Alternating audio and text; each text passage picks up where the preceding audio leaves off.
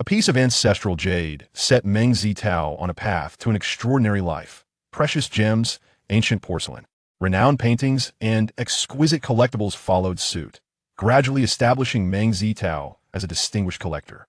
Chapter 1. Misfortunes never come alone. The summer sun blazed down upon the earth, rendering the air stiflingly oppressive. Despite the early hour, just past 9, the streets were sparsely populated, with only a few vehicles traversing the roadway. At this moment, Meng Zitao pedaled his bicycle urgently towards the antique street in Ling City, his sweaty face etched with anxiety and despair. All this turmoil stemmed from the recent diagnosis of his father, Meng Shuiyang, who had been found to have stomach cancer. What a cruel twist of fate for a good man. Meng Zitao sighed heavily as he rode. Indeed, at the age of 54, Meng Shuiyang truly embodied the essence of goodness, his amiable nature. Unwavering dedication to work and readiness to assist others earned him the admiration of all who crossed his path. Fortunately, as the first to sign a contract, the factory had ensured his social security contributions until retirement, which was somewhat reassuring. Meng Shuiyang had initially been inclined to seek treatment, but persistent nausea and abdominal discomfort prompted him to visit the hospital. The shocking diagnosis of stomach cancer felt like a thunderclap. The sole silver lining was that it was still in its early stages, with a high likelihood of successful treatment. However, even in the early stages, the cost of surgery and additional treatments would amount to a staggering 100,000 yuan. Meng Zitao's family, being of modest means, had barely managed to buy a home 2 years prior, and they had only recently cleared their debts. Where could they possibly find such a sum now? As for borrowing money, Meng Zitao's mother had made numerous calls in recent days. But apart from a few close friends and relatives, most responded with laughter at the mere suggestion of lending money to in the end, they had only managed to gather a little over 30,000 yuan, and their savings barely exceeded 50,000. Faced with this dire situation, Meng Shuiyang contemplated foregoing treatment, but both his wife and son persuaded him otherwise. With a terminal diagnosis, there seemed to be no alternative. Ultimately, Meng Zitao resolved that if all else failed, they would have to sell their home. Of course, this was a last resort after toiling for most of their lives to acquire their home. The thought of relinquishing it was heart-wrenching. Thus, the family turned their attention to several heirlooms, hoping to liquidate them for some much-needed funds. This task fell upon Meng Zitao. As the saying goes, wealth in the mountains brings distant relatives, while poverty in the city leaves one unnoticed. And no matter how good a person may be, when money is mentioned, their demeanor often changes. Meng Zitao chuckled bitterly to himself as he parked his bicycle in front of an antique shop. He patted his pocket to ensure the items were still there, feeling a wave of relief wash over him. Wiping the sweat from his brow, he donned a smile and stepped into the shop. The antique shop was modest in size, but impeccably organized. .2 display shelves showcased an array of porcelain, ancient jade, incense burners, and various collectibles, all exquisitely crafted. However, discerning collectors would likely scoff at these items. Many were high-quality replicas, and even the genuine pieces lacked commendable quality, appealing only to novices and budget-conscious enthusiasts. For instance, Meng Zitao had been intrigued by antiques since 2004, over the course of 4 years. While he had accumulated some knowledge about various collectibles, his limited finances constrained him to flea markets and small shops like this. Once, though he had visited larger antique shops, he had never dared to make a purchase. Inside the shop sat a middle-aged man in his 40s. Though his appearance was unremarkable, his keen eyes sparkled with intelligence, as if he was constantly calculating something. It was evident he was a shrewd individual. This man was Xue Wenguang, the proprietor of the shop. Meng Zitao had known Xue Wenguang for 2 years. Overall, while he possessed a certain cunning, Meng Zitao had not suffered any significant losses during his visits, thanks to his careful nature and limited budget. Xue Wenguang was an eloquent speaker, often sharing gossip and insights about the antique trade, which captivated Meng Zitao, who had no formal mentor. He frequently visited the shop, primarily due to his modest purchases. "Brother Xue, how are business affairs today?" Meng Zitao forced a smile and greeted Xue. Xue Wenguang looked up, smiling as he replied, "Oh, it's just the same. In our line of work, there's an old saying, 3 years without a sale, and then you feast for 3 years." At this point, he inquired with concern, "By the way, I heard your father hasn't been well. Is everything all right?" Meng Zitao was taken aback, inwardly cursing. It must be that chatterbox Li Xianle spilling the beans. Why did he have to mention this to Xue Wenguang? Now I've got to deal with the ramifications. Li Xianle was a colleague of Meng Zitao, for years his senior, and also an antique enthusiast. It was under Li's influence that Meng Zitao had ventured into the world of antiques. Li Xianle was known for his exuberant personality and kindness, but his penchant for gossip was notorious. If something happened in the company, he would soon have the entire office informed. Given that Li Xianle was also acquainted with Shui Wenguang, Meng Zitao knew without a doubt that it was Li who had disclosed his father's condition. However, this revelation posed a dilemma for Meng Zitao, akin to the dynamics of trade. The party eager to buy or sell often finds themselves at a disadvantage. The same was true for him. Well, since I'm here, I might as well show him the item. If the price isn't suitable, I can always take it elsewhere. With that thought, Meng Zitao exchanged a few perfunctory words before retrieving a jade pendant from his pocket. Brother Shui, would you mind taking a look at this? It's an heirloom from my family. Upon seeing the jade pendant, Shui Wenguang's eyes flickered with intrigue. After greeting Meng Zitao, he carefully examined the pendant. This jade pendant, crafted from white jade, depicted 4 intertwined dragons in a square shape, intricately carved and hollowed. The 4 dragon heads faced outward, their bodies entwined, symbolizing power and influence. The dragons were depicted with meticulous detail, their expressions vividly captured, a harmonious blend of gentleness and ferocity. It exemplified the delicate balance of strength and grace, the fierce spirit of the dragon harmonizing beautifully with the jade's soft luster, leaving onlookers in awe. Apart from the dragon heads, the body of the dragons remained unadorned, showcasing the jade's natural beauty. Overall, this jade pendant exemplified a simplistic yet vivid artistry, echoing the philosophy of Laozi. Great beauty is unspoken, the profound path is natural. It reflected the masterful craftsmanship of Qing dynasty jade artisans, devoid of any hint of artifice. After thoroughly inspecting the pendant, Shui Wenguang placed it back on the table and remarked, "This pendant boasts fluid carving and exquisite polishing, symbolizing connections across the realm, garnering alliances from all corners. That it represents a quintessential Qing dynasty jade ornament. Truly a remarkable piece, but alas, here it comes." Meng Zitao thought to himself, asking, "Brother Shui, is there something wrong with this pendant?" Shui Wenguang chuckled and replied, "There's nothing wrong with the symbolism of this pendant, but the jade quality is somewhat lacking, otherwise it would be perfect." "Well, if the jade quality were better, would I even consider bringing it to you for sale?" Meng Zitao silently scoffed, but maintained a smile as he inquired, "Then how much do you think this pendant is worth?"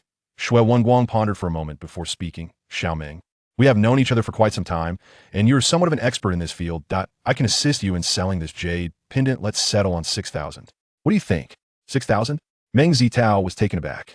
He had anticipated that Shui Wenguang would offer a low price, but he never expected it to be so unreasonably low. His own valuation for the pendant was around 12,000, and even in a hurry to sell, he believed it could fetch at least 10,000. The absurdity of Shui Wenguang's 6,000 offer caught him off guard. Noticing the expression on Meng Zitao's face, Shui Wenguang chuckled. "Xiao Meng, given the quality of this jade pendant, 6,000 is." Just as Shui Wenguang was about to elaborate, a stout, middle-aged man with a round face and a prominent belly barged in with an imposing demeanor. Upon reaching the table, this man flung a box onto it and thundered, "Shui Wenguang, look at the trouble you've caused." With a loud clatter, the box collided with the jade pendant resting on the table, causing it to tumble off the edge and crash to the ground. "My pendant!" Meng Zitao exclaimed in shock, but the unexpected turn of events left him helpless as he watched the pendant shatter upon impact. As Meng Zitao collected the fragments of the pendant from the floor, his face contorted in anguish. Both Shui Wenguang and the middle-aged man exchanged glances, at a loss for words. After a moment, Meng Zitao placed the broken pieces on the table and, with a dark expression, addressed the middle-aged man. "What do you propose we do about this?" The man surveyed the shards on the table, then turned to Shui Wenguang and inquired, "What is this?" Hearing Shui Wenguang's words, the middle-aged man silently cursed his bad luck, yet he did not shirk responsibility. He fixed his gaze on Shui Wenguang and asked, "How much is this jade pendant worth?" Shui Wenguang managed a dry laugh. "Just now, I quoted 6,000. Meng Zitao shot a deep glare at Shui Wenguang, a surge of anger rising within him. Having known Shui Wenguang for 2 years, he believed that, despite not frequently purchasing from him, they had developed some rapport. Was it too much to expect a reasonable price? Even if you, Shui Wenguang, view this individual as a significant client and wish to maintain a good relationship, you shouldn't use my money to curry favor with him. Chapter 2. The man Meng Zitao. The more Meng Zitao pondered, the more his anger ignited. He silently resented his inability to discern character. Having befriended such a scoundrel and foolishly brought his possessions here for sale, he spoke with a tone laced with disdain. "I assure you, I will not part with this jade pendant for 6,000. If it comes to that, I will notify the authorities and we can resolve this at the police station." Upon witnessing Meng Zitao's genuine fury, Shui Wenguang subtly signaled to the middle-aged man beside him, feigning a smile as he remarked, "Little Meng, after our long acquaintance, how could I let you suffer a loss?" Shui Wenguang then proceeded to enumerate several flaws in the pendant, which, due to its current state of disrepair, sounded rather convincing.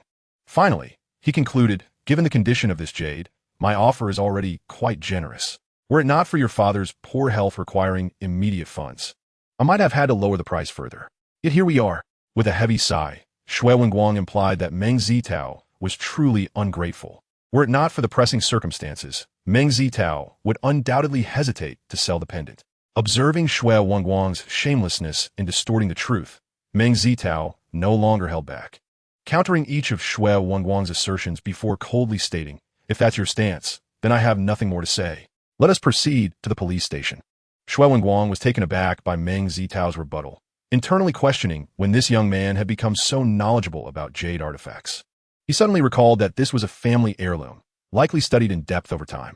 This realization filled him with a sense of regret. When he caught the mocking glint in the middle-aged man's eyes, it only fueled his indignation, thinking, "What nonsense is this? I'm trying to help you, and you dare to mock me." However, despite his irritation, he dared not unleash his frustration upon the middle-aged man and redirected all his grievances towards Meng Zitao. 12,000, he declared. Noticing the middle-aged man's brow furrow, Meng Zitao continued, "Sir, do not think I speak lightly. You may inquire at any antique shop in Ling City to ascertain whether my price is fair. I am quoting a purchase price. As for the selling price, I believe there are hardly any stores offering less than 13 or 14,000. At this point, Meng Zitao cast a knowing glance at Shui Wenguang, adding with a hint of a smile, "What say you, Master Shui?" Today, he was indeed provoked by Shui Wenguang. Otherwise, under his usual principle of maintaining cordial relations, he would not have been so confrontational. Shui Wenguang swallowed hard at this remark. While he could have claimed he could sell it for less, he was aware that he needed to maintain his livelihood in the antiquities business, and he certainly could not afford to make such reckless statements. The middle-aged man, observing Shui Wenguang's hesitance, quickly discerned the situation. Such occurrences were not uncommon in the antique market, and he found nothing particularly strange about it. However, based on Shui Wenguang's earlier address to Meng Zitao, it was clear they were previously acquainted, and perhaps even on good terms, which was rather unexpected. Indeed, he had consistently sought to negotiate a lower price, which is a common inclination. Naturally, one would prefer to spend less. Moreover, he had been unaware that Shui Wenguang and the young man were acquaintances. Otherwise, a cordial discussion could have easily resolved the matter. As a businessman, he valued harmony in transactions. However, given their friendship, he found it troubling that Shui Wenguang would propose such a low price, leading him to question the man's character. He himself would never treat a friend in such a manner. Coupled with his own experiences, he contemplated minimizing his interactions with this individual in the future. If Shui Wenguang were privy to the middle-aged man's thoughts, he would undoubtedly feel wronged, having genuinely assisted him only to receive this unjust outcome. Yet, he failed to recognize that his sycophantic nature was hardly endearing to anyone. Shui Wenguang, with a shift in thought, replied, "Xiao Meng, the price of 12,000 you mentioned is indeed valid, but only for those in need. For instance, if I were to spend 12,000 and subsequently find no buyers, it would merely become a burden."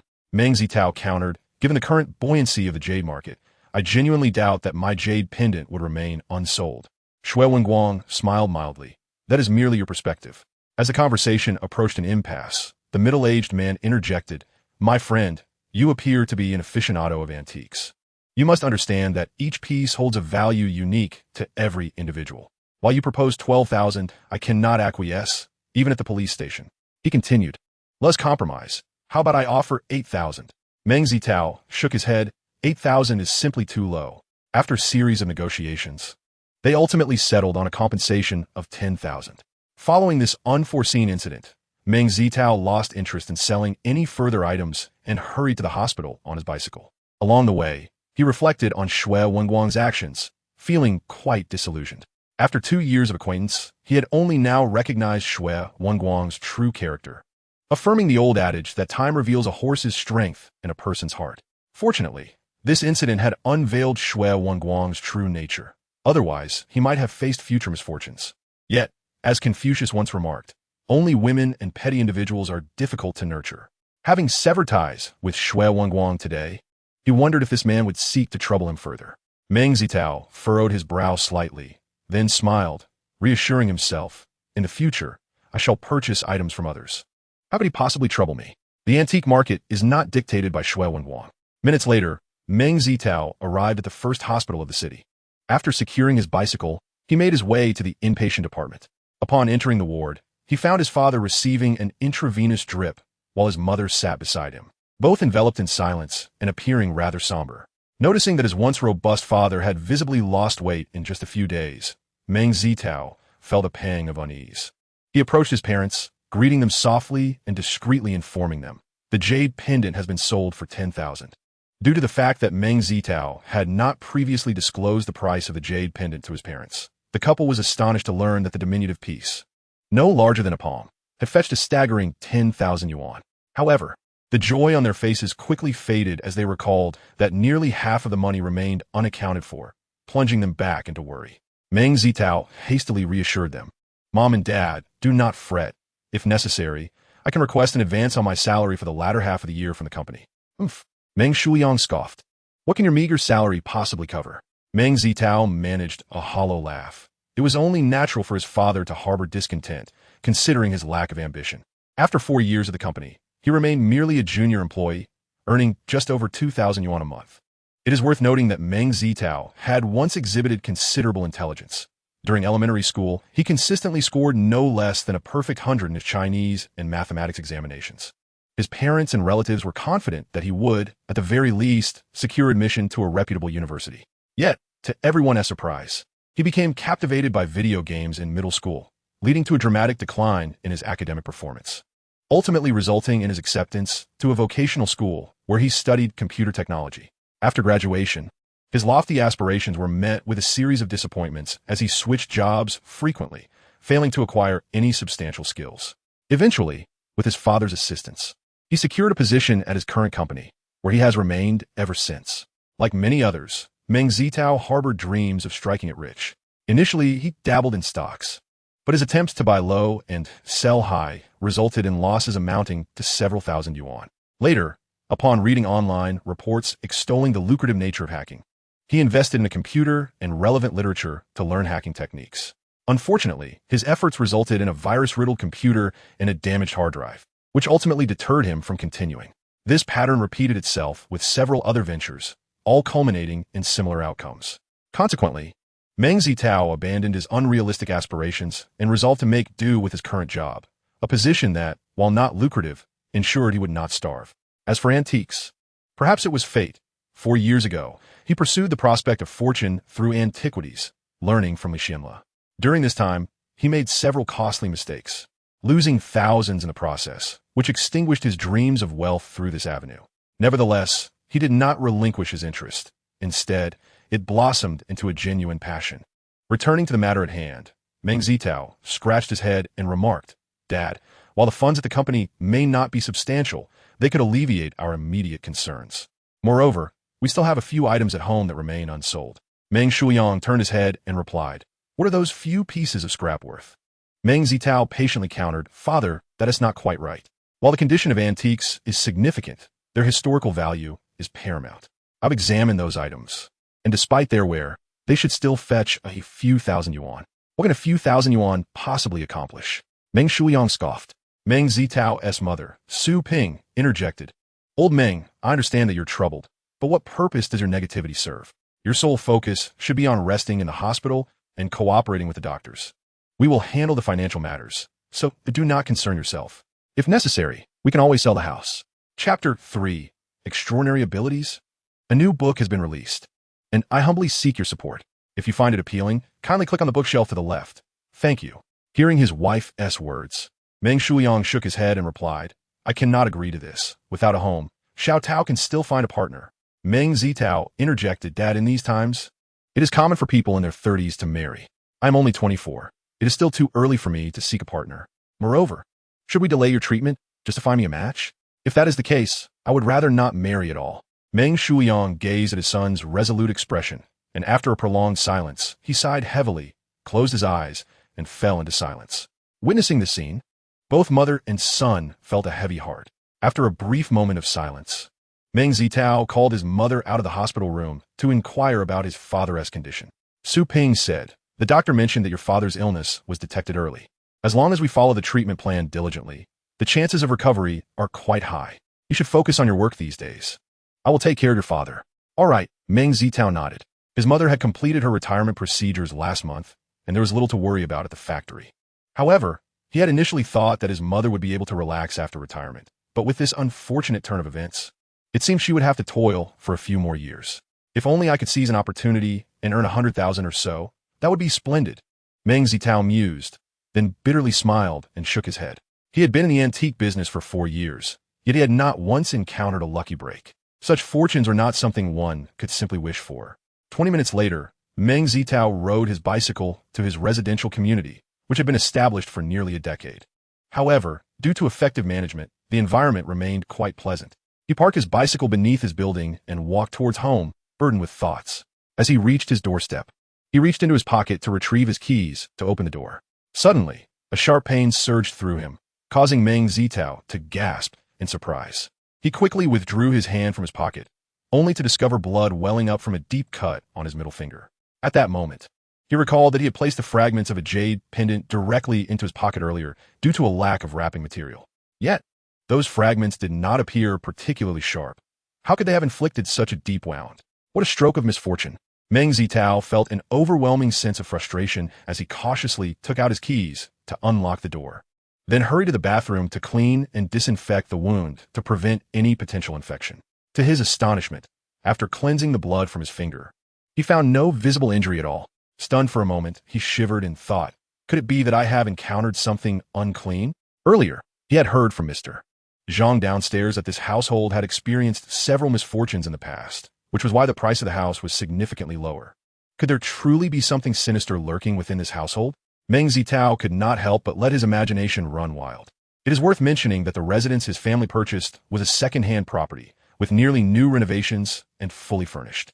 Yet the transaction price was over 10% lower than the market value. However, today's strange occurrences, coupled with his father's sudden severe illness, led Meng Zitao to instinctively ponder these unsettling thoughts. The more he pondered, the more dread enveloped him. He murmured, no, it is better to believe in the possibility than to dismiss it entirely. I must persuade my parents to sell the house. Yet, the mere thought of selling the property brought him distress. Who would be interested in such a house? Would it have to be sold at a loss? This was certainly an outcome he wished to avoid. Well, let fate take its course, he thought. With a furrowed brow, Meng Zitao stepped into the living room and retrieved the fragmented jade pendant from his pocket. It was a family heirloom. Though shattered, it still held sentimental value. Upon noticing a bloodstain on one of the less sharp shards, he recalled the peculiar incident from earlier, causing an involuntary shiver to run down his spine, further igniting his desire to sell the house. If he were to sell the house, he certainly would not part with the ancestral artifacts within. This suited Meng Zitao just fine, as he was quite reluctant to sell them. With this in mind, he reached into his pocket with his left hand, retrieving 2 additional items, a bronze mirror and a silver coin. The mirror was a Han Dynasty piece adorned with auspicious beast motifs, small in size with a diameter of less than 13 centimeters. The silver coin, a $1 piece from the 3rd year of the Xiantong era of the Qing dynasty, was in decent condition, both items together valued around 5,000 to 6,000 in the market. However, if sold, they would likely fetch only 4,000 or 5,000. Habitually, he grasped both items in his right hand, but upon touching the bronze mirror, his expression shifted dramatically as a shudder coursed through him. Am I dreaming? The moment his fingers met the mirror, a warm current flowed through his fingers and into his dantian. Suddenly, a flash of clarity illuminated his mind. This bronze mirror was indeed a genuine artifact from the Han Dynasty. Meng Zitao stared blankly at his right hand, utterly bewildered by the phenomenon. Could it be that there truly were spirits haunting the house? No. A sudden thought struck him. Could it be that this entire series of strange events was instigated by the jade pendant, which was no ordinary object? After contemplating this, he retrieved the sharper shard of the pendant, gritted his teeth, and plunged it into his left hand. After a brief moment of pain, blood flowed forth. He quickly washed his hands, only to find the wound was real and no peculiar occurrences followed. Next, he took the silver coin into his hand, and once again, the warm current reappeared, accurately revealing the coin's era.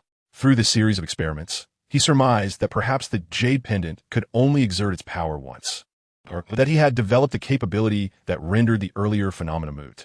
Regardless, he was certain he would never conduct such experiments on others. Aside from his own selfish motives, Should the other party acquire the same ability, the ramifications could be unpredictable. What if they resorted to silencing him to protect their secret? Moreover, this matter would remain forever etched in his heart, never to be disclosed even to his parents.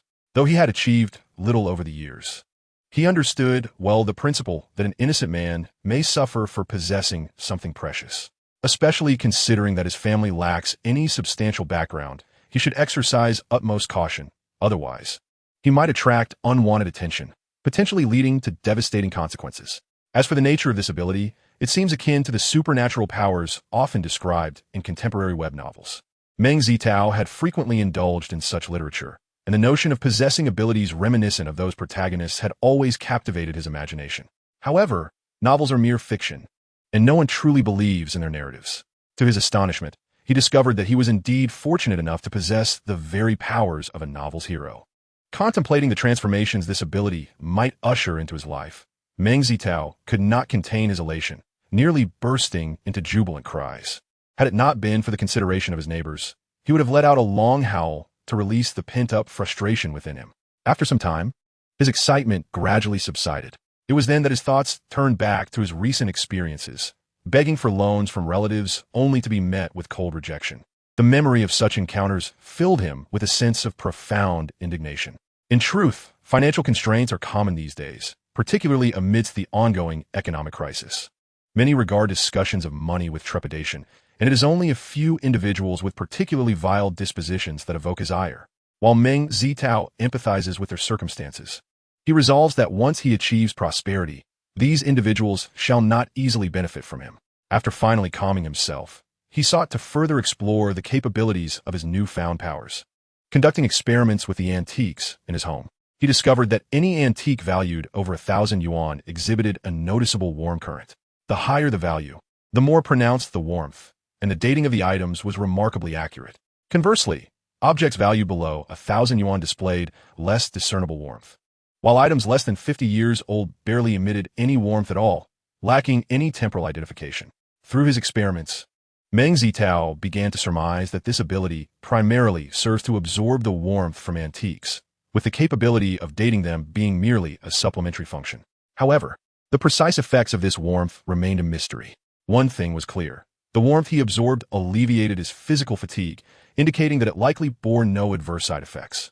Why, he pondered, does this warmth exist solely within antiques? After a moment of contemplation, he theorized that it is a product of the fusion of human spirit and time. Hence, the longer an object endures, and the more precious it is, the more pronounced the warmth becomes. Its exclusive presence in antiques might be attributed to their status as embodiments of human civilization and history. Beyond this, Meng Zitao found himself at a loss for deeper insights. He had never been one to obsess over the minutiae, content as long as this ability proved beneficial and harmless. Unexpectedly acquiring the supernatural talent to authenticate antiques filled Meng Zitao with uncontainable joy. Once burdened by financial woes, he now perceived the possibility of seizing opportunities with this newfound skill. As for why it is merely a possibility, Meng Zitao discovered during his recent experimentation that while his extraordinary ability could alleviate physical fatigue, it concurrently drains mental energy. After a thoughtful estimation, he concluded that this power could only be wielded for a maximum of 1 minute. Chapter 4. Journey to the Antique Street. Following the upload of the new book, support is appreciated. If you find it enjoyable, kindly click on the bookshelf to the left. Thank you. However, Meng Zitao speculated that if he utilized his ability for a minute, he would undoubtedly feel drowsy afterward. Not only would this state be uncomfortable, but he also worried about attracting the attention of those with ulterior motives. Although the likelihood of such a scenario was minimal, he could not afford to be careless. This indicated that while his extraordinary ability could assist him in uncovering hidden treasures, his discerning eye remained indispensable. Fortunately, after 4 years of studying antiques, he was able to distinguish between genuine and counterfeit items, thereby enhancing his chances of success. Moreover, through experimentation, he learned to control the ebb and flow of his ability. Although he still felt somewhat clumsy in its manipulation, he was confident that with continued practice, he would master it in due time. Overall, despite its limitations, Meng Zitao was not a greedy individual. He felt immensely satisfied with his unexpected acquisition of this power. He decided to name the warm current. He felt spiritual energy, while referring to his extraordinary ability as treasure hunting, as it truly aided him in discovering gems, and he wished to invoke good fortune. After enjoying a restful sleep, Meng Zitao rose at 6:30 the following morning. He promptly called his mother and was relieved to hear that his father's condition was stable. However, upon detecting the worry in his mother's voice, he felt an overwhelming urge to disclose his extraordinary ability. Thankfully, reason prevailed. After exchanging a few more words, they ended the call. Next, Meng Zitao hastily consumed a light breakfast, dressed appropriately, and prepared to leave for work. Although his company commenced operations at 8:30, the distance from his home necessitated an early departure due to the need to transfer buses, resulting in a commute of 40 to 50 minutes. Not to mention potential traffic delays. Initially, Meng Zitao found this routine somewhat challenging, but the presence of a captivating woman who consistently took the same bus motivated him to persist. After a year, he could no longer contain his feelings and planned to confess, only to be taken aback when the woman suddenly vanished from his life. When they crossed paths again, she was visibly pregnant, leaving him momentarily speechless. As Meng Zitao stepped outside, he spotted Aunt Qian from across the hall, carrying a basket of groceries. He quickly greeted her, to which she responded, "Xiao Tao, are you heading to the hospital?" Meng Zitao shook his head and replied, "My mother is there with him. I'm off to work." Aunt Qian looked puzzled and asked, "Isn't today Sunday? Does your company still require you to work?" Meng Zitao paused for a moment, patted his head, and chuckled awkwardly. "If you hadn't reminded me, I would have completely forgotten today is Sunday." Aunt Qian smiled slightly, finding nothing peculiar in Meng Zitao's demeanor. Recognizing that anyone would feel a bit flustered in the face of such significant family matters. After bidding farewell to Qiandama, Meng Zitao stood at the entrance contemplating his next destination. After a brief moment of reflection, he resolved to visit the antique market. Though the Ling City antique market was not particularly large, it was a treasure trove in its own right, comprising all essential elements. For instance, every Sunday, the antique street hosted a bustling market where numerous vendors would set up stalls, significantly increasing the chances of encountering valuable items. Meng Zitao had even heard tales of an esteemed elder who had once stumbled upon a priceless treasure worth millions at the market. This prospect filled him with yearning, and he often scoured the market for hidden gems. However, he left empty-handed and suffered a few disappointments, leading him to abandon the notion altogether. But now, things were different, as Meng Zitao possessed a unique ability to discern the authenticity of antiques. Thus, he set off for the market, brimming with confidence. Descending the stairs, Meng Zitao eagerly rode his bicycle away from the community, inadvertently noticing a few elderly individuals exercising in the small plaza, one of whom was practicing Tai Chi. This sight sparked a thought within him. He recalled having read an introduction to Tai Chi that emphasized the importance of tranquility and focused intent during practice. It stated that the discipline required a balance of firmness and softness, enhancing oxygen intake across the body's organs, resulting in a sense of lightness, reduced stress, and emotional stability. Furthermore, the vigorous blood circulation post-practice invigorated the spirit and naturally improved work efficiency. This suggested that practicing Tai Chi was beneficial for mental well-being. Given that the use of his abilities was closely tied to his mental state, could practicing Tai Chi extend the duration of his powers? With this thought in mind, Meng Zitao resolved to learn Tai Chi. Even if it proved futile for his abilities, it would still serve as a means of physical exercise.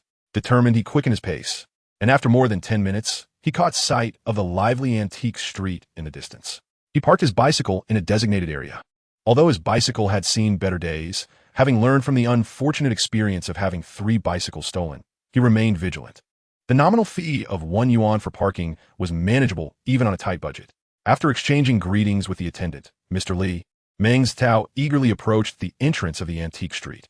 As he neared the bustling market, he took a deep breath, suppressing his excitement. In the realm of antiques, revealing one's emotions was a cardinal sin. Should one display delight upon spotting a coveted item, it often resulted in being taken advantage of. Meng Zitao had experienced this firsthand on several occasions. Once, he had been unable to contain his enthusiasm for an item, leading the seller to quote an exorbitant price that he could not negotiate down to his satisfaction, ultimately forcing him to walk away. Just 2 months later, he stumbled upon a similar item online, which sold for a staggering 68,000, leaving him both shocked and regretful. This incident had become a lingering regret for him over the past 2 years. Having suffered a significant loss, Meng Zitao resolved to learn from his experience and purchased several books on performance arts. It appears he might possess a latent talent for acting. After several months of practice, He has indeed managed to conceal his emotions effectively. As he ventured into the antique street, he was struck by the transformation of the once desolate antique market, now bustling with vendors from all corners. Some were regulars who set up stalls every Sunday, while many were transient sellers, alongside a few shovels, a colloquial term in the antique trade referring to those who venture into the countryside to procure antiques directly from farmers, collectively known as land patrons. In Shanghai, they are also informally referred to as running the stalls, forming the grassroots of the antique ecosystem, resting at the base of the pyramid. These shovels often traverse rural fields, calling out as they seek out old relics left behind by the common folk. Once they acquire these items, they sell them to various merchants, earning them the nickname guerrilla teams within the trade. To speak candidly, the true endeavor of sourcing antiques in the countryside is a grueling task.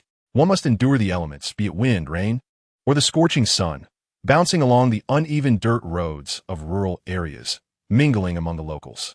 It is evident that these shovels cannot remain in a single village for long. They must roam through numerous villages, making shoveling an apt descriptor of their work. However, such a lifestyle would undoubtedly be intolerable for Meng Zitao. The antique community is not as vast as it seems. Typically, after a few years of immersion, an enthusiast in a city will become quite familiar with others in the field. Meng Zitao was no exception. Upon entering the antique street, he encountered acquaintances greeting him warmly.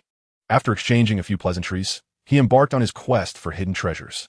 Yet, as the old adage goes, aspirations can be grand while reality proves starkly disappointing.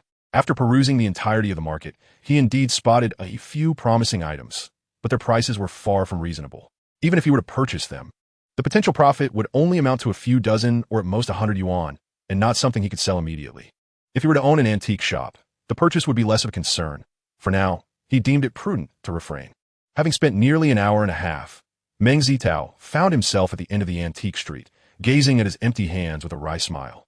It was understandable that treasure hunting was challenging before acquiring his extraordinary ability, yet he had hoped that having such powers would make it easier. His limited discernment undoubtedly played a role. Without a knowledgeable mentor in the antique trade, he had relied solely on self-study. Many techniques in this field necessitate physical observation, forcing him to visit museums to examine artifacts and meticulously compare them with descriptions in books. Whenever he encountered uncertainties, he would typically resort to online research or consult Li Xianla. As for Shui Wangguang, while he might share insights on simpler matters, he would withhold knowledge on more complex topics. Had Meng Zitao possessed a sharper eye, he might have been able to discern the authenticity of certain items without resorting to his powers, or confidently utilize his abilities on others. After all, the time to wield such powers is limited, and one must apply their skills judiciously. As many sellers began to close their stalls, Meng Zitao abandoned the thought of wandering further. He contemplated visiting an antique shop, yet ultimately refrained. On one hand, those capable of running such shops possess considerable expertise, rendering the chances of discovering hidden treasures exceedingly slim. On the other, his financial situation was dire.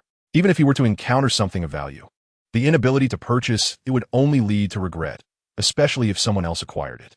It was perhaps best to avoid the temptation altogether. Chapter 5, The Fortuitous Find, Part 1. Although he did not stumble upon any treasures today, with the aid of his extraordinary ability, Meng Zitao managed to identify several opportunities for profitable transactions. Unfortunately, due to his limited capital, he could not seize them.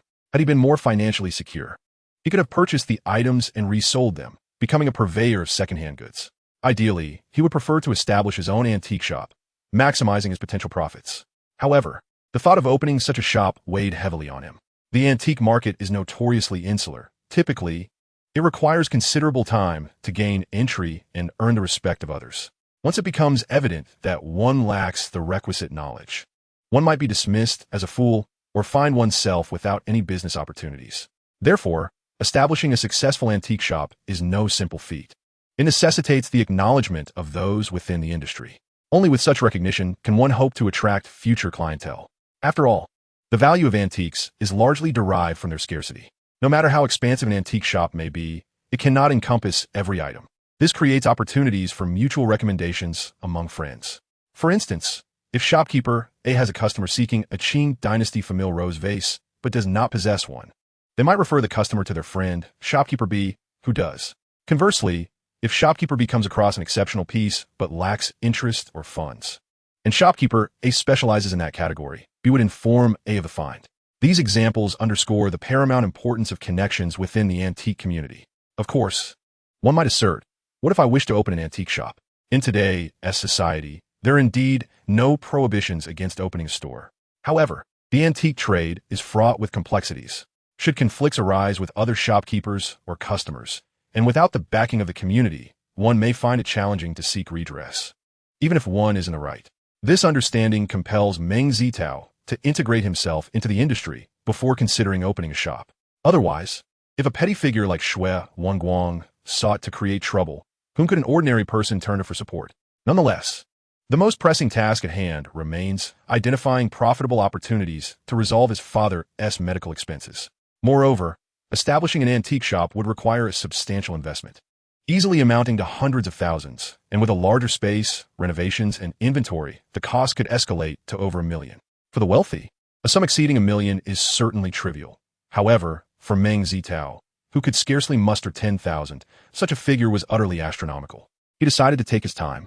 Even with extraordinary abilities, one cannot expect to achieve greatness in a single gulp. Brother, do you need anything? Just as Meng Zitao was lost in thought, a middle-aged man suddenly emerged from a narrow alley, blocking his path. Startled and aware of the murky undercurrents in the antique trade, Meng Zitao, with nearly 2,000 yuan on him, instinctively took a few steps back, fearing the man's intentions. Upon closer inspection, he noted the man's disheveled appearance, yellowed teeth, and shabby attire, all while clutching a snakeskin bag. The man's shifty gaze revealed he was no legitimate businessman, perhaps a scam artist, or worse. Seizing the moment before Meng Zitao could react, the man produced a blue and white porcelain bowl from his bag and offered it with a grin, saying, "Brother, take a look at this item." Though Meng Zitao was not well versed in ceramics, he could immediately discern that the bowl was genuine. Nevertheless, it belonged to the late Qing dynasty and was a product of a folk kiln, rendering it virtually worthless. Not interested, he replied, shaking his head, his wariness unwavering. The antique market was rife with pitfalls, and one misstep could lead to financial loss. Seeing Meng Zitao attempt to leave, the middle-aged man quickly interjected, "Brother, since you don't fancy the blue and white bowl, let me show you another treasure. This is the real deal." He placed the bowl back into his pocket and extracted a pen holder, extending it to Meng Zitao. As Meng Zitao examined the pen holder, his interest was piqued. It was cylindrical with a flat rim and square edges, exhibiting a smooth surface with distinctive natural patterns that conveyed elegance and simplicity. If he was not mistaken, it was crafted from Wangwali wood. Noticing Meng Zitao's intrigue, the man's eyes lit up. "Brother, what do you think? If you like it, we can negotiate a fair price." He then asked, "Would you like to take a closer look?" While Meng Zitao was indeed tempted to inspect it further, he hesitated, wary of potential tricks. Just then, he noticed a fixed camera across the way, which eased his apprehension slightly. He replied coolly, "Isn't this a bit against the rules, my friend?" The middle-aged man paused, quickly regaining his composure with a sheepish chuckle. "Ah, brother, I apologize. In my haste, I forgot the proper etiquette." He then placed the pen holder on the nearby stone steps, inviting Meng Zitao to examine it. In the realm of antiques, discerning buyers and sellers exercise caution when handling fragile items such as porcelain, jade, glassware, and jewelry. They refrain from passing these treasures hand to hand, instead waiting for the item to be placed upon a stable surface before examining it. This practice safeguards against potential damage, making liability clear. Furthermore, each type of artifact has its own proper handling method. Any deviation from these norms may lead one to be deemed inexperienced. Strict connoisseurs may even withhold other antiques from being admired or engage in any form of dialogue or transaction. Meng Zitao approached, taking the item into his hands for a meticulous inspection, only to feel a twinge of disappointment upon noticing a flaw at the base of the brushpot, which detracted from its overall quality and assuredly diminished its value. Ultimately, he employed his extraordinary abilities and confirmed that this was indeed an early Qing dynasty yellow rosewood brushpot. The middle-aged man grinned broadly and gestured, clearly, "You possess a discerning eye, brother. Such fine pieces are rarely offered by me. Since fate has brought us together, I'll give you a discount. How about 5,000? Meng Zitao scoffed inwardly, maintaining an outwardly composed demeanor, replied, "Given your apparent lack of sincerity, I shall pass. Even if this brushpot were in pristine condition, its market value would not exceed 2,000, let alone with that flaw at the bottom. 500 will be pushing it." As Meng Zitao prepared to depart, the middle-aged man hastily interjected, "Hey, brother, don't be in such a rush to leave. What price do you have in mind? We can certainly negotiate if it's reasonable. Meng Zitao chuckled lightly. Would you agree to 200? The man forced a laugh. 200 is far too low. My acquisition cost exceeds that.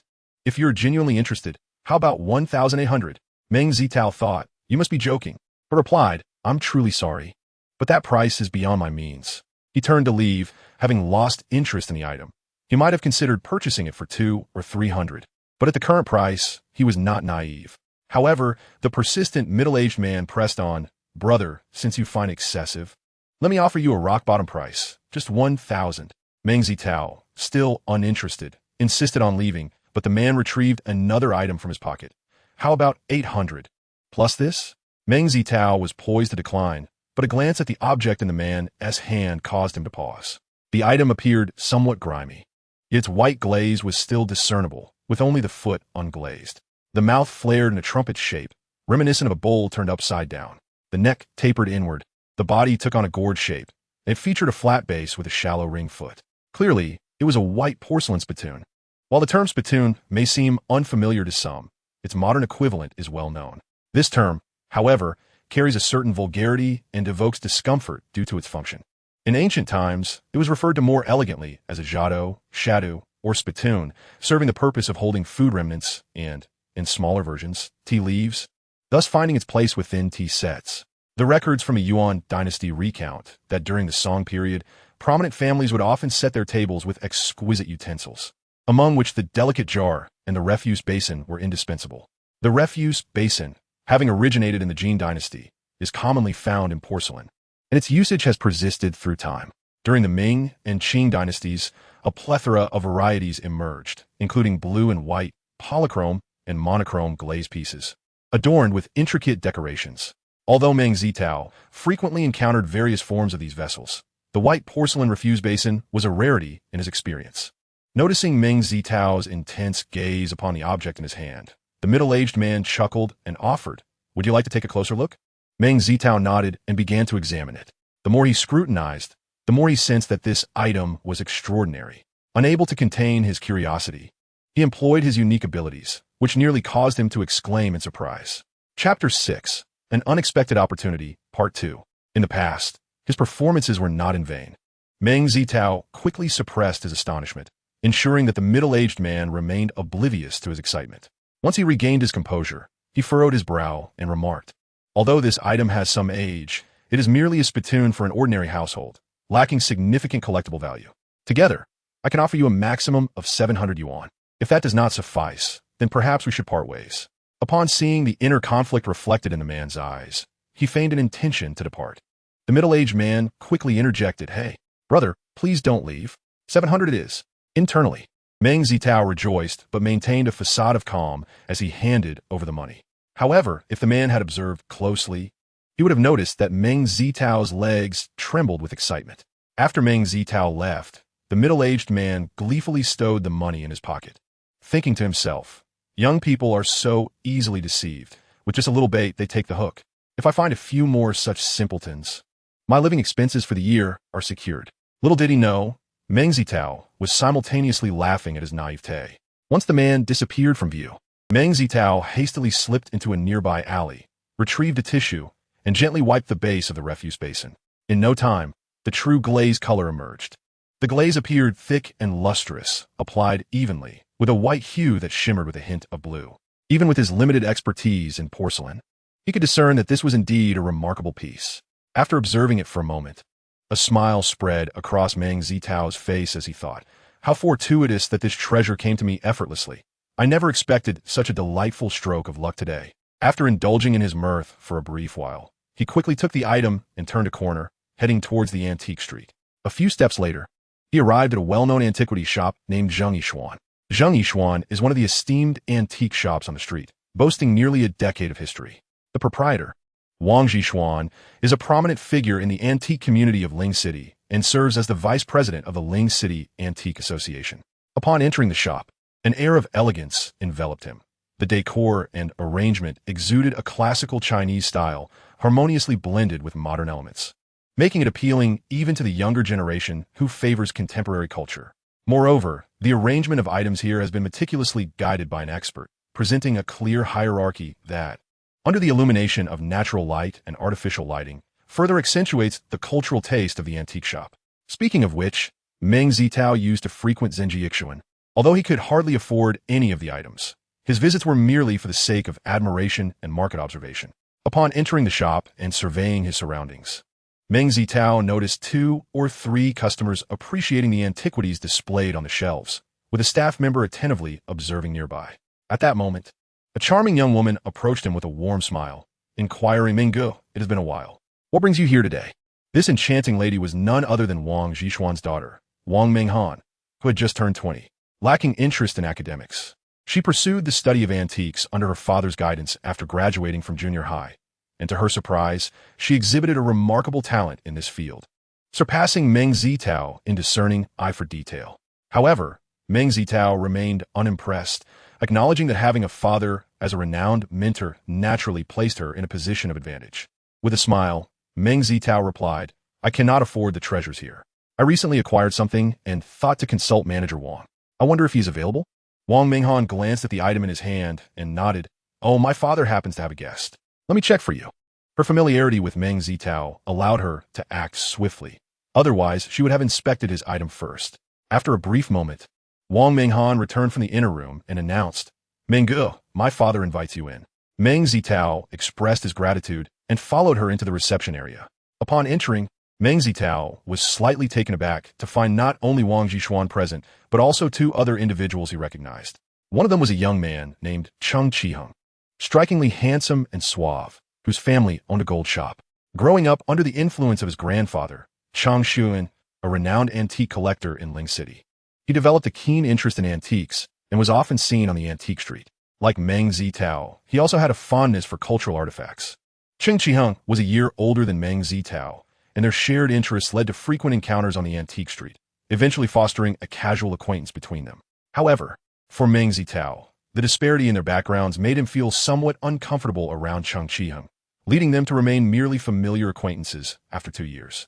Given his family's financial struggles, Meng Zitao felt hesitant to ask Cheng Qiheng for a loan, yet he knew that if circumstances became dire, he might have no choice but to reach out.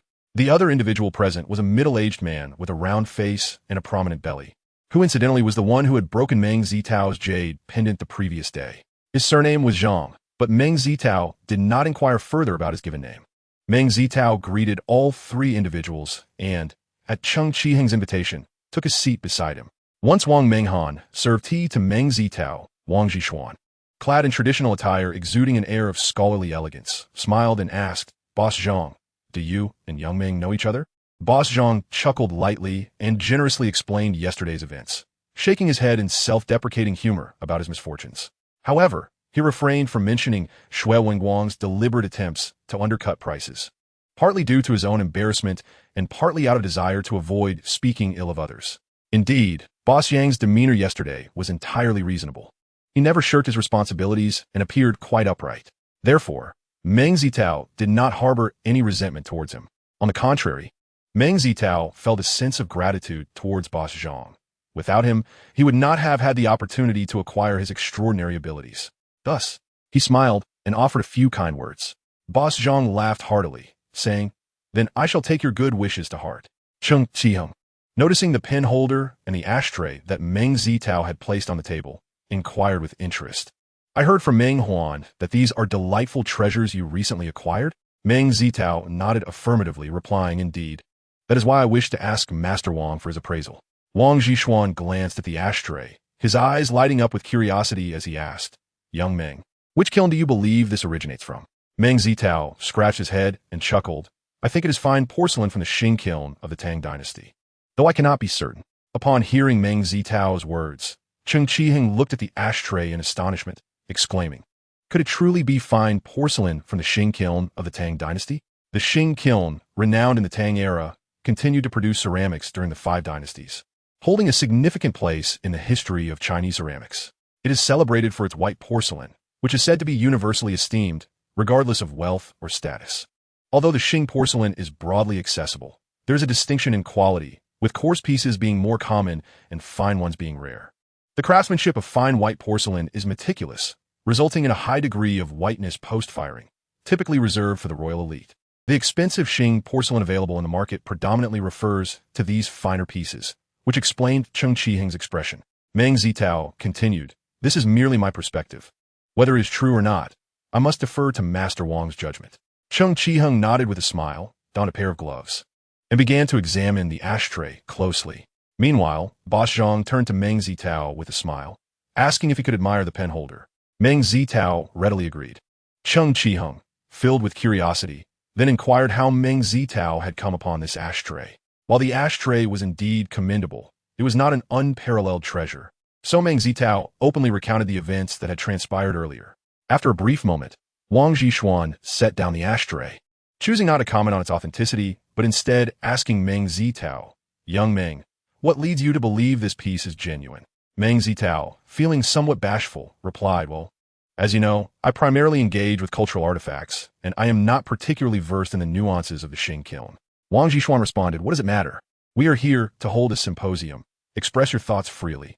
If you make a mistake, will we mock you?" Cheng Qiheng and the others nodded in agreement. "Then I shall share a few points. If I err in any regard, I kindly ask for your corrections." Meng Zitao clasped his hands together and spoke. "The reason I believe this is an authentic piece is due to its solid, delicate texture, its snow-white hue, and its lustrous, thick glaze. The glaze is evenly applied, exhibiting a slight bluish tint amidst the white, with hints of green where the glaze accumulates. Furthermore, the vessel's wide mouth greatly exceeds the fullness of its belly, embodying the quintessential characteristics of the prosperous Tang dynasty."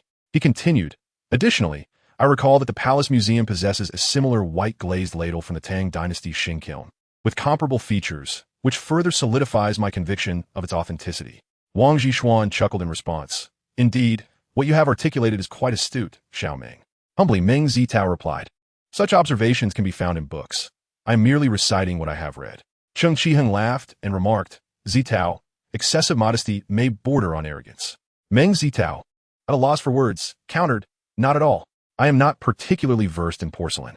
It is merely that the characteristics of this ladle are so pronounced that I can express my certainty." "Do not belittle yourself, Xiao Meng," Cheng Qiheng encouraged. "In our field, much relies on rote memorization. Your ability to articulate these observations is commendable."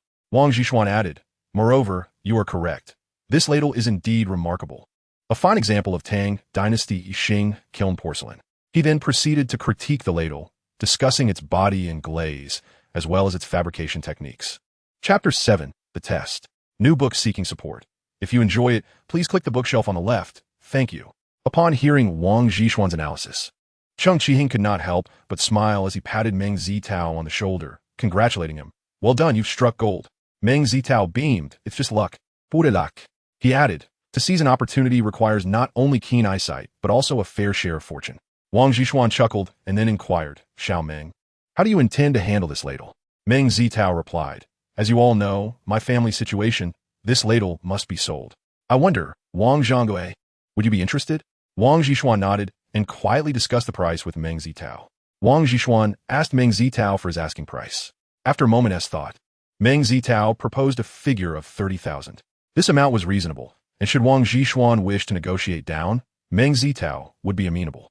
However, Wang Zhishuan had no intention of taking advantage like Shui Wenguang. After a brief contemplation, he said, "All right, let us proceed to the outside for the transaction." Seeing Wang Zhishuan's agreement, Meng Zitao sighed in relief, eagerly following him out the door. The 30,000 yuan felt like a lifeline for Meng Zitao, as it would bring peace of mind to his parents. As for the remaining medical expenses, there was no need for haste. He could easily profit from his unique abilities in buying low and selling high. Indeed, there are many troubles, but illness should not be one of them. Upon hearing Cheng Qiheng's introduction, Boss Zhang could not help but express his thoughts. A moment later, he inquired, "What is the relationship between Xiao Meng and Shui Wenguang?" Previously, he had heard that they had known each other for 2 years and had a decent rapport. Cheng Qiheng found this somewhat curious and asked Uncle Zhang, "Why do you inquire about this matter?" Boss Zhang chuckled, "It's better if you inquire about this matter directly." Meng Zitao was momentarily taken aback. He glanced at Boss Zhang, who appeared untroubled, and proceeded to recount the details that Boss Zhang had previously omitted. Upon hearing the context, Cheng Qiheng scoffed. "I warned you long ago that Shui Wenguang is a cunning individual who adapts to circumstances. I've advised you to minimize your interactions with him, and now look." His true colors have been revealed. Meng Zitao sighed. Thus, the old adage holds true. One may know a person's face, but not their heart. Who could have foreseen the darkness of his intentions? Wang Zhishuan remarked, in our line of work, we encounter all sorts, and in due time, you'll come to understand. By the way, Shui Wenguang is rather petty. It would be wise for you to exercise caution in your dealings with him. I'm aware of this. Meng Zitao nodded in gratitude. None among them were fond of gossip, and they promptly set the matter aside. Cheng Qiheng pointed to the pen holder on the table and inquired, Zitao, are you interested in acquiring this pen holder? Meng Zitao replied, the base of this pen holder has a flaw. Cheng Qiheng waved his hand dismissively, saying, oh, I do not suffer from obsessive-compulsive disorder. Such a minor flaw is inconsequential. For Meng Zitao, who had a passion for collecting cultural relics, the thought of adding the pen holder to his collection was tempting. However, considering his aspirations of running an antique shop, he ultimately nodded in agreement. Delighted by Meng Zitao's acquiescence, Cheng Qiheng insisted on giving him 500 yuan. Once they completed the transaction, Cheng Qiheng added, Uncle Wang, do you think it's time to bring out the item? You are the most impatient of the lot. Wang Zhishuan chided playfully before rising to fetch the item, feeling somewhat out of place and eager to share his fortunate discovery with his parents. Meng Zitao prepared to take his leave. Cheng Qiheng, with a grin, remarked, Uncle Wang will soon bring over a copper wash, so don't leave now and regret it later. As mentioned earlier, Meng Zitao was exceptionally knowledgeable about cultural relics, and his primary collection consisted of such artifacts. What are cultural relics, one might ask?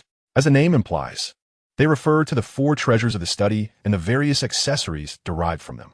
These writing instruments are diverse in form and exquisitely crafted, serving both functional and aesthetic purposes, making them prized decorative art pieces in study rooms.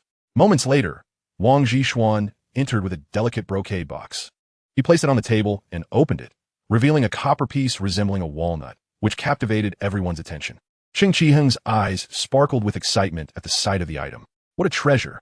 Where did you acquire this wash, Uncle Wang? Wang Zhishuan chuckled. Why do you need to know? It's mine. If it were someone else, you'd be sent out the door for asking. Generally, in the antique trade, merchants and collectors refrain from inquiring about the provenance and pricing of antiques, as such commercial information is kept confidential. Thus, Cheng Qiheng's question breached etiquette. He chuckled awkwardly and quickly changed the subject. Uncle Wang, may I handle this piece? Indeed, Wang Zhishuan nodded, and Cheng Qiheng eagerly took the item in hand for appraisal. After a considerable time, Cheng Qiheng reluctantly placed the items into the box. Once Boss Zhang had inspected them, Meng Zitao carefully examined the objects in his possession. Unlike the modern era, which boasts an array of entertainment options such as television and the internet, ancient scholars, confined to their homes, had little beyond books to occupy their time. To alleviate the monotony of their studious existence, these scholars often found solace in poetry, literature, and art, as well as in the everyday tools of their scholarly pursuits. This trend flourished particularly after the Song dynasty, leading to a rich evolution of scholarly implements. By the Ming and Qing dynasties, this phenomenon had intensified remarkably. Not only did the shapes and decorations of inkstones undergo innovative transformations, but a variety of scholarly tools also emerged, including numerous biomorphic designs. The intent behind these creations was to satisfy practical needs while also catering to aesthetic sensibilities. The copper walnut wash, in question, exemplifies this trend. It features a hinged connection for opening, with both the lid and the body fashioned in the likeness of a walnut, indistinguishable from the common fruit, exuding a rustic charm. Its entire surface is understated, with a naturally aged patina that is indeed rare. Meng Zitao was momentarily taken aback, for he discerned the underlying challenge in Wang Zhishuan's words, leaving him somewhat puzzled about Wang's intentions. However, despite his curiosity, Meng Zitao, being well-versed in antique appreciation, found himself undeterred and began to speak confidently. Generally, the appraisal of bronze artifacts hinges on several aspects, the first being the quality of the copper itself. During the Qing dynasty, bronze served as a significant medium for scholarly collectibles, with its various types presenting a complex landscape. Most bronze pieces imitating the Shang and Zhou dynasties were made of bronze, an alloy of copper and tin, displaying shades of bluish-green or black. Another variety is brass, which is characterized by its distinctive material qualities during the Qing period, used in everything from imperial utensils to common decorative items. I believe this piece is made of brass. Moreover, the quality of the copper varies significantly. The simplest method of assessment is by weight. Generally, the heavier the piece, the better the copper quality. The uniformity and thickness of the walls are also critical factors. In this instance, the copper is solid, with a fine texture and exceptional quality. Meng Zitao continued. In addition to the copper quality, another key point is the patina. The authenticity of the patina on antique items is relatively easy to discern. Genuine pieces exhibit a deep, smooth patina, while fakes tend to have a superficial, shiny appearance, looking lightweight and lacking depth. The patina on this piece can be described as possessing a rich, lustrous quality, undoubtedly a natural formation. Following this, Meng Zitao elaborated on other aspects such as form and craftsmanship, garnering nods of approval from the audience. He quickly offered humble remarks. Yet internally, he wondered why he was performing so well today, as he usually struggled with forgetfulness. It was indeed peculiar. However, he soon attributed his remarkable recall to the influence of his extraordinary abilities. He was pleasantly surprised to discover that these powers could enhance his memory. With a smile, he reveled in this newfound advantage. Subsequently, Wang Zhishuan prepared to negotiate the price with Boss Zhang to avoid any misunderstandings. And eager to share the joyous news with his parents, Meng Zitao proposed his departure. Wang Zhishuan nodded in acknowledgement. Then I shall not see you off. Do remember to visit often. Certainly, Meng Zitao replied. Shortly after he exited Zheng Yishuan, Cheng Qiheng hurried after him. Zitao, you don't regard me as a friend at all. You didn't even mention a word about your family's troubles. Cheng Qiheng said with a hint of reproach. Meng Zitao chuckled. Well, there was little else to do. Otherwise, I would have had to shamelessly seek you out. I find you quite exasperating, Cheng Qiheng remarked. In truth, he understood Meng Zitao's reasoning, but was not his place to press further. He could only respect Meng Zitao's choices. Chapter 8. The Past of Wang Zhishuan. Meng Zitao grinned and shifted the topic. By the way, what brings you out? There was no reason for me to linger inside without you. Cheng Qiheng replied with a hint of regret. But that water wash piece was truly a pity. Had I not promised Uncle Zhang previously, I would have reconsidered. His passion for collecting antiquities kept his thoughts lingering on that water-washed item. Meng Zitao, too, had entertained the notion of acquiring it, but putting other matters aside. That piece was worth at least 20,000 yuan, a sum far beyond his current means. Cheng Qiheng continued. By the way, let me remind you, Wang Uncle's words just now were sincere. Do not let his good intentions go unappreciated. Meng Zitao expressed his surprise. What do you mean? Cheng Qiheng replied with a smile. What else could it mean? Wang Uncle holds you in high regard. It's a shame he no longer accepts disciples. Otherwise, you could have become his apprentice. Wang Zhonggui thinks highly of me. Meng Zitao was momentarily taken aback. Although he had sensed an evaluative undertone in Wang Zhishuan's earlier remarks, he had not considered it from that perspective until now. Hearing Cheng Qiheng's assertion left him somewhat bewildered. Cheng Qiheng chuckled, struggling to comprehend it. To be honest, I too am perplexed as to why Wang Uncle would take notice of you. Meng Zitao shot him a glare in terms of family background. I may not measure up to you, but when it comes to antiques, surely I am not lacking. Cheng Qiheng laughed. That goes without saying. Why don't we have a friendly competition sometime? Under normal circumstances, Meng Zitao would have hesitated to accept such a challenge. But now, he replied eagerly, all right. How do you propose we compete? Cheng Qiheng paused slightly. He found Meng Zitao to be a commendable individual, polite and a fellow enthusiast of antiquities, aligning well with his temperament. However, Meng Zitao's underlying insecurities stemming from his family background created barriers to deeper friendship, which Cheng Qiheng found regrettable. Previously, Meng Zitao would have politely declined a betting topic like this. Yet today he surprisingly accepted, leaving Cheng Qiheng quite astonished. However, this change was precisely in accordance with Cheng Qiheng's wishes. He immediately smiled and proposed, how about this? Let us meet next Sunday at 6 in the morning at Uncle Wang's place. Each of us will only be allowed to spend 1,000 yuan at the stalls. By 10 o'clock in the morning, we shall see who has acquired the most valuable items. That person will be declared the winner. What do you say? Meng Zitao nodded in agreement, saying, no problem, we will contact each other by phone then. All right, it is settled. Cheng Qiheng laughed heartily. He had known Wang Zhishuan for several years, yet he had never heard of this matter before, which piqued his curiosity. Cheng Qiheng solemnly remarked, I can tell you, but you must promise not to share this with anyone else, understand? Rest assured, I will not mention it to anyone, Meng Zitao assured him. Cheng Qiheng then recounted the events that transpired. 12 years ago, Wang Zhishuan had taken on an apprentice, the only one he ever had, named Jiang Xiyuan. Jiang Xiyuan was exceptionally intelligent and possessed a remarkable talent for antiques.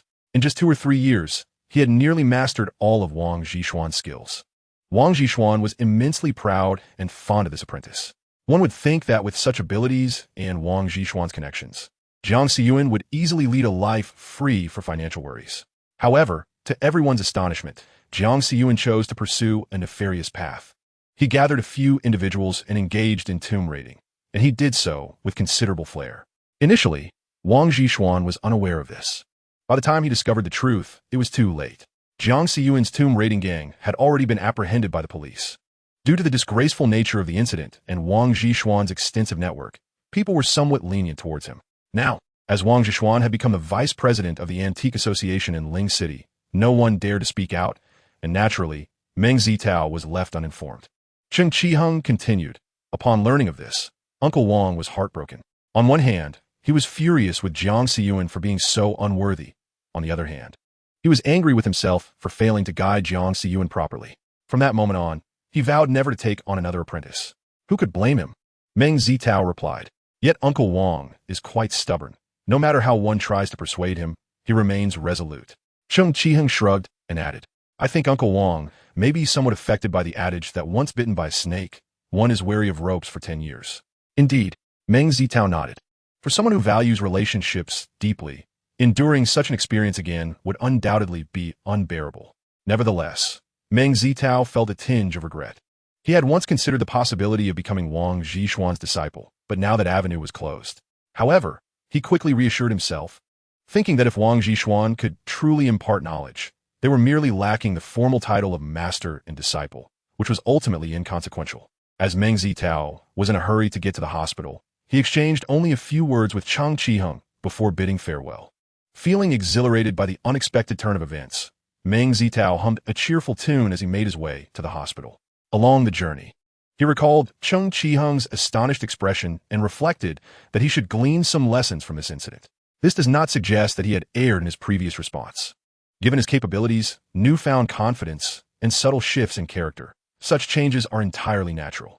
He merely believes that his transformation should appear more seamless and tranquil, avoiding any abruptness that might reveal his secret to the observant. Henceforth, any matters pertaining to his abilities must be handled with utmost caution, for a family like his cannot withstand upheaval. Upon entering his father's hospital room, Meng Zitao found only his parents present and proceeded to recount the fortunate turn of events. How much? 30,000. The couple's faces were etched with disbelief upon hearing this figure. Indeed, a smile adorned Meng Zitao's face. He was momentarily taken aback, then chuckled awkwardly. Dad, you don't think this money came from dubious sources, do you? I would never engage in such activities. If you have any doubts, feel free to call Manager Wang. With a sigh of resignation, Meng Zitao dialed Wang Zhishuan's number and handed the phone to his father. After a brief moment, upon learning the truth from Wang Zhishuan, Meng Shuyang exhaled in relief, a smile breaking across his face. Once his husband returned the phone, Su Ping could not help but inquire, Old Meng, did our son truly find a bargain? Meng Shuyang nodded with a smile and promptly advised his son. Finding a bargain is a good thing, but let me caution you, do not constantly seek out bargains, lest you end up like the son of Uncle Qian. Remember this well. Su Ping interjected with irritation. What an ominous thing to say. Xiao Tao's success in finding a bargain is due to his own abilities. As for old Qian's son, with his inconsistent efforts, finding a bargain once is already considered fortuitous. To expect to do so repeatedly is nothing short of a daydream. Meng Zitao chuckled at this remark. The individual in question, Qian Dexiang, had similarly ventured into the antique trade, driven by the desire to profit from lucky finds.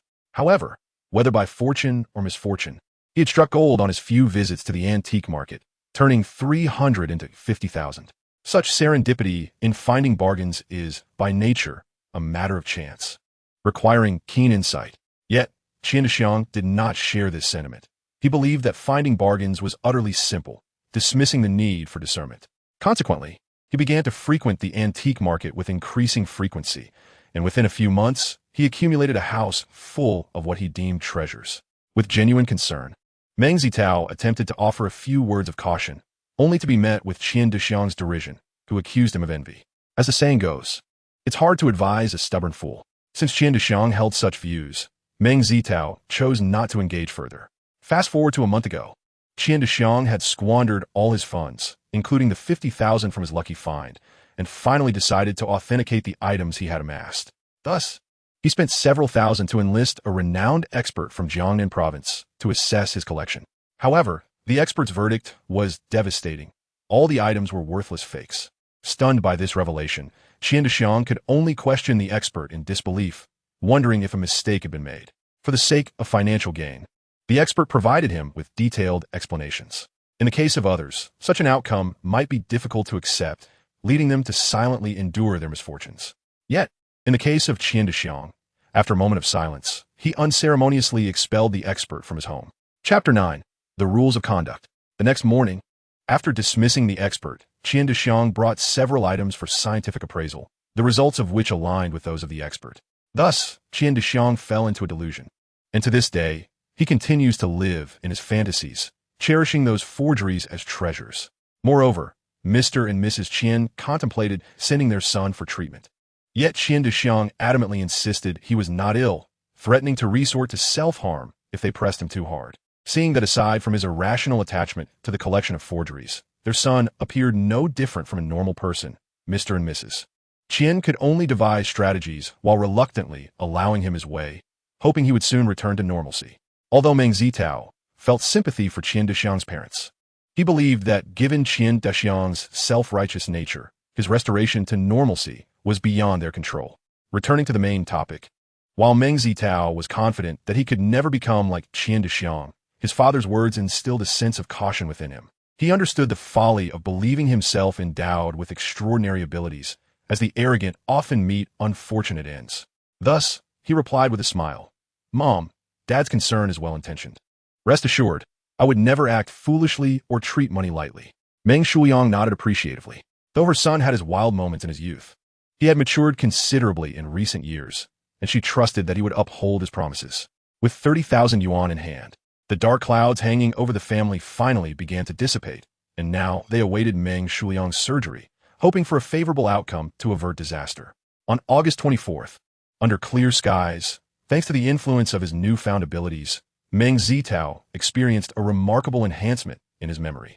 While he could not achieve perfect recall, he found that after reading any book 2 or 3 times, he could remember most of its content. This transformation made what once seemed a tedious pursuit of knowledge now an enjoyable endeavor. Rising at 5:30 in the morning, Meng Zitao washed up and then practiced the 42 movements of Tai Chi that he had found online. After completing the routine, he nodded in satisfaction, noting that his performance had improved compared to the previous day. At this rate, he anticipated that in 2 or 3 months, his movements would become more refined. After taking a shower, Meng Zitao called his mother to inquire about his father's recovery. Due to the early detection of Meng Shuliang's condition, the surgery had gone well, and with his robust constitution, his recovery was progressing positively. In fact, Meng Shuliang had begun to entertain thoughts of discharge. However, Meng Zitao strongly disagreed with his father's notion. This was no trivial matter and warranted utmost caution. Since the doctor recommended a 3-week hospital stay, they should adhere to that advice. Any negligence could lead to regrettable consequences.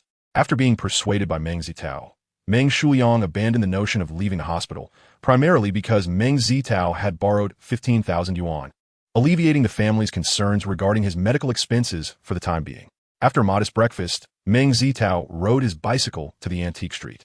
Last week at the antique market, he had discovered 2 hidden treasures, which accounted for the 15,000 yuan. However, it was somewhat astonishing that he had managed to find such gems 2 weeks in a row given his circumstances. Consequently, he took a leave of absence to sell those 2 items at an antique market in a neighboring city. Although he had to sell them at a slightly lower price due to the unfamiliarity of the buyers, he deemed it a necessary sacrifice for his own safety.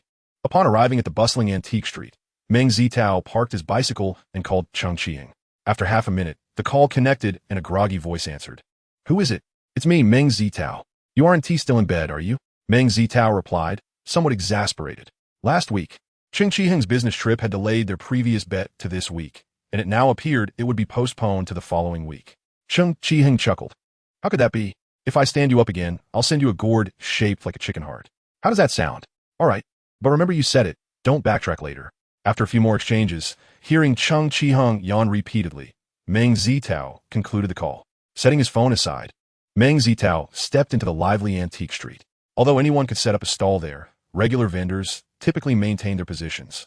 After all, the antique trade is heavily reliant on personal connections. While there is competition among vendors, they tend to coexist amicably, respecting each other's spaces.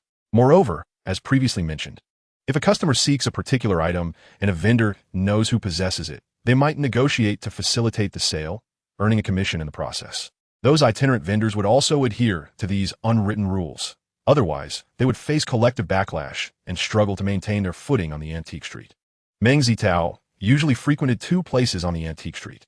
One was Shui Wenguang's shop, which he certainly would not visit now. The other was the stall of a vendor known as Old Lu. Old Lu, whose real name was Lu Xiaolu, was in his 30s and hailed from a rural area in the West, the youngest among 5 siblings, hence his name. He had previously worked in a factory in Ling City, where he fortuitously encountered antiques and became a scavenger. Although arduous, he managed to earn some money and bought a house in the suburbs of Ling City. Eventually, weary of the hard labor and having cultivated some connections over the years, he established a stall on the antique street. Old Lu was eloquent and well-versed in the intricacies of the antique market, possessing considerable knowledge of the trends in surrounding cities. Therefore, whenever Meng Zitao had the time, he would peruse Old Lu's stall, listening to him elaborate on the antique market's dynamics and sharing tales from his days as a scavenger. As usual, upon entering the antique street, Meng Zitao made his way towards Old Lu's stall. The street was not extensive, and after only a few steps, he noticed a crowd gathered around Old Lu's booth. Instantly sensing that something was amiss. Observing the situation, Meng Zitao hurriedly approached, but as he drew closer, he heard the sounds of a heated argument. The voice belonged to a young man, while Old Lu maintained a calm demeanor, articulating his stance. Due to the throng of people, it was challenging for Meng Zitao to squeeze in, and with the heat of the day bearing down, he inquired with a familiar face nearby about the unfolding events. The matter was rather straightforward. A novice in the trade had mistakenly purchased a counterfeit item and was demanding a refund, which Old Lu, of course, would not concede. The realm of antique dealing is not merely a battle of prices. It is fundamentally a contest of knowledge and discernment. The essence of antique trading relies on one's acumen and expertise. Outsiders lack the understanding and thus the courage to make purchases, while those who dare to buy must possess knowledge. Buyers may acquire fakes at inflated prices, while sellers might overlook valuable pieces or undervalue their wares, leaving both parties bearing a certain degree of risk. As such, there exists an unwritten code within the antique trade. Regardless of whether a buyer has been duped or a seller has erred, returns or post-settlement claims are not permitted. The notion of returning items or seeking post-settlement is heavily frowned upon, as such practices could tarnish a seller's reputation in the industry. Some may argue that having purchased counterfeit goods, one should be entitled to a refund. In other industries, the burden of responsibility lies with the seller, who would undoubtedly face penalties for selling counterfeit items. However, the antique trade operates under different principles, notably the concept of picking up a bargain. For instance, if one were to acquire an undervalued item and subsequently auction it for a substantial profit, would they voluntarily share half of their earnings with the original seller? It is unlikely anyone would be inclined to do so. If one can benefit from another's oversight, why should the reverse not hold true? Naturally, if a buyer receives a counterfeit item, amicable negotiations with the seller might lead to a possible return, albeit not for the full amount. At least 1/3 of the payment should remain with the seller as a form of tuition fee. Ultimately, whether a return is feasible depends on the seller, as some may outright refuse to accept returns, leaving the buyer with no recourse. As the young man's protests escalated, drawing an increasing crowd, Old Lu lamented his misfortune and suggested to the youth that they should take the matter to the police. The young man readily acquiesced, and as Old Lu gathered his belongings, he strode confidently towards the police station, evidently believing he would prevail. Observing this, Meng Zitao couldn't help but smile.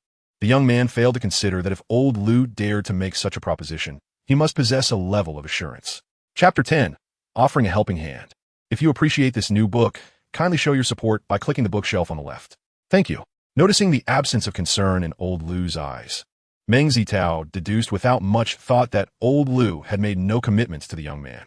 Although the antique trade has its conventions, we now live in a society governed by law, where these conventions do not supersede legal standards in the event of a dispute. However, as the old saying goes, while you may have your clever strategies, I possess my own means of overcoming obstacles. The law stipulates that counterfeit goods cannot be sold. Yet sellers find a way to circumvent this by not explicitly labeling their items as fakes. For instance, a seller might possess a replica of a Qing dynasty blue and white plate from the Yongjing era. The seller merely presents it as a blue and white plate, making no mention of its authenticity. They may even weave a vague narrative, claiming the plate was acquired from an elderly woman who asserted that her ancestors once held high office. In such a scenario, if a buyer purchases the item and later discovers it to be a forgery, pursuing legal action would be futile. The reasoning is straightforward. The seller has only referred to it as a blue and white plate, making no promises regarding its authenticity. It is implausible to claim it is not a blue and white plate. As for the price, that is a matter of personal agreement. No one is forced to buy. Regarding the story, interpretation varies widely, and the seller might assert that due to the passage of time, they can no longer recall the appearance of that elderly woman. Furthermore, as we are all adults, purchasing an item based solely on a tale of uncertain authenticity invites risk. Who, if not the buyer, bears the loss? Thus, the young man's confidence is entirely founded on a lack of understanding of the antiquities trade. Regardless of the circumstances, he remains resolute. With the incident involving Lao Lu, Meng Zitao felt compelled to explore other venues. He wandered through several stalls he had frequented before. As the clock approached 9, Meng Zitao found himself in possession of a Duan inkstone, having spent 500 yuan on it. If he were to sell this inkstone to an antique shop, it could fetch at least 2,000 yuan, marking a fortunate find. Meng Zitao was quite pleased with this outcome. Despite the plethora of stories surrounding fortunate discoveries in the antique trade, the reality of encountering such opportunities is rare. The odds are not quite as low as winning the lottery, but they are certainly not high. If the antique market were rife with such discoveries daily, every practitioner would be wealthy, which is clearly not the case in reality. Even those esteemed appraisers seldom stumble upon hidden treasures, let alone ordinary individuals. Feeling that the time was right, Meng Zitao decided to visit Zheng Yishuan. As he walked, he reflected on how, since acquiring his newfound abilities, his luck seemed to have improved remarkably. He considered the fortunate find of the Duan inkstone, particularly since the stall where it was displayed had just been visited by a seasoned antique enthusiast from Ling City, and its placement was notably conspicuous. Given that enthusiast's discerning eye, it was surprising that it ultimately became a bargain for him. One cannot assume that this individual would willingly relinquish an easy profit to another party. After pondering this, Meng Zitao concluded that aside from his remarkable luck, there was no other explanation.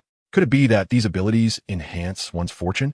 He recalled that while his luck had not been particularly poor, it had certainly been average, and the change began with the onset of his powers. Thus, the conclusion was not difficult to surmise. Furthermore, he began to wonder if his fortune might improve even further with the accumulation of spiritual energy.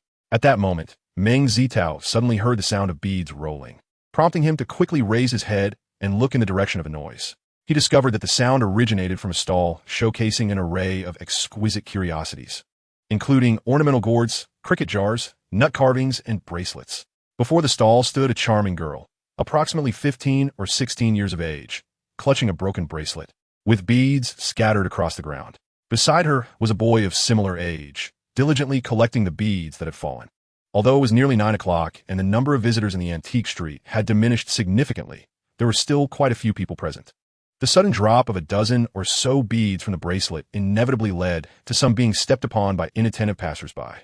Since the beads were made of wood, some were damaged, either scratched or chipped. Consequently, the once smiling vendor's demeanor shifted dramatically. He emerged from behind the stall with a fierce expression, as if fearing the two young individuals might irresponsibly flee the scene. Meng Zitao raised an eyebrow, pondering why the vendor felt the need to display such theatrics in broad daylight before a crowd. Was there truly a chance of escape? However, the vendor clearly held a different opinion, speaking with a harsh tone. This is a genuine agarwood bracelet, which I acquired for 8,000 yuan from Hainan.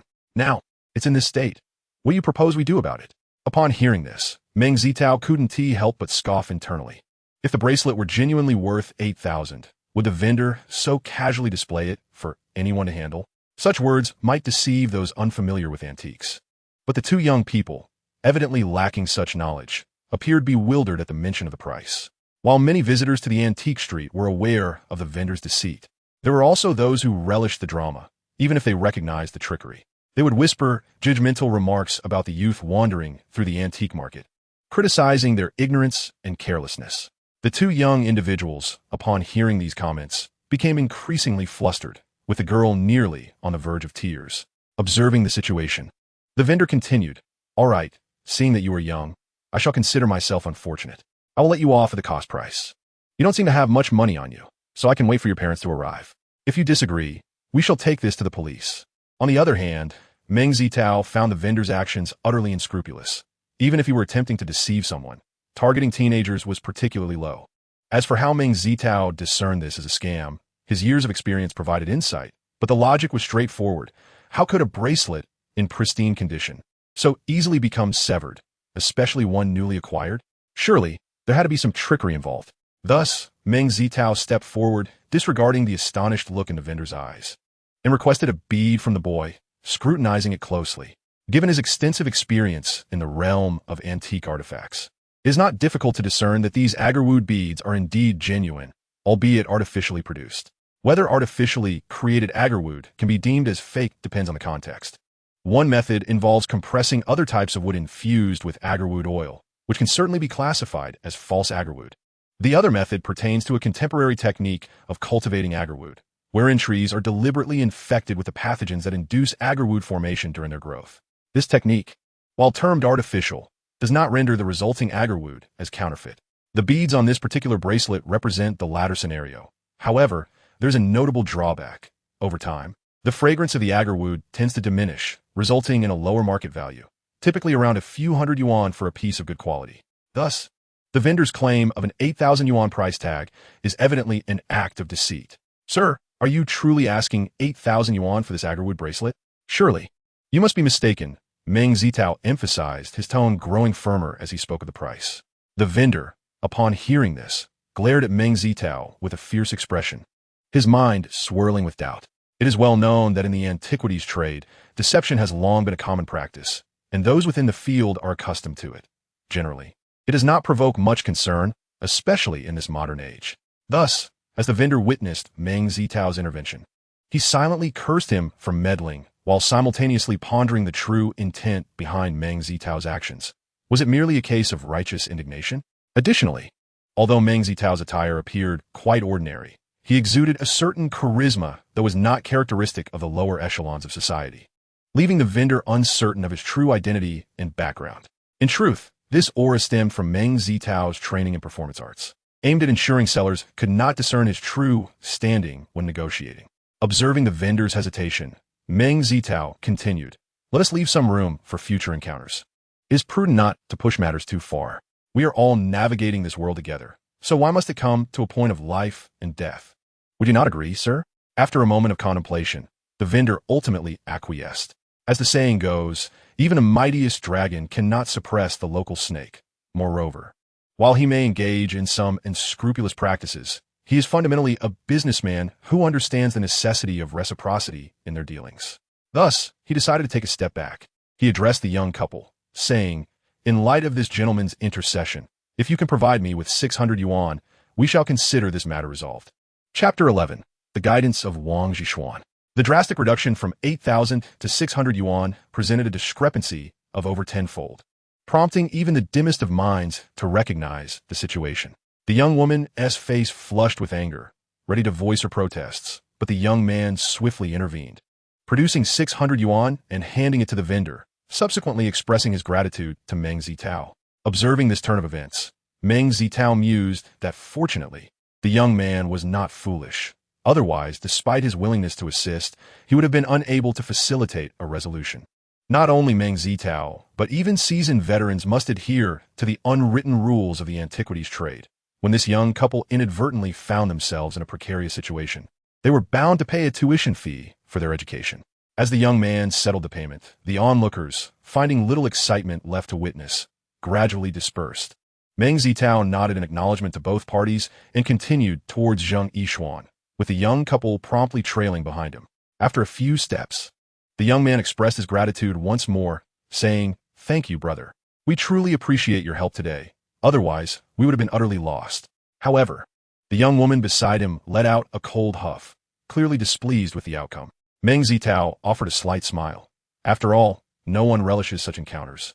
Yet they are experiences that many in the industry may face, ultimately serving as lessons learned. Of course, if the young couple had any notable connections, that would change the narrative entirely.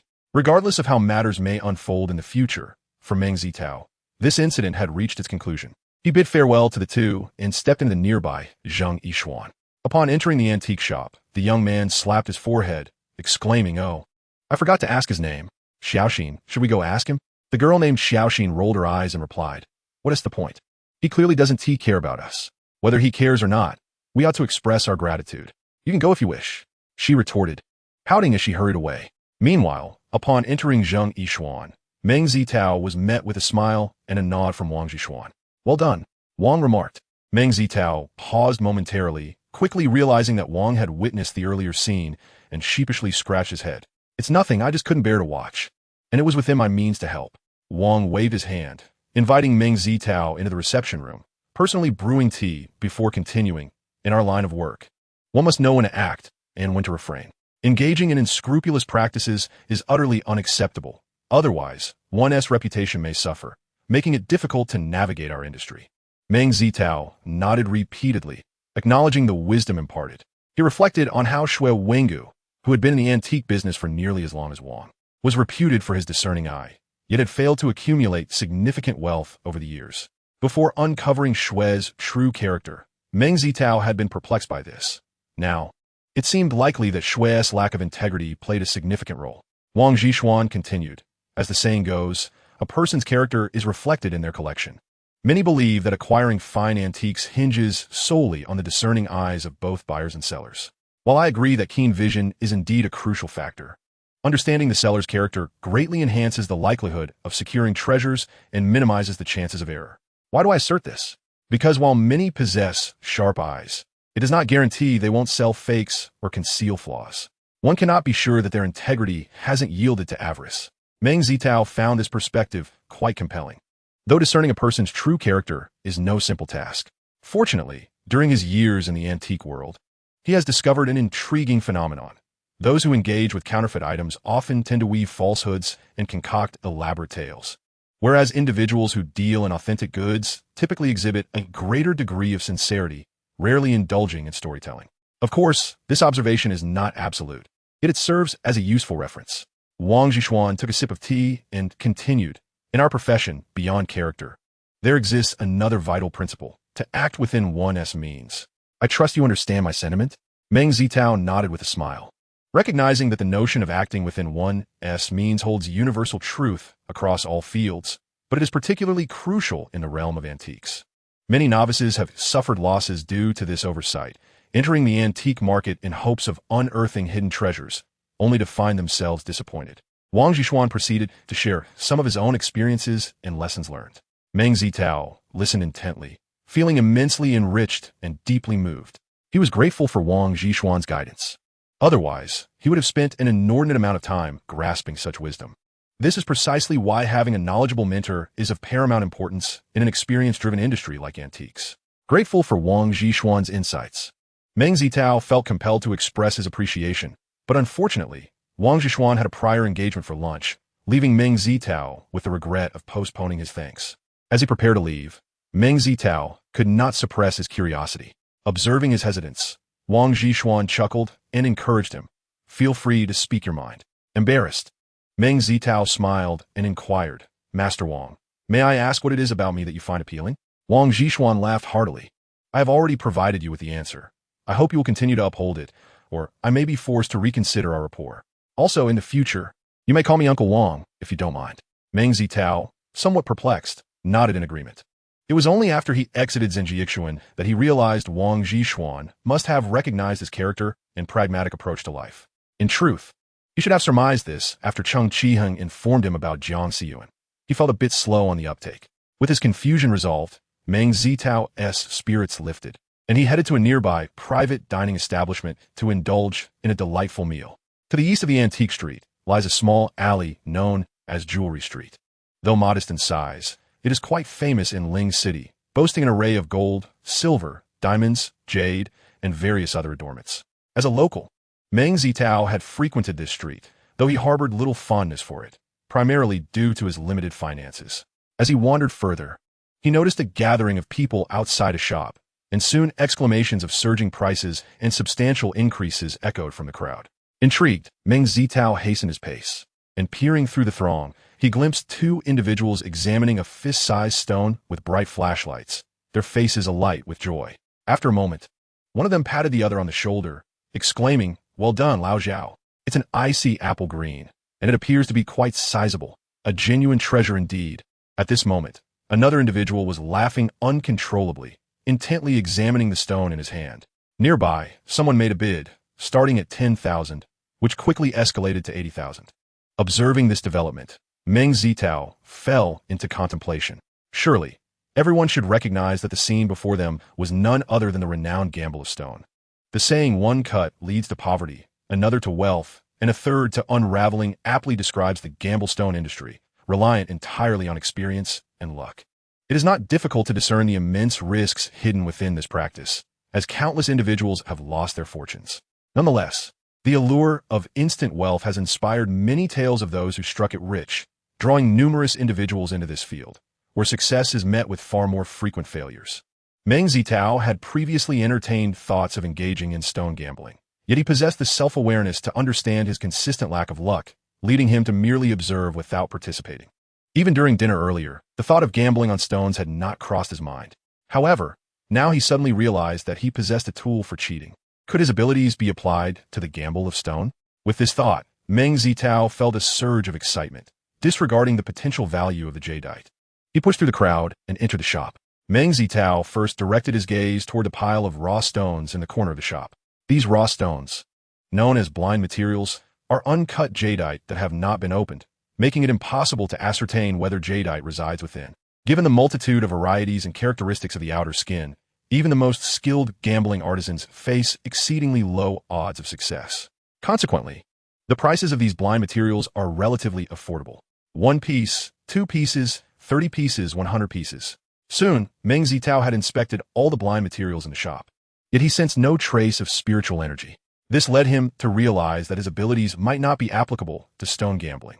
The shopkeeper, eager to attract customers, would not stock such low-quality blind materials. Thus, the possibility of a blind material containing jadeite was likely negligible. Raising his gaze, Meng Zitao noticed some semi-gambling rough stones on a nearby shelf. These semi-gambling rough stones have been partially opened, allowing for visibility of the internal conditions. Although risks still exist, they are significantly lower than those associated with blind materials, and naturally, they come at a higher price. Upon seeing the semi-gambling rough stones, a thought flashed in Meng Zitao's mind, prompting him to quickly approach and pick up a piece. However, to his astonishment, the moment his hand made contact with the semi-gambling rough stone, he encountered an unexpected situation, his face turning pale. Chapter 12. Luck is Uncontrollable, Part 1. New book seeking support.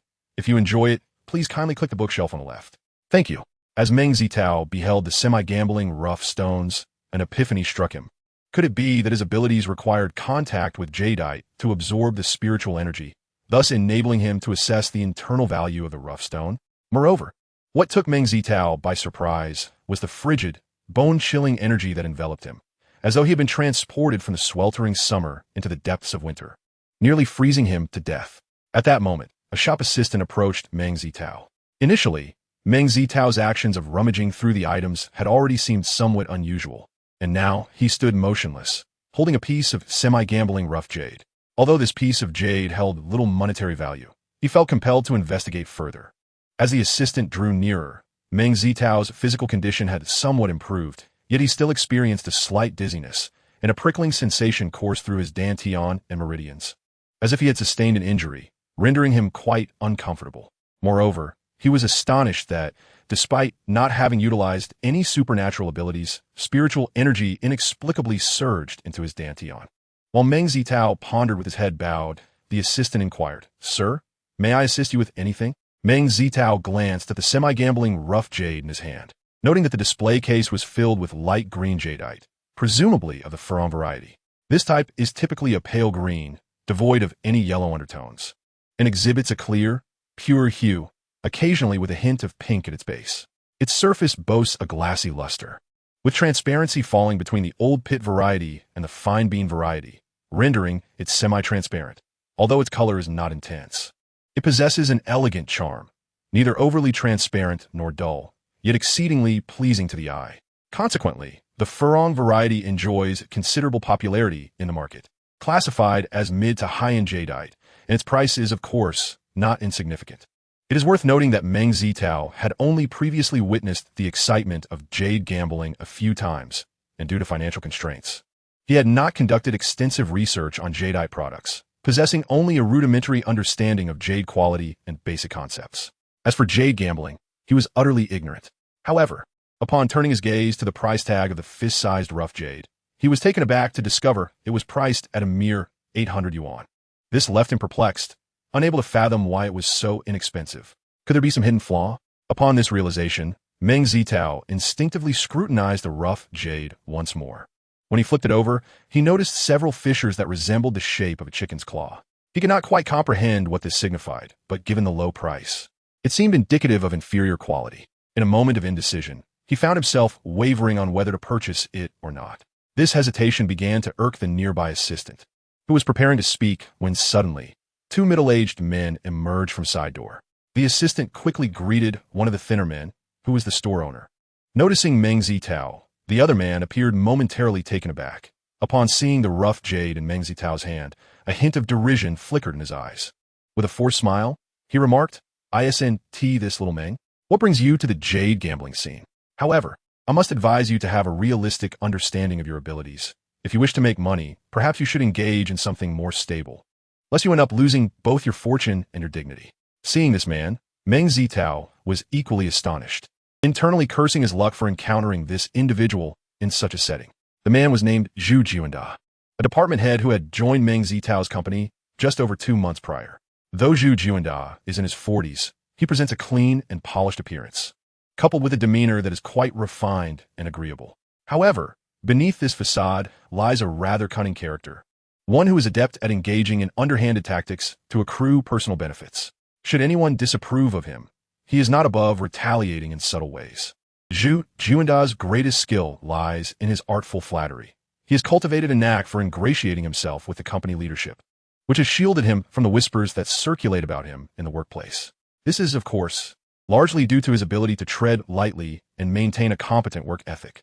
Originally, despite Zhu Jianda being Meng Zitao's supervisor, their relationship was amicable, as Meng Zitao consistently delivered quality work, and their interests did not conflict. Meng Zitao's temperament also leaned towards avoiding confrontation. However, a month ago, Zhu Jianda unexpectedly approached Meng Zitao with a request to transfer him to the sales department. Initially, Meng Zitao was unclear about the motivation behind this suggestion, but politely declined. Although the sales department offered a higher salary, it was contingent upon performance, and Meng Zitao was not particularly skilled at engaging with others. Moreover, the demanding nature of sales work paled in comparison to his current, more relaxed position, making it implausible for him to agree. Zhu Jianda, sensing Meng Zitao's refusal, concealed his irritation, but Meng Zitao could perceive his displeasure. With the general manager as support, Meng Zitao felt no fear of Zhu Jianda. Consequently, he sought to uncover the truth behind Zhu Jianda's intentions.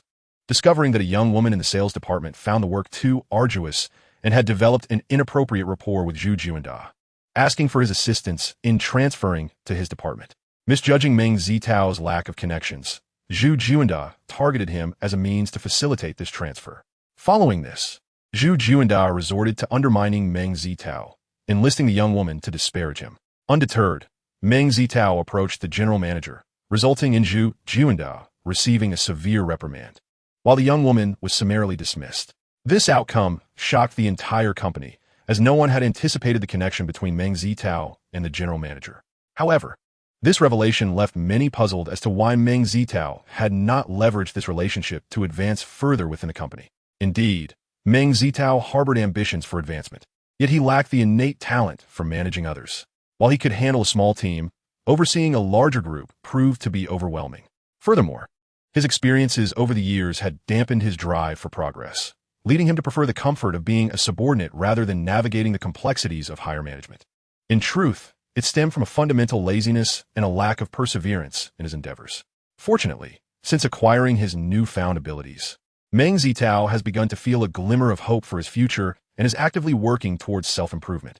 To return to the matter at hand, the fallout from this incident has undeniably plunged the relationship between Zhu Jianda and Meng Zitao to an all-time low. However, with the backing of the general manager, Zhu Jianda found himself powerless to retaliate. The thought of this predicament alone left him feeling stifled, and now that an opportunity presented itself, he was eager to express a few cutting remarks. Meng Zitao, with a smile that seemed to dance on the edge of mockery, remarked. Ah, Manager Zhu, I never anticipated that you possess knowledge of stone gambling. Might I request your insights on this rough material? Zhu Juanda, of course, was ignorant of the intricacies of stone gambling, yet he grasped the underlying implication of Meng Zitao's words, which merely suggested that he was feigning understanding and meddling in matters beyond his grasp. This provoked a sense of indignation within him. At that moment, a middle-aged man beside them suddenly interjected, saying, "Brother, are you interested in this rough material?"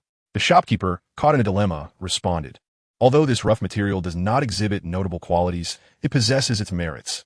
800 yuan is truly the lowest I can offer. To be honest, I had originally intended to break it down myself." As soon as the words left his mouth, Zhu Juanda let out a scoff. "If you cannot afford 800 yuan, what business do you have gambling on stones?" Since another individual was in the midst of stone analysis, the shopkeeper requested that Meng Zitao wait a moment while he was pulled aside by Zhu Juanda.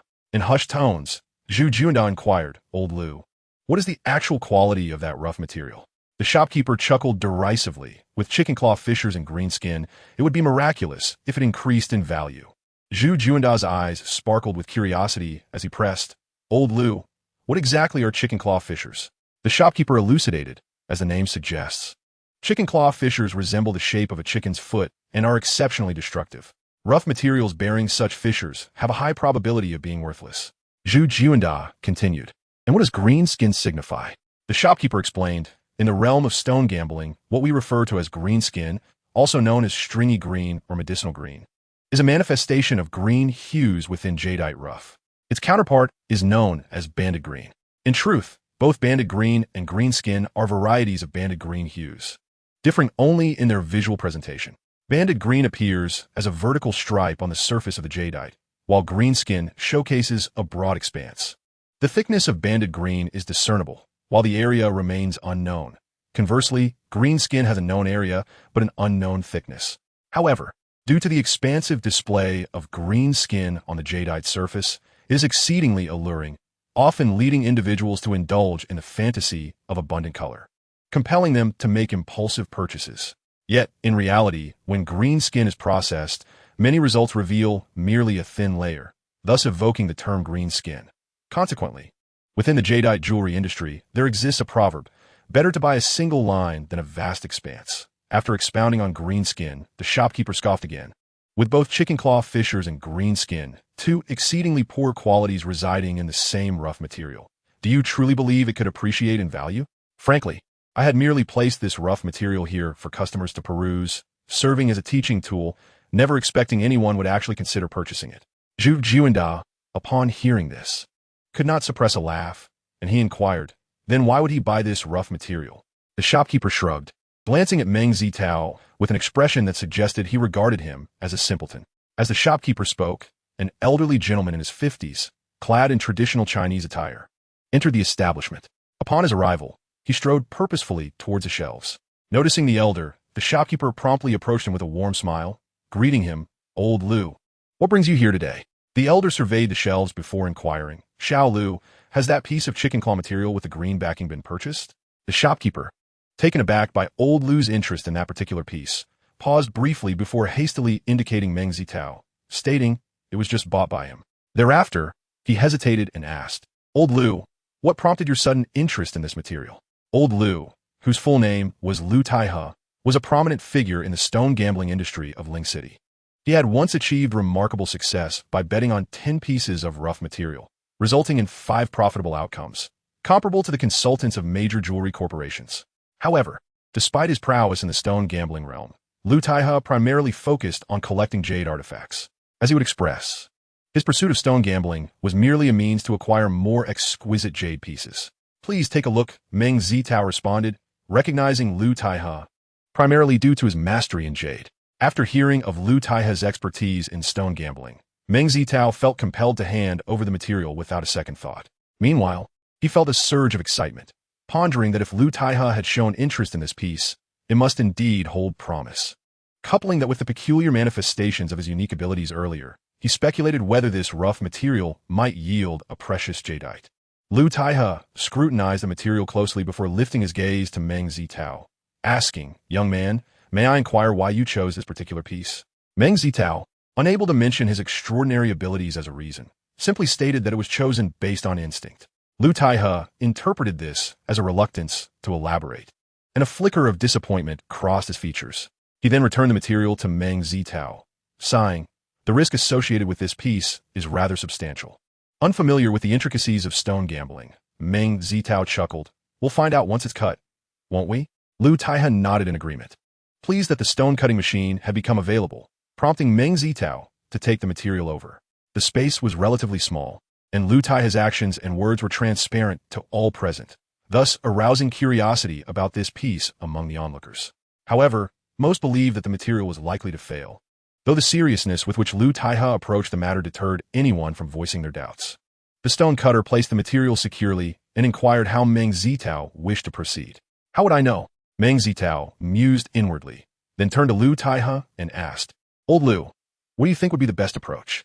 Eager to see the outcome, Lu Taihe disregarded Meng Zitao's thoughts and suggested, "Let us begin by smoothing the chicken claw texture. As long as it hasn't penetrated deep within, I believe this material has a significant chance for profit." Meng Zitao nodded in agreement, signaling the stone cutter to proceed. As the grinding machine emitted a steady hum, the chicken claw texture gradually faded from view. "Ah, the chicken claw texture has indeed vanished," someone exclaimed. "Ah, Lu Lao truly lives up to his reputation. His prowess in gambling stones is remarkable. Indeed, Lu Lao stands as a beacon in the realm of stone gambling in Ling City." Witnessing this spectacle, the onlookers were filled with awe, their praises echoing incessantly. Lu Taihe, in his characteristic humility, graciously acknowledged their admiration, repeatedly insisting he did not deserve such accolades. With keen hearing, Lu Taihe remarked, "Xiao Lu, I believe you should dedicate more time to your studies. The destructive nature of chicken claw patterns is indeed significant. However, it is contingent upon the circumstances. For instance, some chicken claw patterns may merely exist on the surface of the rough stone, often concealing exquisite jade beneath. This very fact explains why seasoned gamblers often favor stones with chicken claw patterns. Nevertheless, discerning whether these patterns are superficial is a skill that requires considerable expertise." At this juncture, he cast a glance at Meng Zitao, his meaning unmistakable. Meng Zitao was taken aback. Not only was he unfamiliar with gambling stones, but he also could not acknowledge his ignorance in front of the crowd. Just as he prepared to speak, an exclamation erupted from the throng. "Green! It's green!" Upon hearing the shout, the crowd surged forward, and the stone cutter paused his work, hastily rinsing the exposed surface. Indeed, a faint green hue began to emerge. Though initially indistinct, it was undeniably green. Meng Zitao observed the individual who first shouted, pondering the impressive acuity of his eyes, able to discern such a delicate shade of green. Following this, Meng Zitao gestured for the stone cutter to continue polishing. As time passed, the green hue deepened significantly. "This is a type of rose jade. It's a substantial gain." Indeed, the color of this rose jade closely resembled that of the previously exposed surface, suggesting the entire rough stone might consist of rose jade, rather than merely surface green. As the crowd erupted in astonishment, Meng Zitao also felt a surge of excitement. If the entire rough stone were indeed rose jade, what fortune might it yield? However, as he contemplated, the joy on Meng Zitao's face began to wane, for he realized that his rough stone was rather diminutive. Even if it were entirely composed of rose jade, its market value would only amount to several $100,000 at best. While this sum was indeed substantial for him, it paled in comparison to the extraordinary shifts he had witnessed earlier. Had it been an antique, it would likely command several million in value, sparing him the distress he had just experienced. After some reflection, Meng Zitao eagerly prompted the stone cutter to commence the official cutting of the stone. As the outer shell of the rough stone diminished, the outcome became increasingly evident. It was indeed a solid piece of rose jade. Considering its shape and texture, he estimated its market value to be around 110 to 120,000. This realization filled Meng Zitao with excitement. Yet a tinge of regret lingered within him. As the stone cutting approached its conclusion, the jewel merchants in the surrounding crowd began to place their bids, quickly surpassing the 100,000 mark. However, Meng Zitao chose not to accept the offers. Once the jade was largely revealed, he exchanged polite words with Lu Taihe before bidding farewell. Lu Taihe smiled and said, "Remember to come and visit me when you have time." Meng Zitao quickly responded. Yet inwardly, he chuckled bitterly, pondering whether Lu Taihe would cast him out if he knew his utter lack of skill in betting on stones. Holding up the jadeite to Zhu Juanda and the others, he strode toward Wang Zhishuan's antique shop, all the while recalling that a month prior, he had overheard Wang Zhishuan mention his desire to find a suitable piece of jadeite to carve a statue of Guanyin. This piece of jadeite, in terms of shape, seemed quite appropriate, which is precisely why he had declined the previous offers, although he was uncertain about Wang Zhishuan's satisfaction with its quality. On the way, Meng Zitao felt a pang of regret about the outcome of his inability to bet on stones due to his extraordinary abilities, yet he quickly adjusted his mindset. He remembered the saying, "In life, it is essential to be content. Contentment leads to lasting happiness." Having acquired his extraordinary abilities, he considered himself far luckier than many. And given time, he was certain to amass a collection of treasures. At that point, money would merely be a number to him. Furthermore, if his abilities could facilitate betting on stones, it would merely expedite the inevitable outcome, which was of little consequence. Chapter 14, The Story. Although Meng Zitao did not place significant importance on whether his abilities could assist in betting on stones, he found it hard to accept the uncontrolled influx of spiritual energy into his dantian. He certainly did not wish to retreat in the face of potential semi-gambling materials in the future. Moreover, the antiquities trade encompasses much more than just jadeite. What if he encountered other jade materials and faced a similar situation? Therefore, he resolved to clarify this matter. Upon seeing Meng Zitao enter with a piece of jadeite, Wang Menghan curiously inquired, "Mengge, where did you acquire this piece of jadeite? It appears to be of the furong variety. Such a large chunk must be worth at least 100,000. Did you go betting on stones?" Meng Zitao chuckled and replied, "You guessed correctly. I indeed obtained this from betting on stones." "Xiao Meng, you went betting on stones?" As soon as Meng Zitao finished speaking, Wang Zhishuan, slightly inebriated, walked in from outside.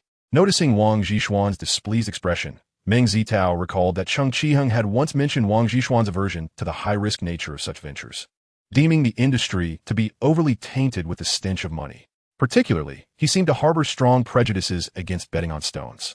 Truth be told, Meng Zitao also felt that the betting on stones business was somewhat insane. There's an old saying, "Madmen buy, madmen sell, and madmen wait." This phenomenon had intensified in recent years, especially following the surge in jadeite prices, as many entered the trade with dreams of overnight wealth, exacerbating the chaotic state of the industry. While the depths of betting on stones are indeed murky, Meng Zitao held no bias against it, viewing it merely as a tool for making money.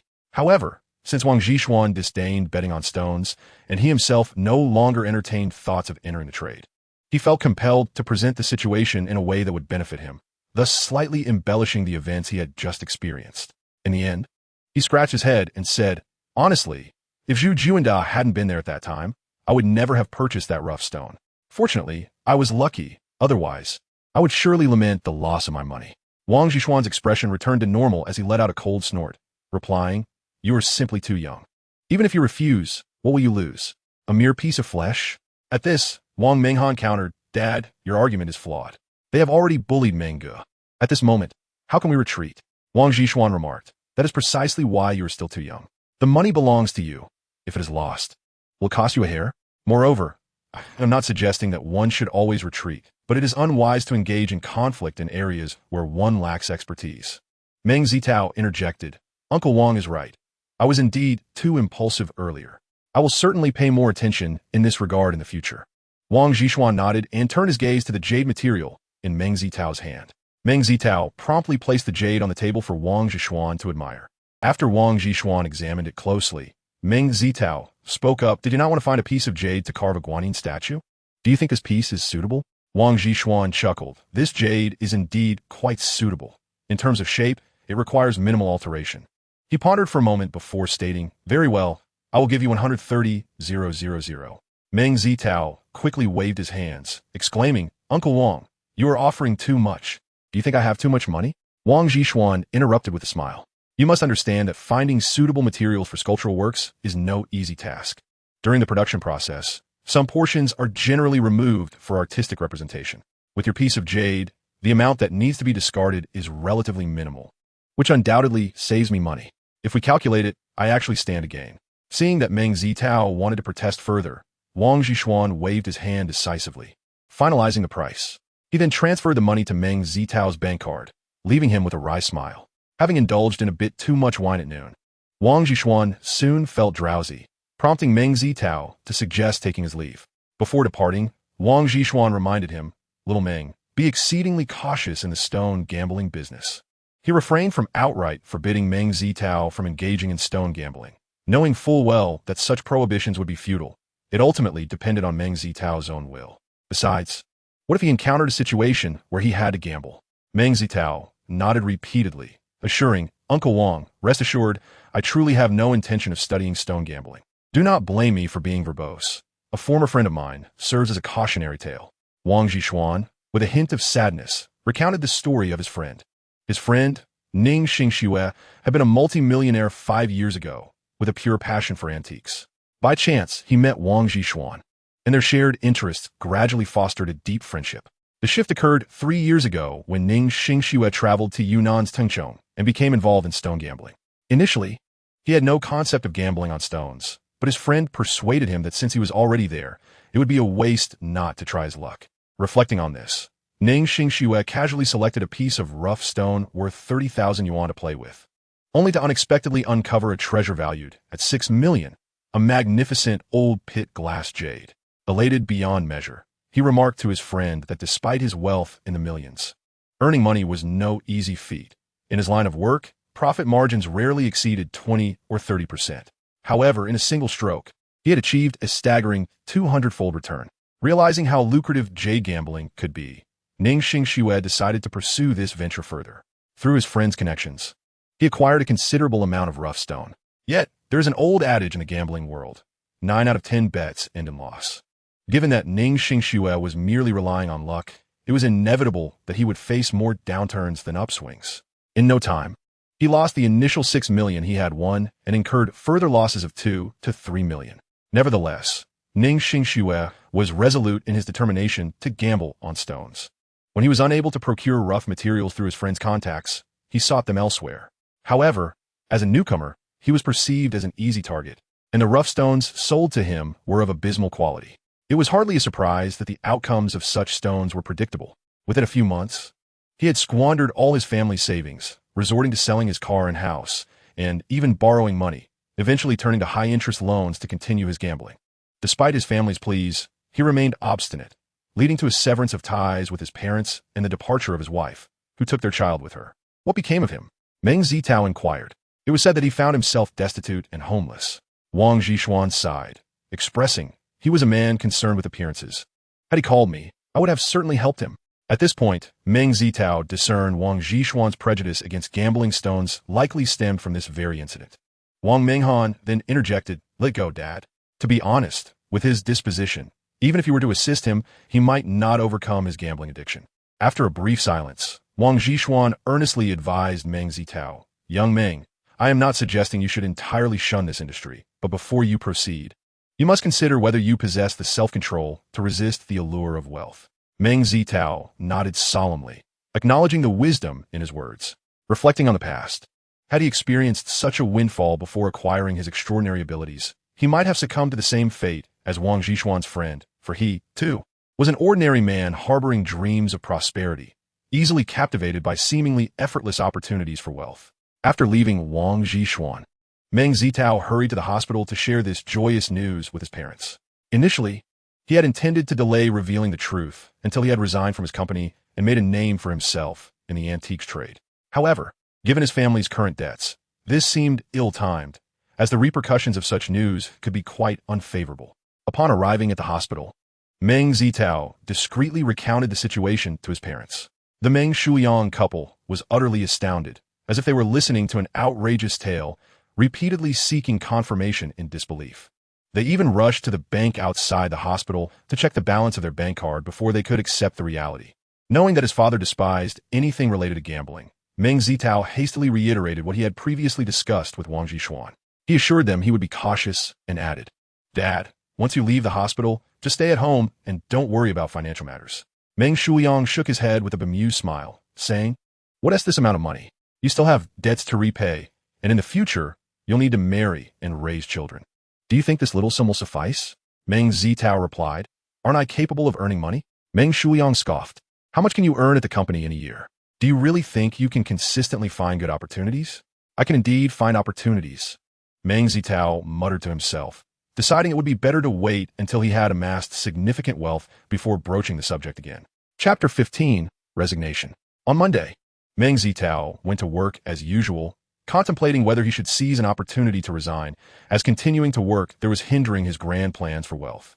However, he felt somewhat guilty about leaving, considering that his father had humiliated himself to seek assistance from his friend, who had been quite supportive over the years.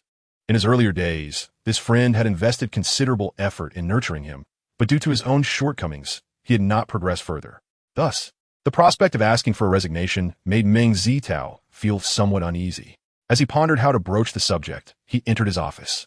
Spotting Zhu Juanda greeting him as if nothing were amiss, he couldn't help but marvel at Zhu Juanda's audacity while reminding himself to remain vigilant. An old saying goes, "The barking dog seldom bites," and if Zhu Juanda were to express anger, Meng Zitao wouldn't be overly concerned. However, in the current situation, he needed to be cautious of any schemes Zhu Juanda might be plotting in the shadows. After attending the morning meeting, Meng Zitao efficiently completed his work tasks in 2 hours. With no other pressing matters, he had the luxury of managing his remaining time as he wished. The ease of his work was precisely why he was willing to remain at the company, living a modest life on a salary just over 2,000. Just as Meng Zitao finished his tasks, Zhu Juanda was called to a meeting. As he stepped out, Li Xianle, seated across from Meng Zitao, leaned in with a mysterious expression and asked, "Xiao Meng, do you know what meeting they are attending?" Meng Zitao smiled. "I know you are well informed. Do share any news." Sighing, Li Xianle replied, "Well, it's not good news. The company is planning to lay off employees." Meng Zitao was momentarily taken aback. And before he could fully process this information, Lao Song, who was pouring water nearby, jumped up in shock. "What? How can the company suddenly decide to lay off employees out of the blue?" Lao Song was a veteran in the company, older than Meng Zitao. With commendable work capabilities and good rapport within the organization, as well as connections in society, he has a penchant for indulging in alcohol, which often leads to misunderstandings and missteps. It is precisely for this reason that he was not considered for the departmental leadership position this time. Rumor has it that this incident sparked a fierce argument between Lao Song and his wife, prompting him to reflect deeply and resolve to abstain from drinking. However, as the saying goes, one carrot does not fit every hole. Even if Lao Song were to genuinely quit drinking, it remains uncertain when the opportunity for that position might arise for him.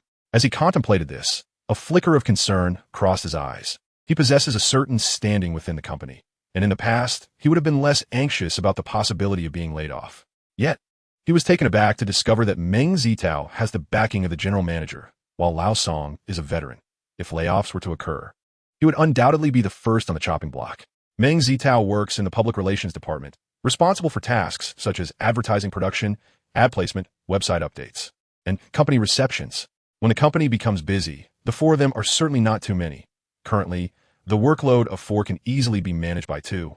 Aware that Li Xianle had just married 3 months ago and needed his current job, Meng Zitao patted him on the shoulder and said with a smile, "As it happens, I am planning to resign, so I shall take that position." Li Xianle and Lao Song were both taken aback by this statement. After a moment, Lao Song spoke up. "Xiao Meng, everyone knows your family situation. Why would you resign?" At this moment, Li Xianle displayed a look of astonishment and incredulously asked, "I heard from a friend last night that someone on Jewelry Street made 800 into over 100,000. It wouldn't be you, would it?" Meng Zitao touched his nose and chuckled. "Indeed, that was me." After a brief silence, Lao Song jokingly scolded, "You rascal. Such delightful news. And you didn't share it sooner. You must treat us tonight." Li Xianle chimed in, "Yes, you absolutely must treat us." Meng Zitao readily agreed, "All right. Tonight, I will take you both to the Juician restaurant for seafood." Juician restaurant is renowned in Ling City for its fresh seafood, generous portions, and exquisite flavors. Dining, there is an unforgettable experience. However, the prices are quite steep, making it unaffordable for the average person.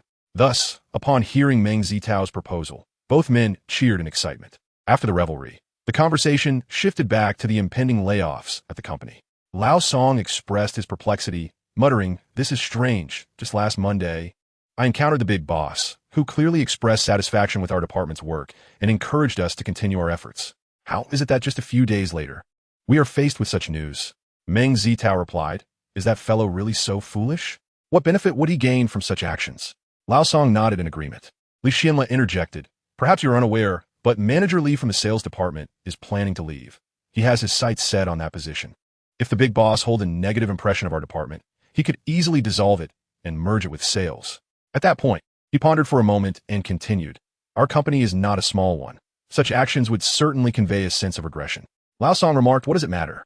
As long as he performs well, the big boss will have no complaints. Moreover, he could propose that once the company flourishes and strengthens, they could separate the promotional efforts. If the company indeed reached the point of layoffs, the big boss would likely acquiesce. Upon hearing Lao Song's analysis, Li Xianle could only manage a bitter smile. Are we truly facing the fate of departmental dissolution? After dining, Meng Zitao seized an opportunity to have a private conversation with Lao Song, stating directly, Lao Song, I presume you have no desire to join the sales department, correct? Lao Song chuckled lightly. What are your thoughts? Meng Zitao replied with a grin. Naturally, it would be to oust that individual. However, I can only play a supportive role in this matter.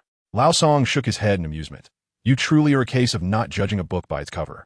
I shall retrieve the materials for you shortly. As previously noted, Zhu Juanda had once made things difficult for those who challenged him, and Lao Song was among them.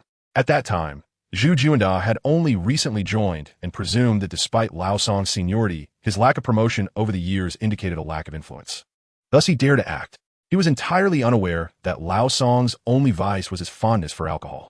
Subsequently, Lao Song had given Zhu Juanda a minor lesson, which left Zhu Juanda submissive in front of him, even inviting Lao Song to dine as an apology, and the matter was soon forgotten. However, Meng Zitao, familiar with Lao Song's character, did not believe that the issue had been resolved so simply. As the old adage states, a soldier who does not aspire to be a general is not a good soldier. Lao Song also aspired to become the company manager, and given his capabilities, the PR department was the most suitable for him. Therefore, the most effective course of action would be to remove Zhu Juanda from the equation. While Lao Song had limited strategies against a more principled individual, Zhu Juanda's unscrupulous nature provided ample opportunity. Thus, Meng Zitao was confident that Lao Song had gathered incriminating evidence, ready to present it when the moment was opportune. The current circumstances appeared quite favorable. It remained uncertain whether the evidence Lao Song had collected would suffice to oust Zhu Juanda. Upon returning to the office, Lao Song discreetly handed a USB drive to Meng Zitao. When Meng Zitao connected it to his computer, he was taken aback. He had not anticipated the depths of Zhu Juanda's corruption. In a mere 2 months, Zhu Juanda had embezzled nearly 200,000 from the company, largely undetected due to the fact that most of the funds were exchanged for company resources. Furthermore, Zhu Juanda had already made arrangements to collaborate with others upon his transfer to the sales department, intending to manipulate the company's assets before ultimately immigrating abroad. After reviewing the contents thoroughly, Meng Zitao glanced at Lao Song, realizing the latter's impressive capability in procuring such detailed information. Anyone who had crossed Lao Song would surely be in grave misfortune. It was unfortunate that Lao Song's excessive fondness for alcohol had hindered his potential within the company. With the USB drive tucked away in his pocket, Meng Zitao exited the office. At that moment, Zhu Juanda happened to walk in and greeted him. Xiao Meng, where are you off to?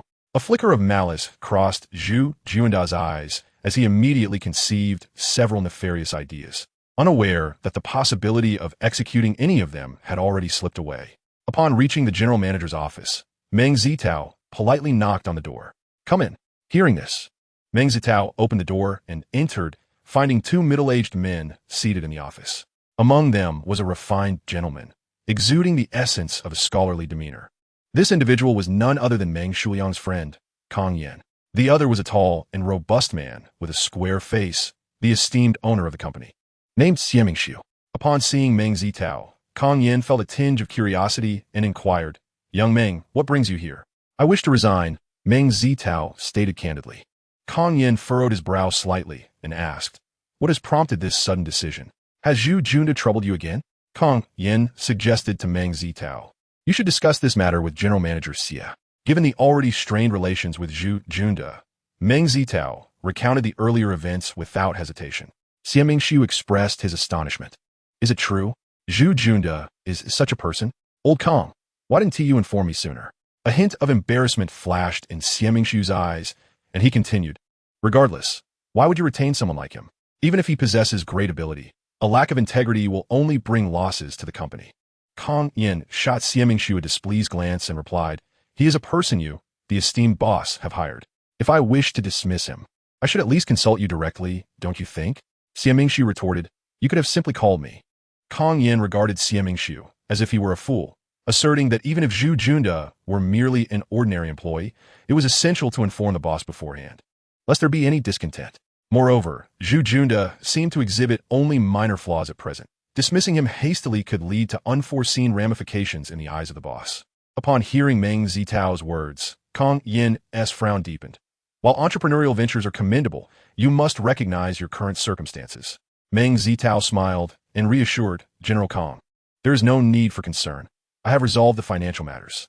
Kang Yin was aware of Meng Zitao's family situation, which made him somewhat perplexed. However, he refrained from probing further and merely asked, "What do you intend to do next? Is there any way I can assist you?" Meng Zitao expressed his gratitude before stating, "I plan to delve into the antique business." Xie Mingxiu promptly inquired, "Do you have knowledge of antiques?" Meng Zitao replied honestly, "I have studied for 4 years." Xie Mingxiu remarked, "That is quite a considerable amount of time. Are you familiar with Dotsai?" Meng Zitao nodded, "I can certainly take a look." Although his knowledge of Dotsai was primarily theoretical, his unique abilities allowed him to discern certain aspects. Naturally, he was intrigued by what kind of Dotsai could lead Xie Mingxiu to incur losses of several million. "Let's proceed." With that, Xie Mingxiu rose, preparing to escort Meng Zitao to his office. Concerned about the matter, Kang Yin hastily followed suit. A moment later, Meng Zitao accompanied Xie Mingxiu into his office, which spanned nearly 50 square meters, adorned in luxurious decor, yet devoid of ostentation, creating a comfortable ambience. Without further ado, Xie Mingxiu retrieved the items and invited Meng Zitao to appraise them. The objects were housed in a brocade box, and upon opening it, a pair of Dotsai chicken cups came into view. Dotsai porcelain, originating from the Ming dynasty during the Changhua period, is epitomized by the renowned chicken cup, a novel design of that era, named for its jar-like form and the depiction of chickens on its exterior. It stands as a distinguished example of porcelain from the imperial kilns of the Ming and Qing dynasties. The Changhua chicken cup is characterized by its impeccable quality in terms of body composition, shape, decoration, and firing techniques. Even during the Qing dynasty's Qianlong period, over 2 centuries later, it remained a revered achievement in Changhua porcelain, prompting Emperor Qianlong to commission replicas from the imperial kilns and compose poetry in its honor.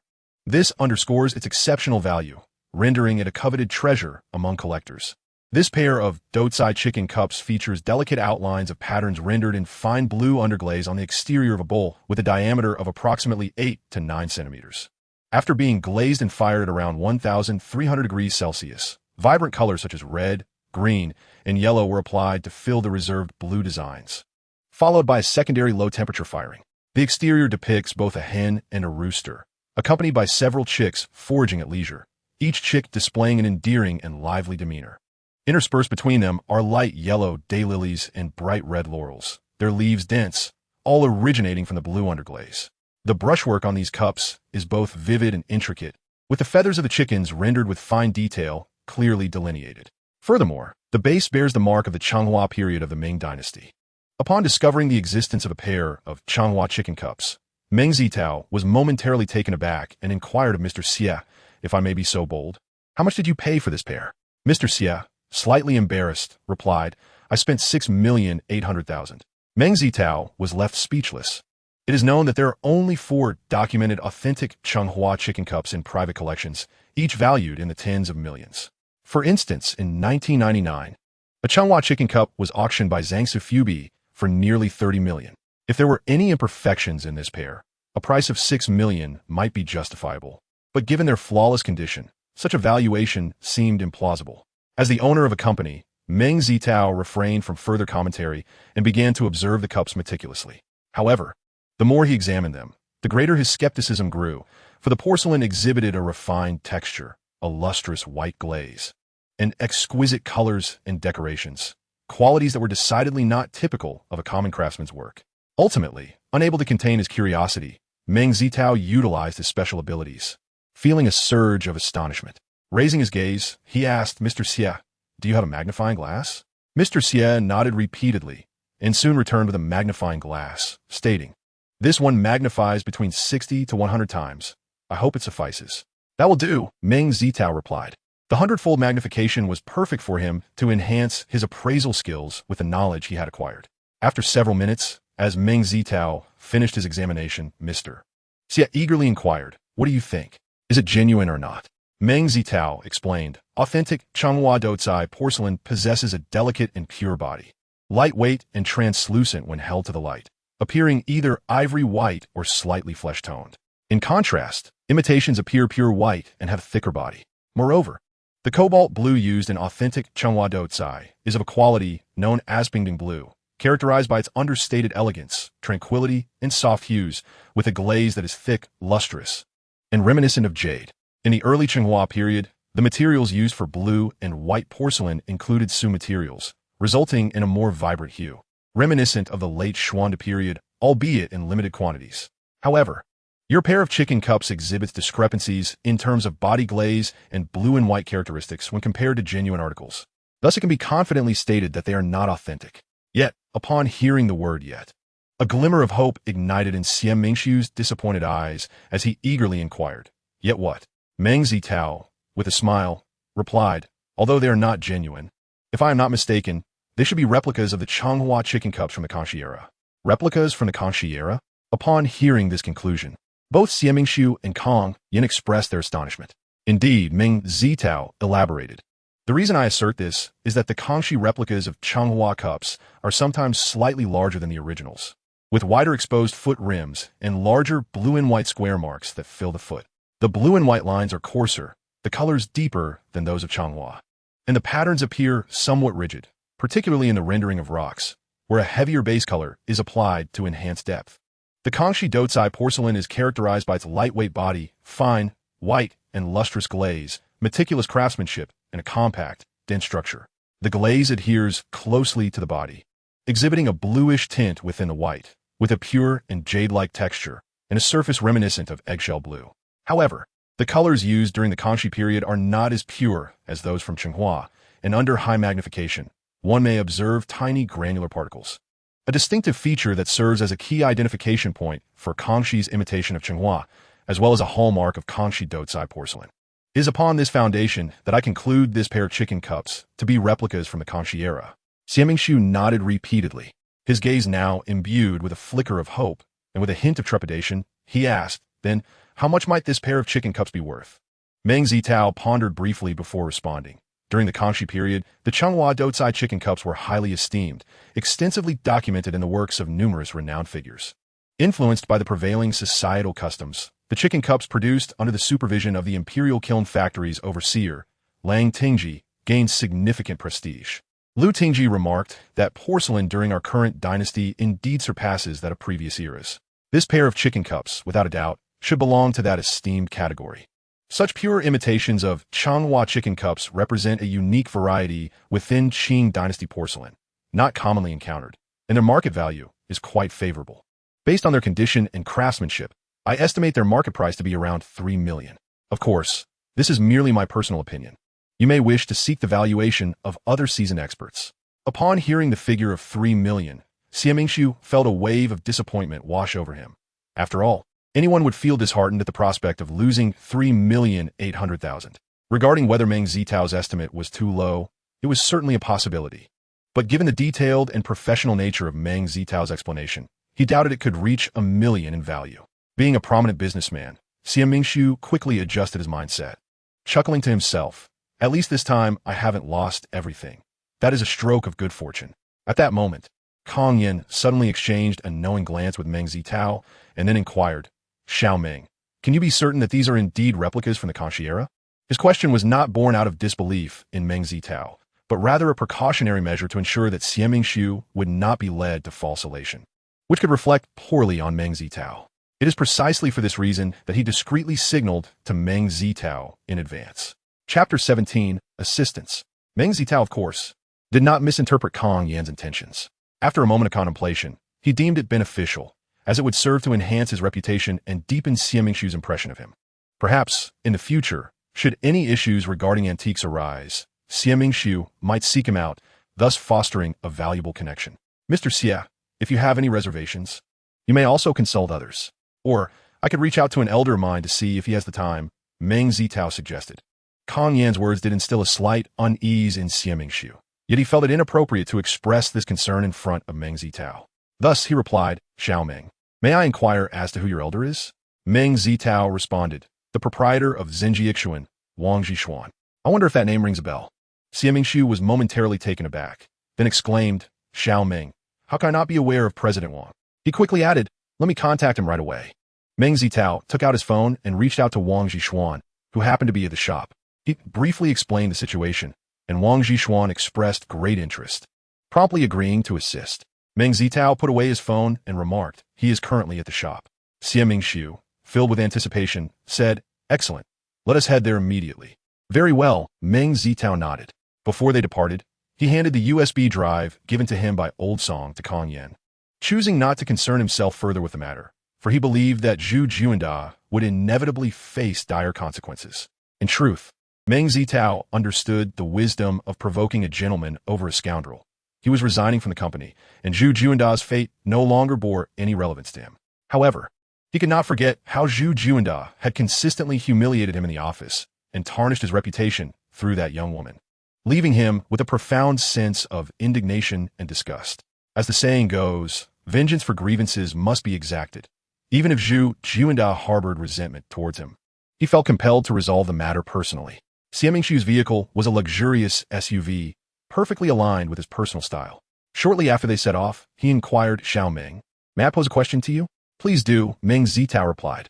Is it difficult to discern whether my Kangxi imitation of the Changhua chicken cup is authentic? Xie Mingxiu asked. Understanding his inquiry, Meng Zitao explained, well, the field of antiques is vast and profound. Specialists typically have their own areas of expertise. If one were to have an expert in paintings of praised porcelain, they might not be as adept as a seasoned collector of porcelain. Xie Mingxiu nodded thoughtfully and then asked, do you know Shi Jingjin? Meng Zitao affirmed with a nod. The antique street in Ling City was rather small, making it impossible for him not to be acquainted with the owner of Shanggu Zhai, which had been established around the same time as Zhenjiaxuan. However, despite Shanggu Zhai's longevity and comparable reputation, many in the industry were hesitant to purchase items from there due to the exorbitant prices. Nonetheless, while the items may be costly, Shanggu Zhai guaranteed authenticity, and even in cases of counterfeits, unconditional refunds could be issued provided sufficient evidence was presented.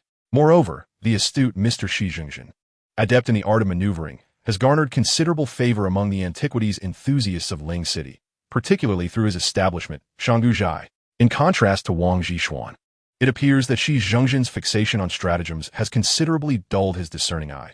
While he may perform adequately within his own domain, his ability to appraise items beyond that is decidedly questionable. Given Mr. Xie Mingxiu's assertions, Meng Zitao deduced without need for conjecture that the pair of chicken cups had indeed been authenticated by Shi Jingjin. Thus, he remarked, Mr. Shi primarily specializes in bamboo, wood, and ivory artifacts, implying that Shi Jingjin is not particularly well-versed in porcelain. Xie Mingxiu nodded thoughtfully, subsequently lapsing into silence, observing the slight gloom on Xie Mingxiu's countenance. Meng Zitao recognized that he was undoubtedly vexed. However, judging by his knowledge of Shi Jingjin, it was likely that the latter had conducted a thorough preliminary assessment before reaching a conclusion. Even if Xie Mingxiu sought to confront Shi Jingjin, it would yield little benefit.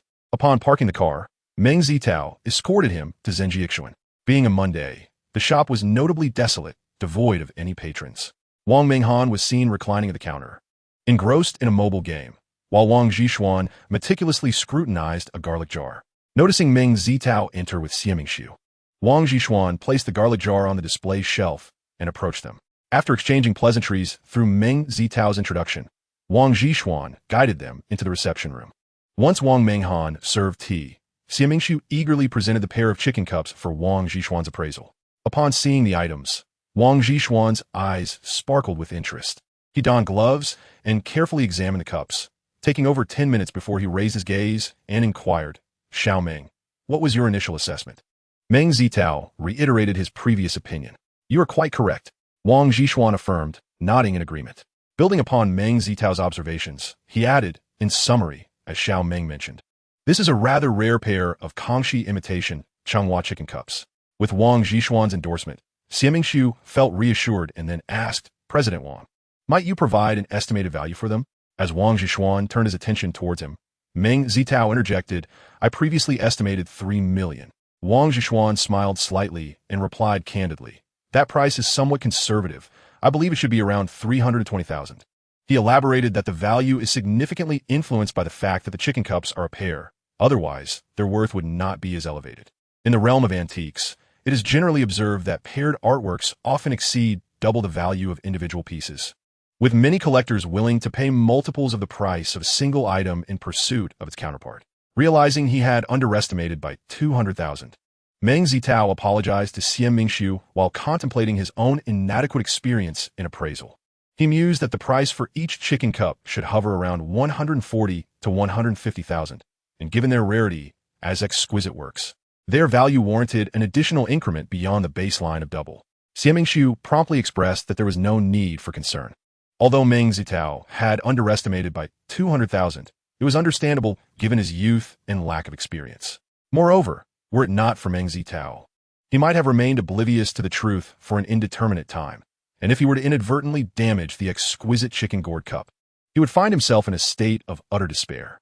After bidding farewell to Xian Mingxiu, Wang Zhishuan turned to Meng Zitao and inquired, "So, have you resigned? What do you intend to pursue after your departure?" Meng Zitao chuckled lightly and replied, "I wish to delve into the antiquities trade."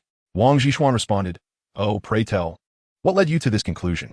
Nodding thoughtfully, Wang Zhishuan added, "Your ambition is commendable. However, I must caution you that the antiquities realm is fraught with complexities.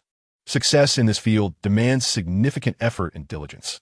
With a serious expression, Meng Zitao assured Uncle Wang, "Rest assured, I have contemplated this decision deeply, and I have prepared for the worst-case scenario. I plan to start by setting up a stall, and if opportunities arise, I shall open a shop." In truth, Meng Zitao's earnest intention was to leverage his unique abilities to amass a source of goods and the necessary capital for a store, while simultaneously building a network of contacts. When the time was right, establishing a shop would naturally follow. Wang Zhishuan replied, "Very well. Since you have formulated a plan, I shall refrain from further discourse. Allow me to introduce you to someone who can assist you with sourcing." Although Wang Zhishuan possessed the connections to provide Meng Zitao with substantial support, he adhered to the wisdom of the ages. Without experiencing the tempest, how can one behold the rainbow? A sapling must endure the storm to thrive. Sometimes, excessive assistance can inadvertently cause harm. Meng Zitao expressed his gratitude, acknowledging that he indeed had a significant shortcoming in sourcing antiquities. Generally, antique dealers acquire their goods through several avenues. One method involves direct purchases, akin to the land reclamation efforts previously discussed.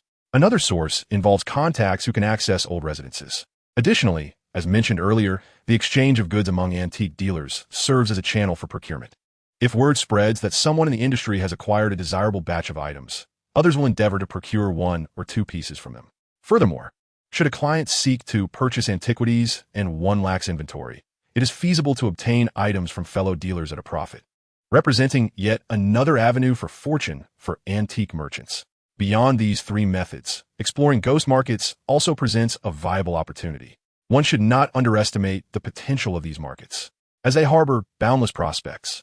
Many items that cannot be processed through conventional means may find their way to ghost markets for sale. Of course, there are inherent risks involved, yet few pay heed to them. Meng Zitao would not be the lone voice of reason amidst a sea of intoxication.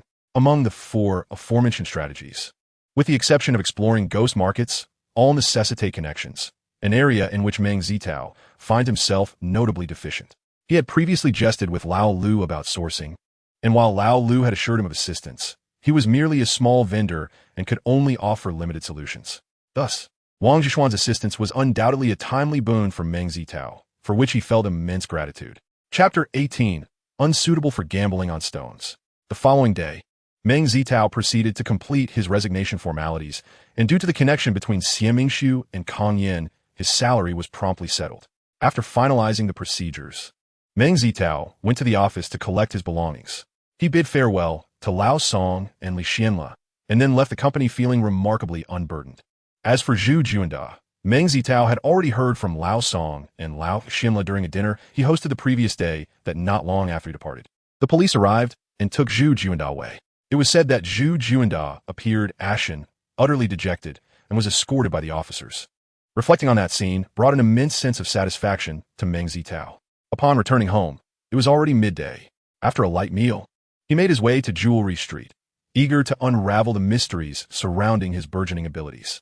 To his astonishment, when he once again encountered the raw gambling materials, although the spiritual energy within them still desperately sought to enter his body, he found that he could now control his powers with concentrated effort.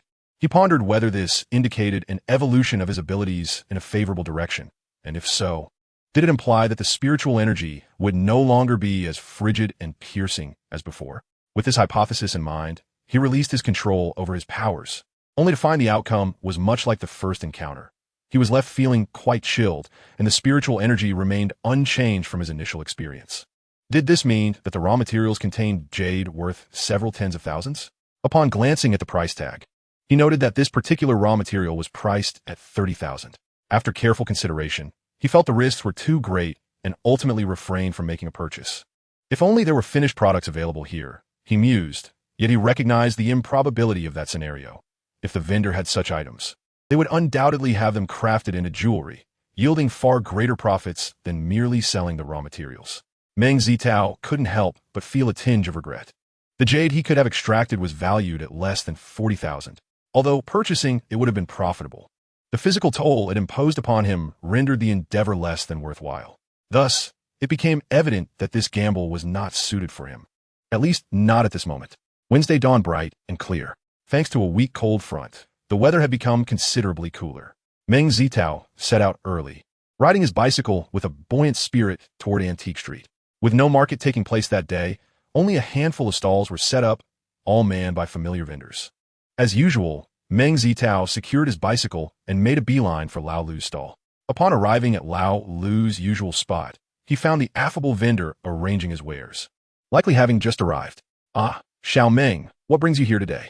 Lao Lu inquired, a grin spreading across his face. Meng Zitao, somewhat puzzled, replied, "How did you know I resigned?" Lao Lu chuckled, "I went out for a late-night snack with friends last night and happened to run into Xiao Li. He was the one who informed me. By the way, you really ought to treat me to a meal after that big win at the tables." Meng Zitao laughed. "I've had quite a lot on my plate these past few days. How about we go to Lao Zhang's private dining place for lunch today?" As the two conversed and shared a few laughs, Meng Zitao's gaze fell upon the items at Lao Lu's stall, only to discover they were merely commonplace trinkets, devoid of any allure for him. "Lao Lu, your recent stock leaves much to be desired," he remarked. Lao Lu, grumbling about the hospital, retorted, "However, if you're in search of something truly exceptional, I do have a few treasures, albeit at a rather steep price." Having known each other for several years, Lao Lu was well aware of Meng Zitao's financial capacity. Had it not been for the substantial earnings Meng Zitao had recently acquired, he would not have broached the subject. Understanding the underlying implication, Meng Zitao inquired, "How much? Since we are friends, I shall not beat around the bush. The lowest price is 5,000 yuan. With that, Lao Lu carefully retrieved an item from a chest behind him and presented it before Meng Zitao. Upon inspection, Meng Zitao realized it was an exquisite bronze paperweight adorned with gilded silver, shaped like a mythical beast. He eagerly held it in his hands for closer admiration. A paperweight, as the name suggests, serves to hold down papers or books, manifesting in various forms, predominantly rectangular, and is often referred to as a weight or ruler.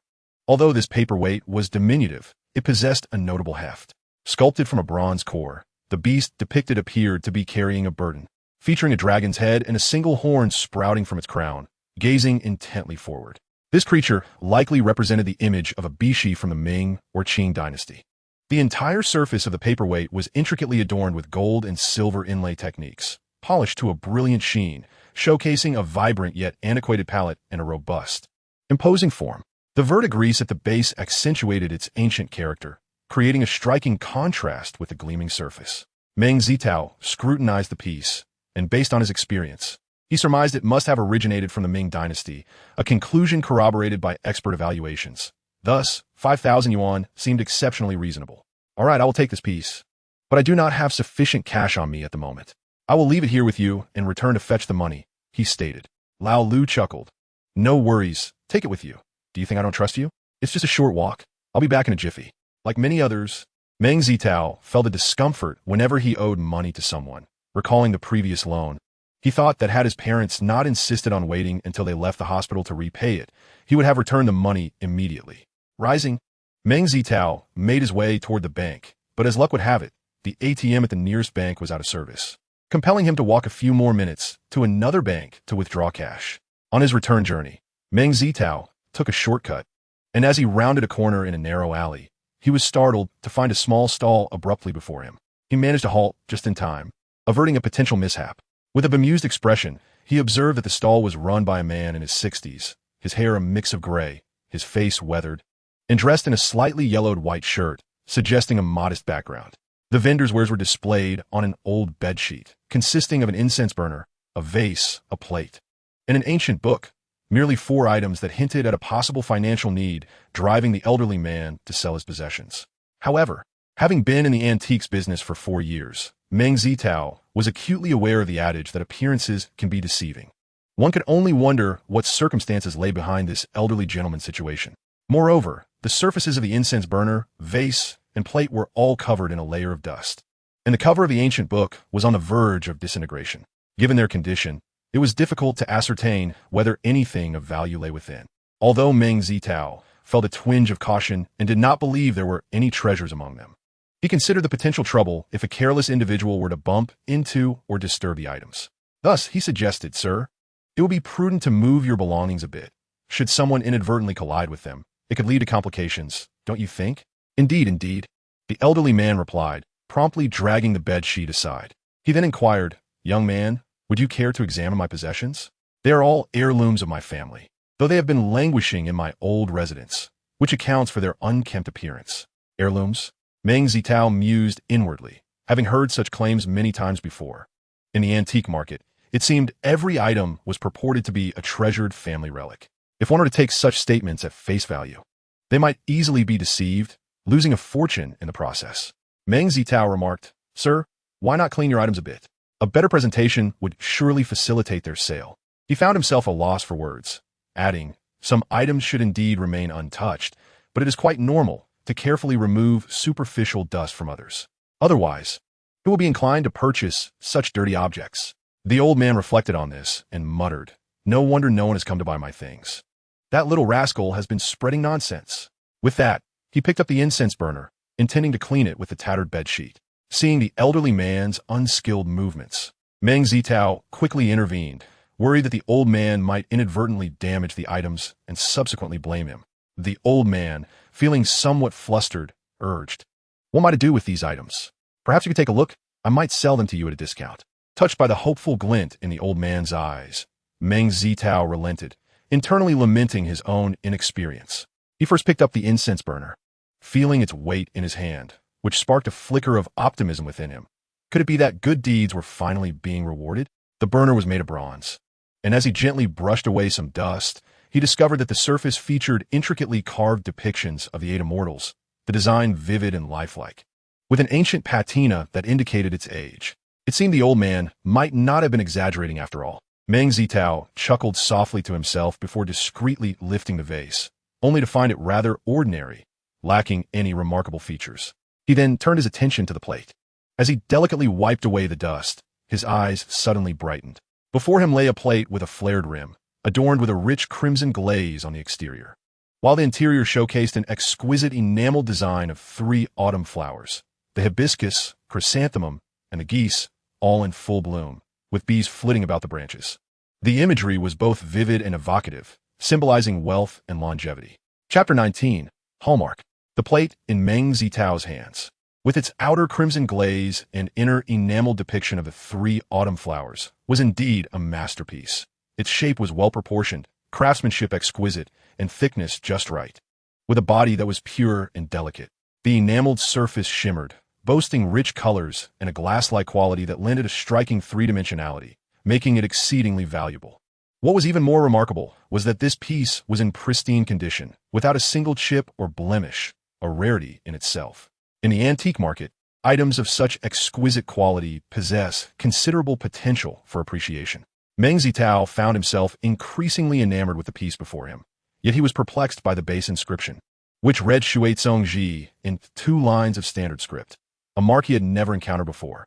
He was aware that during the Ming and Qing dynasties, porcelain often bore hallmarks, which were engraved or stamped on custom-made pieces, showcasing the name of the workshop, studio, or the era. Such inscriptions encompassed various themes, including pavilions, halls, and residences, enjoyed by individuals ranging from emperors and nobles to skilled artisans. Moreover, they also included esteemed officials and cultured scholars. Consequently, the variety of hallmarks was extensive. And given that Meng Zitao was merely beginning his journey into the realm of porcelain appraisal, his understanding of such marks remained superficial. He was only familiar with the Daizai hallmark, renowned for its association with the porcelain produced for Empress Dowager Cixi during the Qing dynasty. Naturally, based on the craftsmanship of the plate, Meng Zitao surmised it was certainly the work of a distinguished artisan, possibly even from an imperial kiln. Analyzing its body and glaze, it bore striking resemblance to the imperial wares of the Qianlong era. However, the crux of his dilemma lay in not knowing the specific hallmark, which rendered him unable to ascertain an accurate value, a fact that caused him some disquiet. At this moment, noticing Meng Zitao's silence while he examined the items, the elderly man felt a twinge of impatience and inquired, "Young man, are you interested in these items?" Meng Zitao nodded in affirmation and turned to ask, "What is your asking price for these pieces?" The elder, having presumably contemplated the price beforehand, gestured with his fingers. "For these 4 items, the total is 10,000 yuan. Considering the incense burner and the plate in Meng Zitao's possession, 10,000 yuan seemed reasonable. However, it was rare in the antique market for items to be priced straightforwardly. Thus, Meng Zitao instinctively replied, "That price seems a bit steep." The elderly man shook his head, stating, "My father mentioned that he had these since his youth. After all this time, 10,000 yuan is no longer exorbitant. Were it not for needing to cover my granddaughter's tuition, I would not be parting with them." With that, he added, "You should have taken better care of them." Meng Zitao silently mused, then utilized his extraordinary ability, discovering that the plate was imbued with a significant amount of spiritual energy, likely worth nearly 100,000. Now, he could confirm that the elder's words rang true. If he were to negotiate further, his conscience would weigh heavily upon him. Thus, he had no reason to refuse. He nodded and said, "Very well, I shall accept the price, but I do not have that amount of cash on hand. Shall we go to the bank together?" "Certainly," the elder replied with a nod. At that moment, another elder nearby interjected, "Young man, here's my number. Perhaps you could contact me later if it's convenient." He produced a piece of paper from his pocket, scribbled a phone number, and handed it to Meng Zitao. Recognizing that the elder had taken an interest in the plate, Meng Zitao accepted the paper graciously. As he accompanied the elder to the bank, he couldn't help but wonder where this old man had come from, as he had never seen him before. It seems familiar, but who could it be? Along the way, Meng Zitao pondered deeply, yet he could not recall the identity of the elderly man. Finally, he shook his head and decided not to dwell on it. If fate permitted, they would surely meet again. Having passed the 8:30 mark, the bank commenced its operations. Within a few minutes, Meng Zitao withdrew his funds and completed the transaction with the old man, hastily making his way to the antique street. First, he visited Lao Lu and handed over the payment for the paperweight he had just acquired. He mused to himself about how fortunate he was to have encountered such a stroke of luck, crediting Lao Lu for the serendipitous event.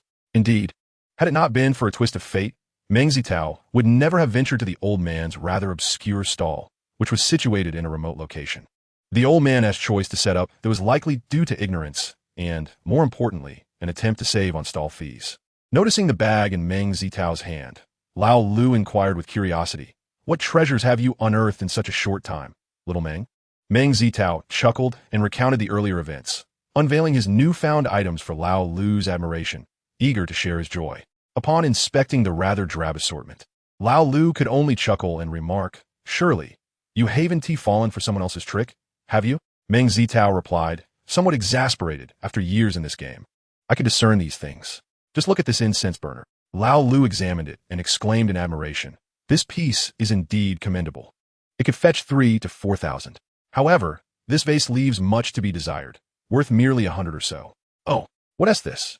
Lao Lu paused, gazing at the plate in his hand, while Meng Zitao smiled and said, "This is quite a find, though I confess I have no recollection of this particular maker." "Indeed, it seems you've struck gold." Lao Lu assessed the plate with keen interest, adding, "However, I must admit, I have yet to encounter such work from this maker. If memory serves me correctly, it could be from either the Qianlong or Jiaqing period." Meng Zitao responded, "I was planning to seek advice from Uncle Wang. Yet, based on the craftsmanship, I suspect it is likely from the Qianlong era." "Uncle Wang?" Lao Lu quickly realized that Meng Zitao referred to Wang Zhishuan. Vendors like them, mostly self-taught, often yearn for the opportunity to learn from master. Such opportunities were rare, and seeing Meng Zitao establish a connection with Wang Zhishuan stirred a hint of envy within him. The fact that Meng Zitao could associate with Wang Zhishuan undoubtedly elevated his standing in Lao Lu's eyes.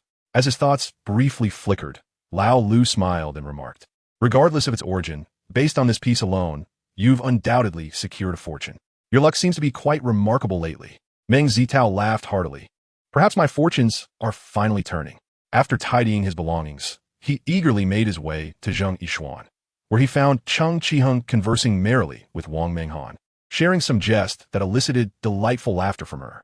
Aware of Cheng Qiheng's affections for Wang Menghan, Meng Zitao was not surprised. Noticing the absence of Wang Zhishuan, he inquired, "Has Uncle Wang not come today?"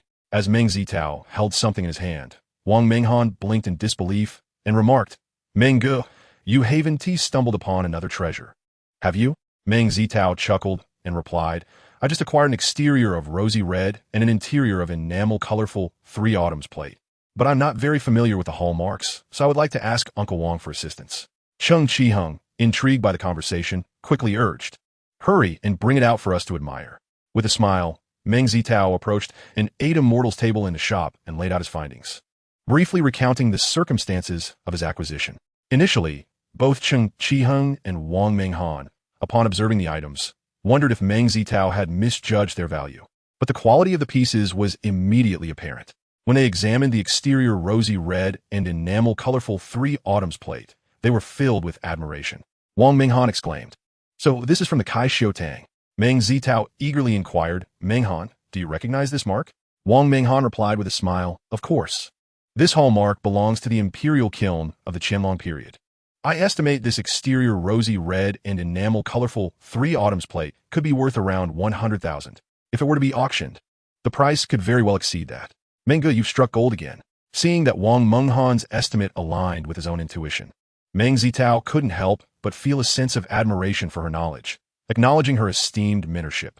Cheng Qiheng, with a grin, remarked, "I heard you recently won over 100,000. Today you found another gem. Your luck is truly remarkable." Just then, the voice of Wang Zhishuan interrupted their conversation. Following the sound, they turned to see Wang Zhishuan entering with an elderly gentleman. To Meng Zitao's surprise, this elder was the same person who had stood beside him earlier and had even given him his phone number. What astonished him further was the evident respect Cheng Qiheng exhibited towards this elder, imbued with a hint of reverence. Chapter 20. Zheng Anji. Meng Zitao found it puzzling. Given Wang Zhishuan's accomplishments and stature in the antique world of Ling City, it seemed unlikely there would be anyone within the local antique community whom he would hold in such esteem. Perhaps it was a venerable figure from another region, but it was hard to believe Wang Zhishuan would be in awe of someone from a different profession. With a sense of curiosity regarding Wang Zhishuan's demeanor and a nagging familiarity with the elder, Meng Zitao fell into deep contemplation. As Wang Zhishuan entered with the elder, both Wang Menghan and Cheng Qiheng displayed expressions of excitement. Wang Zhishuan curiously asked, "Zheng Lao, when did you meet young Meng?" "Tang Lao." A flash of realization struck Meng Zitao as he finally recognized the elder as Zheng Anji, a heavyweight figure in the antique collection realm. Zheng Anji is a renowned expert in artifact appraisal and collection, dedicated to the study of porcelain, having served in various important cultural heritage departments in the country and enjoying special state allowances. However, Zheng Anji has been living in seclusion for more than a decade, rarely appearing before the public eye.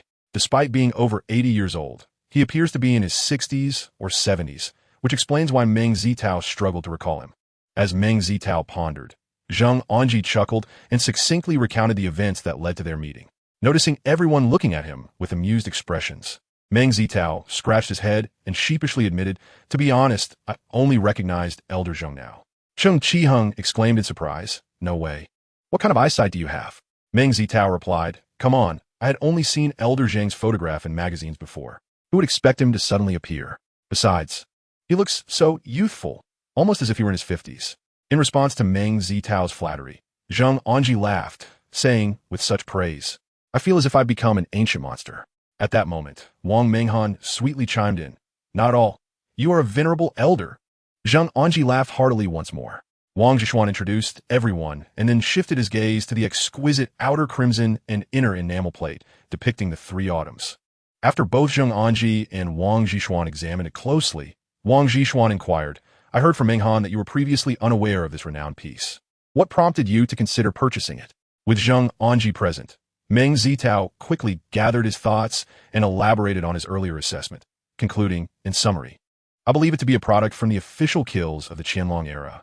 Even if I am mistaken, considering the performance of this plate, I doubt I would incur significant losses, especially with that incense burner as well.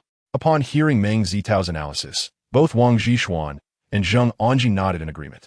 Zheng Anji remarked with a smile, Xiao Meng, your reasoning is indeed sound. However, you must understand that the techniques for imitation have advanced remarkably in recent years. With today's technology, it is entirely possible to achieve such a level of craftsmanship. Therefore, if one is not familiar with the markings, it is generally advisable to refrain from making a purchase. Surprised by Zheng Anji's words, Wang Zhishuan asked Elder Zheng, is it true that there are techniques now that can replicate such items to the point of being indistinguishable from a genuine article? Zheng Anji sighed indeed. Just the other day, a Hao presented me with a pair of powder-painted bowls marked from the Qianlong reign, made with such precision that I only discerned their true nature under a magnifying glass. Hearing this, the others were visibly astonished. If even a master like Zheng Anji could nearly be deceived, what would become of the average collector? Nonetheless, Meng Zitao, though startled, felt a sense of ease, as he possessed an extraordinary ability for discerning treasures. Observing the worry etched on everyone's faces, Zheng Anji reassured them.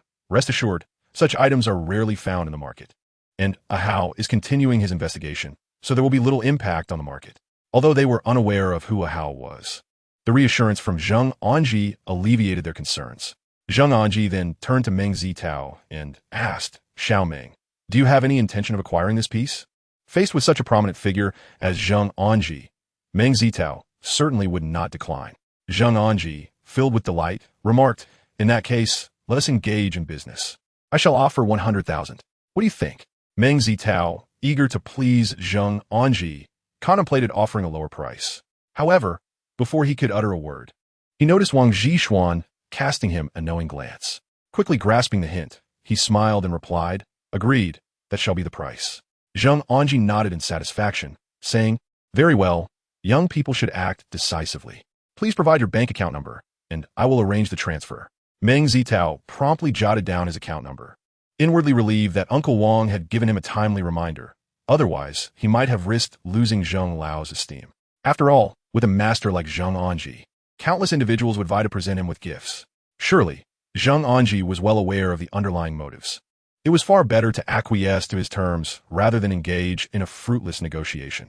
As the transfer was underway, Wang Zhishuan stepped into an inner room to retrieve something, and shortly thereafter, he and Zheng Anji prepared to leave. Before departing, Zheng Anji cheerfully invited Meng Zitao to visit him at his home. Meng Zitao was momentarily taken aback, but promptly agreed. Once Zheng Anji and Wang Zhishuan had walked away, Cheng Qiheng turned to Meng Zitao and said fiercely, now speak. What transpired just now? Why did Zheng Lao invite you to his residence? Wang Menghan nodded in agreement. Indeed, you must reveal the truth. Meng Zitao sighed with a wry smile. I have already stated everything. I genuinely do not know why Zheng Lao would extend such an invitation to me. Everything you've said? So, there are things you have yet to disclose. Cheng Qiheng chuckled ominously. Meng Zitao, feeling helpless, shrugged, well, believe what you wish. Though he knew Meng Zitao was not one to fabricate stories, Cheng Qiheng could not suppress his jealousy of Zheng Anji's invitation, exclaiming, I cannot fathom how your luck can be this extraordinary. No way. You must treat us to lunch today. Meng Zitao raised his hand. Of course, I shall treat you. How about old Zhang's private kitchen? Cheng Qiheng grinned mischievously. Excellent. We shall indulge in a lavish feast today. Despite Cheng Qiheng's incessant chatter about a sumptuous meal, when it came time to order, he only selected 2 dishes. Observing this, Meng Zitao decided to let everyone choose 2 dishes each, totaling 8 dishes for the 4 of them, including Lao Lu. During the meal, upon learning that the plate had sold for 100,000 and that he had received an invitation from Zheng Anji, Lao Lu, filled with envy, jokingly remarked whether Meng Zitao was indeed favored by fortune. Lao Lu continued, speaking of which, such universally acknowledged masters possess impeccable character, unlike some so-called experts today, who, for personal gain, engage in unscrupulous acts. Meng Zitao nodded in agreement, noting that over the years, Zheng Anji had donated cultural relics worth several hundred million. Moreover, some of these artifacts have been donated long ago, and if assessed at current market value, they could be worth at least 2 to 3 billion. Such a substantial fortune. How many individuals could part with it? After several rounds of drinks and various dishes savored, as Lao Lu recounted an amusing tale about antiques. His phone suddenly rang. Glancing at the number, he excused himself from the table and stepped out of the private room to answer the call. After a brief moment, Lao Lu walked in again, smiling as he addressed everyone. "Do you have time tomorrow?" Meng Zitao inquired. "What is the matter?" "We're going to explore an old residence." Lao Lu replied with a grin. As a vendor of his kind, Lao Lu naturally engaged in various intermediary tasks. Lifting the cord is a term used in the antique trade, referring to the role of a broker who relies on their extensive information and vast connections to facilitate transactions. There is also a colloquial expression in the industry known as moving bricks. The reason antiques are likened to bricks is merely to maintain a semblance of discretion. Furthermore, another term prevalent in the antique realm is qiangzhua, which bears similarities to lifting the cord but involves handling someone else's goods for business, with the option to return unsold items. Thus, there are distinctions between the two. As intermediaries, those who lift the cord earn commissions, typically with the seller contributing 3 parts and the buyer 2, commonly referred to as 3 for the seller, 2 for the buyer. Of course, this commission is negotiable. Upon hearing about the exploration of the old residence, Meng Zitao felt an exhilarating surge of excitement. Having been in the antique business for 4 years, he had frequently heard of this term and tales of others unearthing splendid treasures. However, lacking connections and financial means, he had never had the opportunity to partake. Now, with a chance at hand, Meng Zitao readily agreed. Cheng Qiheng and Wang Menghan also expressed their keen interest, both having no prior commitment for the next day, and they too consented. Chapter 21. The Fist Manual. Upon returning home, Meng Zitao eagerly shared the thrilling news of his fortunate find with his parents over the phone. Initially, Meng Shuyang and his wife had harbored concerns regarding their son's resignation, fearing for his future. Yet, since Meng Zitao was resolute in his decision, they outwardly supported him. Upon hearing this news, while their apprehensions had not entirely dissipated, they felt considerably reassured. The first instance could be attributed to luck, but the second and third suggested that Meng Zitao possessed some skill. Given this, what reason had they to continue their reservations? Once home, Meng Zitao carefully stored away the incense burner and other items. Noticing a lull in activities, he picked up the obscure Tai Chi manual to peruse. As previously mentioned, this manual was in less than pristine condition, with the paper marred by insect bites and water stains. Fortunately, as it primarily consisted of illustrations depicting various stances, the damage was not overly detrimental.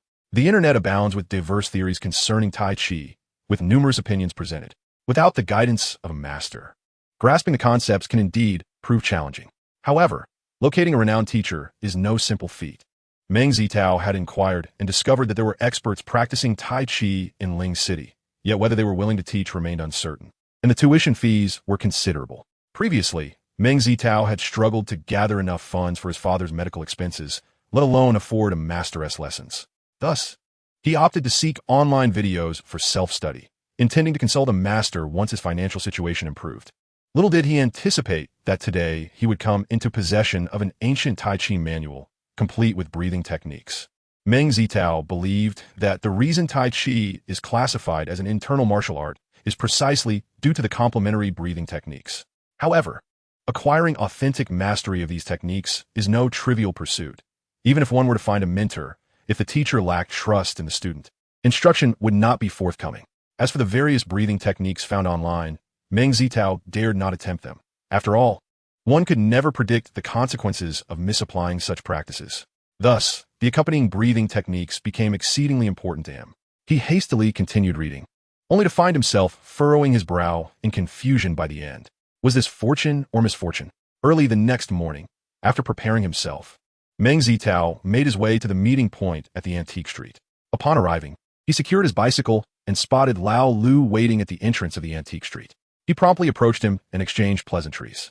Before long, Cheng Qiheng and Wang Menghan also arrived.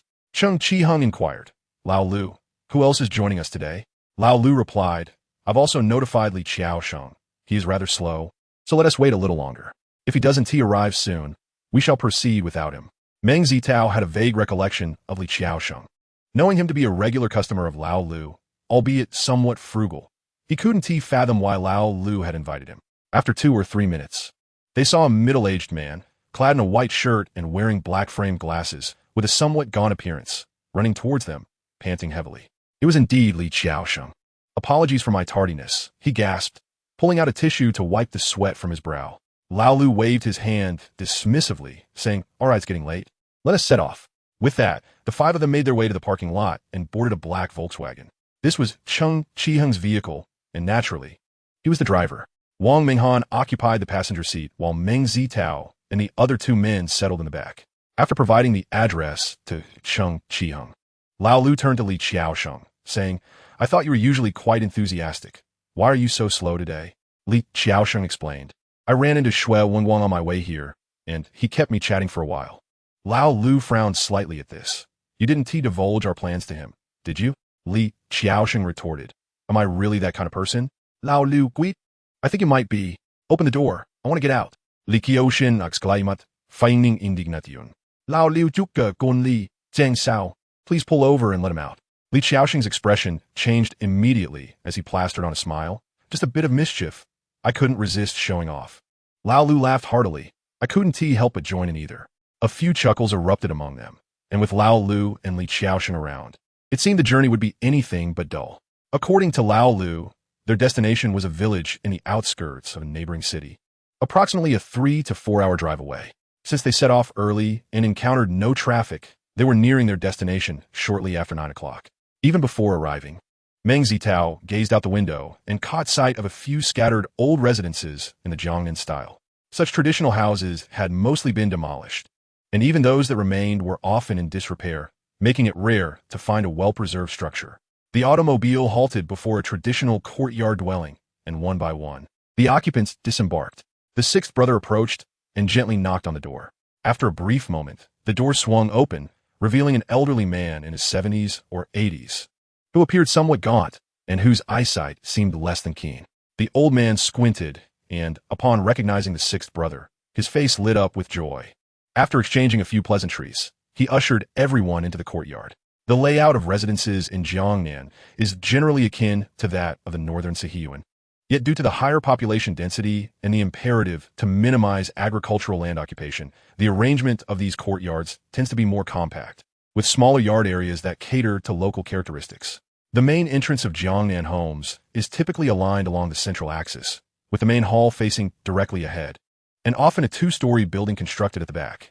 The small courtyard, encircled by 4 adjoining rooms, is commonly referred to as a tianjing, serving solely for illumination and drainage.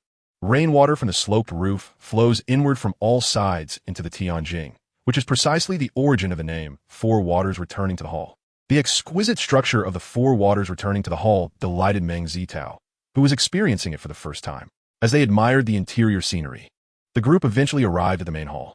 After inviting everyone to take a seat, the old man began pouring tea from pre-prepared cups. However, considering his impaired vision, the sixth brother took the initiative to serve the tea. The old man, surnamed Chao, addressed the group. "I assume the sixth brother has briefed you on the situation?" Gao, a remarkable individual, had taught himself the intricacies of the stock market during the 1990s, multiplying his pension savings several times over, a sum that would last him a lifetime. Following the passing of his wife in the early 2000s, feeling the pangs of solitude, he fortuitously discovered the world of antiques. This newfound passion quickly spiraled out of control, leading him to amass a considerable collection, including many exquisite pieces. Had it not been for a sudden eye ailment, he might still be an active participant in the antique market today. Aside from his eyesight, Chao harbored another concern, the plight of his youngest son. Born when Chao was in his 40s, this late-in-life child was cherished dearly, yet inevitably developed some undesirable habits, causing much distress to his parents.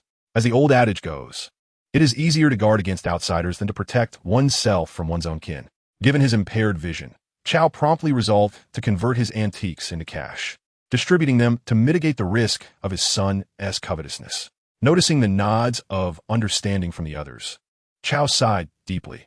"I cannot fathom what sin I committed to have spawned such an unfilial son." Meng Zitao mused silently. "Is it not the result of your own indulgence? Overindulgence in children often leads to a myriad of issues. I must learn from this." He chuckled inwardly. "I don't even have a girlfriend. Why am I contemplating this?" Just as he was lost in thought, Chao rose and declared, "Come, let's take a look at my collection. If the price is right, you may take whatever you wish to prevent that rascal from getting his hands on it." At that moment, a woman in her 50s entered, carrying a basket of vegetables. Upon inquiry, they learned she was a servant hired by Chao. "Mr. Chao, wealthy yet with poor eyesight, found it quite unusual not to hire help. Meng Zitao had initially felt a twinge of curiosity, only to discover that Mr. Chow had gone out to buy groceries. A group of people followed Mr. Chow into an adjacent room, where they were greeted by an immaculate space, suggesting that it was regularly maintained. This clearly indicated Mr. Chow's passion for antiques. Noticing a fleeting expression of melancholy on Mr. Chow's face, Meng Zitao pondered that had it not been for his son's reckless behavior, perhaps these treasures would never leave Mr. Chow's possession, even in death. Chapter 22. The Official Hat Chair. Despite his reluctance, Mr. Chow understood that given his family's circumstances, his meticulously collected antiques would ultimately end up in someone else's hands. Resolutely, he declared, "All my possessions are here. Please take a look." With that, he settled into a chair by the door. The others nodded in agreement and dispersed towards items that piqued their interest. Meng Zitao approached a wooden sculpture. Unfortunately, due to Mr. Chow's particular interests, the room contained few artifacts, and as it was located near Cheng Qiheng, Meng Zitao opted to let Cheng Qiheng examine it first. The statue depicted a fierce warrior, brows furrowed and eyes glaring, sword at the ready. The figure donned a helmet with ear guards and wore shoulder armor, with a beastly face carved at the joint. The armor included a protective breastplate, enhancing its defensive capabilities, while the lower garment was notably short. This style of attire was indicative of the Song dynasty. Additionally, traces of paint adorned the surface of the warrior statue, although most had faded over time, leaving only the hilt of the sword intact. Meng Zitao scrutinized the statue, cross-referencing it with information in his mind to ascertain its authenticity and age. He typically relied on his keen observation before employing his abilities, as while those powers were convenient and precise, they felt like a serendipitous gift from the heavens. Their origins unknown, he harbored a concern that one day they might vanish. This sense of urgency fueled his desire to hone his observational skills and elevate his appraisal expertise. He aspired to reach a level akin to Wang Zhishuan's, so that even without his powers, he could thrive in the world of antiques. After observing for 3 to 5 minutes, Meng Zitao utilized his abilities and nodded discreetly, confirming that the statue was indeed from the Song dynasty, with a value close to his estimation of around 30,000. Surrounding the warrior statue were pieces of furniture, all crafted from softwood. A glance around revealed that these were all softwood items. In the furniture market, most are familiar with the terms softwood and hardwood, yet many remain perplexed about their distinctions. Like Meng Zitao, prior to his engagement with antiques, he too had been unaware of how to differentiate between the two types of furniture. In truth, the classification of softwood and hardwood is not solely based on the material's hardness. A significant portion of softwood furniture can also be quite sturdy. But why is this classification made? Indeed, cork in scientific terms encompasses various types of wood, such as camphor wood, beech, cypress, and walnut, each corresponding to its respective tree. For instance, camphor wood is derived from the camphor tree, while beechwood comes from the beech tree, and so forth. Conversely, hardwood is a literary designation, including varieties such as rosewood, wongwali, mahogany, chicken wing wood, ironwood, and ebony, none of which are officially named as ironwood or ebony trees. To clarify, this pertains to scientific nomenclature. For example, the scientific name for wongwali is Dalbergia odorifera. The rationale behind this distinction is rather simple. In our country, softwood furniture is predominantly sourced from indigenous trees, making their names widely recognized. In contrast, hardwoods, with the exception of wongwali from Hainan province, are primarily imported. Consequently, when ancient people encountered these foreign timbers, having only seen their trunks and not their complete forms, they lacked fixed names, thus assigning them more poetic titles. Such literary names are often quite melodious. For instance, the term rosewood symbolizes the auspicious arrival of purple energy from the east. Over time, a vernacular emerged, designating imported timber as hardwood and locally sourced wood as firewood, which later evolved to be referred to as softwood. Reflecting on this elucidation of softwood and hardwood, Meng Zitao pondered whether the higher price of hardwoods might echo the adage, "The foreign monk recites better scriptures." Setting this thought aside, he began to examine the softwood furniture before him, deeming it a reasonable choice since it was within his financial reach. However, he felt somewhat disheartened by the fact that the furniture offered by Mr. Chow was rather ordinary and lacked aesthetic appeal.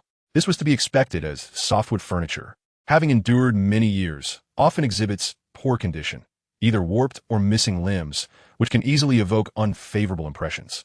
Thus, it is entirely understandable that hardwood furniture is more sought after than its softwood counterparts.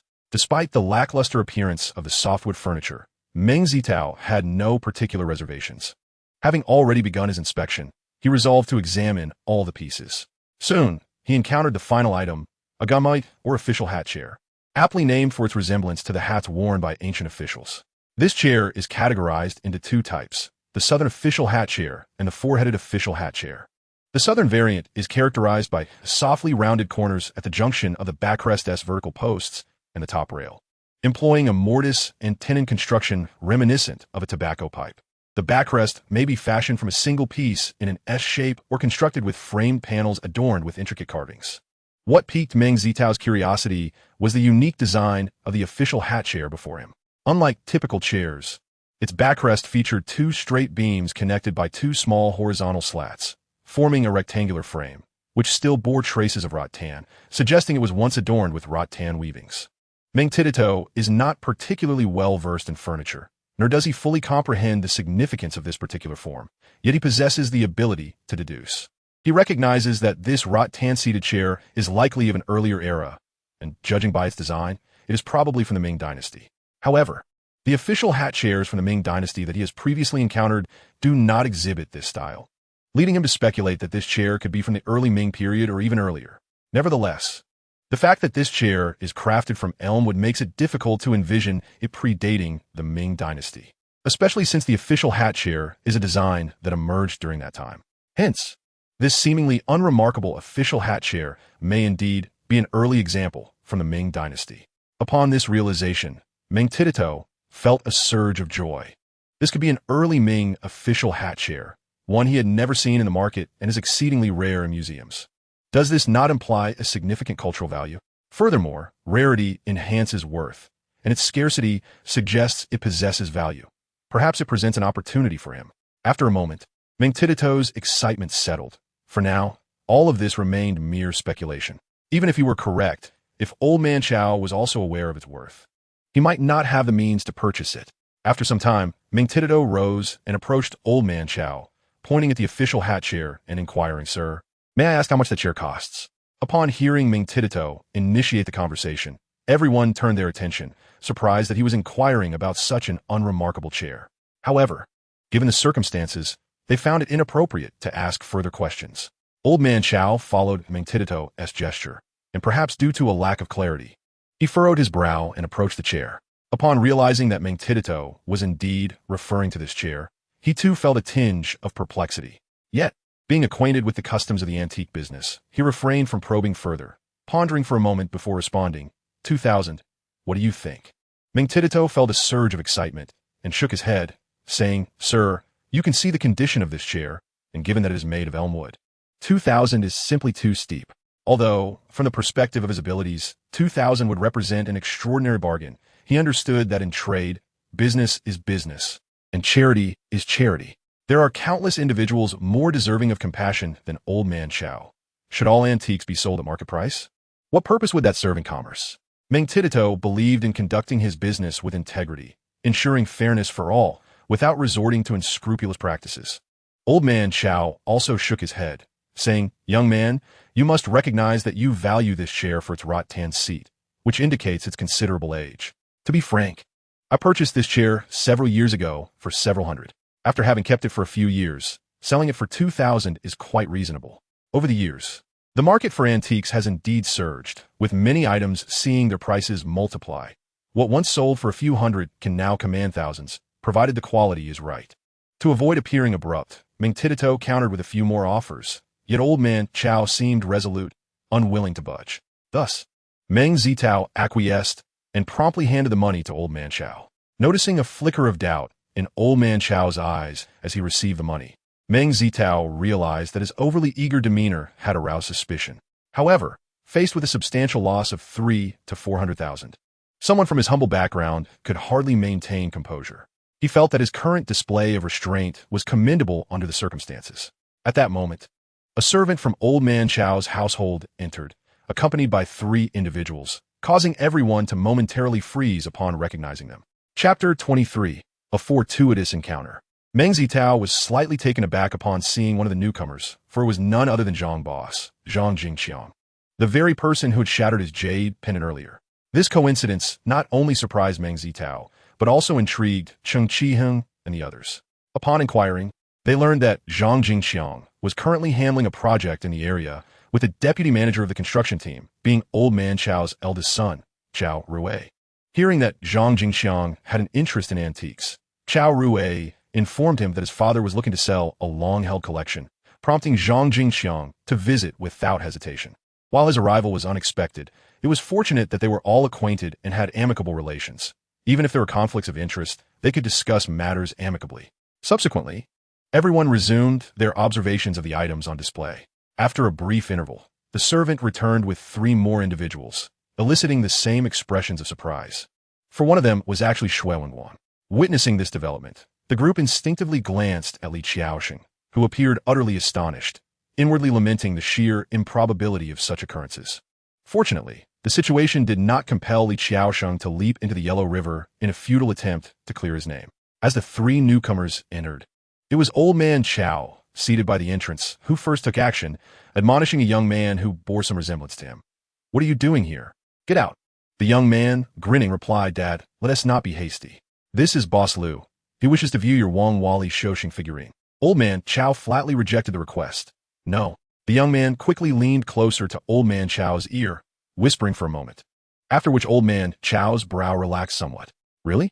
Old Man Chao's tone held a hint of disbelief. "Indeed, or may I be struck by lightning?" The young man swore, raising his hand. After a moment's contemplation, Old Man Chao said, "I will grant you this one opportunity, but I can only allow the highest bidder, and it is only for that one item. Do you all agree?" Shui Wenguang, noticing Meng Zitao and the others, silently cursed his luck. Upon hearing Old Man Chao's stipulation, he turned to a middle-aged man beside him, who was elegantly dressed and bore an air of arrogance. The middle-aged man frowned momentarily before nodding in agreement. Subsequently, Old Man Chao rose, offering an apology to Meng Zitao and the others, stating that each of them would receive a discount on one item purchased today. Since Old Man Chao was willing to extend this courtesy, there were no objections among the group. After all, even without the discount, what could they do?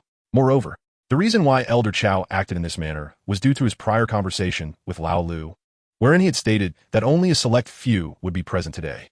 Although Zhang Jingxiang, who was brought by his eldest son, was accepted as a friend, the arrival of his youngest son with additional guests, particularly one who explicitly requested the auspicious longevity statue, compelled him to respond with a gesture of goodwill. As the middle-aged man's focus was directed towards the longevity sculpture, all eyes shifted in that direction, revealing that the statue was presently in Zhang Jingxiang's possession. The statue, meticulously carved from a single piece of naturally shaped wood, appeared to be made from exquisite Hainan Wang Wali.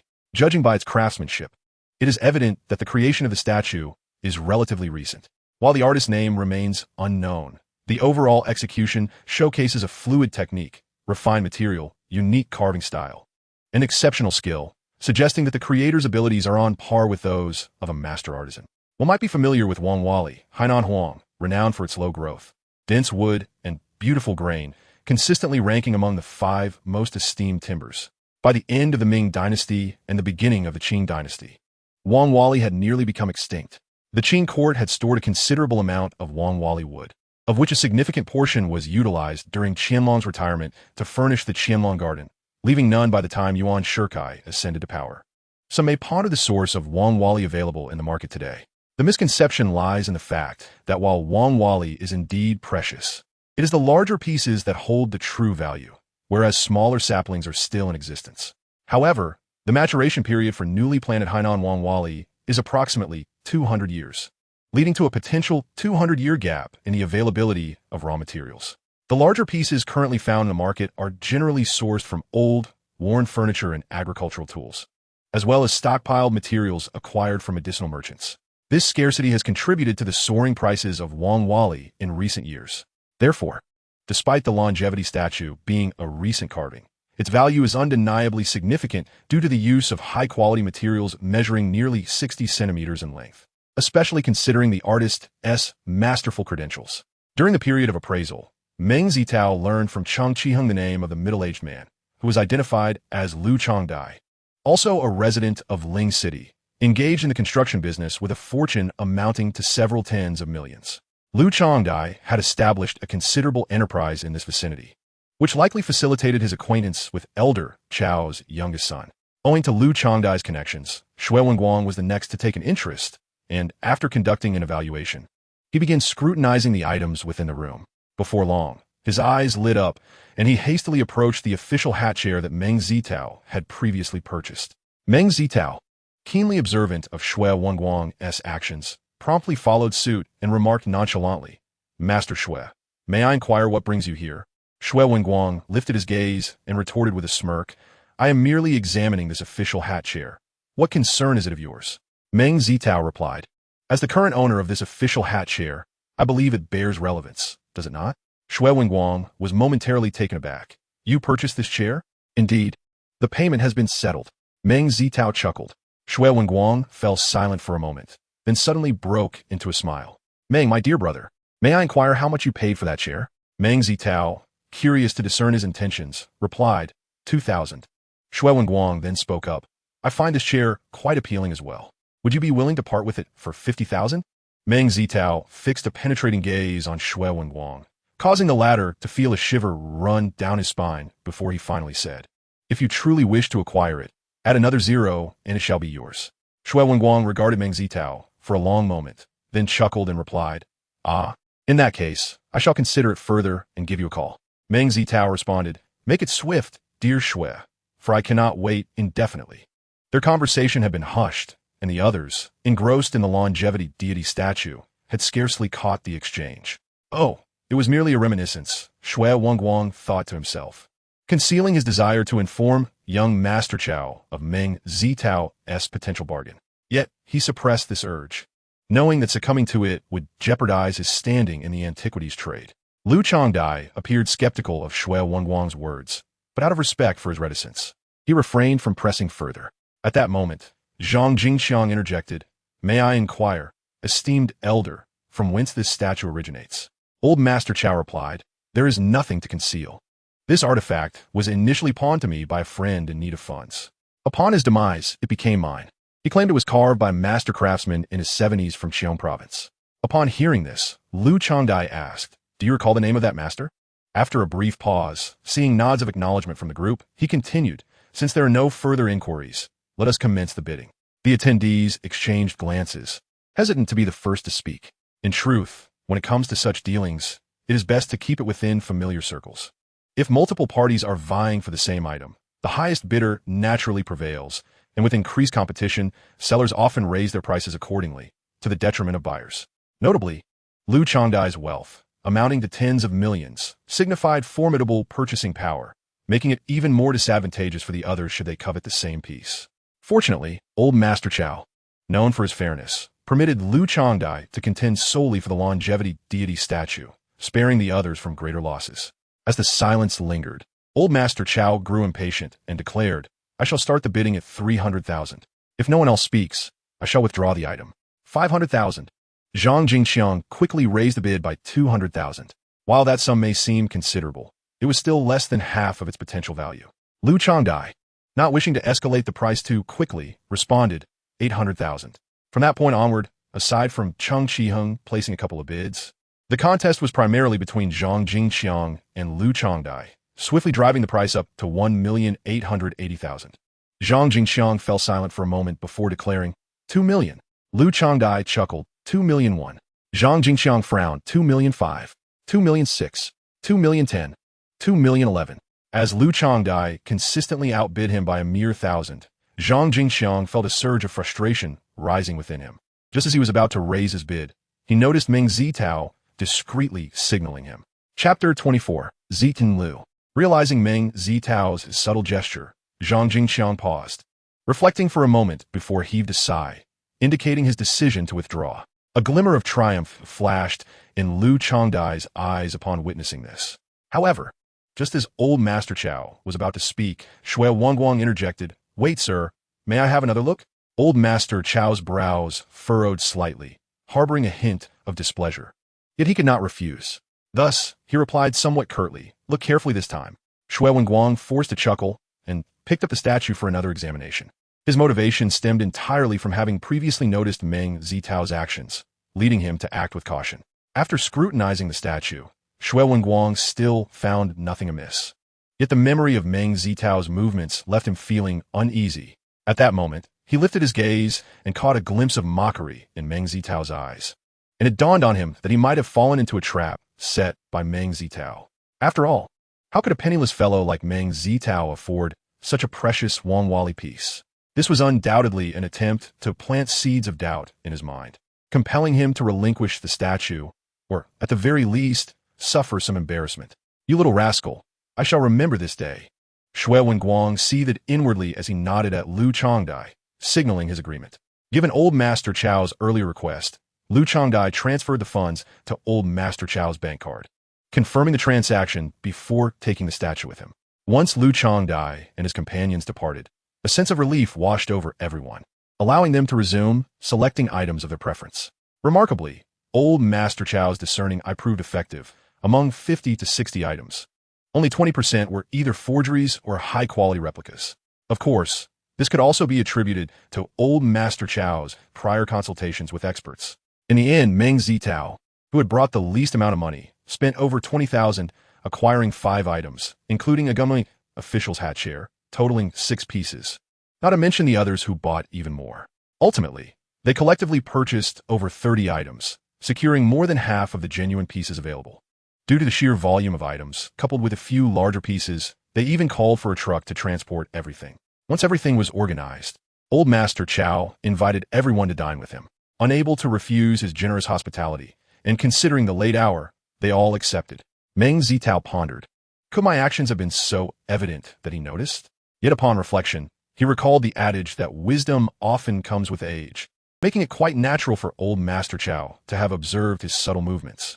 After some thought, he concluded that since Old Master Chao had inquired, and with the buyers absent, there was no harm in speaking up. Thus he said, "Sir, I hope you will excuse my earlier remarks." Old Master Chao chuckled and said, "What is there to worry about? Please go ahead." Meng Zitao replied, "I find that statue somewhat unconvincing. In the realm of antiques, one must be mindful of the shopkeeper's reputation. Thus, even upon discerning discrepancies, one would merely express uncertainty with phrases such as not quite right or there seems to be something amiss." Although they had anticipated Meng Zitao's response, it still piqued their curiosity. Zhang Jingxiang could not restrain his curiosity and asked, "Xiao Meng, why do you hold such an opinion?" Meng Zitao responded, "If I am not mistaken, that is not Wangwali at all. It is actually a type of wood known as Zitan Lu." "Zitan Lu? What is that?" Zhang Jingxiang inquired. "Xiao Meng, you cannot possibly be referring to Zitan nodule, can you?" Noticing the perplexed expressions on everyone's faces, Meng Zitao clarified, "No, I am indeed referring to Zitan Lu. It is a relatively new type of wood, with heartwood that exhibits deep red to purplish hues, while the sapwood is white. The grain is very dense, often twisted, and upon closer inspection, it displays a scale-like satin finish with inconspicuous brown eyes, resembling Wangwali to some extent. When the raw wood has its white bark removed, Zitan Lu with good grain bears a striking resemblance to Wangwali, and it can even surpass the eyes and patterns of Haiwan. Some exceptional pieces of Zitan Lu, once crafted and polished, can be so deceptive as to pass for genuine." Cheng Qiheng expressed disbelief. "Such wood truly exists?" "Xiao Meng, how did you come to know of it?" Zhang Jingxiang interjected, "No way. If that is the case, it won't be long before the market is flooded with Zitan Lu imitations of Wangwali, right?" Meng Zitao nodded. "That is indeed a possibility. However, there is no need for excessive concern. I have researched online and consulted friends. Genuine Zitan Lu that closely resembles Wangwali is exceedingly rare, and Zitan Lu with solid trunks is even more uncommon, typically only suitable for small items like prayer beads. Moreover, there are numerous differences between Zitan Lu and true Wangwali." Wang Minghan urged, "Please do elaborate." Meng Zitao responded, "Firstly, consider the weight. Zitan Lu is considerably dense, and one can ascertain this upon handling it. Additionally, Zitan Lu sinks immediately upon contact with water." Upon hearing this, Lao Lu remarked, "Xiao Meng, that seems off. The statue we examined earlier didn't seem particularly heavy." Meng Zitao smiled and replied, "You may not have noticed, but that statue is hollow and has undergone some treatment at the base. Unfortunately, if the item were here, it would all be much clearer." Cheng Qiheng pondered for a moment and said, "Now that you mention it, I do recall that the base seemed somewhat unnatural and did not quite coordinate with the surrounding area." Old Master Chao furrowed his brow and stated, I have examined that statue at least several dozen times and have never perceived anything unnatural. Furthermore, if it has been treated, how could it match Wang Wali so closely? Old Master Chow appeared somewhat dazed and remarked, while such a technique is indeed feasible, these individuals seem to go to great lengths. Lao Lu chuckled, well, what can one say? It is all in the pursuit of profit. Meng Zitao mused silently that while the pursuit of wealth is understandable, some individuals today seem willing to forsake their integrity for it. At the urging of the others, Meng Zitao continued beyond weight. There are also significant differences in the brown eyes of the two woods. Specifically, Zitan Lu has very small, or even non-existent, brown eyes. In addition to the exquisite quality of Wang Wali wood, there are also some pieces with brown eyes. One might wonder, did you not notice many brown eyes earlier? Furthermore, Wang Wali possesses a rich oil content and stable wood properties, which generally prevents the surface from developing shallow cracks due to drying. In contrast, Zitan Liu, lacking sufficient oil and exhibiting unstable wood properties, tends to dry out over time, resulting in numerous superficial cracks on its surface. Regarding color, Zitan Liu is characterized by deep, murky hue with a cooler tone and a scattered distribution of color, while Wang Wali boasts a clean, bright, and stable color base. Although this distinction may become less apparent due to techniques such as sanding and polishing, it is still discernible upon closer inspection. Moreover, the differences in grain patterns are significant. Zitan Liu's grain appears rigid, with coarse fibers and a generally chaotic pattern. Its primary grain, densely composed of shades of purple-black, reddish-brown, and pale yellow, is unevenly distributed and lacks clarity, dynamism, and depth, failing to exude the aesthetic appeal that Wang Wali embodies.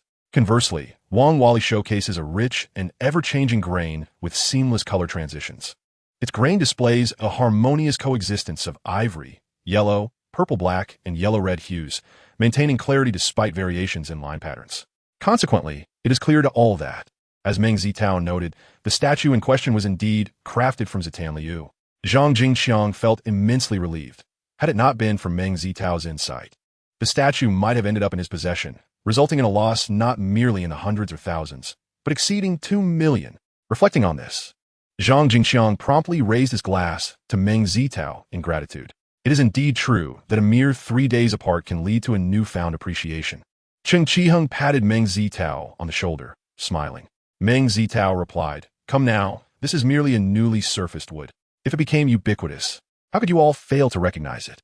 If such Zitan Liu were readily available and everyone was familiar with it, mistakes would be rare, especially for someone as discerning as Shui Wenwang. Chapter 25, Concerns. As he watched 3 cars depart in succession from the entrance, Chao Rui's face reflected worry as he said, Dad, I've heard that Boss Liu has a rather small mind and a somewhat treacherous personality. Do you think we should? Before he could finish, old Chao waved his hand, interrupting his son's words. There's no need for that. In the antiques business, there's no such thing as returns. Besides, I had no knowledge of any issues with this item. Even if we went to court, he can't expect a return. Furthermore, if he can return it, can I? Am I to keep this item indefinitely? Or do you wish to forego the money? Hearing his father's reasoning, Chao Rui found it quite sensible. There was no justification for him to incur losses. After all, this was not merely a matter of thousands or tens of thousands, but over 2 million, a sum he was reluctant to abandon. Moreover, he was acquainted with several wealthy individuals like Liu Changdai, some of whom he had good relations with. Should Liu Changdai truly seek trouble, he would have means to cope. Ultimately, it boiled down to the fact that Liu Changdai was not a local. Had he been, Chao Rui would have had to consider the situation more carefully. The conversation diverged into 2 threads. Cheng Qiheng, driving the car, inquired, Zitao, the official hat chair you purchased earlier must possess some significance, right? Meng Zitao chuckled. Did you not see it when I moved it to the car just now? Cheng Qiheng shook his head with a smile. Your eyes are remarkably sharp, and your hands are too swift. Otherwise, I would have certainly contended with you. Meng Zitao laughed heartily. I anticipated you would react this way. I wouldn't dare let you see it, and take action first. At this moment, Wang Minghan, an expert in porcelain but not well-versed in ancient furniture, listened to their exchange and curiously asked, what exactly is the provenance of that official hat chair? Is it truly a treasure? Cheng Qiheng responded regretfully, indeed, it is a treasure. The chair's design is quite unique, likely dating back to the early Ming dynasty. I believe it may be a relic from the Yongxian period, exceedingly rare in the country. I once encountered a similar piece while visiting an elder, but it was quite incomplete due to its age. Even so, He had paid over 10,000 for it 3 years ago. I estimate that Zitao's official hat share is now worth 4 to 500,000. Meng Zitao shook his head with a smile. That's not certain. Unless someone is particularly fond of it, 50,000 might be a stretch. Li Xiaosheng enviously remarked, have you considered how little you spent? Just 2,000. Even if it's worth 400,000, that is quite a windfall. Lao Lu, equally envious, chimed in total. Our earnings from this trip do not even match yours. Meng Zitao grinned and bowed slightly. It's merely luck, pure luck. Cheng Qiheng replied, come now. Once could be attributed to luck, twice perhaps as well, but to claim luck every time is rather implausible. Meng Zitao shrugged, what else can I say? You know, my previous luck was rather dismal. Perhaps it was merely building up to this moment. You're just rambling. Cheng Qiheng scoffed, then added, by the way, Shui Wenguang must have seen your official hat share too. What did you discuss? What else? He intended to take advantage of me. Meng Zitao sneered and recounted the earlier encounter succinctly. Upon hearing Meng Zitao's account, everyone was left speechless. Such behavior is indeed rare among ordinary individuals. Wang Menghan exclaimed in disbelief, no way. How can this person be so brazen as to act in such a manner? Cheng Qiheng chuckled derisively. What can't he do? Have you not heard that he once deceived a lonely elder for profit? Uncle Mei happened to witness it and scolded him. Yet he complained that Uncle Mei was meddling, nearly provoking Uncle Mei to report him for fraud. Since realizing Shui Wenguang's true character, Meng Zitao had learned of some of his past deeds through acquaintances, including the tales Cheng Qiheng recounted. This occurred over a decade ago when Shui Wenguang was a down-and-out antique dealer. By chance, he met the lonely elder Cheng mentioned, who was rumored to have savings exceeding 10,000, which piqued his interest. Since that time, he has consistently shown concern for the lonely elderly gentleman, frequently visiting to offer assistance in order to gain the old man's trust. When the moment seemed ripe, Shui Wenguang brought an antique to the elderly man's residence. Claiming a family emergency that necessitated immediate financial support, he proposed to pledge the antique as collateral, promising to return it with an additional 20% interest upon maturity. Just as the elderly man was poised to agree, the gentleman known as Uncle Mei, as mentioned by Cheng Qiheng, fortuitously arrived. Uncle Mei, whose real name is Mei Ziming, is a seasoned antique collector and could not possibly be oblivious to this ruse. It is worth noting that Mei Ziming's father was a close friend of the lonely elder, prompting regular visits every 2 to 3 weeks. This time, due to unforeseen circumstances, he had delayed his visit, only to stumble upon this debacle. Enraged, Mei Ziming chastised Shui Wenguang vehemently. Ultimately, as Cheng Qiheng had indicated, had it not been for Shui Wenguang's desperate pleas and the elderly man's momentary compassion for his plight, Shui Wenguang would have found himself in dire straits. Having learned from this experience, Shui Wenguang resolved never to engage in such deceitful actions again. Yet, as the old adage goes, while the landscape may change, one's inherent nature is difficult to alter. He merely shifted from overt to covert deception. Upon hearing of this incident, Meng Zitao felt a twinge of regret, realizing how he had previously been blinded by folly. Indeed, it echoed the sentiment of a poem. One cannot discern the true visage of Mount Lu while ensconced within its embrace. Returning to the antique market, it was already past 4 in the afternoon. The group unloaded their goods from the truck, placing them directly into Zhenjiaxuan. As for Lao Lu, although he had purchased only a few items, he still garnered a transportation fee from each individual, totaling over 20,000, comparable to several months' earnings from his street vendor endeavors. After his daughter briefly recounted the day's events, Wang Zhishuan promptly began appraising the official hat share. After a moment, he rose and, smiling at Meng Zitao, remarked, your luck is quite remarkable. This chair indeed dates back to the Yongxian period, possessing significant cultural value. How about I assist you in making a connection? Meng Zitao chuckled and replied, I would greatly appreciate your help, Uncle Wang. Please wait a moment. I will make a phone call, Wang Zhishuan responded, proceeding to contact a friend. Once he concluded the call, he smiled and said, please stay here for a while. He will arrive shortly. No problem. Meng Zitao nodded eagerly. Subsequently, Wang Zhishuan examined the other items once more, sharing his insights along the way. Meng Zitao attentively absorbed each word, recognizing that such experiential wisdom is rarely found in textbooks. Wang Zhishuan's contact, Ma Xingwei, is also a seasoned collector in Ling City, primarily focused on various antique furniture. It is said that his collection's estimated value exceeds 300 million, marking him as a prominent figure in the antique collecting community of Ling City. Upon his swift arrival, Ma Xingwei promptly appraised the official hat share and expressed great satisfaction, engaging Meng Zitao in negotiations. After some back and forth on the price, they ultimately settled at 450,000. Though it fell short of 500,000, Meng Zitao was thoroughly content with the outcome. Ma Xingwei was quite pleased with the price and handed Meng Zitao his personal business card, stating that should he come across any exquisite furniture in the future, he must contact him, as the price could be negotiated. Meng Zitao readily agreed, for this was the connection he had long coveted. Due to the fatigue from their journey, Meng Zitao and his companions merely enjoyed a simple dinner at the restaurant before parting ways. Before leaving, Chen Qiheng cautioned Meng Zitao to be wary of Shui Wenguang and Lu Changdai, expressing concern that they might seek trouble with Meng Zitao upon realizing something was amiss. Meng Zitao assured him he would be cautious.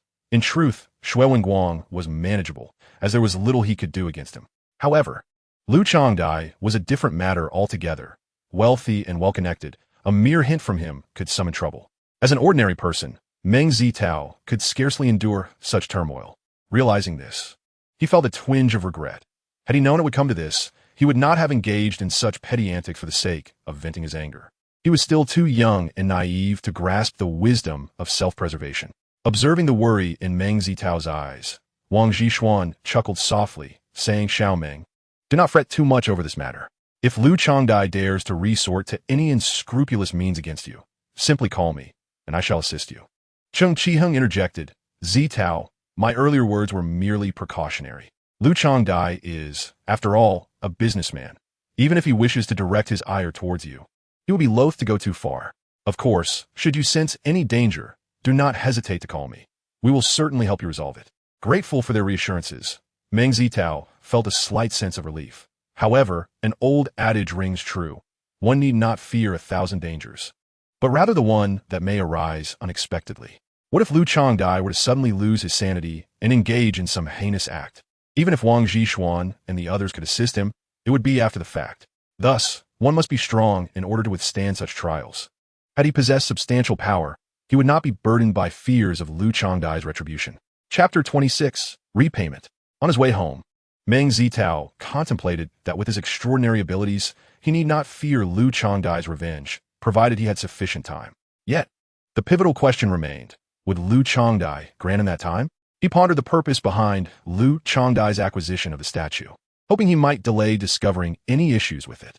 Nonetheless, Meng Zitao could not afford to remain idle. Since he could not reach a level that would instill fear in Lu Changdai in the short term, he resolved to enhance his martial prowess. He had acquired a book on ancient Tai Chi, which differed from contemporary forms. It offered both fitness and combat skills, though achieving mastery would not be a swift endeavor. Time was indeed the essence. With a deep sigh, Meng Zitao recognized that this incident had not only highlighted his own vulnerabilities, but also revealed his youthful naivety. In pursuit of immediate gratification, he had invited upon himself troubles he could scarcely resolve. However, now that events had unfolded, regret served no purpose. Moving forward, he vowed to learn from this experience, to think carefully before acting, and to ensure that such occurrences would not befall him again. In the following days, Meng Zitao dedicated a considerable amount of time each day to mastering the art of boxing, achieving remarkable results. He estimated that at this pace, he would fully grasp the techniques within a fortnight. However, a sense of dissatisfaction lingered, as he recognized that merely learning the techniques did not equate to being battle-ready. Such proficiency could not be attained overnight. Despite his eagerness, there was little he could do to hasten the process. After much contemplation, Meng Zitao resolved to alter his approach. While practicing Taijiquan was essential, dedicating an hour each day sufficed. His primary focus should remain on antiquities. On September 2nd, a Tuesday marked by clouds, Meng Zitao sighed contentedly at the comfort of home. "Ah, there's truly no place like home," he remarked. With a grin, he presented a bankbook to his father, stating, "Mom and Dad, this is for you." "What for?" Meng Shuliang inquired, curiosity piqued as he took the bankbook and opened it, his expression shifting to one of disbelief. "What is it?" Su Ping leaned in, her reaction mirroring her husband's astonishment. "Fortune smiled upon me," Meng Zitao chuckled, recounting the events of the previous week, when he had unearthed treasures from a property. "Here, take this 300,000. From now on, enjoy your well-deserved rest. You've worked hard for most of your lives. It's time to savor life." With the proceeds from selling the official hat chair, he had amassed over 500,000. He gifted his parents 300,000, reserving the remaining for opportunities to buy low and sell high, confident that with his abilities, he would soon gather enough to open an antique shop. Hearing their son's words, Meng Zitao and his wife felt a profound sense of pride. What more could they desire when their son had achieved such success? They exchanged glances, and Meng Zitao said, "Very well, we shall accept this money." Upon hearing this, Meng Zitao quickly interjected, "Dad, this money is for you to use as you wish, but please do not spend it on me.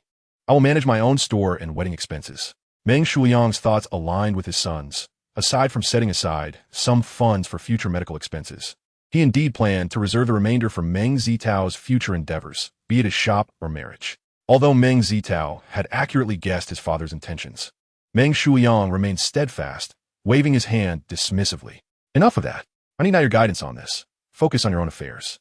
Meng Zitao smiled resignedly, aware that while his father was generally agreeable, once he made a decision, it was challenging to alter. However, he believed that once he accumulated substantial wealth, he would likely influence his father's perspective. "What shall I do alone at home?" Meng Zitao retorted. "Besides, didn't the doctor advise me to stay active?" Su Ping interjected. "Old Meng, can you refrain from speaking only for yourself? Even if you disregard your health, you ought to consider the two of us." Faced with the combined protests of mother and son, Meng Zitao promptly capitulated, conceding, "All right, I suppose staying at home is acceptable." As he spoke, a sigh of regret escaped his lips. Initially, when his son mentioned repaying the debt, he had refrained from agreeing, intending instead to express his gratitude in person after his discharge. Yet, fate had other plans. For some, 10,000 may seem a trifling sum. But Meng Zitao's aunt hails from a modest income household, burdened with a mortgage and the responsibility of funding her son's college education. Thus, accumulating such a sum is no easy feat. Consequently, upon receiving the 14,000, Meng Zitao promptly repaid the 10,000 the very next day, causing Su Guo to express mild discontent over the swiftness of the repayment. Meng Zitao's hometown lies a 2-hour journey from the city. In the early hours, mother and son alighted at the doorstep of Meng Zitao's uncle. Su Ping hastily interjected, "Elder brother, we shall be leaving shortly. There is no need for further inconvenience."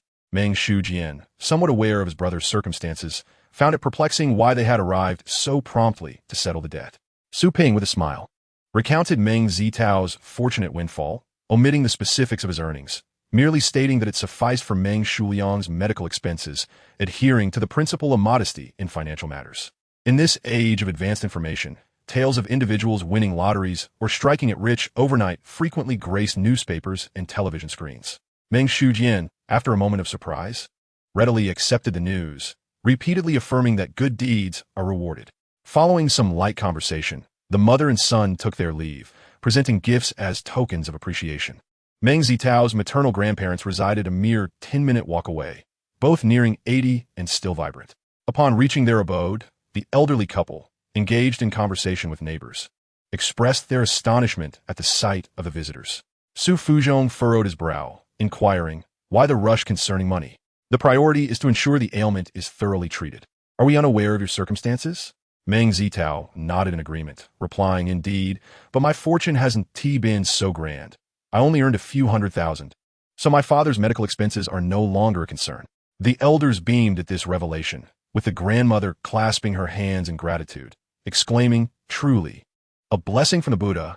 With a chuckle, Su Ping produced the money, offering it to her parents, stating, "I have returned the funds to elder brother." Su Fuzhong waved his hand dismissively. "No need. I shall call him over." Noticing their father's apparent displeasure at the mention of his elder brother, Su Ping inquired of her mother, "Mother, what troubles father?" Chapter 27. Aunt Deceived. The elderly woman spoke in hushed tones, "It has to do with your sister-in-law." Su Ping frowned. "What has she done now?" The grandmother recounted the story, revealing that Su Ping's brother, Su Xinghua, and sister-in-law, Luo Zhuiwe, had 2 sons. The elder, Su Jianshu, was already married, and their children were of elementary school age. In preparation for school, children require backpacks and stationery, and Su Fuzhong cherished his great-grandson, spending over 100 yuan on a backpack.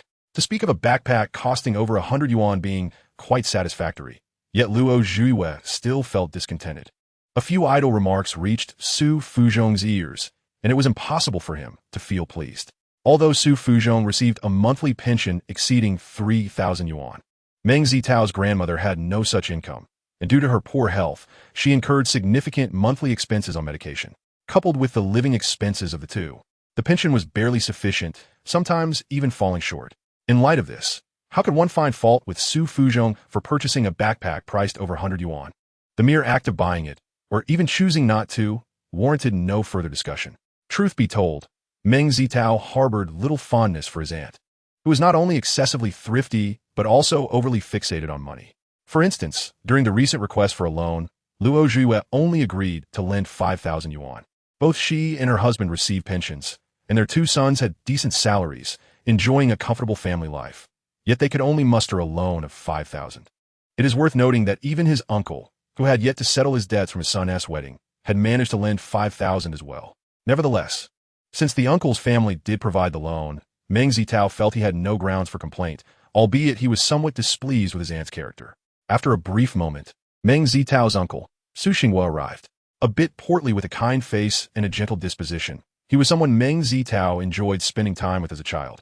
Su Xinghua would often bring him sweets and cakes, which, albeit not as delightful as those of today, were a treat for a child growing up in an era of scarcity. Upon seeing his uncle, Meng Zitao promptly greeted him, reflecting inwardly that although his uncle was a good man, he was rather soft-hearted and dominated by his wife, possessing little authority at home. It puzzled him how his uncle had chosen such a spouse. Upon learning that his sister and nephew had come to repay a debt, Su Xinghua was quite surprised, suspecting it was due to his wife's influence. He insisted that they need not rush to repay. Thus, Meng Zitao explained the circumstance of his unexpected gain, though he refrained from disclosing the exact profit, wary of his money-minded aunt's reaction. After some conversation, the elderly lady retrieved money from her pocket and handed it to her son, instructing, "Xinghua, ride your bike to the market and buy some vegetables. Su Fudong in dezet, anzai. Take the money, otherwise your wife will start nagging." Su Xinghua's face flushed with embarrassment at his father's words, as he turned away and remarked, "It's just a few vegetables." I doubt she would dare say anything. A silence fell over the elderly couple, and after a moment, Su Fuzhong sighed. "This must be my karma from a previous life." Sensing the atmosphere turning somber, Meng Zitao quickly shifted the topic, sharing amusing anecdotes about antiques to restore the mood. As the clock approached 10, Su Xinghua entered accompanied by a woman of similar stature, who was none other than Meng Zitao's aunt, Luo Zhuye. Upon her arrival, Su Fuzhong's expression soured, yet he restrained himself from expressing anger in the presence of his daughter and nephew. Luo Zhuye greeted Meng Zitao and his mother with a cheerful smile, engaging in some light conversation before inquiring, "Xiao Tao, I hear you've had a stroke of luck?" Meng Zitao chuckled, "It's merely good fortune." Luo Zhuye replied, "It's not just a matter of luck, it requires discernment. Otherwise, if good fortune were sufficient, many would have found treasures." Meng Zitao found this somewhat perplexing, although his aunt had never been particularly aloof. Her unexpected praise today made him wonder if the sun had risen from the west. Soon, he understood the reason behind her demeanor when Luo Zhuye continued, "Xiao Tao, can you discern the authenticity of ancient jade?" Meng Zitao, realizing the implication, responded, "That's difficult to ascertain without examining it." Immediately, Luo Zhuye retrieved a piece of jade from her pocket and handed it to him, saying, "Xiao Tao, please help me evaluate this jade." Upon receiving it, Meng Zitao recognized it as a chicken heart pendant. This pendant, typically oval with a pointed top and a circular hole in the center, resembles a shield or the shape of a chicken's heart and is a distinctive ornament from the Han Dynasty. It became increasingly rare after the Wei, Qing, and Northern and Southern dynasties, and imitations began to surface during the Song Dynasty due to a resurgence of interest in antiquities. The pendant, carved from white jade, is egg-shaped, featuring a relief of a dragon on the front and a phoenix on the back, its wings folded and adorned with auspicious clouds. The intricate and fluid lines convey a vivid sense of life, reminiscent of bronze artifacts. Additionally, the pendant exhibits blood stains, yellow earth rust, and distinct cow hair patterns, making it appear genuinely like a piece of ancient Han jade at first glance. After scrutinizing the chicken heart pendant, Meng Zitao pondered for a moment and asked, "Aunt, where did this pendant come from?" Luo Zhuye replied, "It belongs to a friend of my cousin who borrowed money and used it as collateral with me. At the time, my cousin even brought in an expert who asserted that it was made of blood jade, which is quite rare and invaluable. Later, I also inquired at an antique shop in town, and the owner affirmed it was blood jade and even expressed interest in purchasing it. However, it was merely a loan of 15,000, and he will repay it in a couple of days." "Why the urgency?" Luo Zhuye's voice faltered slightly, revealing a hint of guilt. Meng Zitao thought to himself, astonished that his usually astute aunt would be so naive. Did she not check the market value of blood jade before lending the money? Moreover, he was convinced that she was concealing some details. Otherwise, how could she be so quick to lend? Su Xinghua interjected angrily. You need to understand this isn't 150, but 15,000.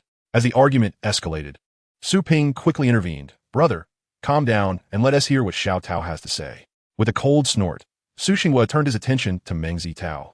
Observing the anxious expression on Luo Zhiyue's face, Meng Zitao sighed and said, Aunt, do you realize that if this chicken heart pendant is indeed made of blood jade, its current market value could be several million, even tens of millions? Blood jade refers to a type of red jade found in the snowy highlands of Tibet, known as Gongju Amajiage, commonly referred to as Highland blood jade, named for its crimson hue. The documentation of this stone is exceedingly scarce. Historical records mention it only during the Tubo era, specifically in the list of gifts when Songzan Ganbu wed Princess Wensheng, highlighting its rarity and value. Upon hearing Meng Zitao's words, Luo Zhiyue was momentarily taken aback and exclaimed, Are you suggesting that this is not actually blood jade? Meng Zitao nodded affirmatively, stating, Indeed, this is not blood jade, it is blood infiltration. Nonetheless, if it were genuine blood infiltration, it would still hold significant value. The catch is that this blood infiltration is artificially created. His words fell upon Luo Zhiyue like a bucket of cold water, and after a brief moment of shock, she vehemently shook her head, insisting, How can that be? Even if my cousin's expert misjudged it, surely the owner of the antique shop in town would not make such an error. Who knows the true expertise of the antique shop owner in town? Meng Zitao thought to himself, but chose to say, Aunt, please allow me to analyze this further before we conclude. What do you think? Luo Zhiyue, still clinging to her composure, furrowed her brows and replied, Go on. Meng Zitao continued his explanation. Generally, the phenomenon of blood infiltration in ancient jade occurs due to the porous nature of the jade, allowing red minerals from the ground, sometimes said to be the blood of corpses, to permeate the jade itself. Genuine pieces are aged, warm, and exhibit a rich inner luster, with significant earthy rust and mottling showcasing natural variances in depth and hue. In contrast, counterfeit blood infiltration can be identified in two primary ways. First, through the imitation of the jade's outer layer. The red jade skin may resemble blood infiltration but lacks the nuanced sheen and color variations of authenticity. Second, through dyeing techniques, which often result in colors that are either too deep or too shallow to create such a fraudulent blood infiltration. One typically mixes pig's blood with yellow earth in a large vat and then buries the jade within. Over time, this method not only produces blood infiltration, but also earthy rust. Another dyeing method involves boiling the jade with plants such as bloodwort, purple grass, and bone-piercing grass, achieving a similar effect. Observing Luo Zhiyue's pallid complexion, Meng Zitao added, Moreover, regarding the cow hair pattern, genuine ancient jade with this pattern will feature certain indentations, while the counterfeit lacks these minute depressions, instead exhibiting mere cracks. The imitation of the cow hair pattern is often executed by boiling the jade in a concentrated ash solution combined with black plum water for several days, then exposing it to the elements overnight, causing the jade's texture to crack. The quality of the jade determines the fineness of the pattern. When combined with oil coloring, it can appear remarkably like genuine cow hair jade. Now, let's turn our attention to this chicken heart pendant. As he spoke, Meng Zitao meticulously pointed out the distinguishing characteristics of the pendant, inquiring, Aunt, what are your thoughts on this chicken heart pendant? Chapter 28. The Consequences of Greed. Although Luo Zhiyue yearned to assert that Meng Zitao's observations were flawed, his detailed and comprehensible explanations left even those with little foundational knowledge easily able to grasp the information. In light of this, despite her lingering hopes, she understood the gravity of the situation, feeling as though the very sky were collapsing upon her. Witnessing his wife's distress, Su Xinghua gritted his teeth and demanded, Which cousin introduced you to this expert? I shall confront him. I'm asking you a question. Speak up. Su Xinggugul Baolao. With tears welling in her eyes, Luo Zhiyue lamented, It was my cousin from my aunt's side. Su Xinghua was taken aback, exclaiming, What? How could you possibly lend money to his friend? Are you out of your mind? My cousin, Ma Luan, is notorious for his reckless behavior. Even Meng Zitao has heard of him. This individual is utterly despicable, engaging in all sorts of misdeeds, with nothing stopping him short of murder and arson. His own parents have been driven to their graves by his antics. Therefore, it is quite puzzling to hear that money was lent to him, especially considering that my aunt, a typically shrewd person, would even contemplate such a decision. Seeing Luo Zhuihua lost in silence, Su Xinghua rose abruptly, exclaiming, "Speak up! Why did you lend him money?" Startled by Su's fierce demeanor, Luo Zhuihua trembled as she replied, "His friend assured me that he would return it in 6 months, with a 3% interest." Su Xinghua, incensed by her words, retorted, "For a mere 3,000, you chose to lend him money? Have you lost your senses? To put it in contemporary terms, you seek his interest while he seeks your principal." Feeling somewhat aggrieved, Luo Zhuihua defended herself, but he placed this jade as collateral. He even left it with me for a couple of days to verify its authenticity before I lent him the money. Su Xinghua shot back. "Could you not have taken it to the market to inquire?" Luo Zhuihua replied, "But during those days, Xiao Xin was ill with a fever." Meng Zitao, contemplating the situation, surmised that perhaps Ma Luan had deliberately chosen this timing to distract Luo Zhuihua from going to the market. Su Xinghua, having the same thought, looked at his wife and began to grasp the gravity of the situation. "Is it possible that your cousin is now unreachable?" With tears in her eyes, Luo Zhuihua admitted, "Yes, the date we agreed upon is fast approaching. I tried calling him, but his phone is disconnected. When I went to my aunt's house to find him, they said he hasn't been seen for several days." At this point, Su Xinghua felt a wave of despair wash over him. Ultimately, it seemed that his low standing within the family was to blame for such an unfortunate scenario. This reckless woman, he cursed silently. At that moment, the elderly matriarch intervened, saying, "Xinghua, Zhuyu did not act with malice. Since the matter is done, let's move on." No sooner had she spoken than Luo Zhuihua lamented, "But that is 50,000 yuan. How can we simply let it go?" Everyone fell silent at this revelation. Meng Zitao thought to himself that his aunt truly had a weakness for money. She had only lent 5,000 to their own family, yet without hesitation. She had lent out 50,000 to someone with such a dubious reputation. Of course, should his aunt seek his assistance in the future, Meng Zitao would still make an effort to help, as they were indeed relatives, and she had at least lent money. However, if the situation escalated, he would need to weigh his options carefully. After all, he had his own considerations to contemplate. "You reckless woman." Observing the scene, Meng Zitao quickly stood up to intervene, blocking his uncle. "Uncle, please calm down. Your anger will not resolve the issue." Su Xinghua, seething with rage, bellowed, "Calm down? How do you expect me to calm down? That 50,000 was intended for your cousin's wedding, and now it is lost. What will happen to his marriage?" Meng Zitao, upon hearing these words, found himself at a loss for what to say. His cousin Su Jianfang, 2 years his senior, had been in a relationship for 3 years and had already decided to marry this year during the New Year festivities. Now, with the loss of 50,000, their wedding plans would undoubtedly be affected. Su Ping quickly reached out to grasp Luo Zhuihua's hand, exclaiming, "Sister-in-law, in this vast sea of humanity, where will you find him? Rather than waiting aimlessly, we should report this to the authorities." Su Xinghua interjected, "Hold on, let us first see if we can locate him." Luo Zhuihua, gritting her teeth in frustration, retorted, "What is there to search for? Is it even possible to find him?" Su Xinghua, irate, responded, "What good will reporting to the police do? Even if he ends up in prison, how long could he serve for your 50,000? Once he is released, do you think, given his temperament, he won't come looking for trouble with our family?" Luo Zhuihua was momentarily stunned, recalling her mischievous cousin. If he bore a grudge against their family, could bring about a multitude of troubles. What are we to do? She lamented, collapsing onto a chair, tears streaming down her face. Observing his wife's distress, Su Xinghua felt a mix of anger and helplessness. He pulled out his phone and called their 2 sons, succinctly explaining the situation. He then sat down, simmering in his frustration. In response, Meng Zitao and the others could only offer a few comforting words, feeling powerless. After inquiring about the situation, Su Jianfang said, "Dad, I've already asked a friend to keep an eye out. He is quite resourceful. As long as Ma Luan is still in Ling City, there's a chance we can find him." Meng Zitao's heart stirred. Since Old Song had managed to obtain such detailed information about Zhu Juanda, perhaps he could also assist in this matter.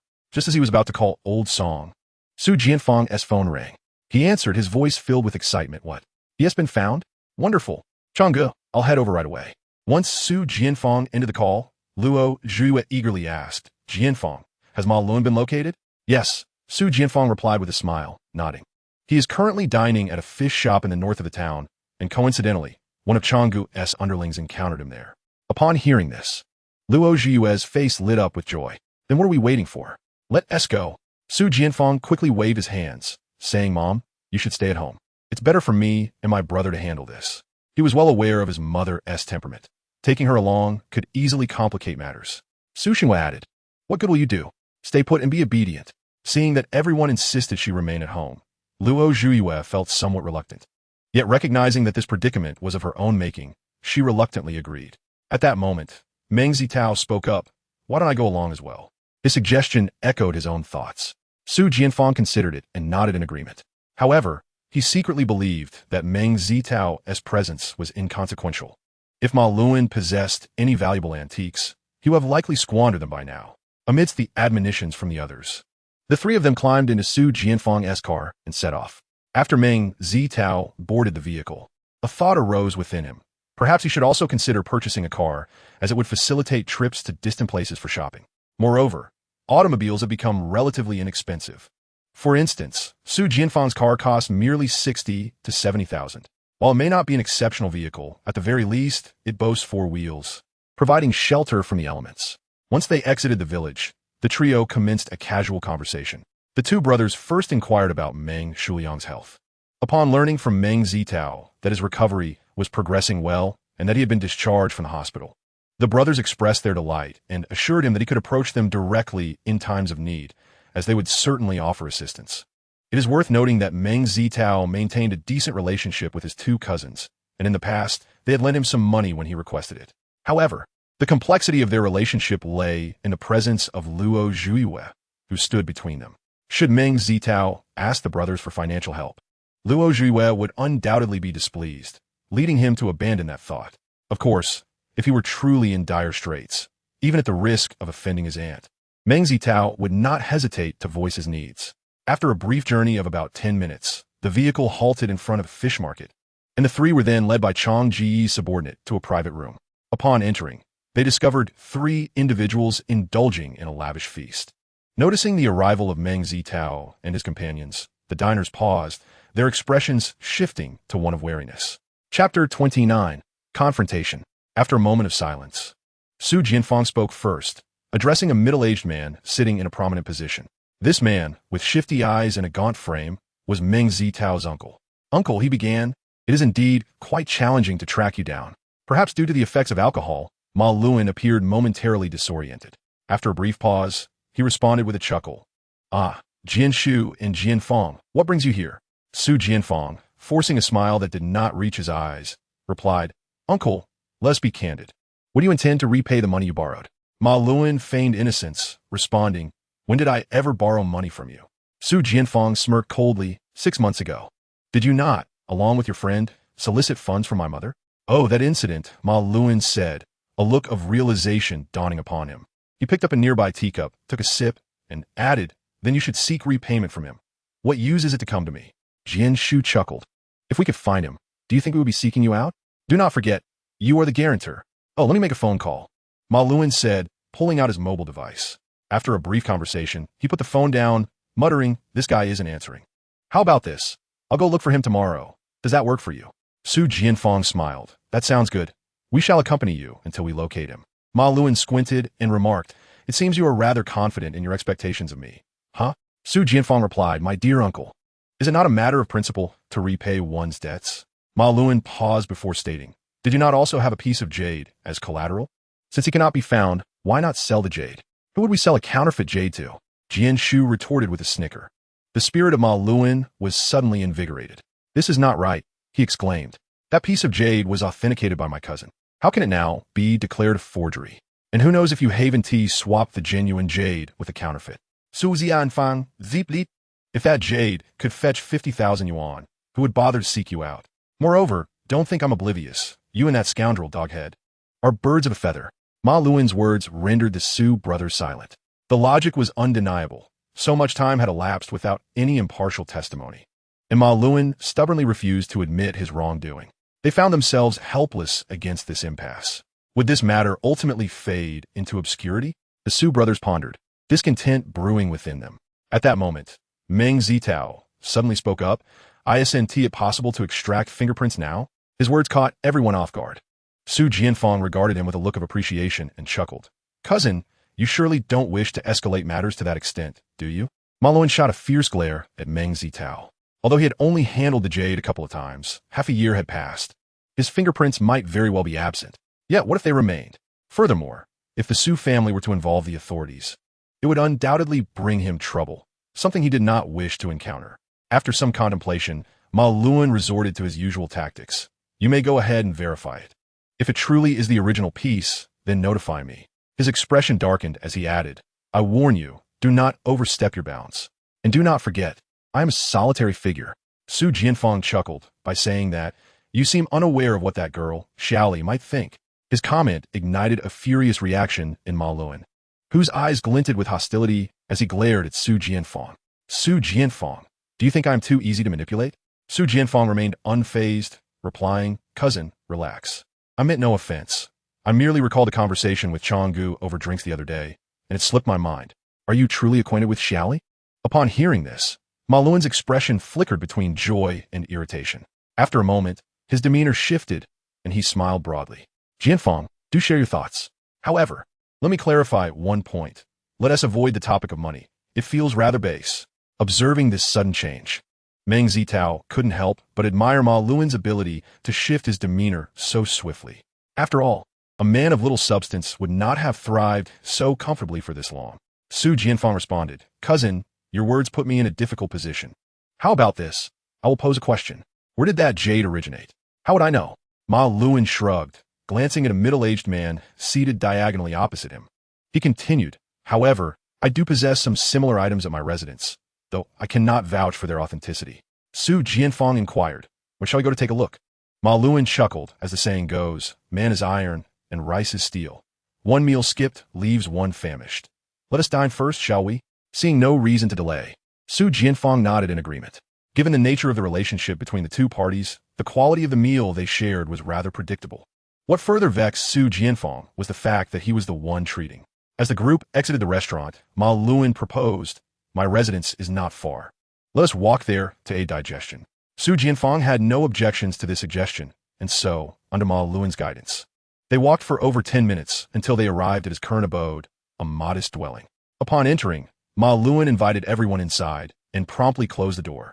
Please wait here for a moment. I shall fetch some items, he said.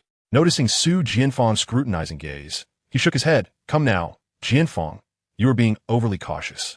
We have arrived. Where could I possibly run off to? Su Jianfang merely smiled without responding. Ma Luan, somewhat resigned, added, Very well, old Su, Xiaonian. Could you kindly retrieve a few items? His two companions nodded and proceeded into the inner room. Meanwhile, Ma Luan offered seating to his guests, and they patiently awaited his return. After a short while, the two companions re-emerged, carrying several wrapped items in newspaper, which they placed upon the table. Behold, Ma Luan exclaimed as he unwrapped the newspaper, gesturing towards the contents within. Meng Zitao leaned in for a closer look and discovered a few pieces of colorful pottery and some bronze artifacts. The burial pit? Upon seeing these items, Meng Zitao's brow furrowed slightly as he raised his head to inquire. Ma Luan smiled subtly. It seems our young friend is knowledgeable in this field. What do you think of these items? Let us confer briefly, Meng Zitao suggested. Of course, he added. He signaled his cousins, and the three moved aside to deliberate. Xiaotao, do you find something amiss with those items? Su Jianshu whispered. What do you mean? Su Jianfang asked. With Meng Zitao's explanation, both brothers grasped the implication. Su Jianfang gestured. Are you suggesting these items were recently unearthed? Indeed, Meng Zitao affirmed, adding if they are authentic. Su Jianshu inquired. If they are all genuine, could those items be worth 50,000? Not just that, they could be worth far more. Meng Zitao indicated a figure of 50. Su Jianfang pondered briefly before stating. Xiaotao, I seem to recall hearing that while the state has stringent regulations regarding such matters, there are indeed many buyers. Meng Zitao replied candidly, the market is free. Everyone is tacitly aware of the origins of the collections. You do not inquire, nor do I divulge, and generally, all is well. However, if one is caught, it is likely that the items will be confiscated. He discreetly pointed at Ma Luan as he spoke. The Su brothers understood Meng Zitao's implication, which was that Ma Luan was not entirely trustworthy. To be frank, they harbored their own doubts about him. Should misfortune strike and they find themselves apprehended, that 50,000 would be a complete loss. Moreover, they had never heard of Ma Luan dealing in such items before, leaving them feeling quite uncertain. After much contemplation, they concluded that it would be wiser to avoid wading into such murky waters. Ma Luan smiled and remarked, This young fellow is not from our circle, so why not simply hand the items over to him? Meng Zitao slowly responded, Hee, I merely have an affinity for this field. I do not engage in such business. And furthermore, I lack the capital to procure them. As he spoke, he silently mused, I indeed have yet to embark on this venture, but I am not deceiving you. Ma Luan glanced at the three of them and said, So, you are unwilling to accept then? We are, after all, rather timid. As he spoke, Su Jianfang's eyes flashed with a cold light. It seems, dear uncle, that you are intent on dragging us into this, aren't you? A chill ran through Ma Luan's heart, but he quickly laughed it off. All right, if you want the familiar goods, I shall provide them. But let us be clear, the price for familiar items will be significantly higher. Chapter 30, An Unexpected Discovery. Su Jianfang nodded in agreement. As long as it doesn't cause any trouble. Ma Luan laughed heartily. Rest assured, Jianfang, I would never deceive you in this matter. Upon hearing this, Meng Zitao sneered inwardly. It was absurd to trust a man like Ma Luan. Moreover, who could ascertain the origins of the familiar goods in the hands of those engaged in dubious business practices. Meng Zitao had previously heard a tale of a collector who often interacted with individuals in such shady trades. On one occasion, he encountered a vase at a seller's place that perfectly matched one he already owned, and he foolishly paid a handsome sum to acquire it. Such occurrences were rare.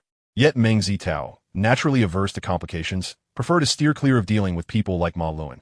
However, today, Meng Zitao was not the central figure, and he could not concern himself with such matters. In truth, to carve a name in the antiquities world, one inevitably encounters such characters, despite his distaste. Meng Zitao sometimes had to engage in polite pretense with them. No sooner had the box been placed on the table than it captivated everyone's attention. Meng Zitao instantly found himself enamored. The box, not large and rectangular in shape, was crafted from Wangwali wood, its deep hue ranging from reddish-brown to dark brown, exuding the essence of ivory. The wood grain was clear and fluid, akin to flowing clouds, exceptionally beautiful. Within the wood's texture lay rich wood knots, for those unfamiliar. These knots form due to physiological changes in trees during growth, stemming from pruning, injury, or environmental factors, which lead to physical and chemical transformations in the wood, resulting in circular blemishes. For instance, when a tree's lateral branches are pruned, the healing process leaves distinct knots known as wood knots. Thus, colloquially, wood knots refer to the blemishes on timber. The black spots formed on Hainan Wangwali are referred to as ghost eyes. These knots can manifest in various patterns, resembling fox heads, old men, or the hair of the elderly, and the knots on this box presented a delightful array of textures, captivating to behold. Overall, this Wangwali box is crafted from substantial materials, exhibiting a dignified and unadorned form that reveals the intrinsic beauty of the wood, captivating the eye. Observing the astonishment in Meng Zitao's gaze, Ma Luan felt a sense of pride swell within him. He then signaled to his companions to open the box, revealing a finely carved white jade figurine of a reclining deer that captured everyone's attention. With a chuckle, Ma Luan remarked, "Take a look and see which one you prefer." Upon hearing this, Su Jianfang furrowed his brow and replied, "Are you implying that we can only take one?" Ma Luan, with an air of inevitability, responded, "Of course. You don't think you can acquire both for 50,000, do you?" Su Jianshu interjected, "What 50,000? It's a total of 59. With a scoff, Ma Luan retorted, "That's rather amusing. I've already incurred a loss by agreeing to this arrangement. If you intend to push for more, then perhaps we should reconsider." Su Jianfang suggested, "Let us discuss this after we've examined the items." Ma Luan closed the lid and insisted, "No, we should clarify this matter beforehand. To be frank, that 50,000 is going into someone else's bank account. I'm not gaining anything from it." Su Jianfang silently scoffed at this assertion. Who would believe that Ma Luan had nothing to gain? If he truly had nothing to profit from, why would he take on such a deal? Ma Luan chuckled again, looking for a bargain. "Are we? Then you should just buy both pieces." Su Jianshu replied, "Let us see the items first. Who knows their actual worth?" Ma Luan nodded. "Very well, take a look." Meng Zitao first extracted the jade piece and placed it before the Su brothers, meanwhile examining the box itself. He deduced, based on the craftsmanship, that it was likely an early Qing piece in good condition, with a market value of approximately 30,000.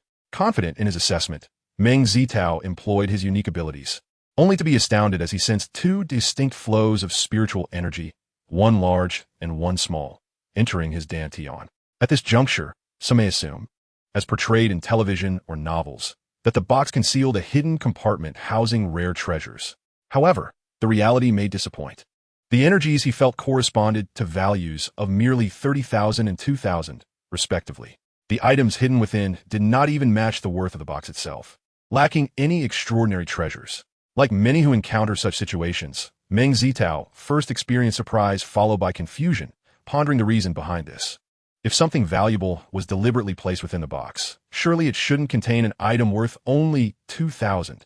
At that moment, Meng Zitao felt quite disheartened, and to others, his furrowed brow suggested dissatisfaction with the box. Su Jianshu lightly nudged Meng Zitao, silently inquiring about his distress. At that moment, Su Jianfang handed the jade figurine to Meng Zitao, who nodded in acknowledgement and began scrutinizing the piece. The figurine was crafted from high-quality Hetian jade, characterized by its smooth texture. The artisan had carved a deer resting on the ground, its head held high, with forelegs slightly bent, showcasing a lively and vivid form. This exquisite ornament is meticulously carved. The deer's brows are depicted with intricate incised lines, its eyes pronounced, and the texture around the nose and mouth is remarkably rich. The ears and antlers are closely aligned to the back of the head, with both sides adorned with evenly spaced strands of fur, imparting a sense of vitality and a strikingly lifelike appearance. It is undoubtedly the work of a highly skilled craftsman. Meng Zitao observed carefully and discerned that, like the box, this ornament was also carved during the early Qing period. In the current jade market, its value is estimated to be slightly higher than that of the box, around 40,000. Meng Zitao glanced at his two cousins and, upon their prompting, spoke. To be honest, both of these items are quite commendable, yet they do possess certain flaws. For instance, the box was originally intended to have a base, and now that it is missing, it is no longer a complete set, which will undoubtedly affect its price. Through his discourse, Meng Zitao implied that these items were hardly worth 50,000. This revelation caused Ma Luan's lips to twitch involuntarily. Although he was uncertain of the veracity of Meng Zitao's claims, he was well aware that exorbitant demands often lead to significant negotiations. Moreover, even if Meng Zitao's assertions were accurate, he would only be presenting these two items, leaving the decision to purchase entirely up to them. Indeed, Ma Luan was quite adept at price negotiations, and after an exchange of sharp words, the two items were ultimately sold for 65,000. Some might argue that earning 5,000 from these items is acceptable, especially considering that the box concealed an item worth 2,000. However, it is essential to remember that market prices serve merely as a reference. Unless one has the right channels, achieving such a price is unlikely. If sold to an antique dealer, a lower price would inevitably be offered. Furthermore, one must question the origin of these two items in Ma Luan's possession. Items obtained through such channels are typically sold at a reduced rate. Thus, 65,000 is already considered steep. Nonetheless, Ma Luan maintained a stubborn stance, unwilling to budge, leaving the three men with no choice but to acquiesce. With the items priced at 65,000, the trio was required to pay Ma Luan. Consequently, he demanded an additional 15,000, stating that he had already given them a bargain, which infuriated the three. Su Jianfang candidly remarked that if this continued, no one would fare well. After further haggling, they settled on a payment of 10,000. However, the brothers lacked sufficient funds. Fortunately, Meng Zitao, fearing he might miss out on a great find, had been carrying 10,000 with him, enabling them to settle the amount. Having completed the transaction, the three brothers had no desire to engage further with Ma Luan and promptly left with their purchases. Once outside, Su Jianshu eagerly inquired Xiao Tao, "How much are these two items truly worth?" Meng Zitao replied, "The market price should be around 70,000. Upon hearing this, Su Jianshu's face lit up with joy, exclaiming, "That's excellent. We can still make 5,000. Su Jianfang countered, "Do you really think 70,000 can be sold?" Su Jianshu, surprised, asked, "Why wouldn't it sell?" Su Jianfang responded, "Isn't it obvious? You have no connections. Who will buy these two items? If sold to an antique dealer, they won't be looking to lose money." Xiao Tao, "Isn't that the case?"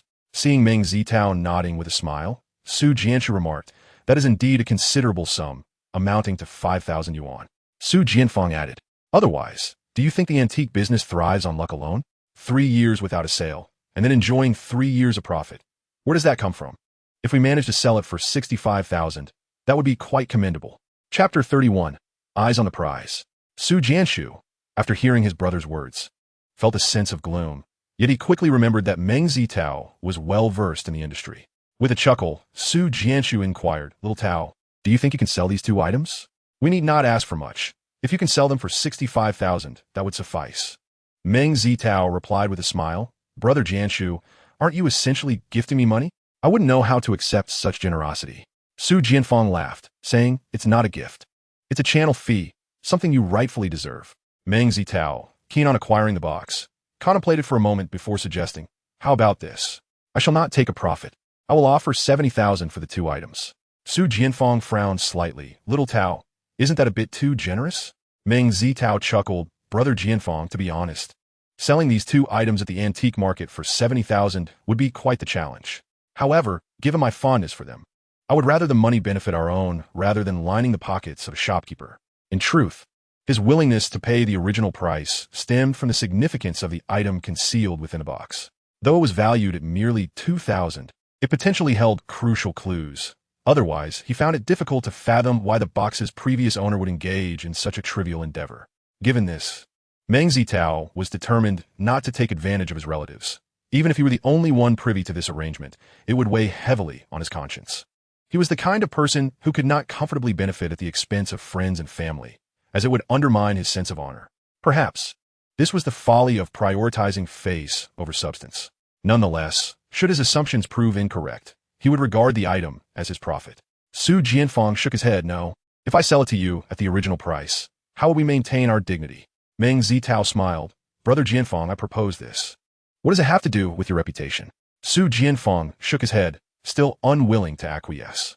He opened his mouth, initially intending to assert his authority in the matter, but remembering their mother's temperament, he feared that acting unilaterally could lead to her reconsideration. Su Jianshu tapped the box in his hands. "Mother, let us discuss this matter inside." Once home, Luo Zhuiyue closed the door, and Su Shufang took a sip of tea before recounting the events to everyone. Upon hearing this, Luo Zhuiyue clasped her hands in prayer, expressing relief. "Thank goodness. May the heavens bless us. We did not suffer any financial loss." Su Xinghua was also pleased, yet recalling the harrowing experience, he shot a stern glance at Luo Zhuiyue, stating, "From now on, all the family savings will be kept with me." Su Xinghua was a man of integrity, but when angered, his righteous fury was even more formidable. The mere intensity of his demeanor instilled fear in others. As Luo Zhuiyue gazed upon her husband's fierce demeanor, the remnants of her former bravado dissipated. With a dismissive huff, she turned her head, opting for the tranquility of ignorance. Consequently, a flurry of attempts to placate her ensued, while Su Jianfang swiftly redirected the conversation, reiterating the various factors influencing antique pricing. "Mother, Xiao Dao suggests purchasing it for 70,000. I find that somewhat inappropriate. Regardless of the circumstances, we should not only allow Xiao Dao to profit, but also ensure he does not incur losses. Wouldn't you agree?" Luo Zhuiyue's words plunged the room into an unsettling silence. Meng Zitao felt an overwhelming sense of frustration. His aunt's remarks clearly indicated her disbelief in the price he had offered. Initially, he had intended to avoid taking advantage of family by purchasing at the original price. Yet this unanticipated response left him feeling quite aggrieved. It is often said that one should be cautious in their kindness, for some may interpret generosity with the narrow-mindedness of a petty person. As previously mentioned, Meng Zitao had no desire to exploit his relatives. He could have easily offered 72,000. Indeed, even a few thousand more would have been within his means. However, such an action might provoke unwarranted suspicions. Others would undoubtedly ponder why Meng Zitao's offer exceeded market value, perhaps questioning the legitimacy of the item's worth. This exemplifies the notion that excess can lead to misinterpretation. Nevertheless, Meng Zitao did not foresee that his aunt would exhibit such avarice, revealing a complete absence of trust when money was involved. He felt a surge of indignation, contemplating that had he known this would transpire, he might have claimed the items were worth only 50,000. Of course, such thoughts remained just that, mere musings, as he could never act upon them. After a moment of silence, Su Xinghua erupted. "What on earth is wrong with you? Xiao Dao has already gone above and beyond today, agreeing to purchase the items at their original price, and yet you still speak this way? Have you no shame?" Luo Zhuiyue, sensing the displeasure radiating from her family, managed a forced laugh and replied, "I simply do not understand, that's all." Meng Zitao sighed inwardly. "Aunt, how about this? You take the items to an antique shop in the city to inquire about their value, then call me with the information. What do you think?" Luo Zhuiyue quickly waved her hand. "Xiao Dao, you misunderstand me. That was not my intention." At that moment, the thought crossed everyone's mind. What did she mean by that? Luo Zhuiyue sensed the disdain in their gazes, particularly from her husband and son, which ignited her ire. She reasoned, Am I not doing this for the family's financial well-being? Furthermore, who knows if Meng Zitao is truly trustworthy? Can his heart be so noble? After a few moments of inner complaint, an idea sparked in Luo Zhiyue's mind, prompting her to inquire, shout out, how much are these two items worth individually? Meng Zitao gestured toward the box and the jade artifact, stating, this one is valued at 30,000 and that one at 40,000. After contemplating briefly, Luo Zhiyue responded, shout out, to be honest, I quite like this little deer. I think it would make a lovely heirloom. How about you just take this box instead? What do you think? Luo Zhiyue's thoughts were rather straightforward. She intended to gauge the value of the jade artifacts. If, as Meng Zitao claimed, the price was indeed favorable, she would sell the jade to him. If not, she would not hesitate to be forthright. Although Meng Zitao felt somewhat speechless, this aligned with his intentions, prompting him to exclaim, all right, let us proceed with this arrangement. I shall fetch the money for you shortly. Luo Zhiyue smiled and waved her hand dismissively, saying, oh, there's no need to rush. Simply transfer the funds directly to my bank account when the time comes.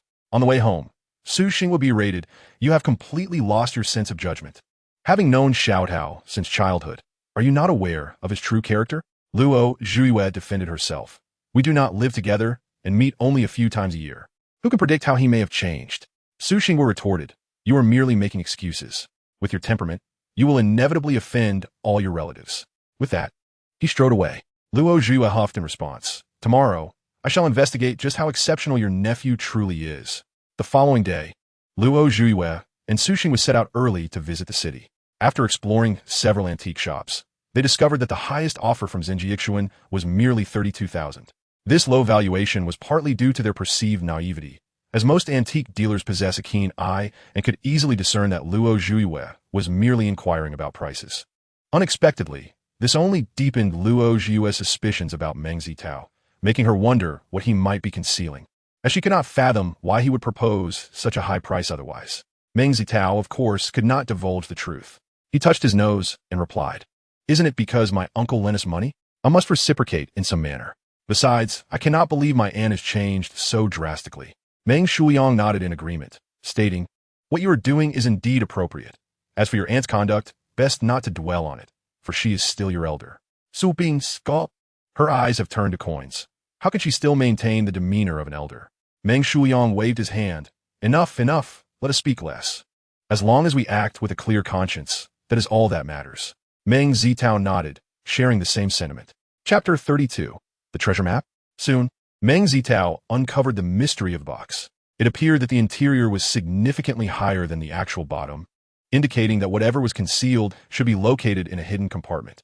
The next step was to extract the item, yet Meng Zitao found himself puzzled, as there seemed to be no visible seams on either the surface or the interior of the box. In this perplexing situation, he muttered, I to dismantle the box. After some contemplation, he dismissed this notion. If the contents were worth a couple of thousand, he might consider it, but for 2,000, it was hardly worth the risk. What if the item had already been taken? What if it was merely a prank? After pondering, Meng Zitao felt certain that there must be some clue. He resumed his meticulous examination, methodically feeling from the outside in. Just as his fingers brushed against the bottom of the box, he sensed something unusual. The smoothness of the base was unlike anything naturally occurring. Upon this realization, Meng Zitao observed further and discovered that the object appeared indistinguishable from genuine Wangwali wood. Were it not for the tactile sensation that spoke the truth, he might have thought himself ensnared in an illusion. Consequently, Meng Zitao hastily retrieved a powerful flashlight and discerned that the bottom was coated with an unknown substance, be it varnish or something else entirely. This revelation sparked his admiration for the remarkable skills possessed by ancient artisans, lamenting that many of their techniques have regrettably been lost to time. Despite this discovery, Meng Zitao hesitated, fearing that beneath this layer he might find nothing anew. Yet, after a brief moment of self-deprecation, he chuckled at his own indecisiveness. Recognizing that he could always conjure reasons to delay, he pondered, when would he ever extract the object? With this thought, he procured tools to remove the layer, only to realize that such actions could potentially harm the wood. After some contemplation, he recalled having some paint remover at home and decided to give it a try. Upon applying a small amount of the remover, he was pleased to find it effective. Meng Zitao meticulously worked to gradually eliminate the coating, and after half an hour of labor, the layer was finally stripped away. He then began to observe closely, and before long, he spotted a seam, perhaps thinner than a hair, located at the center of the box's base. With urgency, he fetched suitable tools and delicately pried along the seam. With a soft snap, a piece of wood, slightly smaller than a palm, sprang forth. Elated, Meng Zitao seized the wooden panel, revealing a folded piece of paper and half a jade pendant, accompanied by what appeared to be a powdery substance, likely intended for moisture protection. Excitedly, he donned gloves and extracted the paper, marveling at its composition. It was crafted from an unknown material, possessing greater resilience than ordinary paper, yet thinner than craft paper, an unfamiliar sight to him. After a brief examination, Meng Zitao unfolded the paper, and upon reading its contents, astonishment washed over his face. The paper bore a very hasty sketch. The mountains resembled no mountains, and the waters were devoid of resemblance to water. The artistry was regrettably lacking, even inferior to that of preschool children. To compound his frustration, there were no textual annotations, leading Meng Zitao to inwardly muse whether this was, indeed, a prank as he had previously speculated. After much contemplation, he found himself perplexed by the paper's meaning and, shaking his head, resolved to set it aside. He then turned his attention to the half-jade pendant, intricately carved from a type of jade known as Qing, though the quality was not exceptional. Being only a fragment, it was evident that it bore the shape of a dragon's head, reminiscent of the Han dynasty's artistic style. Yet, this was not particularly surprising, as it appeared to be crafted during the latter part of the Qing dynasty, influenced by the Qianlong era, when many jade carvings reflected Han characteristics. However, what struck Meng Zitao as peculiar was the exquisite craftsmanship of the jade pendant, which could hardly have been the work of an ordinary artisan. Furthermore, judging by the fracture, it appeared to have been broken deliberately. This raised numerous questions in Meng Zitao's mind. What exactly was this object? A treasure map, perhaps? Yet, in its current state, how could one discern where the treasure might be concealed, with not a single clue in sight? Or could it be that only by gathering the remaining fragments of the pendant would any hints be revealed? After pondering for a while, Meng Zitao decided to set aside his musings, realizing that even if his thoughts held any merit, the vastness of the world made it improbable for him to locate the remaining shards. Moreover, given the passage of time, who could say whether the other pieces had long since returned to dust? Thus, the notion of collecting the pendant seemed to require an extraordinary stroke of luck. Perhaps, when his fortune reached such heights, it might be possible. For now, it was best to let it be. In the following days, Meng Zitao's life was quite mundane. He devoted a little time each day to practicing martial arts and studying antique appreciation, while spending the remainder of his time strolling through the antique street and engaging in light-hearted conversation with Wang Jixuan and a few friends, which proved to be quite pleasant. During this period, he encountered Shui Wenguang a few times. Besides noticing a somewhat unfriendly demeanor from Shui, there was no other indication of hostility, which relieved Meng Zitao somewhat. For him, the longer it took for the other party to discover the issues with the statue, the more advantageous it would be for him. As Sunday arrived, Meng Zitao woke up early, rising just past midnight, for today marked the annual ghost market of Ling City.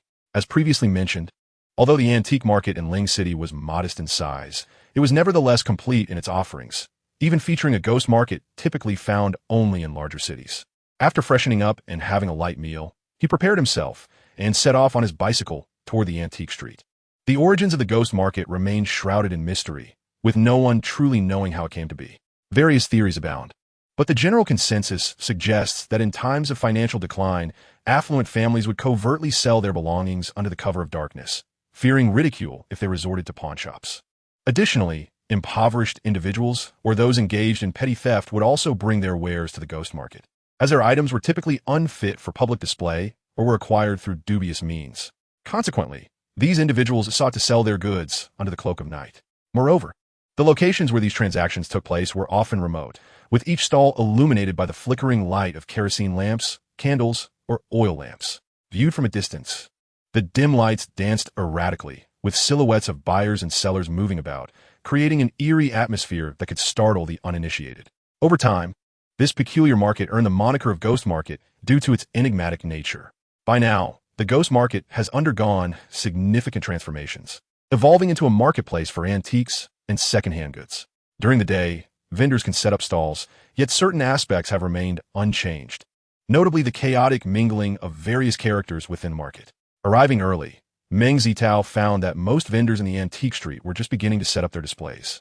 However, a considerable number of customers had already arrived, eager to peruse and procure hidden treasures. In the realm of antique hunting, the principle of acting swiftly prevails. If one does not arrive early, what remains for them are merely the remnants of others' finds. As Meng Zitao strolled through the antique street, he, like others, eagerly explored the stalls. Yet after visiting several, he found nothing that piqued his interest. This was, in fact, quite normal. Although the ghost market is known for its treasures, they are relative, genuine valuables that are immediately recognizable are often sold through various other channels, rendering their presence in the ghost market unnecessary. Moreover, akin to any marketplace, the depths of this one are profound. In fact, the ghost market harbors even greater intricacies. The notorious origins of the ghost market suggest a mingling of characters, including dubious figures such as tomb raiders, among whom are many formidable individuals. Thus, savvy shoppers in the ghost market tend to tread carefully, and even upon discovering a coveted item, they will verify its authenticity multiple times before inquiring about the price. After examining a few stalls, Meng Zitao found himself sighing softly. For years ago, when he first ventured into this realm, he often encountered items that stirred his interest, but each subsequent year had yielded diminishing returns. By this year, even as a newcomer, he found scant few items worthy of his attention. Upon reaching the fourth stall, he finally spotted something of merit, an intricately carved ivory folding fan adorned with floral motifs. Given that ivory is a prohibited material, its trade is subject to restrictions. However, items crafted from ivory before the 1990s can typically be sold, although legitimate venues require verification. Additionally, such items can no longer be auctioned, which inevitably affects their prices. Chapter 33. Good fortune comes in pairs. The ivory fan that caught Meng Zitao's eye appeared to be crafted from particularly precious materials, meticulously carved with high relief and intricate techniques, exhibiting a complexity of craftsmanship and a harmonious balance of form. From an artistic perspective, this ivory folding fan likely dates to the late Qing dynasty, and Meng Zitao felt that if the price were reasonable, it would indeed be a worthy addition to his collection. Thus, he inquired, "What is your asking price?" The vendor, a middle-aged man, seemed to regard Meng Zitao's youth with a smile, responding cheerfully, 80,000. Meng Zitao's brow furrowed slightly. This price was far beyond his expectations. According to current market conditions, for this fan, not only was 80,000 exorbitant, but even 8,000 seemed questionable. Just moments ago, he had considered purchasing the fan if it were priced below 5,000, but at this rate, he dared not agree and promptly stood up to leave. It must be said that in this ghost market, the prices are indeed exorbitant, while the bargaining often leads to immediate paybacks.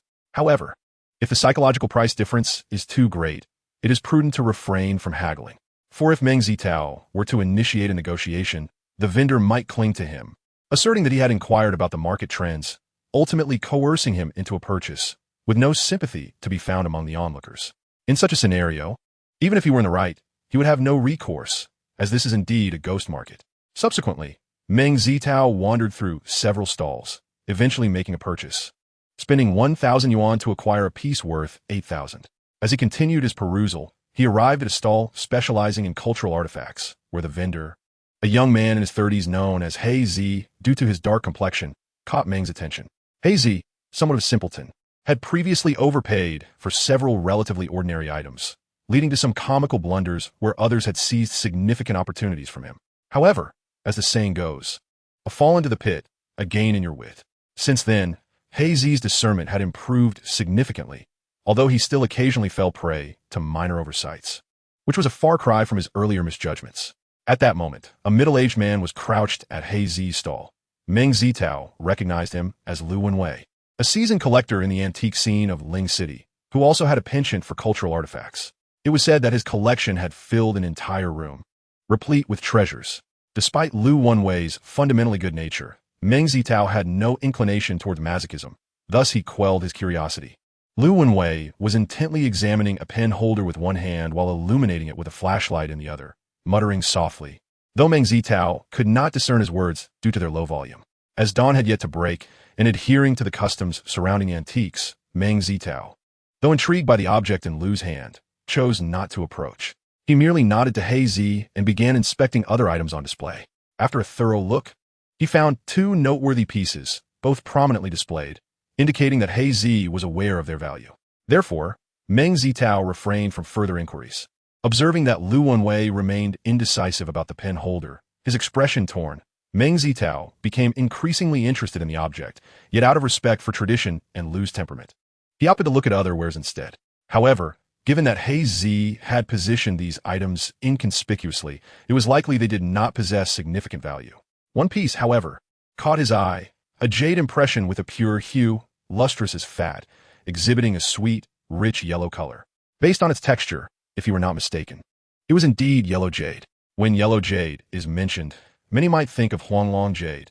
However, to equate the two would be to insult the former. Huanglong jade is actually a type of yellow wax stone, which, a few years ago, was virtually worthless, merely a few hundred yuan for a truckload. Its current inflated prices are entirely due to speculative hype. True yellow jade, on the other hand, belongs to the category of Hetian jade, characterized by its natural, dignified yellow hue, a delicate yellow tinged with green. The color has faded too much to be termed as yellow jade. If it leans towards green, it is referred to as yellow mouth material, a yellow-green jade, and if it takes on a brownish hue, it is deemed to lack authenticity. Pure yellow jade is exceedingly rare, with its value not falling below that of mutton-fat white jade. Genuine, precious Hetian yellow jade is extraordinarily scarce, with many individuals not encountering it even once in their lifetime. Meng Zitao could hardly comprehend how, among these dozen or so jade stamps, there could be such a high-grade piece concealed, especially since He Zi had yet to discover it. The reasoning behind Meng Zitao's belief that He Zi was oblivious was straightforward. If He Zi recognized the value of yellow jade, how could he possibly leave something worth millions lying here? Upon this realization, Meng Zitao felt a wave of astonishment wash over him, inwardly reflecting, what kind of fortune have I stumbled upon today? Not only have I discovered a yellow jade stamp, but someone has also delivered money into my hands. Am I not dreaming? Or have I simply misjudged the item due to my lack of discernment? With these thoughts, Meng Zitao meticulously examined the pen holder from every angle.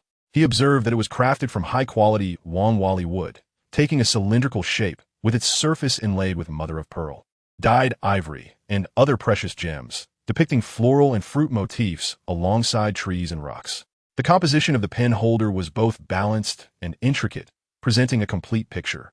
Within the artwork, plum blossoms bloomed vibrantly, butterflies fluttered about, and bright red fruits dangled from branches, exuding a sense of vitality and charm. On the opposite side of the pen holder, silver inscriptions of poetic verses were embedded, accompanied by the seal of the renowned calligrapher, Mei Gong. As Meng Zitao was an aficionado of collectible artifacts, he was well acquainted with notable scholars from various eras. The name Mei Gong likely referred to the Ming dynasty literary figure and artist, Qin Zhiru. Qin Zhiru was renowned for his poetry and prose, as well as his calligraphy and painting style, characterized by its graceful and elegant strokes. He was particularly skilled in depicting plum blossoms and landscapes, often creating small, free-spirited compositions that exuded a natural and casual charm. His landscape paintings, rich in ink and featuring cloud-covered mountains, were imbued with a sense of interest and depth. Qin Zhiru championed the literati painting style, adhering to the principles of the northern and southern schools, emphasizing the cultivation of the artist, and advocating for the unity of calligraphy and painting. He authored works such as Enai Gu Lu, complete works of Chun Mei Gong, and A Quiet Record of the Small Window. After this introduction, some may still be unaware of Qin Zhiru's renown. To put it differently, he was contemporaneous with Dong Qichong, which should illuminate his prominence during that era. Was it possible that Meng Zitao thought the pen holder appeared too new, or was he overly cautious, believing this to be a ghost market? Alternatively, did he assume that if He Zi possessed such a fine piece, he would not dare to sell it in the black market? Meng Zitao's mind was filled with questions, but he swiftly set aside these musings. What mattered most to him now was to secure the pen holder and the jade stamp. He Zi, whose surname was Jiang, was addressed by Meng Zitao. Brother Jiang, may I trouble you for a price? He Zi glanced at the item and replied 100,000. Upon hearing this figure, Meng Zitao felt an immediate sense of relief, for according to market standards, the pen holder was indeed worth that amount. Yet, if He Zi were aware of its authenticity, he would surely demand a far greater sum. How could he offer such a modest price? With conviction in his heart, Meng Zitao smiled and said, Brother Jiang, you are being somewhat unkind. If it were genuine, how could teacher Lu have left the pen holder behind? He Zi chuckled and said, By your reasoning, why do you still wish to purchase this pen holder? Meng Zitao replied with a wry smile, What can I do? I am financially constrained and can only pick through what teacher Lu has left behind. Heisey waved his hand dismissively. Come now. Do you think I haven't heard about your considerable gains from stone gambling? Meng Zitao admitted, yes, I have indeed profited significantly, but it is merely around 100,000. Just enough to cover my father's medical expenses. How can I afford to buy anything of real value? Heisey inquired. So, how much do you wish for? He continued. As acquaintances, if the price is right, I shall grant it to you. After pondering for a moment, Meng Zitao suggested, I find this pen holder quite agreeable. Let us settle on 3,000, shall we? Heisey shook his head repeatedly. That price is utterly unacceptable. It is quite audacious of you to suggest 3,000. If you truly desire it, the minimum would be 50,000. Chapter 34. A Chance Encounter. After a round of haggling, Heisey ultimately agreed to a minimum price of 8,000, which Meng Zitao found satisfactory, although his true intent lay elsewhere. Furrowing his brow, Meng Zitao remarked, Brother Jiang, your price puts me in quite a predicament. He sighed, feigning reluctance. Heisey laughed. I assure you, I'm not profiting much at this price. Perhaps fearing the deal might slip away, his eyes darted. How about this? I will also include a stone seal blank. What do you think? A wave of delight washed over Meng Zitao. Fortune had smiled upon him unexpectedly, and he marveled at Heisey's willingness to part with his treasures. However, had Heisey known Meng Zitao's true thoughts, he might have been left in shock. The penholder alone, if sold at a good price, could fetch 200,000. Not to mention the stone seal blank valued at over 1 million. If Heisey were aware of the reality, he would likely lose sleep over it for days. To avoid raising any suspicions, Meng Zitao paused thoughtfully before replying. 1 piece is insufficient. I require at least 5. Heisey, feeling a twinge of excitement, sighed. Very well. I concede. Choose whichever you desire. Meng Zitao's heart swelled with triumph as he pretended to deliberate before selecting the coveted yellow jade seal blank, hastily settling the payment before departing. Heisey, noticing Meng Zitao's hasty exit, assumed it was due to regret over the perceived expense and remained oblivious, smugly thinking how easily the young were deceived by a mere taste of sweetness, unaware that he had overlooked 2 precious items. After walking a short distance, Meng Zitao couldn't help but laugh inwardly. The items he had just acquired amounted to over 1 million. Such wealth had only been a figment of his dreams until now, and he was overwhelmed with exhilaration. Observing his slightly trembling hands, Meng Zitao realized he could no longer linger in this chaotic marketplace. The disorder was daunting, and any mishap could result in a heart-wrenching loss. Noticing the crowd thinning ahead, he chose a less populated path, but moments later, he spotted a pair of young individuals entangled with a rather unsavory-looking man not far off. Though it was still the early hours of the morning, the dim light surrounding him illuminated the figures of a young couple, unmistakably the same individuals who had once been victims of deceit. Meng Zitao silently mused. As the old saying goes, experience brings wisdom. How is it that these two have not learned their lesson and dare to return to the ghost market? Indeed, while Ling City boasted commendable public safety, the ghost market was notorious for its unsavory characters, especially in the pitch darkness. Without adult supervision, it was hardly a realm fit for individuals of merely 15 or 16 years. As Meng Zitao pondered this, the young man anxiously scanned his surroundings, hoping for assistance, only to find that the passers-by acted as if they were oblivious to their plight, continuing on their way without a glance. This realization deepened the boy's anxiety. At that moment, he caught sight of Meng Zitao and, in desperation, called out, Brother Meng, over here. Meng Zitao approached and quickly recognized the disreputable figure, known as Mouse, a moniker befitting his rodent-like appearance and his penchant for underhanded schemes. The girl promptly recounted the events in a rush of indignation. They had been meandering through the ghost market when Mouse approached them, eager to promote an antique pocket watch he held. What is that? The boy inquired, eyeing the object in Mouse's hand. It's a pocket watch, a fine piece. Come, let us take a closer look. Without waiting for their response, Mouse seized the boy's hand and led him further away. Initially, curiosity fueled their steps. However, upon realizing the lack of people and the oppressive darkness, unease began to settle in. At this juncture, Mouse declared, This pocket watch is over 100 years old. I acquired it at a great expense. We are fated to meet. How about 30,000? The young couple gasped at the mention of such a sum. Regardless of the watch's worth, it was far beyond their means. As they attempted to leave, Mouse obstructed their path, unwilling to let such a promising catch slip away, an incident that Meng Zitao had just witnessed. Hey, don't think that just because there are 2 of you, you can disregard the rules, Mouse exclaimed. The girl retorted, How are we the ones disregarding the rules? You are the one preventing us from leaving. Mouse responded, "You agreed to the price earlier. How can you go back on your word? That's simply isn't right. Did you two actually agree to this?" Meng Zitao inquired with a hint of concern. As previously noted, one should never haggle in the ghost market. Otherwise, it could lead to an inescapable predicament. He feared that the two were unaware of the unspoken rules, which could lead to significant trouble. Sighing inwardly, Meng Zitao thought, what else could it be? They are merely young and inexperienced. With a sneer, Mouse declared, "I have 2 ears and heard you agree. Don't think you can play tricks." Meng Zitao furrowed his brow and replied, "Mouse, eventually, one must repay their debts. It would be wise to show mercy. What do you say?" The rat glanced at Meng Zitao, feeling a sense of familiarity, yet failing to recall any significant impression of him. This suggested that the young man likely lacked a notable background. He raised his head and declared, "Who are you? Let me tell you, mind your own business." Seeing that the rat was unyielding, Meng Zitao felt there was little left to say. He was not intimidated by such a person. Even if only Qing Qiheng were to intervene, the rat would soon be subdued. Thus, he ignored the rat and said, "Let us go." "Not so fast." The rat snarled, "Exudinia Munesinyoha. I want to see who dares to leave today." Meng Zitao chuckled coldly. "What? Do you wish to test your strength? Let us see about that." The rat retorted.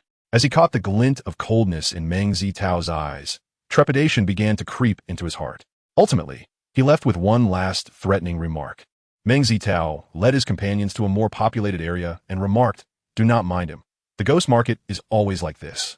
In truth, individuals like the rat, despite their apparent bravado, were mostly adept at intimidating and deceiving newcomers. If trouble were to arise, it was he who would be most concerned, for he would find it impossible to return to this place. Nevertheless, it must be acknowledged that the ghost market is a mixed bag, and should a truly formidable opponent arise, it could indeed spell trouble. Had the rat not been present earlier, Meng Zitao's approach to the situation would have likely been more nuanced and less confrontational. The girl, her face stern, said, "Humph. I will not let him off easily." Hearing this somewhat familiar proclamation, Meng Zitao pondered internally.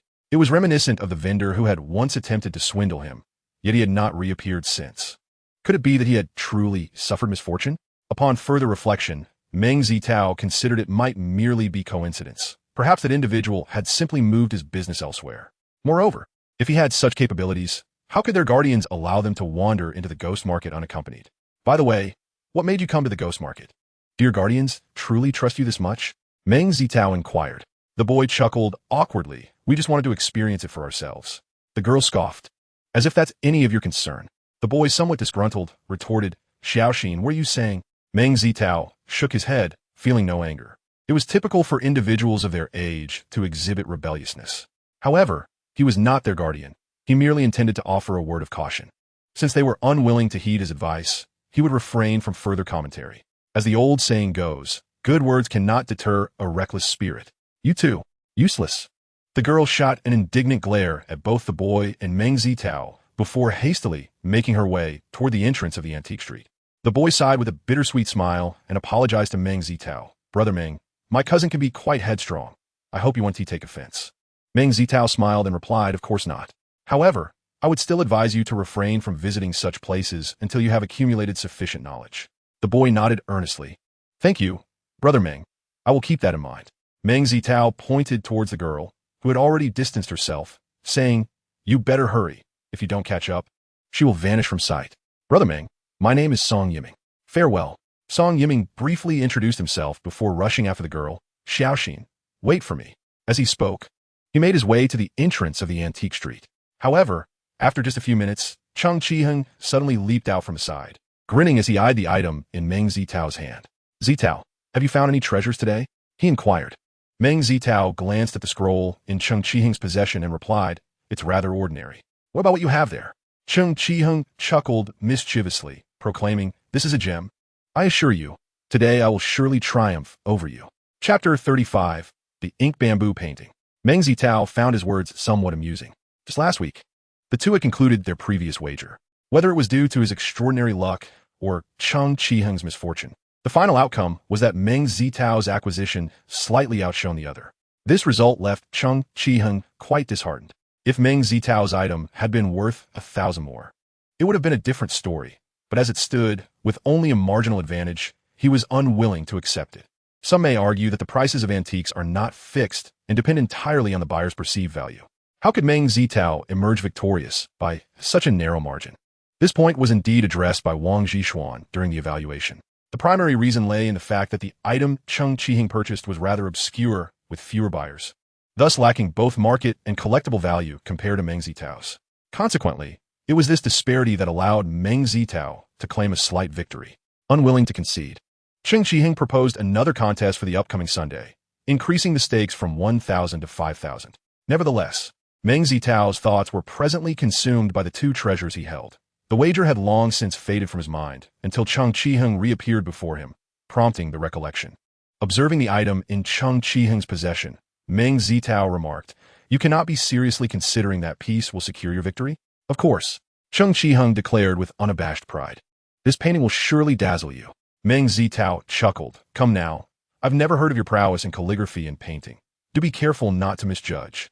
Meng Zitao's statement was no jest, for among the myriad categories of antiques, the authentication of paintings and calligraphy is notoriously challenging. Throughout history, even emperors, renowned officials, esteemed artists, prominent merchants, and scholarly giants have fallen prey to forgeries, underscoring the difficulty of discerning authenticity in this realm. Why is this the case? Consider an example. When evaluating the authenticity of ancient paintings and calligraphy, one might logically assume that the work's artistic merit would serve as the primary criterion. Yet, in reality, many forgeries are not merely crude imitations, but can be deceptively intricate, making accurate identification arduous. This assertion is illustrated by the tale of the Ming dynasty calligrapher Dong Qichong. It is said that a merchant sought to acquire a work by Dong Qichong, but feared purchasing a counterfeit. Thus, he bribed Dong's household servant, who advised him to bring a substantial sum of money to meet Dong Qichong. In the merchant's presence, Dong Qichong ground ink and prepared paper, swiftly creating a piece. Upon receiving the calligraphy, the merchant displayed it prominently in his hall, and all guests who beheld it were left in awe. The outcome left the merchant astounded, for he realized that this individual was not the Dong Qichong he had encountered the previous year, and he could not help but vociferously express his grievance. Some may deem this narrative exaggerated, yet Dong Qichong himself remarked in his inscriptions that many imitations surpass the original in merit, indicating that among those forgeries, there indeed exist individuals whose calligraphy eclipses his own. This suggests that such accounts hold a semblance of truth. From this tale, it is evident that discerning some counterfeits was already a formidable challenge at that time. How much more so now, after centuries or even millennia? For instance, when the Palace Museum authenticates ancient books and paintings, experts often hold divergent opinions, making it arduous to reach a consensus. They can only compile and record their viewpoints for future reference. The complexity of art authentication, coupled with the extensive knowledge it demands, led Meng Zitao to ultimately relinquish his interest in painting and calligraphy, despite his initial enthusiasm, as the exorbitant prices of genuine masterpieces also played a significant role in his decision. Returning to the subject at hand, upon hearing Meng Zitao's words, Chen Qiheng chuckled. "I must admit my expertise in art is rather limited. However, when presented with an authentic piece, how could I possibly fail to recognize it?" Meng Zitao, taken aback by this remark, was at a loss for words. In such dim light, who could truly ascertain authenticity? Nevertheless, he did not wish to undermine Chen Qiheng's confidence at that moment. So he replied, "Let us proceed then. Where do you suggest we go?" "To Uncle Wang's shop," Chen Qiheng proposed. "Has Uncle Wang arrived?" Meng Zitao inquired. Chen Qiheng retrieved a key from his pocket and stated, "I haven't encountered Uncle Wang, but I possess this. The key to Jingyi Pavilion?" Upon Chen Qiheng's nod, Meng Zitao curiously asked, "Where did you acquire the key?" As they walked, Chen Qiheng explained, "I neglected to mention that a few days ago, my parents met with Uncle Wang and Aunt Wang." Meng Zitao paused, turning to say, "You certainly keep your lips sealed. How could you not inform me of such news afterward?" Chen Qiheng chuckled. "Well, now you know, don't you?" Meng Zitao replied regardless. "You must treat me to a meal for this." With a grand gesture, Chen Qiheng assured, "No problem. Today, we shall dine at the Ling City Grand Hotel." Meng Zitao laughed. "A five-star hotel? Then I must prepare to indulge." Amidst their banter, the two arrived at the entrance of Jingyi Pavilion. After opening the grand door, they stepped inside. Chen Qiheng cleaned the table before placing the scroll upon it. "By the way, what have you managed to acquire today?" Meng Zitao responded, "Let us discuss that later. First, allow me to admire your painting. Then prepare to be dazzled," Chen Qiheng said, donning gloves and carefully unfurling the scroll. revealing a stunning ink bamboo painting to Meng Zitao's astonished gaze. At first glance, the artwork displayed 5 bamboo stalks of varying heights, their slender branches and broad leaves exuding a vigorous elegance, embodying nature's grace in a captivating manner. This was not all. When Meng Zitao beheld the inscriptions and seals, his eyes widened in disbelief. An ink bamboo painting by Zheng Banqiao. Zheng Banqiao is undoubtedly a familiar figure to many. The esteemed master Su Beihong once remarked that Mr. Banqiao is one of the most extraordinary individuals in China over the past 3 centuries, whose thoughts are peculiar, writings remarkable, and artistry especially unique. Upon observing his poetry, prose, and paintings, one not only perceives a lofty aspiration, but also an exquisite blend of benevolence within the marvel, making him a rarity among contemporary geniuses. Consequently, Zheng Banqiao's artworks have seen a significant surge in value within the art market. If this piece before us is indeed an authentic work, it will be worth no less than 3 million. Chen Qihong smiled with satisfaction, ready to speak, when a voice of astonishment suddenly echoed from the doorway. What Zheng Banqiao? The two turned to see Wang Zhishuan entering, holding a blue and white porcelain vase. After exchanging greetings, Wang Zhishuan's attention fixated on the ink bamboo painting atop the table. He extracted his tools, meticulously appraising the piece before exclaiming, "Indeed, it is a splendid painting." Upon hearing this, Cheng Qiheng appeared somewhat exhilarated, declaring, "See, I told you I was bound to win today." Meng Zitao secretly scoffed, contemplating, "This painting is undoubtedly exquisite, but to attribute it to Zheng Banqiao? Noticing Meng Zitao's apparent skepticism, Wang Zhishuan inquired with a smile, "Xiao Meng, what are your thoughts?" Meng Zitao scratched his head and replied, "To speak frankly, I do believe it is a good painting, but I feel it lacks a certain air of aloofness. I wonder if my impression is accurate." Cheng Qiheng felt a jolt at this remark, glancing at the artwork with hesitation, and said, "I think it has an air of aloofness." Wang Zhishuan, maintaining his composure, remarked, "Xiao Cheng, can you completely recite Zheng Banqiao's style of painting bamboo?" Cheng Qiheng pondered, then smiled wryly and shook his head. "I cannot." "Well, since you cannot recite it, how can you dare to make a judgment?" Wang Zhishuan cast a critical gaze at Cheng Qiheng, stating, "Zheng Banqiao cultivated numerous bamboo plants at his hometown residence and the government office, and due to his meticulous observation, he gained profound knowledge of bamboo, amassing a wealth of material. Thus, when he painted bamboo, it was as if he had 100,000 stalks in his heart, resulting in a spontaneous and vigorous ink flow. Zheng Banqiao's bamboo paintings exemplify a harmonious balance of shades and textures, employing both dry and wet brush techniques. With a blend of styles, the slender leaves within the bamboo are rendered with the delicate calligraphic strokes reminiscent of Huang Tingjian, while the broader leaves reflect the robust and vigorous style of Su Shi. As Wang Zhishuan elaborated on several characteristics of Zheng Banqiao's bamboo paintings, Cheng Qiheng could only manage a wry smile, his demeanor appearing quite dejected. Observing this, Wang Zhishuan shook his head and remarked, "Xiao Cheng, at this rate, I feel you are not yet ready to engage with works of calligraphy and painting. After all I have said, have you not discerned the characteristics of this painting?" "Characteristics?" Cheng Qiheng gazed at the painting and mused, "If I were to identify a characteristic, it would be that it closely mimics." Wang Zhishuan turned his head and asked Meng Zitao, "Xiao Meng, what do you think?" Chapter 36, 1 million. Meng Zitao contemplated and replied, "As Cheng Gu has mentioned, I too believe this painting closely emulates Zheng Banqiao. Aside from lacking the clear and aloof essence characteristic of Banqiao's orchids and bamboo, it is sufficiently convincing to be mistaken for an authentic piece. Moreover, this painting has been executed with great care and does not appear to be a mere imitation for profit. Additionally, the paper shows signs of age, lacking any indications of forgery. In summary, I believe that this painting most likely originates from the late Qing dynasty, crafted by an artist who diligently studied the works of Zheng Banqiao, and given the remarkable skill displayed, it is improbable that this individual is an unknown talent."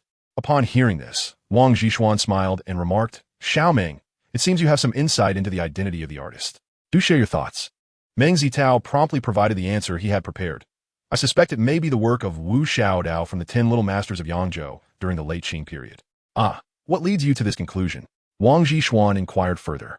Meng Zitao elucidated, "Wu Xiaodao is the son of the incense ancestor Wu Wei. The term incense ancestor is a poetic reference to orchids. He studied his father's technique in painting orchids, yet his skill fell short. However, His fame surpassed that of his father, largely due to his adept imitation of his fellow townsman Zheng Banchao's bamboo and orchids, which were nearly indistinguishable from the originals. Wu Xiaodao was also skilled in calligraphy, emulating Banchao's 6.5 style. Critics have had mixed opinions regarding Wu Xiaodao's emulation of Zheng Banchao. However, the overall sentiment leans towards criticism. For instance, the Qing scholar Ma Yao commented on painting orchids that Wu Xiaodao's imitation of Zheng Banchao lacked individuality and originality, rendering his works monotonous and devoid of substance. This critique stems from the absence of the distinctive, ethereal quality embodied in Zheng Banchao's bamboo and orchids. Specifically regarding this painting, all characteristics align harmoniously with Wu Xiaodao's style of imitation of Zheng Banchao, hence my conjecture that this piece may indeed be the handiwork of Wu Xiaodao. However, I must confess my limited expertise in the realm of painting and calligraphy, and I am uncertain of the accuracy of my assertions. Wang Zhishuan nodded with a smile. Indeed, while your analysis may be somewhat superficial and lacks depth in certain areas, it is commendable given your current level of understanding. Cheng Qiheng appeared quite embarrassed, recognizing the validity of this critique, and he could only lower his head in acknowledgement. Observing this, Meng Zitao felt a twinge of discomfort. In truth, had it not been for the assistance of his unique abilities, he would hardly have deduced that this painting was by Wu Xiaodao. Moreover, had the person before him not been Wang Zhishuan, he would have remained silent. Yet, now that an opportunity to impress Wang Zhishuan had presented itself, he could not afford to miss it, even if it meant putting Cheng Qiheng in an awkward position. Brother Cheng, I truly apologize. Perhaps when you treat us later, I shall simply eat a little less. Meng Zitao silently mused. Wang Zhishuan offered a few words of admonition to Cheng Qiheng, but chose not to dwell on it. After all, they were adults, and excessive discussion seemed futile. Ultimately, one must rely on oneself. At that moment, his gaze shifted to the pen holder on the table. Xiao Meng, is this your recent acquisition? Meng Zitao nodded, saying, Indeed, I still find myself somewhat bewildered by it all. Curiosity lit up the faces of Wang Zhishuan and Cheng Qiheng. After listening to Meng Zitao's explanation, they were further intrigued. Logically, someone of Lu Wenwei's caliber should not have made such an error. Consequently, Wang Zhishuan eagerly picked up the pen holder for closer examination, and admiration quickly spread across his countenance. Seeing this, Cheng Qiheng whispered, It appears to be authentic. However, how could Lu Wenwei possibly forsake such a remarkable item? With his discerning eye, it is indeed surprising. Meng Zitao shrugged and remarked, Who could argue otherwise? I am utterly perplexed by his intentions. Could he possibly be coming to shower me with money while weeping and wailing? Cheng Qiheng laughed heartily. If he were to hear you say that, he would surely faint from anger. Wang Zhishuan chuckled and added, Little Meng is not wrong. Isn't it akin to crying and shouting while bestowing money? Although Meng Zitao was already aware of the outcome, he still feigned surprise. Uncle Wang, does this mean it is indeed true? With such an extravagant opportunity, is there any doubt? Wang Zhishuan nodded and said, Little Meng, I believe you possess many admirable qualities. Yet your confidence leaves much to be desired. That is something you should work on moving forward. Meng Zitao scratched his head and grinned. Since I ventured into the antique trade, I have navigated it largely through trial and error, hence my constant fear of making mistakes. As he spoke, he turned to Wang Zhishuan. Wang Zhishuan smiled. Do not look to me, Little Meng, I do not take disciples. However, as I mentioned earlier, you may approach me with any questions you have in this domain, and I will share my knowledge freely. Cheng Qiheng interjected, Uncle Wang, the events are now well behind us. You ought to let go a little and not shoulder all the responsibility. Wang Zhishuan shook his head with a smile, his resolve evidently unwavering. The two friends found no recourse against his stubbornness, and thus ceased their attempts to persuade him. The conversation shifted back to the brush holder, and Cheng Qiheng inquired, Uncle Wang, what is the current market value of this brush holder? After a moment contemplation, Wang Zhishuan responded, around 200,000, perhaps a bit more for the right buyer, though it cannot exceed a certain threshold. Well then, you've certainly struck gold. I scarcely know how to express your fortune. In fact, with the addition of this brush holder, Meng Zitao had amassed approximately 800,000 in earnings through his recent ventures in treasure hunting and stone gambling over the past month, a sum that made his relatively modest efforts seem enviable. Cheng Qiheng felt a twinge of jealousy, yet his predominant sentiment was one of joy for his friend's good fortune. Meng Zitao chuckled and produced a piece of yellow jade. In truth, besides the brush holder, Haizi also gifted me this piece as a bonus. Upon seeing the jade impression in Meng Zitao's hand, Both men paused in astonishment, and Wang Zhishuan's eyes gleamed with excitement as he eagerly requested to examine the impression. At that moment, Cheng Qiheng stared at Meng Zitao with a look of disbelief. "Please, do not tell me this impression is crafted from genuine yellow jade." Meng Zitao grinned. "It seems to be the case." Cheng Qiheng's mouth hung agape as he struggled to find his voice, finally managing to exclaim, "Heisey must be out of his mind. Who knows? However, I suspect he never anticipated such a hidden treasure within." Meng Zitao replied with a shrug, elaborating on the impression's placement. "Indeed, Heisey must have been careless." Wang Zhishuan sighed in relief, playfully handling the impression while smiling. At that moment, Cheng Qiheng eagerly asked, "Uncle Wang, is it truly Hitian yellow jade?" "Of course," Wang Zhishuan affirmed, presenting the impression before Cheng Qiheng. After a brief moment, Cheng Qiheng shook his head and remarked, "It truly resembles Hitian yellow jade, but unfortunately, the central part of the impression has some flaws, and the color does not reach the authentic egg yolk yellow." Meng Zitao, upon hearing this, was left speechless. Authentic egg yolk yellow?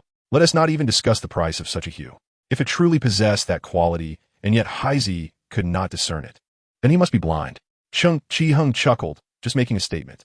Noticing Wang Zhishuan asking Cheng Qiheng for the impression again, playing with it rather fondly, Meng Zitao pondered for a moment and said, "Uncle Wang, why not let you have this impression?" Wang Zhishuan's face lit up with joy. "Are you sure?" Meng Zitao replied earnestly, "To be honest, I do feel a bit reluctant. However, at this moment, in pursuit of my dream to open an antique shop, I must part with it. Rather than transferring it to someone else, it is better to pass it to you." In the realm of antiques, those who cherish such items often possess a certain integrity. They would rather earn less than belittle a fine piece.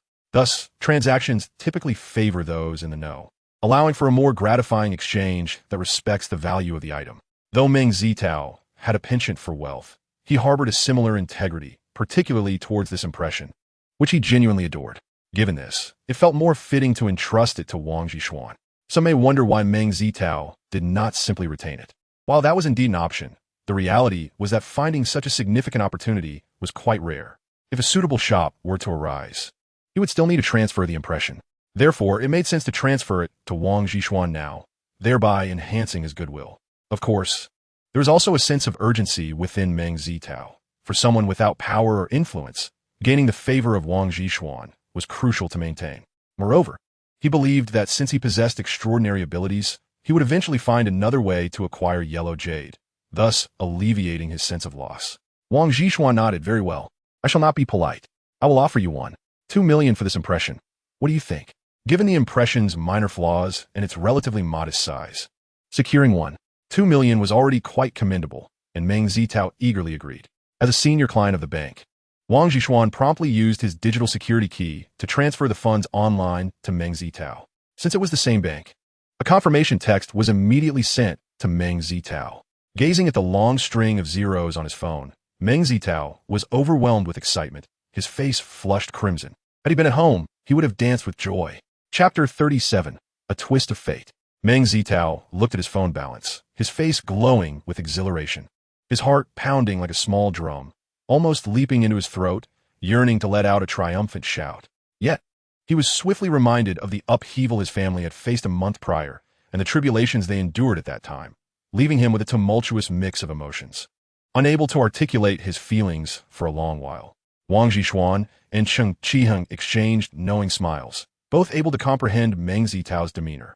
Remaining composed in such circumstances suggested either a profound understanding of the triviality of wealth or an extraordinary psychological fortitude. He mused inwardly, recalling that he had earned his first million in life after the age of 30, and at Meng's age, he had hardly possessed such knowledge. It was indeed a testament to the remarkable potential of youth. Cheng Qiheng, too, felt a deep sense of reflection, due to familial circumstances. Although he was not in want of money, his first million had come in 2006 through stock investments, which had multiplied exponentially during the bull market of 2007. As for antiques, he had dabbled in them, but his profits had been eclipsed by losses. Considering the teachings of his grandfather, he found it somewhat disheartening that he fell short compared to the self-taught Meng Zitao. At that moment, a figure entered the shop, prompting everyone to look up and realize it was Lu Wenwei. Although Wang Zhishuan had anticipated Lu's reason for visiting, he still greeted him with a smile, inquiring, "Old Lu, what brings you here today?"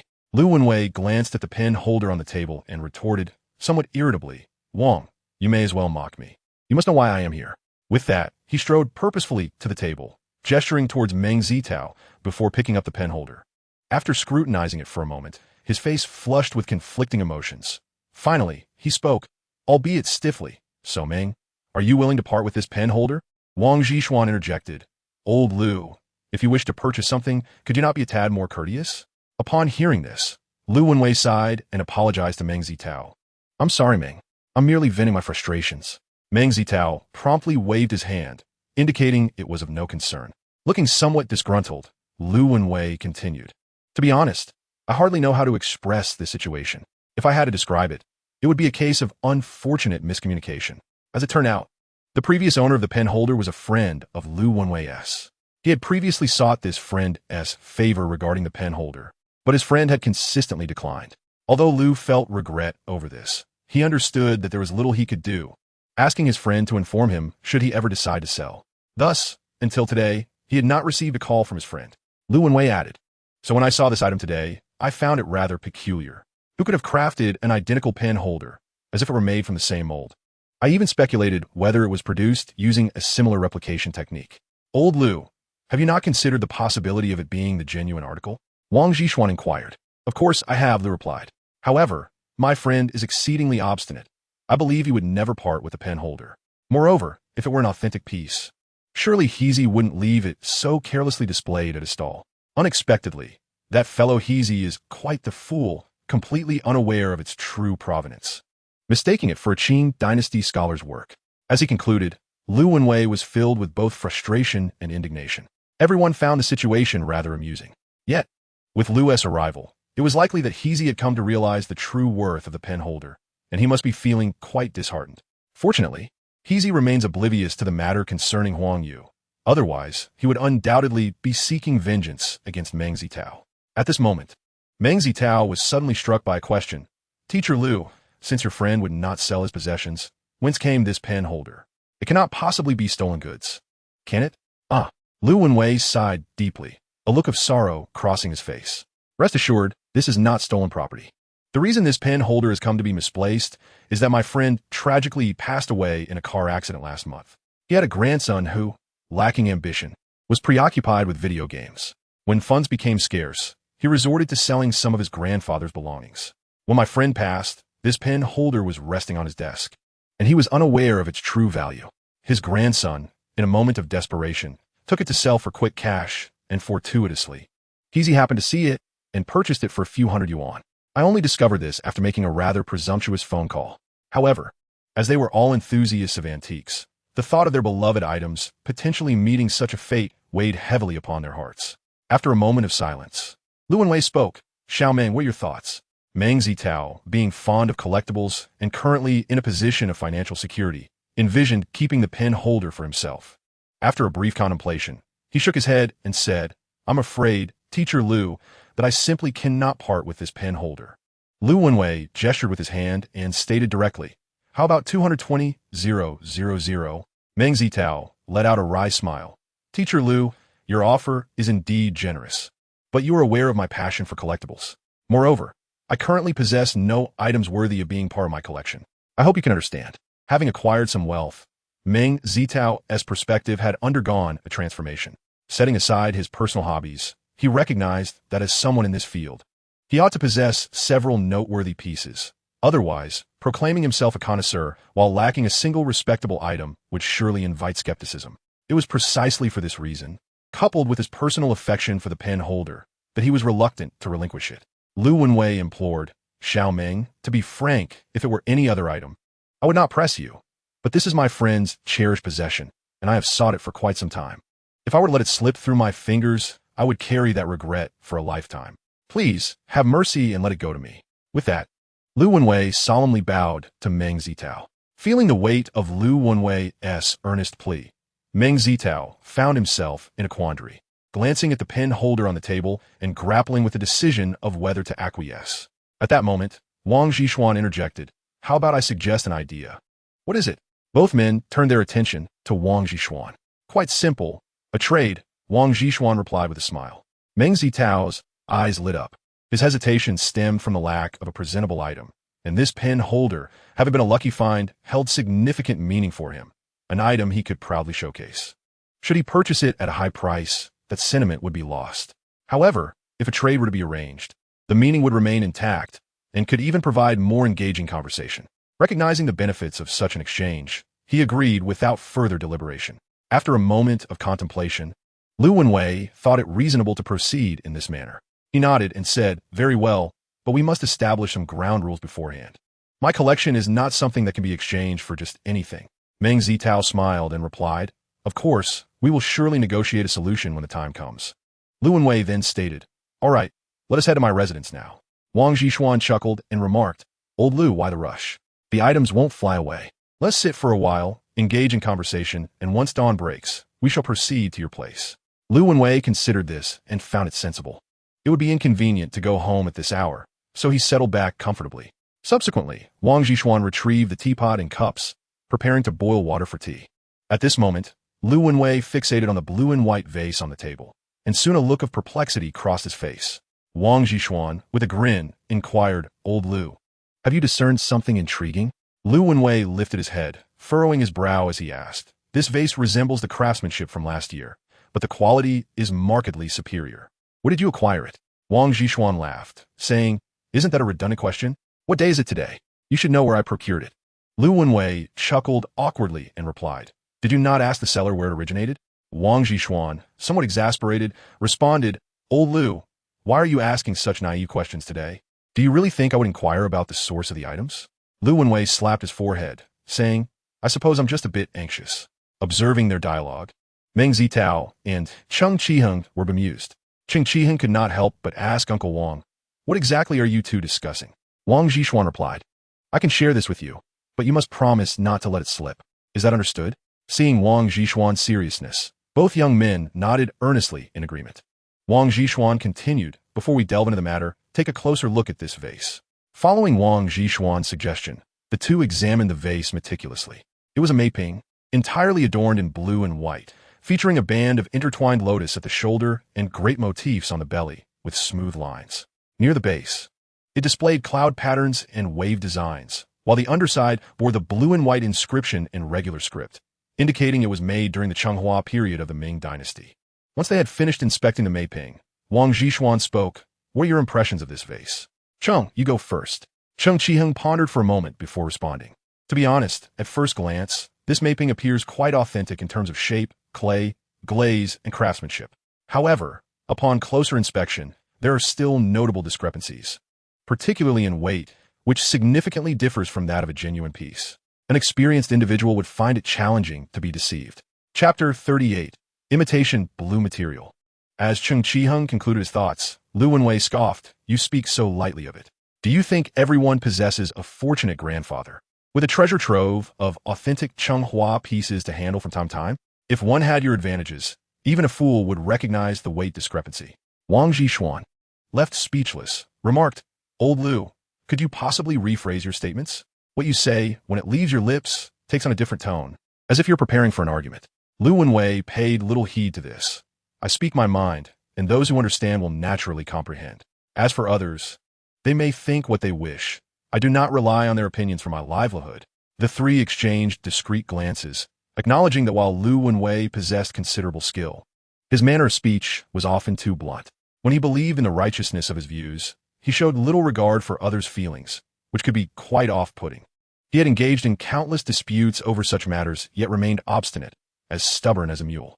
Meng Zitao sometimes marveled at Lu Wenwei's good fortune. Despite his cantankerous disposition, he had never faced physical retribution.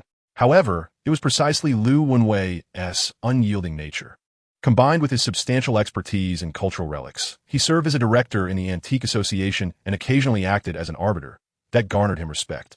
Aware of Lu Wenwei's temperament, Cheng Qiheng felt merely awkward rather than irritated. Wang Zhishuan, not wishing to engage further with Lu, turned to Meng Zitao and inquired, "What is your perspective, Meng?" Meng Zitao, somewhat bashful, replied, "I am not well versed in ceramics. I can only discern that the glaze of this plum vase seems somewhat amiss, and the artistry appears to fall short of the essence found in authentic pieces. Beyond that, I cannot comment further." Although he possessed the ability to accurately assess the authenticity of items through his unique skills, He found himself at a loss for explanations regarding unfamiliar objects. In the course of his online shopping, this lack of knowledge was inconsequential, but in the current setting, he could only speak to his level of understanding. He could not perpetually attribute his insights to intuition. However, he contemplated that with his enhanced memory, he might as well commit some knowledge of artifact appraisal to memory. Perhaps it would prove useful one day. Wang Zixuan was not surprised by Meng Zitao's remarks. Recognizing that every field has its specialists, he pressed further. What do you believe is the most remarkable aspect of this plum vase? Meng Zitao gazed intently at the vase for a moment, hesitating before responding. The most striking feature is likely the hue of the blue and white. It appears nearly indistinguishable from the fine blue tones I have observed in the museum. I am uncertain if my assessment is accurate. The fine blue, also known as pingtang blue, was a principal pigment in the blue and white porcelain of the Ming dynasty, particularly from the Changhua to the Jiajing periods. Pingtang blue contains a lower iron content, yielding a delicate, clear, and refined color with minimal blurring, distinct from the deep verdancy of the Su-Mali Qing, which became a hallmark of this era's blue and white porcelain. Regrettably, due to a massive feud during the Jiajing period that severely disrupted its sourcing, pingtang blue was rendered virtually extinct. Consequently, the depletion of certain materials has made the replication of ancient porcelain exceedingly challenging today. There will inevitably be discrepancies. For instance, the imitation of glaze color relies on the origin and formulation of the glaze materials, whether the cobalt used for blue and white or the copper for red glazes, with variations across different periods.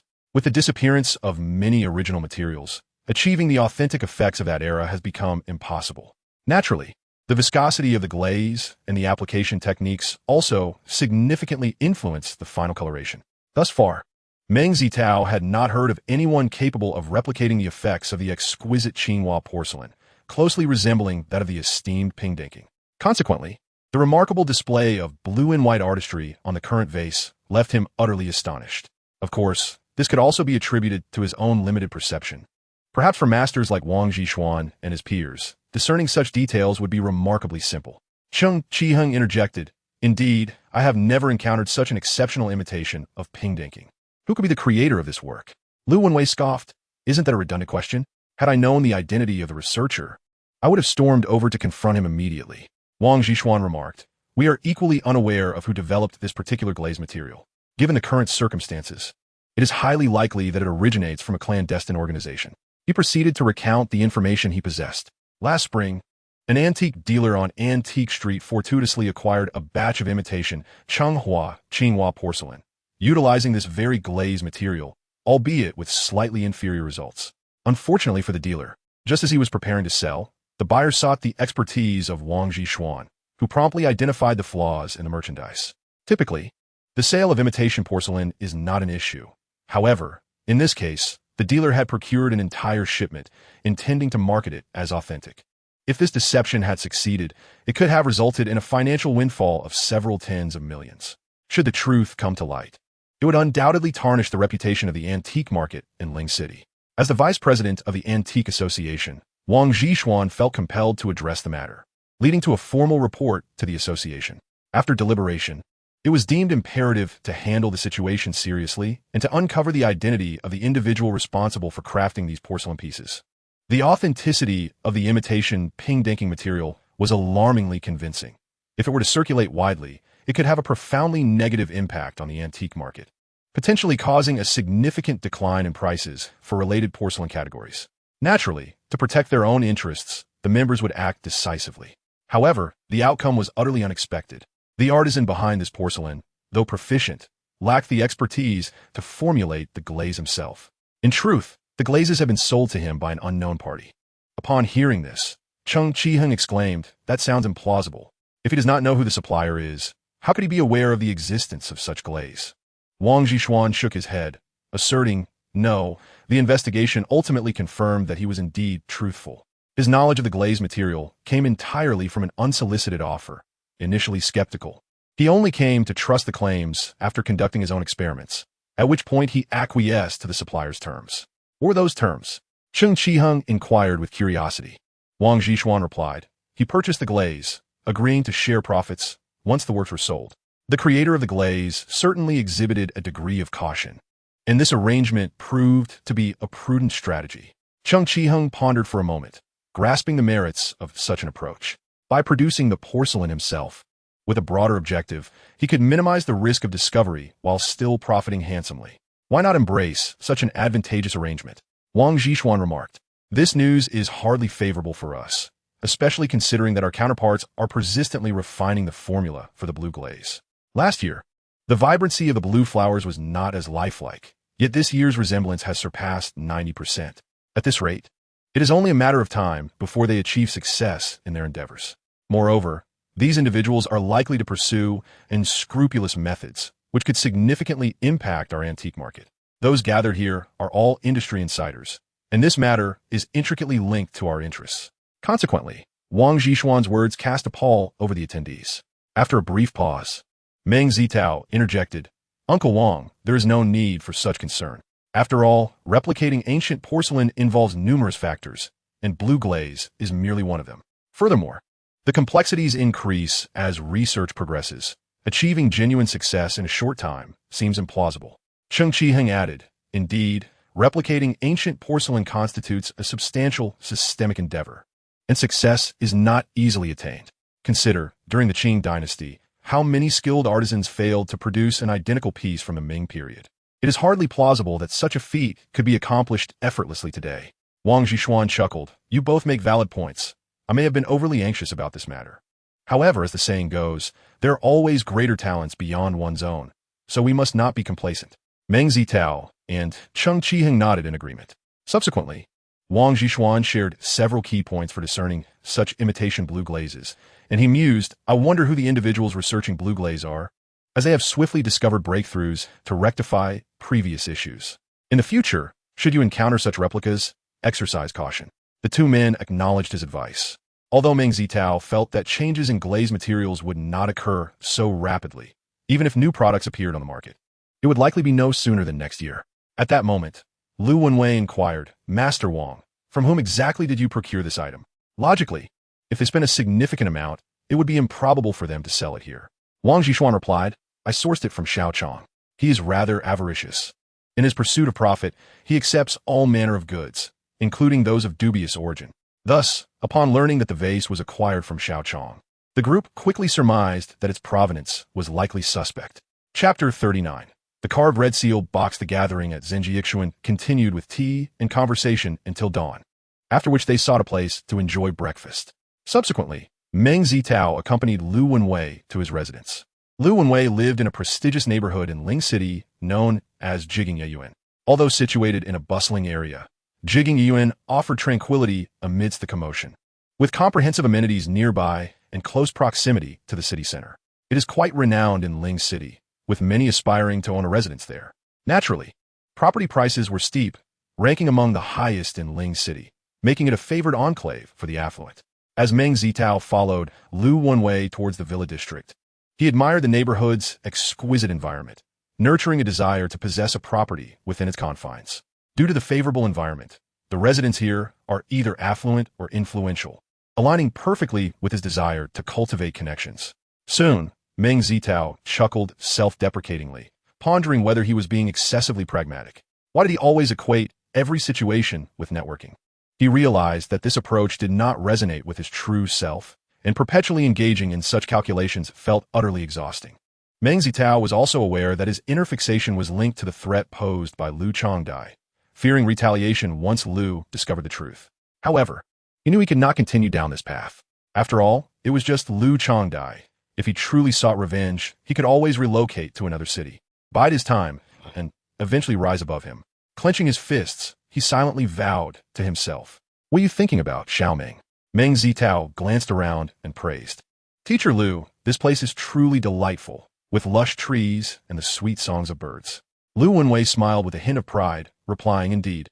When I first purchased this place, I had no money, so I sold a few cherished possessions.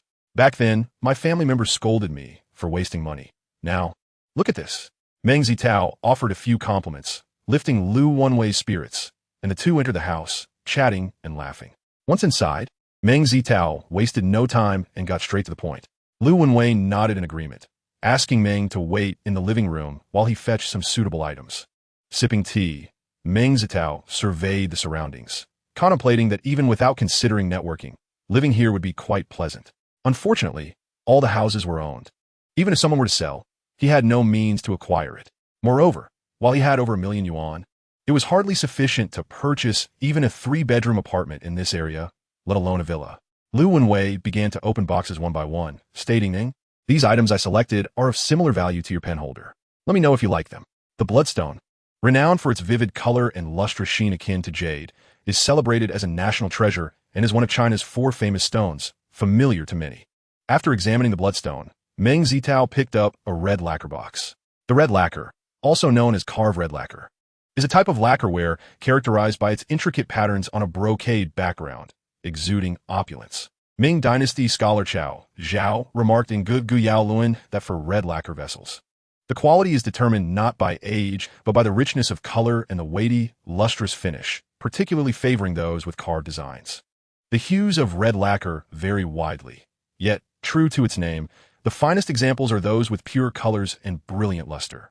Historically, the Yongle Emperor, along with the Qing dynasty's Yongzheng and Qianlong emperors, held a profound admiration for carved red lacquer, which saw remarkable advancements during their reigns. The Yongle Emperor even established a lacquer workshop in the capital, transferring the center of carved red craftsmanship from the south to the north, allowing the art to reach its historical zenith.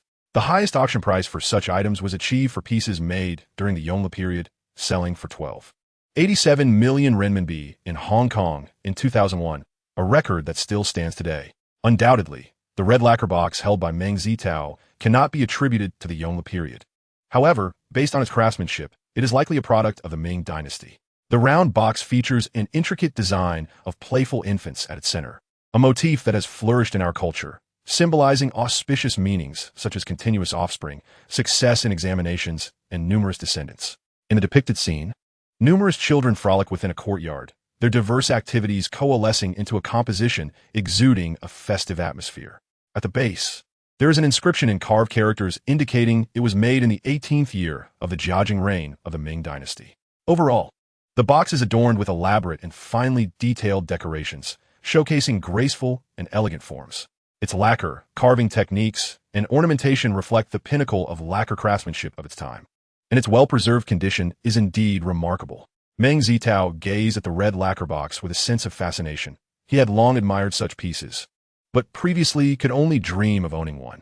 This admiration stemmed from the exceedingly complex nature of the craftsmanship involved in creating red lacquer items.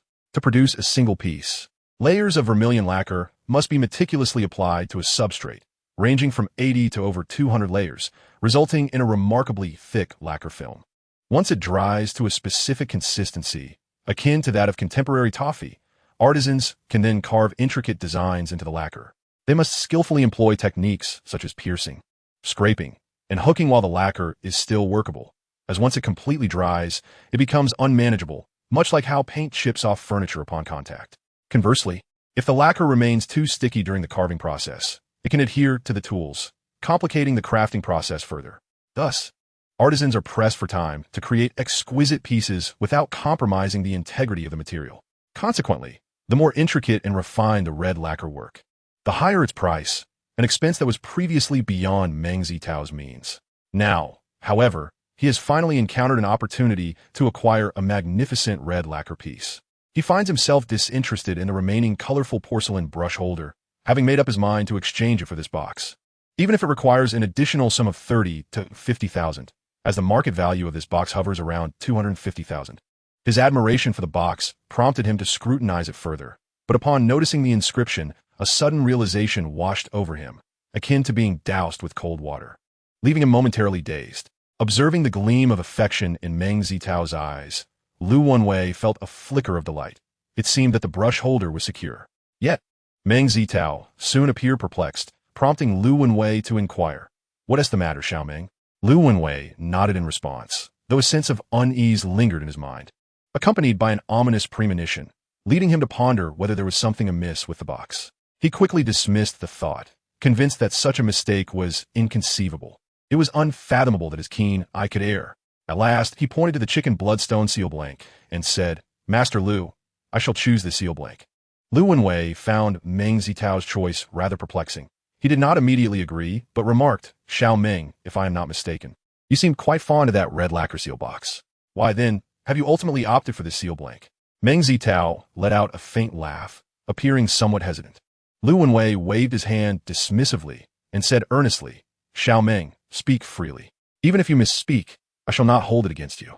Meng Zitao replied, Teacher Lu, to be frank, I find myself uncertain about that seal box. Indeed, Lu Wenwei mused inwardly, yet he did not display his irritation. Instead, he calmly inquired, Could you elaborate on your reasoning? Meng Zitao responded, Teacher Lu, please take a look at the inscription on this seal box. Inscription? Lu Wenwei picked up the seal box and examined it. As the characters caught his eye, his expression mirrored that of Meng Zitao moments before. Stunned, Meng Zitao sighed inwardly, realizing that Lu Wenwei had indeed been careless. In truth, the vast majority of red lacquer pieces bear no inscription, including authentic items crafted by the Qing Palace Workshop. Inscribed pieces fall into two categories. Prior to the Xuande period of the Ming dynasty, inscriptions were incised with a needle on the base, known as needle inscriptions, after Xuande.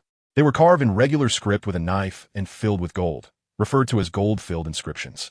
This seal box appeared flawless in every regard, save for the inscription. If it were genuine, it would undoubtedly be a gold-filled inscription, yet this seal box bore none, indicating a clear issue. Chapter 40, The Exchange Meeting. Carelessness. Such utter carelessness. Lu Wenwei gripped the seal box tightly, leaning back against the sofa, exhaling a long sigh as he murmured, How could I have focused solely on the craftsmanship and patina, overlooking such an obvious flaw?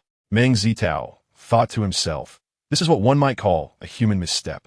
Indeed, this red lacquer seal box was crafted with remarkable skill.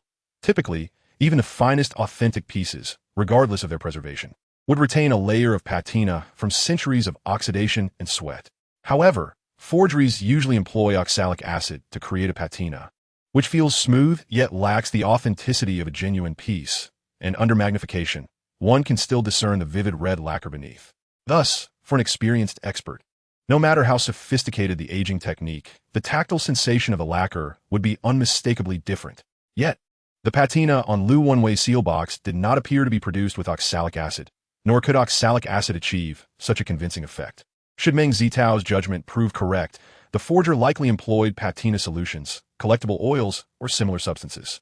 Although such methods require considerable time, they yield a patina that appears natural and is more challenging to detect. Not only ordinary individuals, but even experts might inadvertently overlook it. With a remarkably realistic patina and superior craftsmanship, coupled with Lu Wenwei's demeanor, Meng Zitao surmised that he had likely purchased it from acquaintance, making it quite reasonable for him to have overlooked the deception. Certainly, this reflects Meng Zitao's thoughts. For Lu Wenwei, it is quite difficult to accept having made such a mistake, leaving him feeling somewhat embarrassed. After a brief moment of shock, Lu Wenwei suddenly exclaimed, Oh no! As soon as the words left his lips, he leaped from the sofa and hurried into the inner room. Meng Zitao surmised that there must be something else he had purchased, wondering what the outcome would be. After Lu Wenwei settled the payment, Meng Zitao took his leave. Normally, he would have tried to offer some comforting words to others in such a situation, but given Lu Wenwei's character, he found himself at a loss for words. Ultimately, he uttered a few insipid remarks before departing. As Meng Zitao stepped out of the villa, he couldn't help but reflect on the multitude of deceivers in the antique trade, many of whom employ long con tactics. He suspected that Lu Wenwei had fallen prey to a scammer who had gained his trust, only to later offload counterfeit goods, thereby taking advantage of him. This incident heightened Meng Zitao's sense of vigilance. If even a seasoned expert like Lu Wenwei could be deceived, he, too, must exercise caution. Even with his unique abilities, negligence could lead to unfortunate outcomes. Upon reaching the entrance of a neighborhood, Meng Zitao intended to hail a taxi to Antique Street. However, as he settled into the cab, he noticed in the distance that a young man named Song Yiming and his cousin had entered the community. Do they reside in this neighborhood as well? Meng Zitao was slightly taken aback, but their demeanor suggested it was quite normal. Since this matter had no bearing on him, he dismissed the thought. On Saturday, September 12th, a light rain fell. In the morning, after exchanging pleasantries with his parents, Meng Zitao took a taxi to the Qing Tea House located near Antique Street. In a nutshell, a life of wealth and leisure is boundless in joy. Were it not for his desire to become stronger swiftly, he would have preferred to remain at home, practicing martial arts and reading. Upon arriving at the tea house, he spotted Cheng Qiheng and Wang Minghan standing at its entrance. Observing the tender couple before him, Meng Zitao chuckled. I say, Chenggu, when you called me over yesterday, you weren't planning on making me a third wheel, were you? Cheng Qiheng grinned mischievously. I would love for you to be a third wheel, but Meng Han refuses to agree. What kind of talk is that? Wang Menghan playfully pinched Cheng Qiheng at the waist. Cheng Qiheng turned to plant a gentle kiss on Wang Menghan's cheek. Just joking with Zitao. Meng Zitao, feeling exasperated, replied, if there's something to discuss, please do so without flaunting your affection in front of me, or I shall take my leave. Upon hearing this, Meng Zitao suddenly inquired, by the way, Chenggu, last summer when we were drinking, you mentioned something that I seem to have forgotten. Cheng Qiheng appeared momentarily puzzled and replied, who remembers events from last year? Meng Zitao pressed further. Did you not say it left a strong impression on you? Cheng Qiheng waved his hand dismissively. What was said while drinking cannot be taken seriously. Now it's getting late. Let's set off.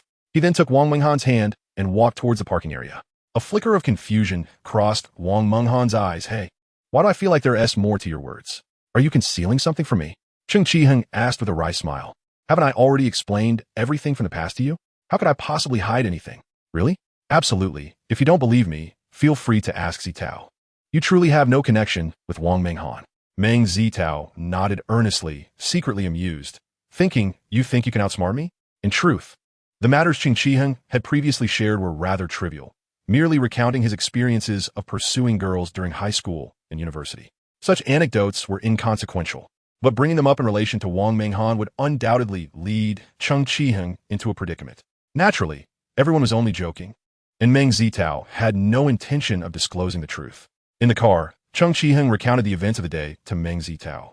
The situation was straightforward. They were to attend an antique exchange meeting. Although termed an exchange meeting, it was essentially a small auction featuring items that might have questionable provenance. However, unlike the black market for antiques, the issues were generally not severe. In Cheng Qiheng's words, since he became aware of such exchange meetings, nothing untoward had ever occurred. Of course, if Meng Zitao felt it was dangerous and preferred not to participate, that was entirely acceptable. Meng Zitao, however, was far too astute to decline Cheng Qiheng's invitation. Moreover, he had heard of such exchange meetings before, but participation typically required a recommendation. To be honest, ever since Meng Zitao learned about these meetings, he had longed to experience them firsthand, but it had seemed impossible in the past. He was thrilled at the prospect of an opportunity today. Yet, after the initial excitement, he considered another matter. Chenggu. I've heard that cash is required for the exchange meeting. Why didn't you mention it sooner, so I could withdraw some in advance? Cheng Qiheng replied, no worries. I brought 200,000 today. I'll lend you 100,000. He advised, though this exchange meeting appears quite safe. It's prudent to purchase items of lesser value. Meng Zitao agreed with this sentiment, recognizing that in these times, it was better to be cautious than to take unnecessary risks. Furthermore, for individuals like them, lacking any substantial background, carrying large sums of money could attract unwanted attention. Cheng Qiheng drove to a gas station on the outskirts of the city, where a seemingly simple-minded young man approached. Cheng Qiheng called him Erlongzi, a name that suited his appearance. However, the shrewd glint in Erlongzi's eyes suggested he was far from foolish. Once in the car, Cheng Qiheng inquired, Erlongzi, where are we headed today? With a chuckle, Erlongzi pointed and said, Cheng Xiao, just follow this road straight ahead. I'll let you know when we arrive. Having attended several such exchange meetings before, Cheng Qiheng knew to follow Erlongzi's instructions. After starting the car, he asked, Erlongzi, do we have any good items today? What? You're actually bringing out a ding? Cheng Qiheng's voice suddenly rose in surprise. Erlongzi laughed and reassured him, Cheng Xiao, rest assured, it's not a bronze ding. We wouldn't risk our necks over that. Besides, even if it were a bronze ding, it would depend on its era, wouldn't it? Cheng Qiheng felt an immediate sense of relief. If the artifact in question had been a bronze piece, he would have hesitated. It was not out of cowardice, but rather due to the stringent regulations surrounding such items. And he had no desire to take unnecessary risks. What kind of ding is it? Erlongzi remarked. It appears to be a cloisonné enamel piece from the Qianlong era, though I am not entirely certain. Cheng Qiheng's eyes sparkled with interest. Cloisonné enamel on a copper base? That is indeed a prized possession. Cloisonné enamel, commonly known as Jingtalin, is cherished for its robust and elegant appearance, having long been a favorite in both domestic and international art markets, with prices far beyond the reach of the average individual. A piece crafted in the form of a ding, particularly from the Qianlong period, is undoubtedly a treasure, especially if it is likely to be a highlight of the auction. Even if Meng Zitao and the others were envious, they probably could not afford it, but merely witnessing it would be worthwhile. Under Erlongzi's guidance, Cheng Qiheng meandered through several main streets of Ling City before finally stopping in the parking lot of a well-known star-rated hotel, merely a short drive from the previous gas station. Upon disembarking, Meng Zitao felt somewhat speechless, realizing they had spent 3 to 4 times longer than necessary to reach their destination. Lingzi led them to a large meeting room on the 3rd floor, where numerous surveillance cameras ensured there were hardly any blind spots, and uniformed staff occupied key positions, creating an atmosphere of stringent security. Chapter 41. The auction in progress inside the conference room.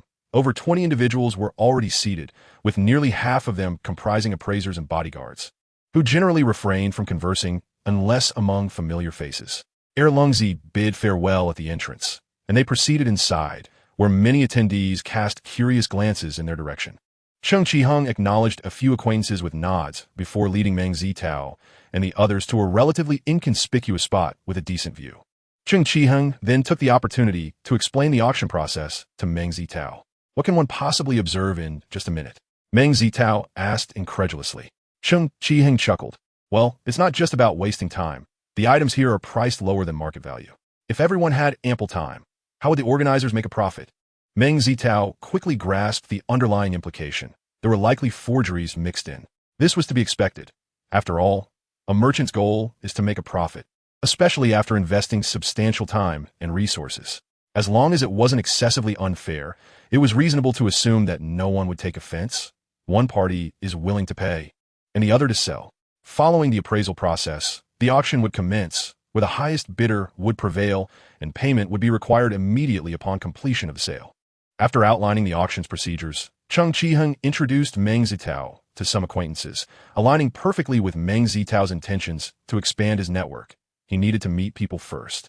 One middle-aged man, resembling a nouveau riche, sported multiple rings on his fingers and a gold chain around his neck that was as thick as a finger. This left Meng Zitao feeling somewhat bewildered, and he was unperturbed by the discomfort of wearing it. Moreover, the middle-aged man was holding a captivating woman in his arms, accompanied by a bodyguard clad in black. His appearance was strikingly reminiscent of the affluent figures portrayed in the films of Hong Kong's golden era of the 1990s. Meng Zitao couldn't help but wonder if this individual had been overly influenced by such cinematic portrayals. Who exactly is this person? Wang Menghan inquired softly. Wang Menghan, with a look of astonishment, asked, What? There are people in real life with that name? Did his parents harbor some grudge against him? It seems his grandfather bestowed that name upon him, remarked Cheng Qiheng with a chuckle. Do not be misled by his unimpressive name or ostentatious demeanor. This man is exceptionally astute and possesses a remarkable acumen for business. Perhaps this is what they mean by appearances can be deceiving. Observing the situation, Meng Zitao pondered the implications of Xue Wenguang's intentions. Could it be that the matter regarding the statue had come to light? If that were the case, he would need to prepare for potential repercussions. However, upon further reflection, he deemed this possibility unlikely. If Lu Changdai discovered the truth about the statue's authenticity, he would indeed be in a precarious position, and Xue Wenguang, as the master of discernment, would not fare any better. In that scenario, Xue Wenguang would undoubtedly harbor a deep-seated resentment towards him, rather than treating him with the current cordiality. Thus, he decided that overthinking this matter was futile. It was merely a matter of confronting challenges as they arose. As the clock approached 10 in the morning, the auctioneer emerged from a side door adjacent to the podium. At his signal, the staff prepared to close the main entrance when, unexpectedly, 2 individuals rushed in. To Meng Zitao and his companion's surprise, one of them was none other than Zhang Jingxiang. Upon seeing Meng Zitao and the others, Zhang Jingxiang's face lit up with joy as he quickly guided the man beside him, who resembled a bodyguard, to their seats and greeted them in hushed tones. Cheng Qiheng. Curious, asked Uncle Zhang, I thought you weren't really interested in places like this. What brings you here today? Zhang Jingxiang replied. I heard that the grand finale of this event features a piece from the Qianlong era, a cloisonné ding, which piqued my interest, so I decided to attend. As he spoke, he glanced around and furrowed his brow upon spotting Zhu Dachong, exclaiming, What is Zhu Dachong doing here? Is there some animosity between you and Zhu Dachong? Uncle Zhang? Cheng Qiheng inquired, intrigued. Although Zhang Jingxiang spoke lightly, the 3 friends could discern the underlying anger in his tone toward Zhu Dachong. As the saying goes, to obstruct someone's financial endeavors is akin to committing a grave offense, especially considering Zhu Dachong's unscrupulous methods. After exchanging a few words, the auctioneer took the stage and began. Friends who have gathered here must be familiar with the auction process. So I shall refrain from further ado and proceed directly to the main event. Let us welcome the first item for auction. As the auctioneer spoke, a staff member placed an item on the table at the podium, a gourd-shaped vase. The auctioneer introduced it, stating, "This gourd vase is a newly created form from the Qing period, named for its resemblance to the wooden mallet once used for laundry. This exquisite vase, characterized by its solid white body and a creamy white glaze, is adorned with intricate blue floral designs.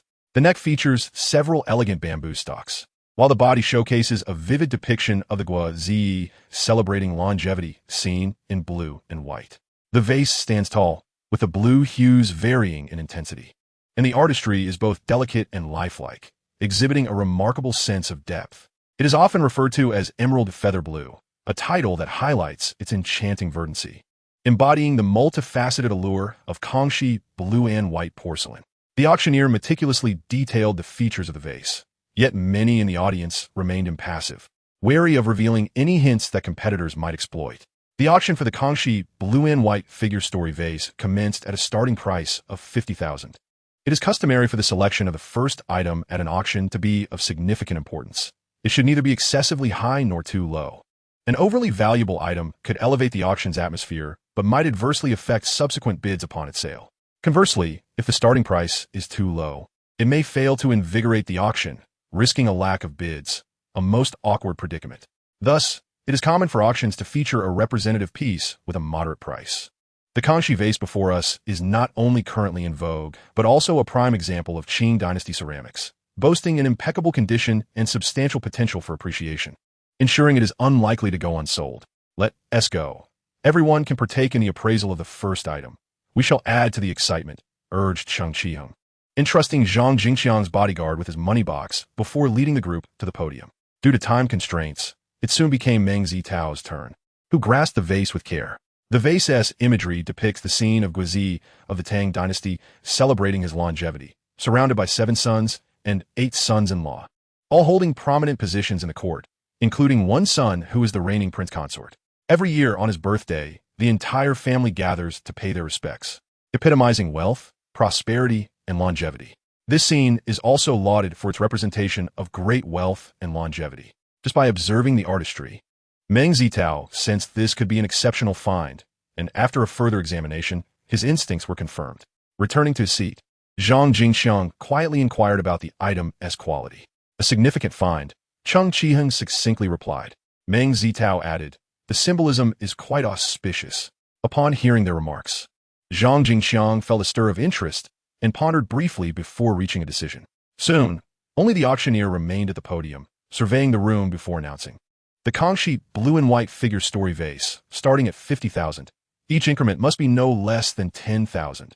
It is generally understood that the first item at such an auction is unlikely to be a fake, and with a reasonable starting price, many participants engaged in the bidding. 80,000. 100,000, 150,000, 160,000. The price swiftly escalated to 320,000. In the realm of antique markets, 320,000 could be perceived as a small gain, yet within the context of this auction, it was not considered cheap, leading to a decrease in bidders. At this juncture, Zhang Jingxiang entered the fray with a bid of 350,000. Noticing his offer, Zhu Dachong, seated across, chuckled and countered, 380,000. 400,000. Zhang Jingxiang cast a fleeting glance at Zhu Dachong. 410,000. Zhu Dachong returned with a defiant look. Zhang Jingxiang chuckled softly, suddenly opting to withdraw. At this juncture, the others ceased to raise their bids, and the price was thus settled. Zhang Jingxiang smirked. While 410,000 was not exorbitant, it was akin to the market value, rendering it somewhat overpriced in this context. Moreover, one could only carry a limited amount of money, and the more Zhu Dachong had spent previously, the less he would be able to procure essential items later. Soon, the auctioneer presented a Jade buy, providing a brief introduction that it was a piece from the Han dynasty. Due to time constraints, Meng Zitao did not scrutinize it closely. After observing a few characteristics, he employed his extraordinary ability, which led to a surprising revelation. This Jade buy was, in fact, a counterfeit. Chapter 42. Confrontation. At this moment, Zhang Jingxiang quietly inquired, "What do you think of this item?" Just as Cheng Qiheng was about to respond, Meng Zitao gave him a subtle glance, leaving everyone momentarily taken aback. their eyes reflecting a hint of astonishment. Zhang Jingxiang quickly grasped the underlying implications, shaking his head lightly. Hu Li is as unscrupulous as ever. Fox, Meng Zitao asked with curiosity. Zhang Jingxiang elaborated. Gu Yuhu, with Li denoting profit. However, this fellow is shrewd yet treacherous, earning him the nickname Fox on the streets. Exercise caution if you ever cross paths with him. Meng Zitao acknowledged his warning, understanding that such a figure would unlikely engage with someone of his humble stature. The auction commenced, and, as Meng Zitao had anticipated, many failed to discern the authenticity of the Jade buy, hastily bidding against one another until it ultimately sold for 310,000. Observing the exuberance of the buyer, Meng Zitao mused that the buyer's expression might soon sour. Indeed, when the third item was presented, the buyer's demeanor shifted dramatically, his eyes ablaze with fury. Had it not been for the rules of the exchange, he would have unleashed a torrent of curses. In light of the Jade buy's debacle, the participants grew increasingly cautious, with some items selling at their starting prices. The absence of unsold items was a result of the auction structure. If no bids were placed, the next item would not be introduced. Fortunately, the items were generally modestly priced, merely a few thousand, insignificant to the affluent, allowing the organizers to profit without concern. Naturally, the organizers would not be excessively unscrupulous. Only a few blatantly fake items were present. However, numerous high-quality replicas were circulating.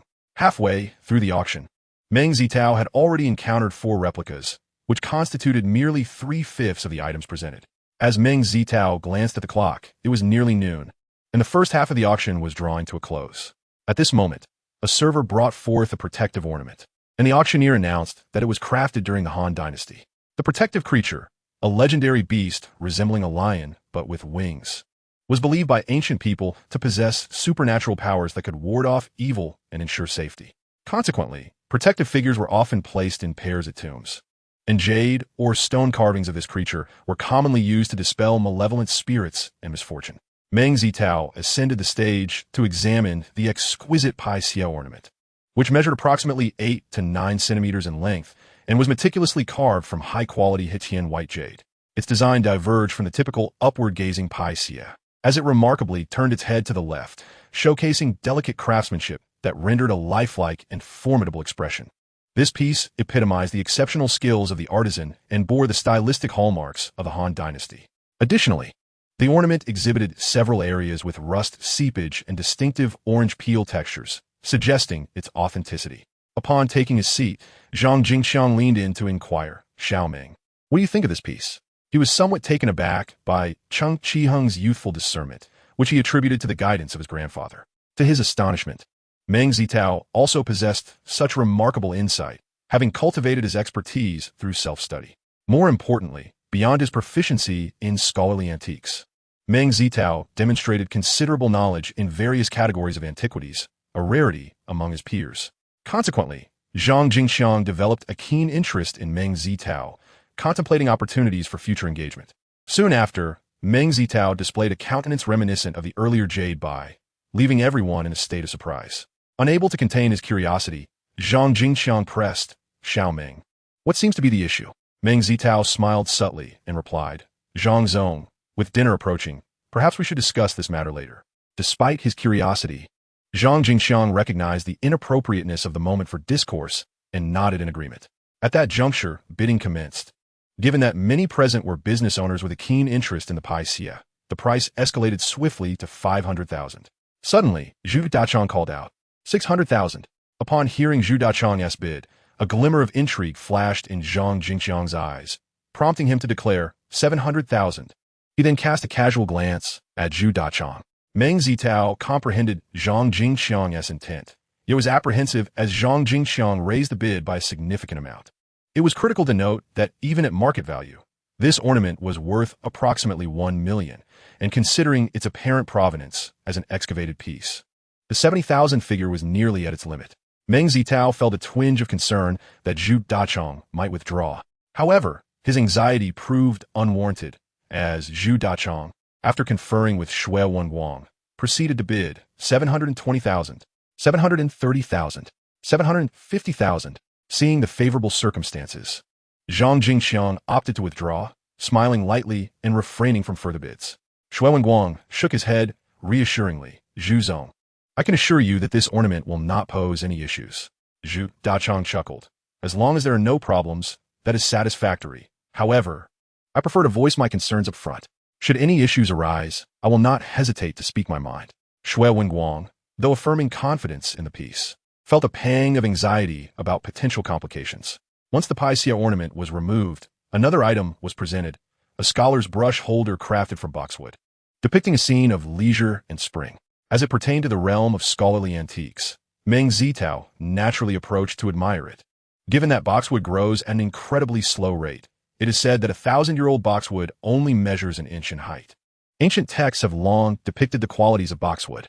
For instance, in leisurely sentiments, it is stated that boxwood grows merely an inch each year, without exceeding even a fraction of that, and during a leap year, it may even retract by an inch, as if dictated by the heavens. Su Shi also penned a verse. In the garden, countless plants bloom in spring, yet only the boxwood suffers in leap years. The slow growth of boxwood results in its exquisite texture, which over time resembles ivory. Thus, boxwood lumber is typically slender and intricately twisted, rarely found in larger forms. Although boxwood is indeed a precious timber, it falls short in the market when compared to rosewood and mahogany. Furthermore, the auctioneer's lack of detailed introduction and absence of renowned signatures deterred potential bidders, leaving only a handful interested. Aside from Meng Zitao and Cheng Qiang, merely 3 or 4 individuals were present to observe the auction. The auctioneer commenced, stating, "This boxwood scholar's spring outing pen holder starts at a bidding price of 10,000, with increments of no less than 1,000. The auction begins now. 13,000. Immediately, a middle-aged man placed his bid. 15,000. 18,000. 30,000. 31,000. I remarked, Master Nian, why the haste? Do you not know the old adage that haste makes waste? The initial bidder was an elderly man in his 50s. His tone tinged with dissatisfaction. 40,000. It turned out to be Master Xia. Have you never heard the saying about knowing your own limits? The middle-aged man, referred to as Master Nian by the elder, not only raised his bid by 9,000 but also shot back a remark at the elder, indicating an underlying conflict between them. At this juncture, Cheng Qiheng chuckled. These two have their shops next door. How could they not understand the principle that distant relatives are no match for close neighbors? They always seize the opportunity to compete. Meng Zitao laughed softly. He recognized both men, noting that their differences were trivial, merely a matter of mutual disdain, often leading to amusing exchanges. As the bids escalated, the price soon reached 68,000, a considerable sum for a somewhat ambiguous boxwood pen holder.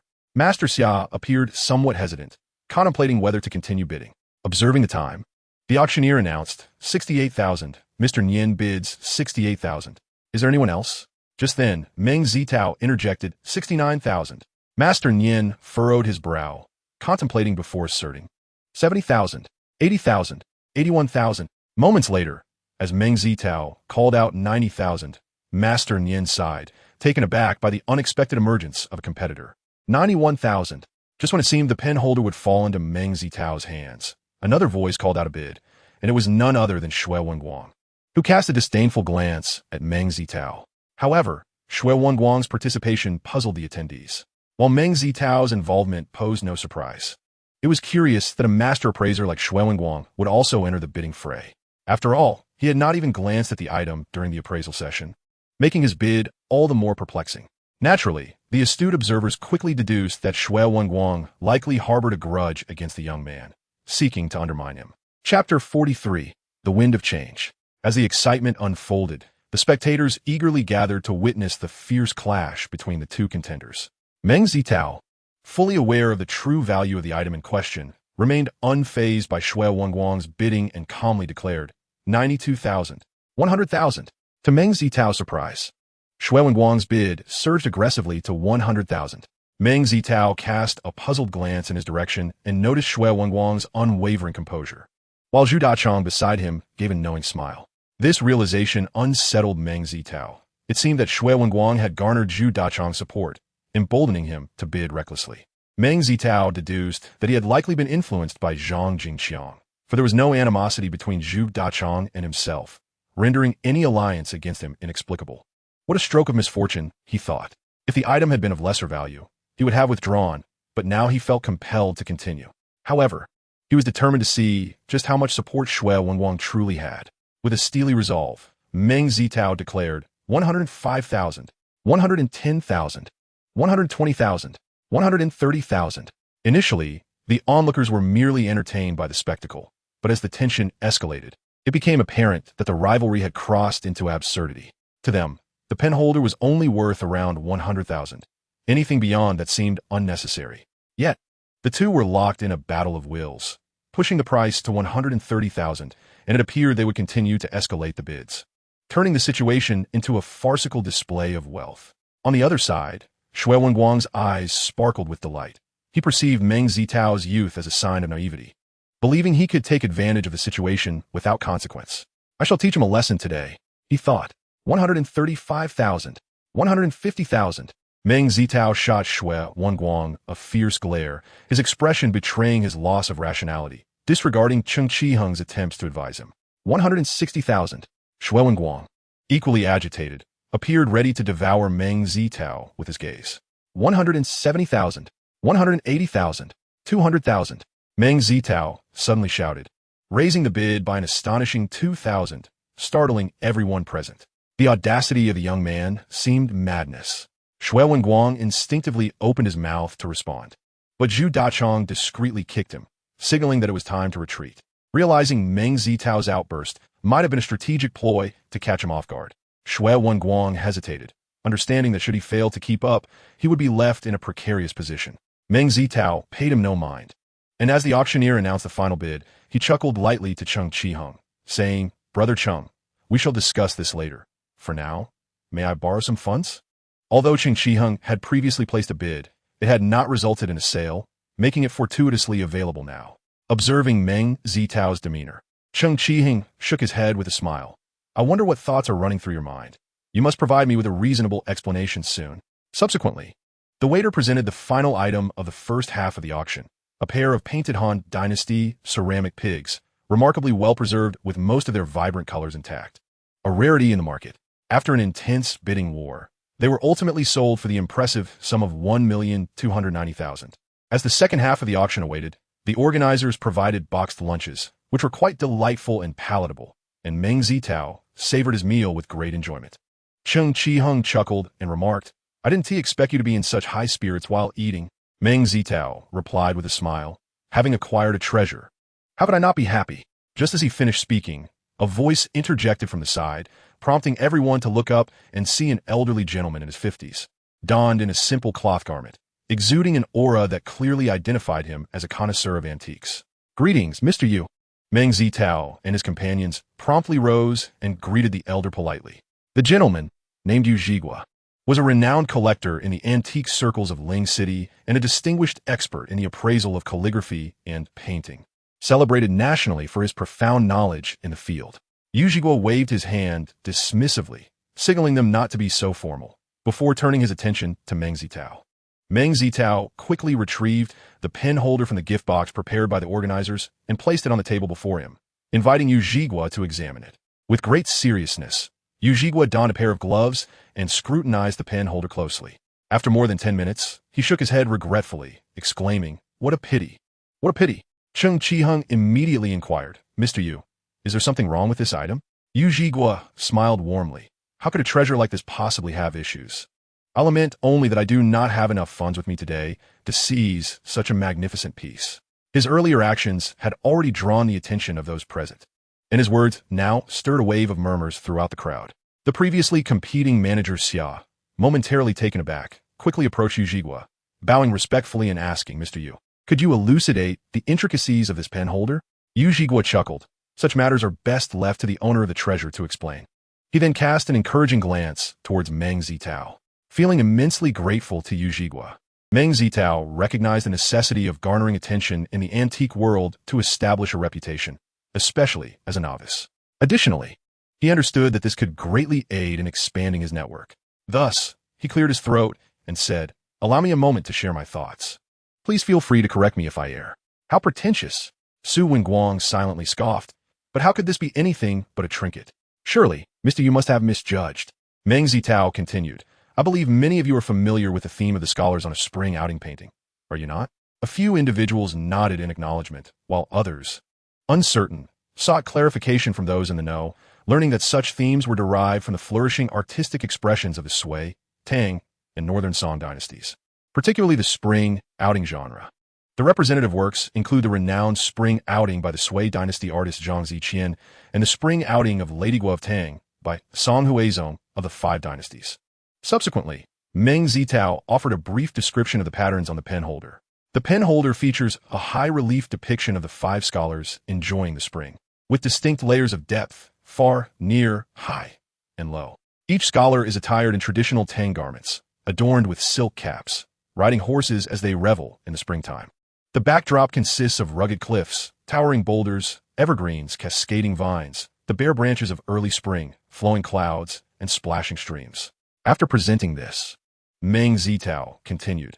In terms of carving techniques, the facial features of the figures, the proportions of the horses, the carving of the pine needles, and the shape of the clouds are all quintessential characteristics of Ming dynasty craftsmanship, making this piece a potential standard-bearer of that era, supported by various archaeological finds. At this point, a voice of dissent arose. We know that during the Qing dynasty, the imitation of Ming styles was quite prevalent. How can we definitively categorize this as a Ming piece? However, Meng Zitao countered, pointing to the pen holder. Observe, the shape of this pen holder is V-shaped, wider at the top and narrower at the bottom. Its base is meticulously crafted, featuring steps rising upward, with 3 feet attached and carved from a single block, embodying the so-called one-piece wood construction method. Unlike most Ming pen holders, which were typically assembled from separate parts, the base is also substantial, embedded with a single piece of solid wood. The interior is hollowed out, differing from the later prevalent turning method. Despite being polished, the marks of the tools remain evident. The walls are thin, the opening is flat, contrasting with the thicker walls and drilled-out designs of later periods, although this technique was already present in the late Ming era. Furthermore, the outer edge of the pen holder's opening features a smooth, broad rim, unlike the slender lines commonly seen in the early Qing period. In summary, the overall craftsmanship of this pen holder is emblematic of the Ming dynasty. Additionally, I recall a foreign magazine featuring a mid-Ming period cast bronze pen holder, adorned with dragon and phoenix motifs, which can affirm the style and era of this piece. A moment of silence enveloped the room before an enthusiastic round of applause erupted, praising Meng Zitao for his brilliant exposition. Ding Zhiguan nodded in acknowledgement, reflecting, at such an advanced age, his articulation is impressively clear and methodical. Truly, the younger generation is formidable. As the applause subsided, the shopkeeper, Yin, inquired with a hint of frustration, "Old Ding, what do you suppose this pen holder is worth?" Ding Zhiguan contemplated for a moment. Conservatively estimated, it should be around 900,000, considering its material is somewhat inferior. If it were made from Wang Wali or rosewood, it could fetch over $1 million. Upon hearing the price, everyone regarded Meng Zitao with envy. Yet, while they were envious, few felt jealousy, for they believed, based on Meng Zitao's prior explanations, that he truly deserved this recognition. Chapter 44. The Grand Finale Auction Item. Witnessing Meng Zitao unexpectedly discover such a gem at the auction, Cheng Qiheng and the others felt a mix of astonishment and joy for him. While they cast teasing glances at Shui Wenguang, their eyes filled with playful mockery. His intentions were apparent to all, yet despite having compelled Meng Zitao to expend a considerable sum, the ultimate outcome seemed to inadvertently elevate Meng Zitao, while his own image had transformed into that of a fool, a thought that alone was suffocating.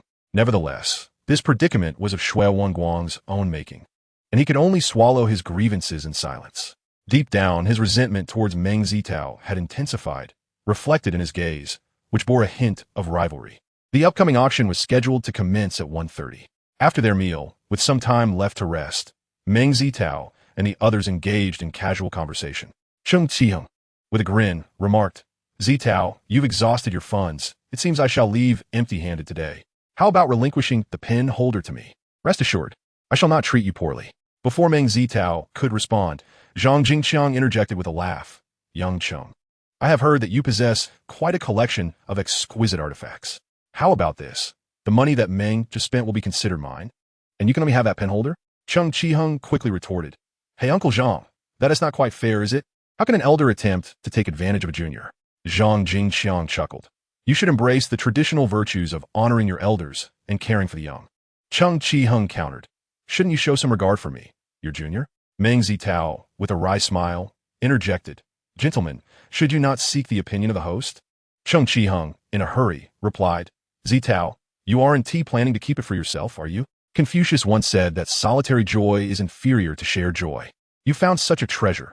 Surely you can allow us to partake in the delight?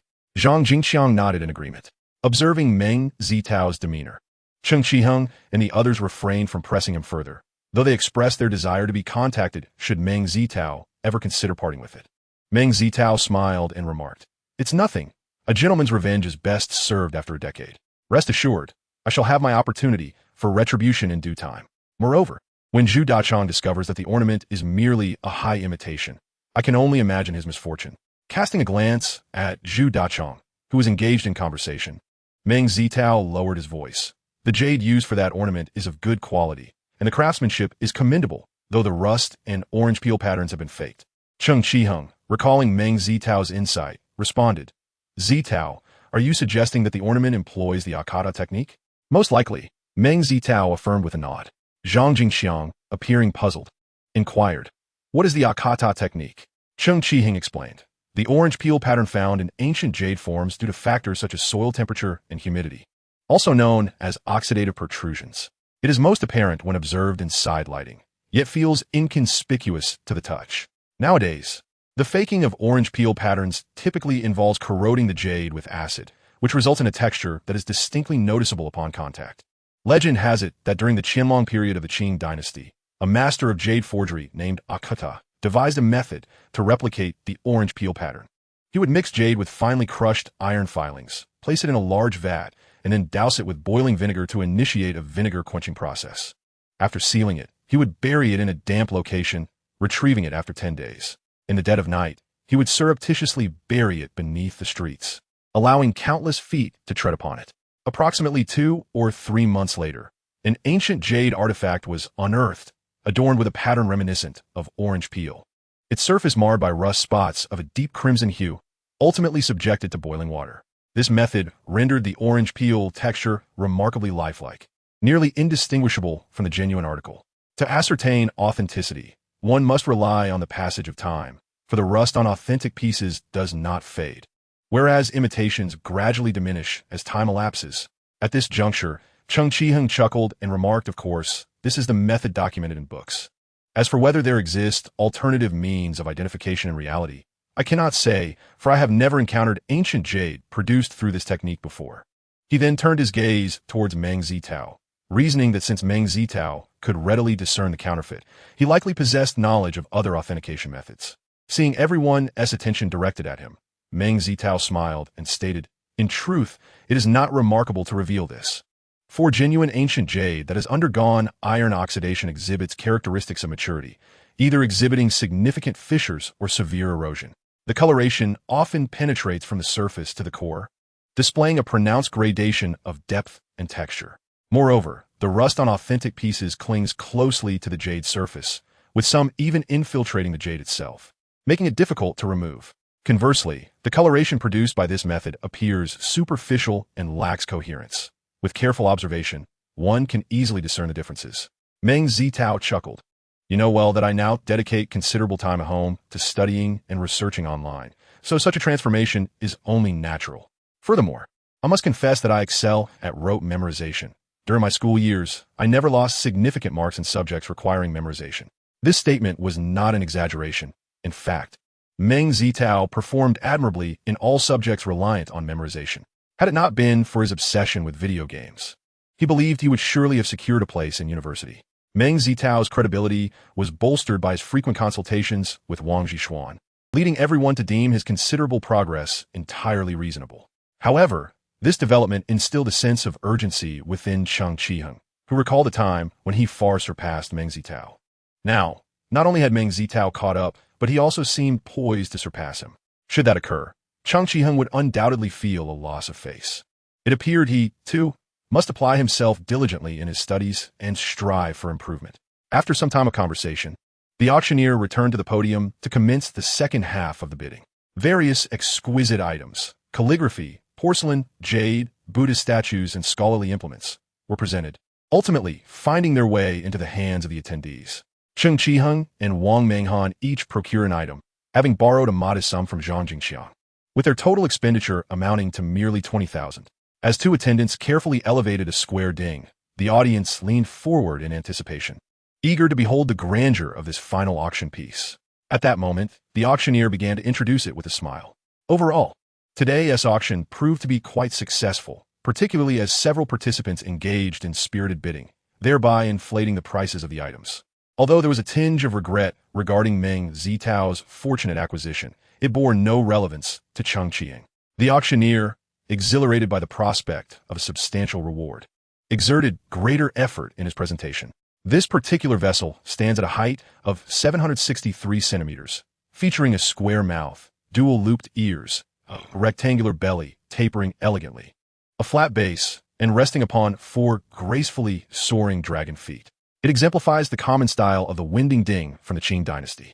According to historical records, Emperor Qianlong commissioned the creation of cloisonné Winding Dings in the 3rd, 15th, 40th, and 43rd years of his reign, personally reviewing the designs. Additionally, it is frequently noted in archives that local officials contributed cloisonné Winding Dings, indicating the emperor's profound admiration for this style. This Winding Ding is adorned entirely in blue cloisonné glaze, with the upper belly embellished by twin dragons symbolizing longevity, while the lower belly features the intricate Taotai pattern, complemented by 8 groups of protruding blades. The elegantly simplified dragon feet are gilded, with the remaining designs showcasing cloisonné floral motifs. The lid remains intact, embellished with a gilded knob depicting a lion playing with a ball, and rests upon a pedestal, the surface adorned with cloisonné glaze depicting the Kuei dragon, richly reflecting the distinctive characteristics of the Qianlong court. As the auctioneer eloquently expounded, the audience's interest surged. However, just as he was articulating details, a buyer seated in the front row could no longer contain himself and interjected, "All right, enough with the chatter. We can observe for ourselves." Despite the interruption, the auctioneer maintained a cordial demeanor, understanding that the speaker was a renowned billionaire. He smiled and gestured to the crowd, stating, "Due to the considerable value of this item, only those with over $1 million in cash may approach the stage for appraisal. I appreciate your understanding." This statement elicited discontent among some attendees who lacked sufficient funds. However, it was a rule set by the organizers, and despite their dissatisfaction, they could not voice opposition, merely craning their necks in hopes of gaining a clearer view. As the auction progressed, the individual named Ding Zhigua, seated in the front, remarked, "Given the significance of this item, and considering it is the highlight of the auction, 1 minute seems rather insufficient. I believe we ought to extend the time." Observing the mounting commotion, the auctioneer grew slightly anxious and called out, "Everyone, please settle down." Attendees understood that the auctioneer was merely an employee and did not intend to place undue pressure on him, yet they still urged for a swifter pace. This outcome was satisfactory for Zhang Jingqiang, who had brought ample funds, but the others expressed their discontent, voicing their belief that the situation was unjust. Just then, the earlier interrupter, the wealthy individual, loudly scoffed, "What are you all making noise for? You cannot afford it, so why waste our time?" Though his words were somewhat harsh, they reflected a certain truth. If one cannot afford an item, what purpose does it serve to occupy others' time? The atmosphere fell silent, and given the speaker's influential presence, even those who were upset dared not voice their grievances openly. The auctioneer, internally amused, promptly declared, "Please approach the stage in order for appraisal. I possess no items of cloisonné and am unfamiliar with it." Cheng Qiheng remarked, shaking his head before breaking into a smile. "Uncle Zhang, since you were attending the auction, why did you not invite a knowledgeable appraiser? Thankfully, both Zitao and I are here. Otherwise, you would incur significant losses." Zhang Jingqiang remarked, "There is no way. By the time I received the news, it was already too late to find a reliable appraiser. Fortunately, I have you all to assist me today, and I shall treat everyone to a sumptuous dinner tonight." Cheng Qiheng responded, "We can discuss that later. The key issue is that we lack confidence in cloisonné. What do you intend to do? Abandon it?" Zhang Jingqiang shook his head. "How could that be possible? It is a rare opportunity to encounter such a treasure. We must strive to contend for it. Here is what we'll do. Let us all go up together." Cheng Qiheng replied, "That is not feasible. Look at the people on stage. They have at most one appraiser with them, and they certainly would not be willing to open the bidding. Why not ask them first?" Zhang Jingqiang suggested. After he spoke, his bodyguard promptly inquired, but as Cheng Qiheng had predicted, they received a response indicating it was not possible. Wang Menghan mumbled, "Really? Is it so difficult to make an exception? Could it be that this item is a counterfeit?" Zhang Jingqiang hesitated. That shouldn't be the case. Although Hu Li is a bit unscrupulous, he wouldn't dare to falsify a centerpiece item. That would be detrimental to his reputation. Cheng Qiheng nodded, Logically, it should be fine, but we cannot let our guard down. In these times, it's better to be overly cautious than to be caught off guard. Ultimately, they all understood the adage that one gets what one pays for. If one seeks a bargain, they must be prepared for potential losses. After deliberation on who should go on stage for appraisal, Cheng Qihing suggested, why not let Zitao go? He is meticulous and has a keen eye, making it easier for him to spot any issues. What do you think, Xiaoming? Zhang Jingxiang inquired. Meng Zitao replied, I can do it, but I'm not particularly well-versed in cloisonne, so don't place too much expectation on me. Since none of them were experts, they could only choose the best among them. Zhang Jingxiang said, that is fine. If there is any doubt at all, we won T-bid. With that, he stood up and led Meng Zitao onto the stage for appraisal. Although some individuals had spent considerable time appraising treasures, they were a minority, and it wasn't too long before it was their turn. It is worth noting that the technique of cloisonne dates back to the spring and autumn period, reaching its pinnacle of exquisite craftsmanship during the Ming dynasty, particularly in the reign of Emperor Jingtai, hence its name. The Ming and Qing dynasties marked the true golden age of cloisonne, and during the Qianlong period, due to his comprehensive appreciation for this art form, a vast array of cloisonne was produced. Not only did the Imperial Enamel Workshop create royal products, but cities like Beijing, Yangzhou, and Yangqing also produced cloisonne for tribute. Moreover, the Imperial Workshop specifically invited enamel artisans, such as Liang Shaoan from Yangqing and Wang Shixiang from Yangzhou, to the palace to enhance the production techniques. This led to a flourishing of cloisonne craftsmanship, reaching its formal zenith.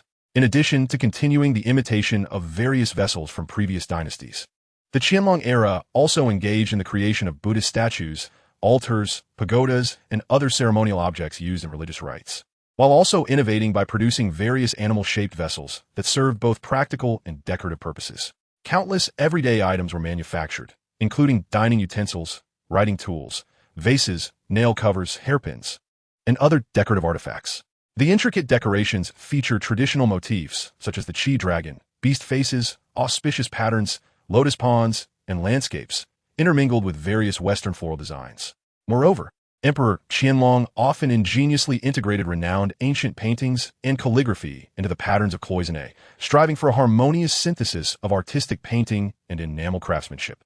The Wenwang Ding before us exemplifies this pursuit, standing as a masterpiece of Qianlong's era of cloisonne. Such exquisite pieces are produced by the Imperial Workshop, specifically for the use of Emperor Qianlong, resulting in forms that are both dignified and resplendent, with meticulously crafted wires, translucent enamels, a jade-like warmth, elegant hues, and a rich luster, which collectively epitomize the quintessential style of Qing dynasty cloisonne. As Meng Zitao gazes upon it, he cannot help but marvel. Such masterpieces of cloisonne are typically only found in large museums. Notably, while the larger Wenwang Ding measures just over 50 centimeters in height, this particular piece astonishingly reaches over 70 centimeters, rendering it exceedingly rare. This revelation fills Meng Zitao with admiration for Hu Li's extraordinary prowess in acquiring such a remarkable cloisonne masterpiece. However, as he contemplates, he becomes increasingly aware of an odd familiarity about this Wenwang Ding. Could there be another with identical designs? He quickly dismisses the notion, reasoning that, as the auctioneer previously mentioned, Qianlong personally reviewed the designs each time. It is improbable that he would produce two identical pieces, especially in differing sizes. Moreover, no precedent exists for such a scenario.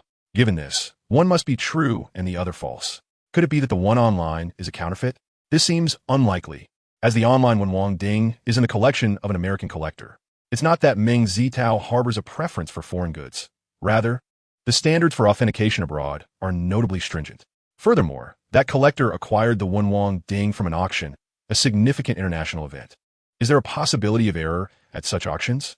Yes, but it is exceedingly rare, especially considering that the piece was secured decades ago and has undergone scrutiny by numerous experts. Thus, Meng Zitao is nearly certain that this Wenwang Ding is a forgery. Of course, for prudence's sake, he discreetly touches it, activating his abilities, which confirms his assessment. It is indeed a counterfeit. Since it is a forgery, it is essential to identify distinguishing characteristics. Otherwise, he would have no concrete evidence to support his claims. Merely relying on intuition could lead Zhang Jingxiang to perceive him as irresponsible, significantly tarnishing his own reputation, which is not what Meng Zitao desires. Consequently, Meng Zitao scrutinizes the piece once more and, just before the end of the appraisal period, discerns some enlightening details. As previously stated, the cloisonne of the Qing dynasty under Qianlong reached its zenith. The technique of wire inlay was more adept, with uniform and smooth thickness, a diverse array of glazes, vibrant colors, and cleanliness, though most lacked the transparent, warm texture. Simultaneously, the integration of chiseled bases and painted enamels in its crafting brought the development of cloisonne to its pinnacle. Zhang Jingqiang could not help but draw in a sharp breath. For while he had initially considered the possibility that Hu Li might tamper with the final auction item, he had still believed that such a likelihood was rather low. However, the outcome was utterly unexpected. Hu Li had indeed presented a counterfeit piece, an astonishingly convincing replica. Was this man out his mind? Chapter 46, High-Value Transaction. Chen Qiheng and the others were astounded to discover that the final auction item was a forgery. Initially, they even questioned whether Meng Zitao had made an error in judgment. Yet, given Meng Zitao's consistent caution in front of everyone, it was clear that he must have uncovered some clue. With this thought in mind, they were eager to inquire about the issues with the Wan Wang Ding. Yet considering the current environment was inappropriate for such a discussion, they restrained themselves. At that moment, the auctioneer, noticing that no one had stepped forward for authentication, announced, "I trust everyone has witnessed the performance of this item. We shall now commence the auction with no reserve price. Each bid must increase by no less than 10,000. Let the auction begin. 1 million. After a brief silence, someone immediately placed a bid, and it was a staggering sum. 1,000,001, said a voice. Old Chow, can you refrain from such aggressive bidding right from the start? You might scare someone to death. 1,010,000. Another chimed in. Old Joe, if you lack the funds, perhaps it is best to refrain from embarrassing yourself. Is a treasure of this caliber truly expensive at 1 million? What this individual said was not without merit. According to auction records dating back to the 1980s, various ding crafted using cloisonne techniques during the Qianlong era were not uncommon, with prices varying widely. However, any ding over 50 centimeters in height typically commanded a considerable final price. Thus, even at this auction, while the item's price might be lower than that in the antiques market, it was conservatively estimated that the final price for this cloisonne, one Wang Ding, would exceed 7 million, accounting for the inevitable appreciation over the 2 years. Of course, solutions can be devised. If one lacks sufficient funds, they may borrow, or two or more individuals may join forces to make a purchase. Many present were familiar with one another, making collaboration quite feasible. In fact, a few individuals had already conferred prior to the auction. However, Meng Zitao also noted that some prominent figures had yet to place bids, such as the earlier mentioned billionaire and Ding Zhigua. It was uncertain whether they felt it was not yet the right moment or if they too had discerned the issues with this item. 3,100,000, 3,180,000, 3,220,000, 3,250,000. The prices escalated in succession, with the same two bidders from the outset continuing to engage, though their increments had begun to dwindle, suggesting they were approaching their respective limits. 4 million. Suddenly, a portly middle-aged man raised the bid to 4 million. Upon witnessing this, Meng Zitao and Chen Qiheng exchanged knowing glances, both wearing enigmatic smiles. This seemingly affluent individual was, in fact, a plant hire by the organizers. This was evident not only to Meng Zitao and his companions, but to nearly all present at the auction by this point. This phenomenon of entrustment is indeed rather distasteful, and when it occurs frequently, it tarnishes the credibility of the auction. However, merchants are driven by profit. As the adage goes, if there is a 50% profit, they will take risks. If there is a 100% profit, they will violate various laws. And if there is a 300% profit, they may even risk execution. Thus, the practice of entrustment, while not uncommon even in reputable auction houses, is often overlooked as long as it does not become excessive. Some might wonder why the two individuals are so fiercely competing then. Firstly, human psychology often harbors a sense of luck. Secondly, there exists a personal animosity between them, fueling their rivalry. After much contention, neither emerged victorious. Can one not understand their irritation? Their antics elicited laughter from the onlookers, yet soon everyone adopted a more serious demeanor. In that moment, the number of individuals capable of bidding 4 million was exceedingly scarce. 4 million had become a critical threshold. A silence enveloped the room as no one dared to place a bid, causing beads of cold sweat to form on the foreheads of the hired bidders, who feared that the items might be left in their possession. The auctioneer announced, "Mr. Zhang bids 4 million. This was indeed a Qing dynasty cloisonne vessel of exquisite craftsmanship. a true representation of the era, and its large size made it even rarer. Missing this opportunity could mean a long wait for a similar chance to arise. As he surveyed the room, he continued, for million once, for million twice, 5 million. Finally, the wealthy bidder spoke up, raising his bid by an astonishing 1 million, demonstrating remarkable audacity. With a bid finally placed, both the auctioneer and the hired bidder sighed in relief. The earlier tension had been exhilarating, and their hearts were still racing, emotions far from settled. As the bidding resumed with the wealthy bidder's offer, the atmosphere shifted back to normalcy, with offers echoing throughout the hall. Yet each bidder was cautious, keenly observing their competitors' expressions to glean any advantage. As time passed, the price soared past 6 million. It was at this moment that Mr. Zhu Dazhong made his first bid, 6,280,000. A voice from the front row inquired, "Can we use a credit card?" The auctioneer smiled and shook his head, indicating that this was not permissible. Wang Minghan remarked, "Such a rigid mindset. They won't earn money like this." Chang Qiheng replied, "There are rules of the trade. Since such regulations have been established, they must not be easily breached. Otherwise, what begins as an exception could lead to further breaches. Moreover, engaging in this business carries inherent risks. Earning a fortune without a life to enjoy it would be in vain. It is only prudent to exercise caution." During Chang Qiheng's discourse, Zhu Dazhong and the wealthy bidder continued to raise their bids, swiftly reaching 650,000. 680,000. Zhu Dazhong called out once more, observing the twitch at the corner of the wealthy bidder's mouth. It appeared that this price was nearing the limits of the bidder's cash reserves. This filled him with a sense of pride, pondering how fortunate he was to have a reliable insider who had forewarned him about the availability of such a significant item today. Otherwise, how could he have brought such a substantial sum of money? 7 million. Just as Zhu Dachong believed this treasure was about to be secured in his grasp, a sudden bid caught him off guard. Following the sound, he realized it was none other than Zhang Jingqiang, which ignited a flame of anger within him. He was determined to possess this item and had adequately prepared for it. Moments earlier, he had arranged to borrow money from several acquaintances, confident that no one present could match his cash reserves.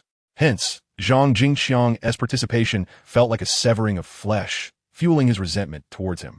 7,100,000. 780,000. Meng Zitao could sense Zhang Jingqiang's intentions, yet the aggressive bidding made him break into a cold sweat. Should Zhu Dachong fall short of funds or decide to withdraw, it would lead to significant complications. 785,000. Zhu Dachong's face darkened, his eyes nearly blazing with fury. 8 million. Zhang Jingqiang remained unfazed, as though the matter at hand was of little consequence. In a mere moment, the price had doubled, much to the delight of the auctioneer, who noted Zhu Dachong's contemplative demeanor and eagerly resumed the count. At this juncture, Zhang Jingqiang maintained his composure, but Meng Zitao found himself increasingly anxious, observing Zhang Jingqiang's calm demeanor. He inwardly mused that perhaps this was what they referred to as the emperor being unhurried while the eunuch frets. He felt rather inexperienced in this regard. Zhang Jingqiang smiled and said, "Since Mr. Zhu is so determined to acquire this, I shall showcase my style." The auctioneer, taken aback by the additional 50,000 increase, was overjoyed, as this would contribute to his achievements. He glanced around and, seeing no further bids, announced the final count, declaring the item sold. Witnessing Zhu Dachong secure the one Wang Ding for a staggering 8,500,000, Meng Zitao, too, felt elated. Though he bore no animosity towards Zhu Dachong, he relished the prospect of seeing Shui Wenguang face misfortune. Moreover, Zhu Dachong had recently supported Shui Wenguang in raising the bid, making this outcome even more gratifying. With the final item sold, the auction concluded. Meng Zitao and the others rose, carrying their respective acquisitions, exchanging laughter and greetings as they made their way towards the exit. Due to Meng Zitao's earlier spotlight from the brush pot, he had garnered numerous business cards, as his youth hinted at potential expertise in the years to come. Thus, everyone was eager to forge connections with him now. Chapter 47. A Chance Encounter. While waiting for the elevator, they unexpectedly crossed paths with Zhu Dachong and his entourage. Zhu Dachong sneered, "Mr. Zhang, today your bidding seems rather incongruous with your stature. One might think you were in some sort of predicament." Zhang Jingqiang chuckled, "Mr. Zhu's ability to procure such a treasure at such a price leaves me in humble admiration." When the term treasure was uttered, he emphasized it, and any discerning individual could discern the implications therein. Zhu Dachong felt a jolt in his heart upon hearing this, and recalling Zhang Jingqiang's peculiar demeanor moments ago. He couldn't help but ponder whether the Wenwang Ding he had recently acquired might indeed harbor some issues. With this thought in mind, Zhu Dachong quickly cast an inquiring glance at Shui Wenguang beside him. Given that the Wenwang Ding was yet to be received by him, he sought an answer, and after receiving it, he exchanged a few sardonic remarks before hastily departing with the others. This brief exchange was keenly observed by Ding Zhigua not far away, and a glimmer of understanding flickered in his eyes as he approached Meng Zitao and the others. After a few pleasantries, Ding Zhigua inquired, "Mr. Zhang, may I be so bold as to ask for your thoughts on the Wenwang Ding we just saw?" At that moment, the elevator arrived, and once they were aboard, Zhang Jingxiang chuckled. "I do not possess such keen insight." Ding Zhigua immediately comprehended, and when his gaze turned to Meng Zitao's face, he felt a sense of clarity. Meng Zitao smiled heartily, suggesting, "Old Ding, shall we find a place for tea?" Everyone, being astute individuals, understood that Meng Zitao's words were merely a pretext, indicating that discussing matters here was rather inconvenient. Ding Zhigua, intrigued, readily agreed. Considering the late hour, they collectively decided to find a restaurant for dinner. Seizing the opportunity to strengthen their camaraderie, they located a well-reviewed establishment nearby, reserved a private room, and began to order dishes while engaging in conversation. Just as they were about to broach the topic of the Wenwang Ding, a knock resonated at the door. Upon opening it, they were surprised to see Wang Zhishuan accompanied by two others, one of whom was the familiar Ma Xingwei, a dedicated collector of furniture. Everyone promptly rose to greet them. Once the three were seated, Cheng Qihing inquired, "Uncle Wang, what brings you and Teacher Ma here?" Wang Zhishuan responded with a hint of exasperation. "Well, I was assisting old Ma with some furniture assessments, and we stumbled upon a hidden trap, nearly getting ensnared." Hidden trap is a term in the antiquities trade, not referring to actual landmines, but rather to the deceptive practices employed by antique dealers who set up traps, disguising counterfeit items to create illusions that mislead others, ultimately leading them to be deceived. Such acts are akin to laying landmines, waiting for unsuspecting victims to tread upon them, resulting in a disastrous fallout. Thus, those who engage in such deceitful practices are colloquially referred to as landmine layers, a term that has become widely accepted over time. It must be said that those who lay these traps are quite skilled. They place seemingly dubious antiques either in the homes of landlords who have been duped or in the possession of benefited peasants, as well as among the families of aristocrats. At such times, the trap setters coordinate with these individuals, instructing them on how to narrate stories if anyone inquires, the pricing, and how profits will be shared, ensuring that these unwitting participants are more than willing to reap the rewards. Once the landmines are meticulously buried, there must be individuals willing to tread upon them for the efforts of those who planted them to bear fruit. Thus, these individuals devise various means to guide collectors or genuine antiquarians towards the treasures concealed beneath the surface. When a suitable buyer emerges, these intermediaries, either consciously or unconsciously, divulge snippets of information, such as the existence of valuable items at a certain location, lamenting that the asking price is unfortunately too steep. The exorbitant figure they mention often falls within the buyer's acceptable range. Consequently, the buyer becomes invigorated and implores the landmine planters to serve as guides.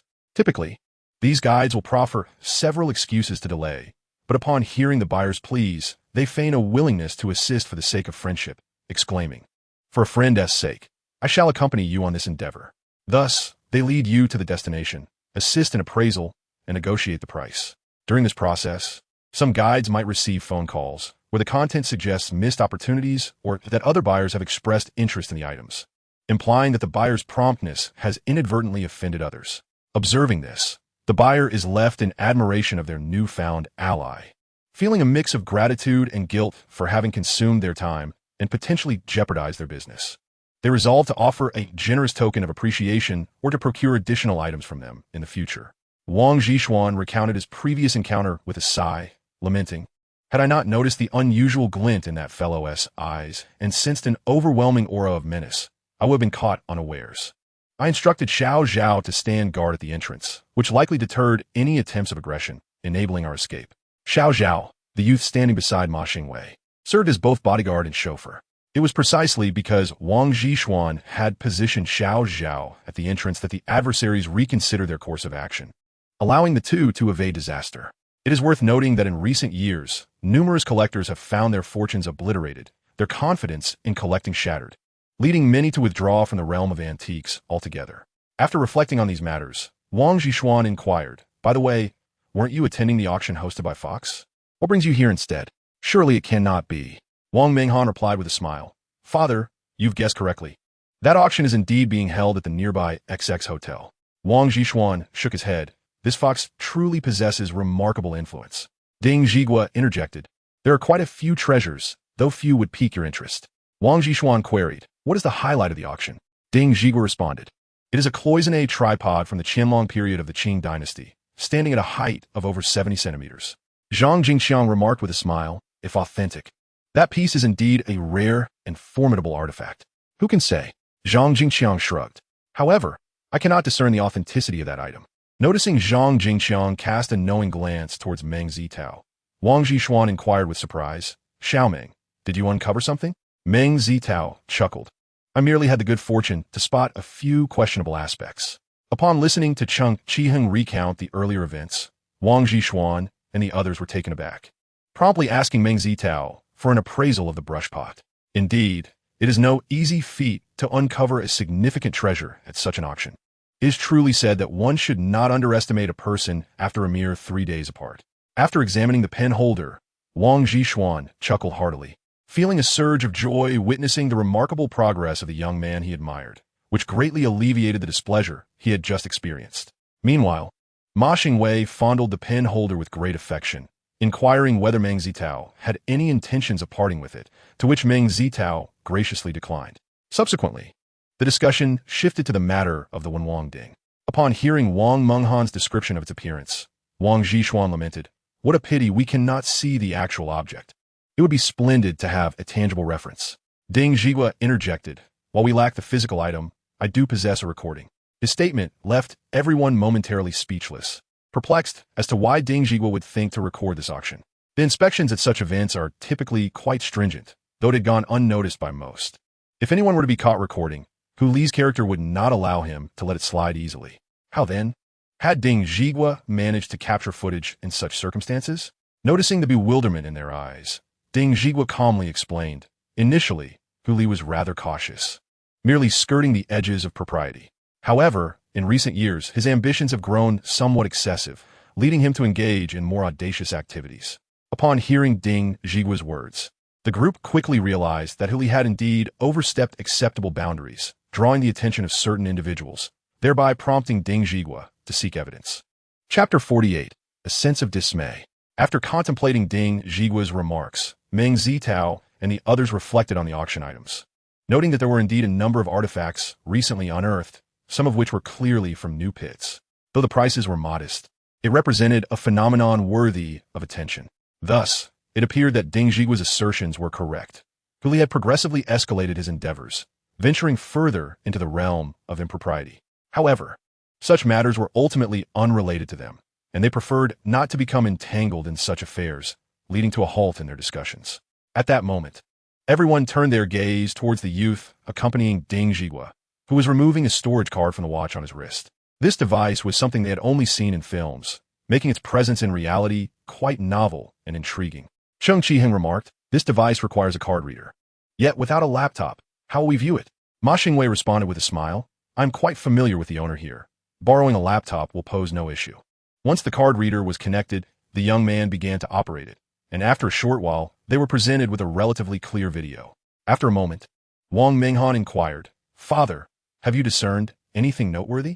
At this juncture, Meng Zitao, without hesitation, stated, to be frank, my understanding of cloisonné remains largely theoretical, lacking practical experience. If I misspeak, I ask for your forgiveness. He gestured respectfully to the group and continued, in truth, I believe the primary issue with this artifact lies in its patina. At this moment, Zhang Jingxiang interjected, Xiaomeng, may I add that I find the patina quite natural. Indeed, I must commend the creator for their remarkable ability to craft such lifelike patina. However, falsehood remains falsehood, and there will inevitably be telltale signs. Meng Zitao remarked, let us first discuss the causes of the patina in cloisonné. After its completion, the surface of cloisonné exhibits a striking gloss, with the gilded areas appearing bright yellow. Yet, after a century of exposure to the elements, oxidation from the air, radiation, dust, and human handling, the luster of the enamel gradually diminishes. This gradual, natural accumulation forms what we refer to as patina.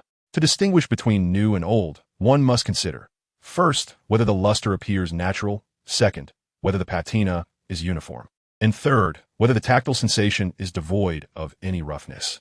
Hearing this, Wang Minghan suddenly spoke up. Oh, I understand now. No wonder the auctioneer repeatedly emphasized the value of this piece and advised against touching it. This way, no one would perceive the tactile quality of the patina. Meng Zitao chuckled. In fact, I had a similar sensation when my hand inadvertently brushed against the Wang Ding. The use of the word inadvertently was quite apparent. Chung Qiheng smirked, and the others joined in laughter. Meng Zitao shot Chung Qiheng a glare and continued, moreover, I noticed a distinct variation in the depth of the patina on the same area of the ding, which, I suspect, is a result of uneven application of substances. Upon observing this phenomenon, I concluded that the Wang Ding is problematic.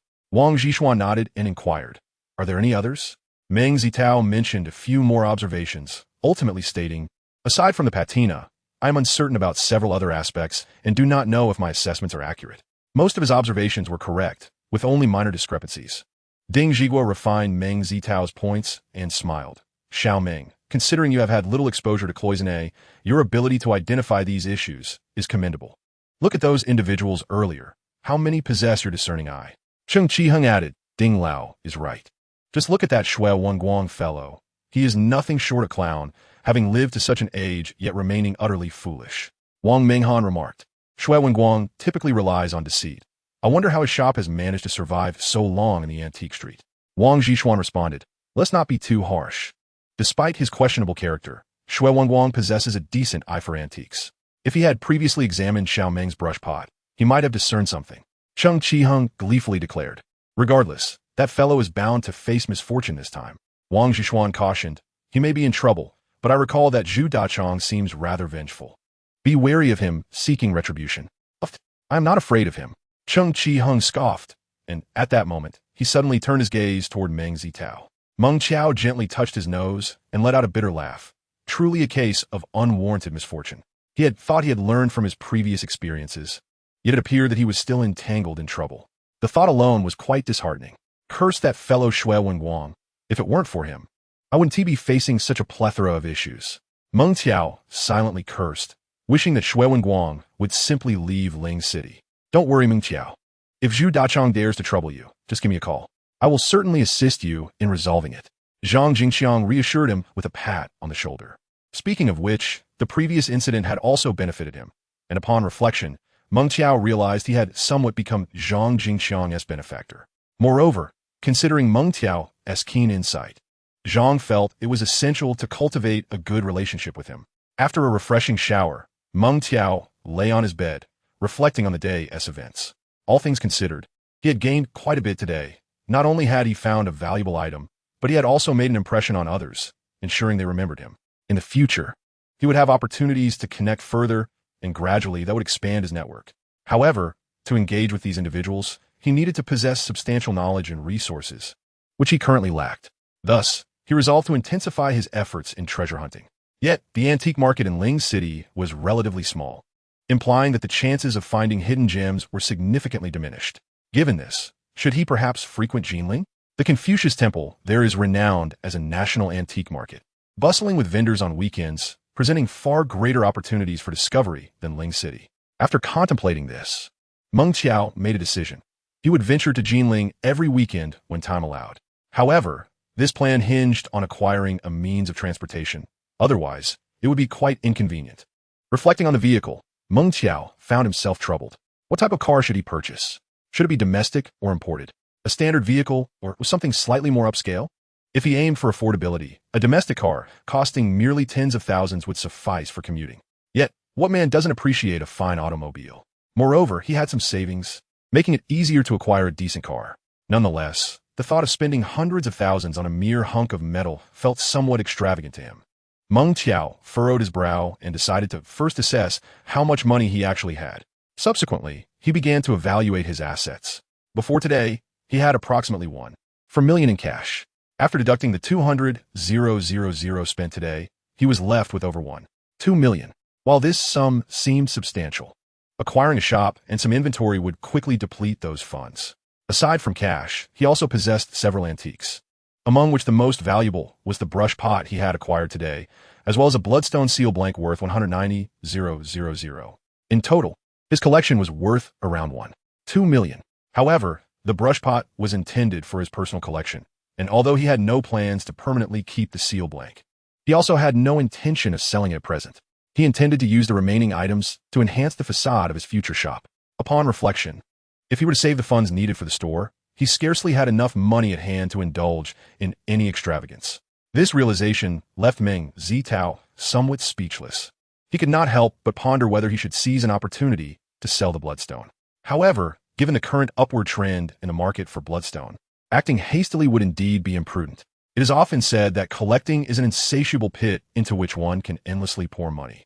Yet, for the majority of collectors, the notion of solely investing without any returns is not only financially unfeasible, but also hinders the elevation of their collecting prowess. Much like the principles of investing in stocks, where one aims to buy low and sell high, the same logic applies to collecting. One must occasionally buy at a lower price and sell at a higher one. This is what is commonly referred to as using collections to sustain collections. However, this endeavor is laden with complexities. For instance, what should one invest in? What should one sell? When is the optimal time to sell? When is the most advantageous moment to make a purchase? Which artifacts should be swiftly divested? And which one should be held for a better price? Each of these questions carries its own significance. Therefore, antique enthusiasts must possess a keen understanding of the market, familiarity with current trends, and awareness of the fluctuations in preferences and pricing within the antique market, as well as the ability to forecast its future trajectory in order to effectively utilize their collections to expand their holdings. Meng Zitao's previous ability to engage in the world of antiques with minimal funds was precisely due to his application of this principle. Currently, although he possesses a unique ability to find hidden treasures, this power is not without limitations, and significant opportunities in the antique market do not present themselves daily. Chapter 49. Someone brings money. Meng Zitao wrestled with his thoughts for quite some time, unable to come to a decisive conclusion about whether to part with the bloodstone. Likewise, he had yet to determine if he should purchase 2 vehicles. Ultimately, he decided to set those thoughts aside, reasoning that he could revisit the matter in a few days. Perhaps he might stumble upon an incredible opportunity by then. With this in mind, Meng Zitao gradually drifted into slumber. What misfortune! As he walked, he grumbled about the day's earlier encounter that had nearly left him in a state of shock. Several days had passed since the auction, and since it was not a Sunday, Meng Zitao departed for the antique street just before 8, feeling a sudden whim to take a taxi instead of riding his bicycle. Unexpectedly, just minutes from the antique street, a person suddenly dashed across the road from a side street, prompting the driver to slam on the brakes and swerve wildly, narrowly colliding with the median. Fortunately, Meng Zitao was quick-witted and managed to shield himself just in time, thereby avoiding injury. Just as he thought the danger had passed, a tremendous force struck from behind, propelling the taxi several meters forward before it finally came to a halt. The jolt caught Meng Zitao off guard and nearly caused him to wrench his neck, leaving him feeling somewhat uncomfortable. Brother, young brother. As Meng Zitao approached the antique street, he suddenly heard someone calling from a nearby alleyway. Following the sound, he spotted a middle-aged man, dressed as if he had just arrived from the countryside, standing at the alley's entrance and waving at him. Meng Zitao, having navigated the antique market for over 4 years, had certainly become a seasoned veteran. He understood the need for caution when encountering men of a certain middle-aged demeanor, as they could potentially be traps laid by tricksters.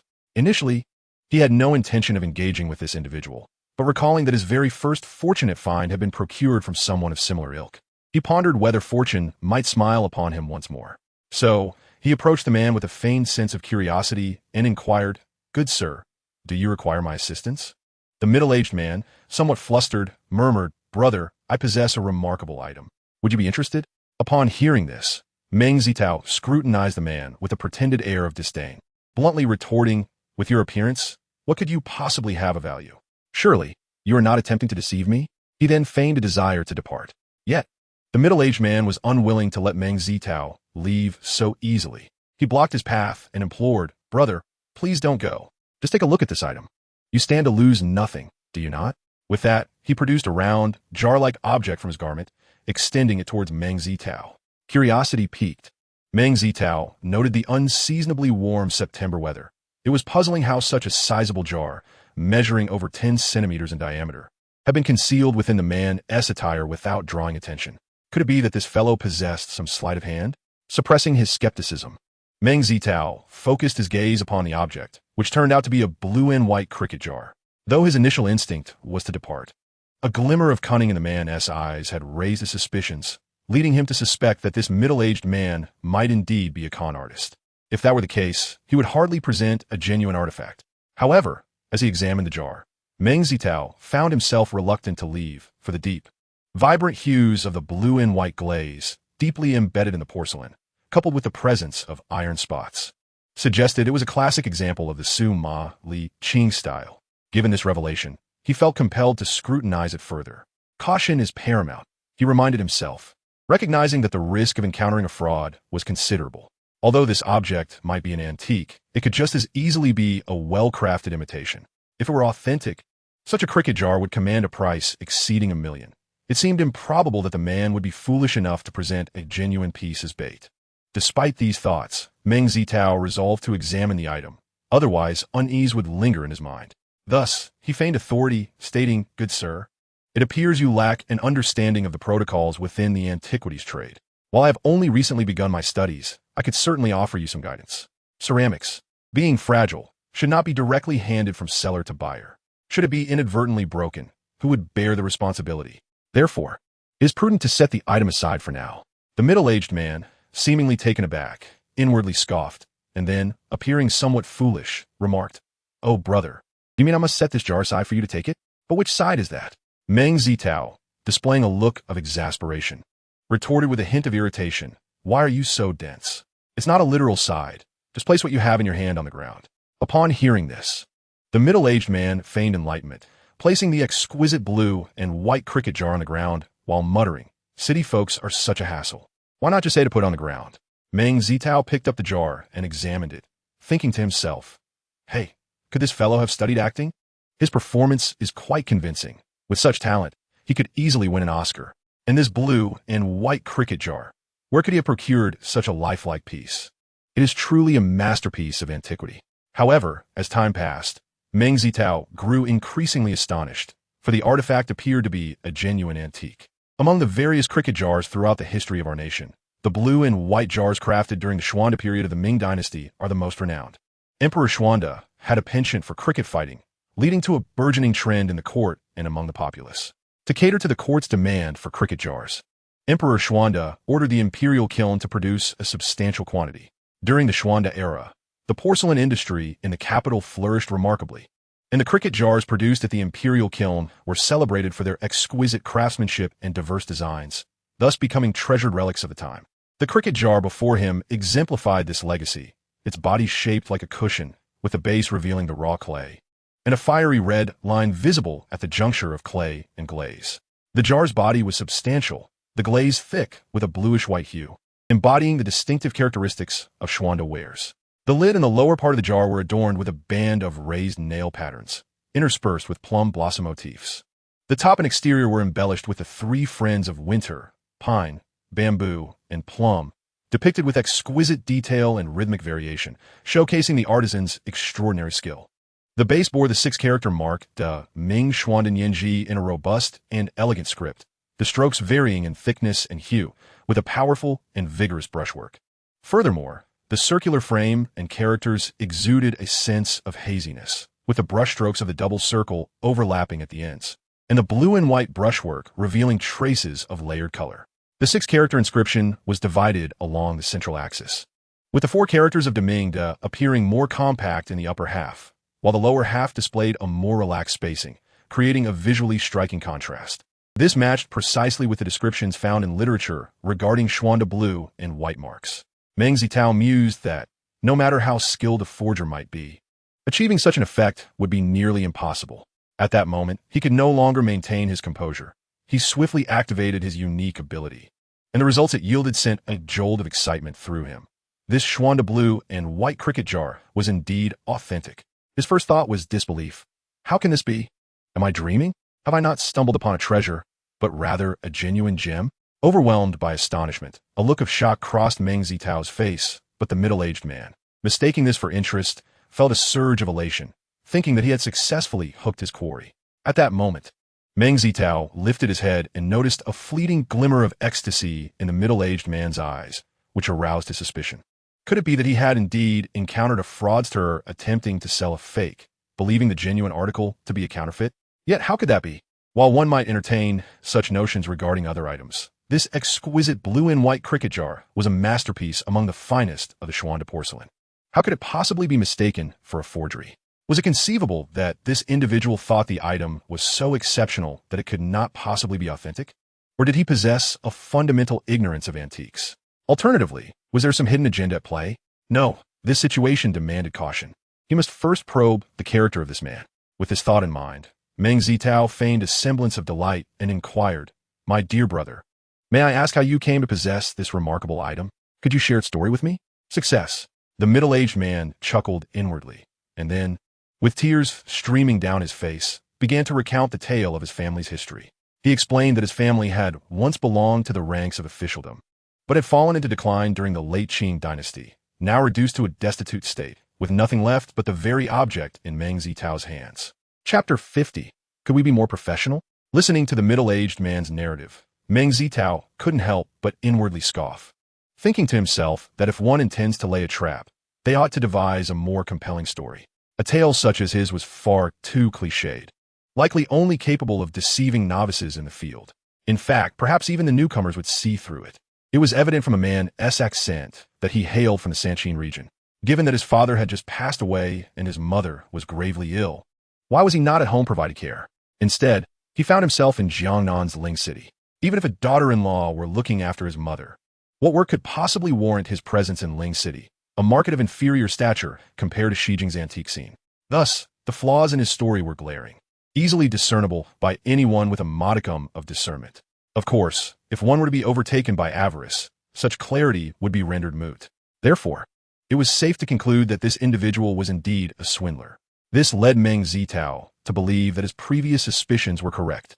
The man was likely attempting to sell a genuine treasure as if it were counterfeit. However, considering the possibility of a hidden trick, caution was still warranted. With this in mind, he steeled himself and feigned a tone of sympathy, saying, "Brother, do not be disheartened. Since what has happened cannot be undone, we ought to look forward. I may not possess the means to assist you, but I am willing to purchase this item. How much do you wish for it, brother? Could you pass the item to me for inspection?"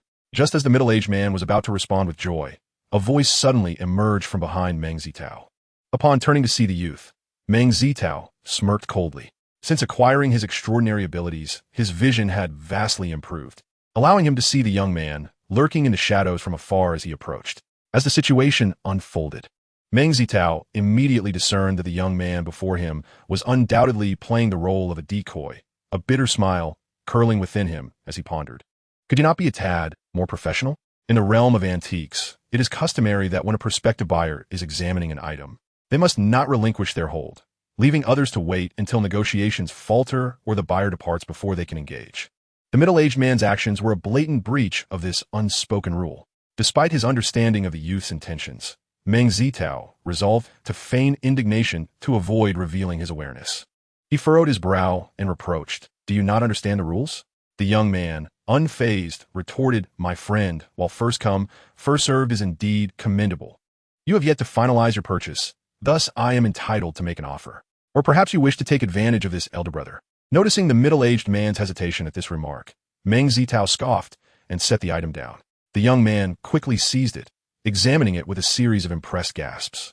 Upon concluding his appraisal, he beamed and proclaimed, "This is truly a remarkable piece. I will offer you 100,000. What say you?" Internally, Meng Zitao smirked, a clever idea materializing in his mind. Maintaining a stoic facade, he replied, "Since you believe it to be a fine item, I shall concede it to you." With that, he made no further gestures and turned to leave. This unexpected reaction left both men momentarily stunned, frozen in place. The middle-aged man, perplexed, realized that surrendering was not an option at this juncture. "Brother, that's not what I meant." The young man's protest was cut short as the middle-aged man rushed after Meng Zitao, indignantly exclaiming, "What do you mean that's not what you meant? If you can present 100,000 immediately, I shall sell it to you right now." The young man, of course, was incapable of producing such a sum, and with an awkward touch to his nose, he departed, embarrassed. "Brother, wait." Witnessing this unfold, Meng Zitao could not suppress his amusement. To assert that he had not felt a twinge of urgency would be a lie. His principles had not yet reached the lofty heights of disregarding money entirely, especially when the stakes were over $1 million. However, at that moment, he understood that he could not relinquish control to his adversaries. He had to counter their tactics and take a calculated risk. Fortunately, they did not disappoint him, halting his departure. Otherwise, acquiring the item would have proven troublesome. At this juncture, Meng Zitao earnestly remarked, "Brother, I appreciate your goodwill, but I cannot afford the 100,000 price tag. You will be better off approaching the individual from earlier." "Are you truly without even that amount?" The middle-aged man inwardly scoffed. Yet, as long as Meng Zitao displayed any interest in purchasing, that sufficed. Thus, he retorted, "That fellow is undoubtedly a fraud. How could someone like him possibly afford 100,000? I would rather trust you, young brother." Meng Zitao smiled faintly and remarked, "I believe this jar is indeed a fine item. However, I would not part with even 50,000, let alone 100,000. Allow me to pose a question. Do you know the name of this object?" The middle-aged man scratched his head, somewhat clueless, and replied, "Well, I'm not entirely sure. I've only heard others say it's something from the Ming dynasty, an era that has long since passed, several hundred years ago. Beyond that, I'm at a loss."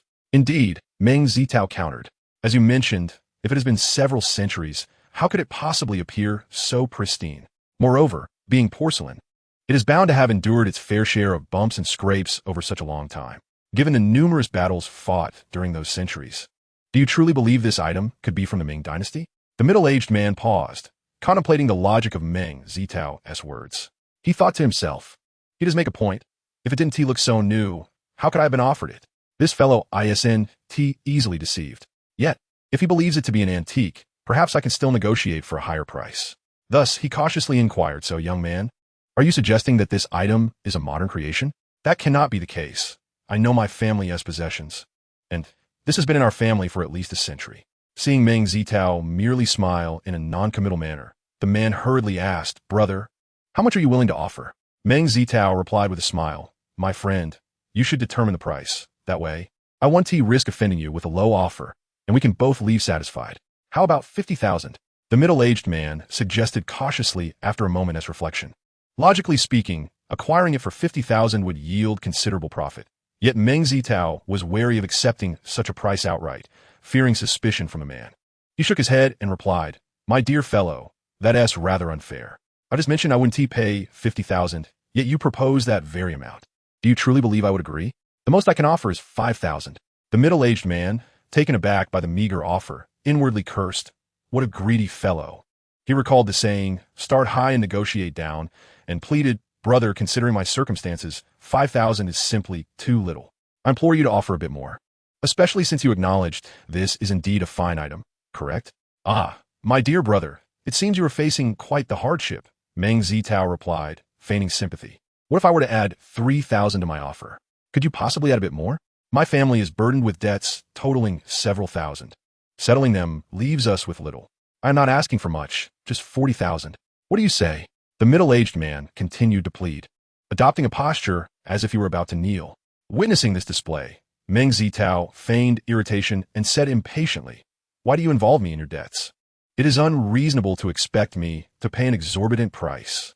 I will offer you no more than 20,000. Take it or leave it." With that, he turned as if to leave.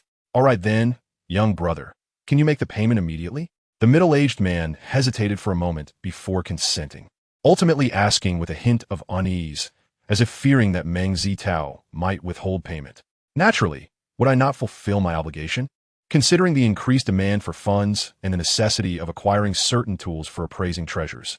Meng Zitao procured a small handbag. From it, he extracted 20,000 yuan and handed it over, saying, "Count it, is it correct? Don't I trust you?" The middle-aged man chuckled, yet his hands moved swiftly as he moistened his fingers and counted the money. "Just right. All right, I shall take my leave." Chapter 51, Ghostwriting. Once Meng Zitao had vanished from sight, the middle-aged man immediately bolted away. Upon reaching a secluded spot, the bespectacled youth awaited him.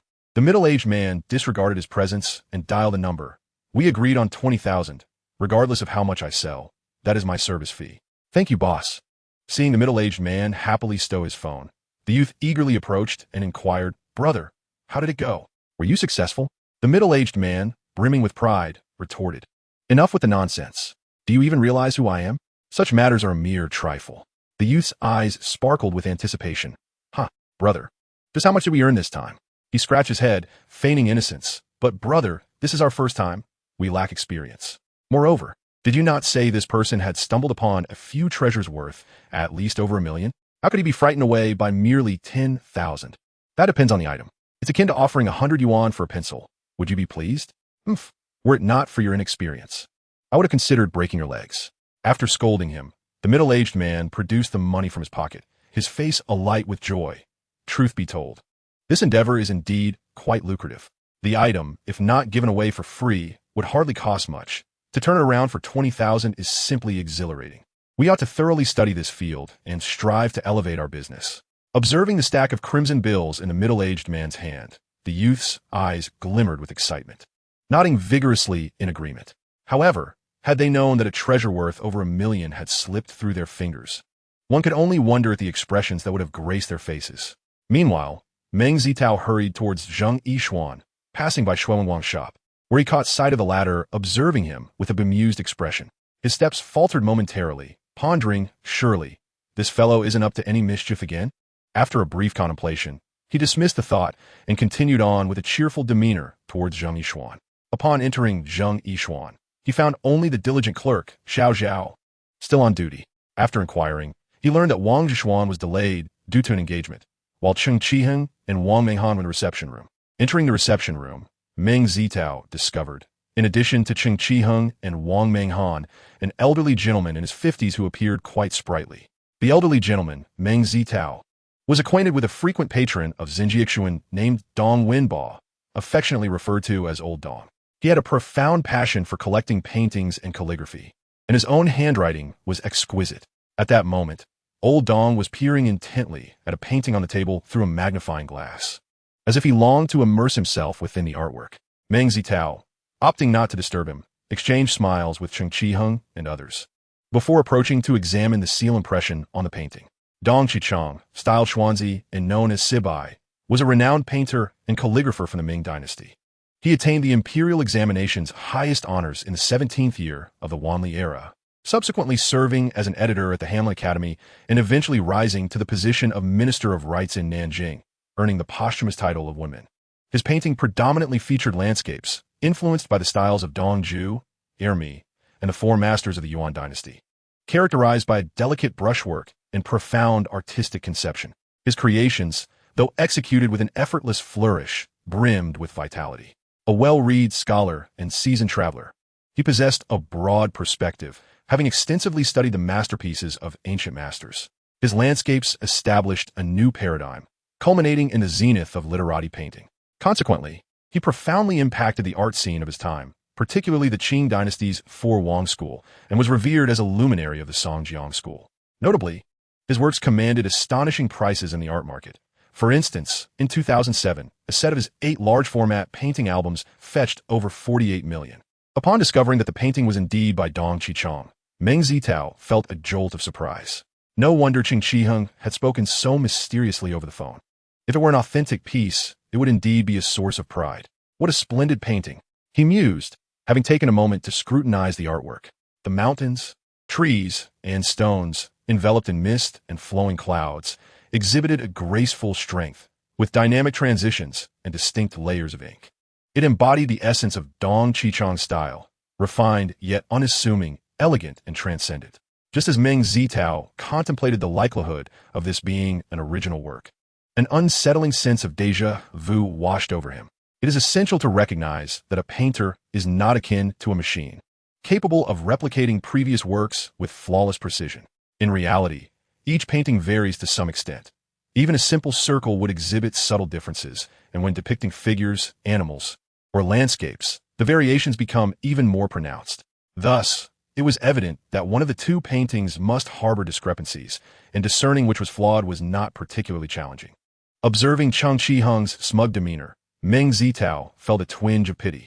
Even if Old Dong failed to detect the issue, Wang Zhishuan's forthcoming arrival would likely point it out, leaving one to wonder about Cheng's reaction at that juncture. As Cheng Qiheng reveled in his joy, he glanced up only to catch a glimpse of Meng Zitao's peculiar expression, which piqued his curiosity. At that moment, old Dong finished his examination and cheerfully remarked, "Zitao, this painting is quite remarkable, isn't it?" Meng Zitao chuckled softly. "It certainly looks impressive, though I haven't examined it closely enough to ascertain its true nature." His smile elicited a sense of unease in Chang Qiheng, but he brushed it off with a grin, saying, "Well, take your time to look it over." Upon receiving the insight from his ability, Meng Zitao inwardly sighed. It turned out that the painting was indeed created during Dong Qichang's lifetime, and while the seal was genuine, much of the content had been rendered by another artist. Meng Zitao found this phenomenon rather unremarkable, as it is merely a common practice in the realm of calligraphy and painting to employ ghostwriters. Historically, the use of ghostwriters has been prevalent within the artistic community, where renowned artists often invite equally skilled yet lesser-known friends to execute works on their behalf. The motivations for employing ghostwriters are manifold, but can be summarized into three main categories. Firstly, an artist may find themselves tasked with creating works in a genre or style they are unfamiliar with, thus unable to fully utilize their expertise. Additionally, some celebrated calligraphers and painters also hold official positions within the court, and their busy schedules, coupled with numerous social obligations, leave them little time to create works for others.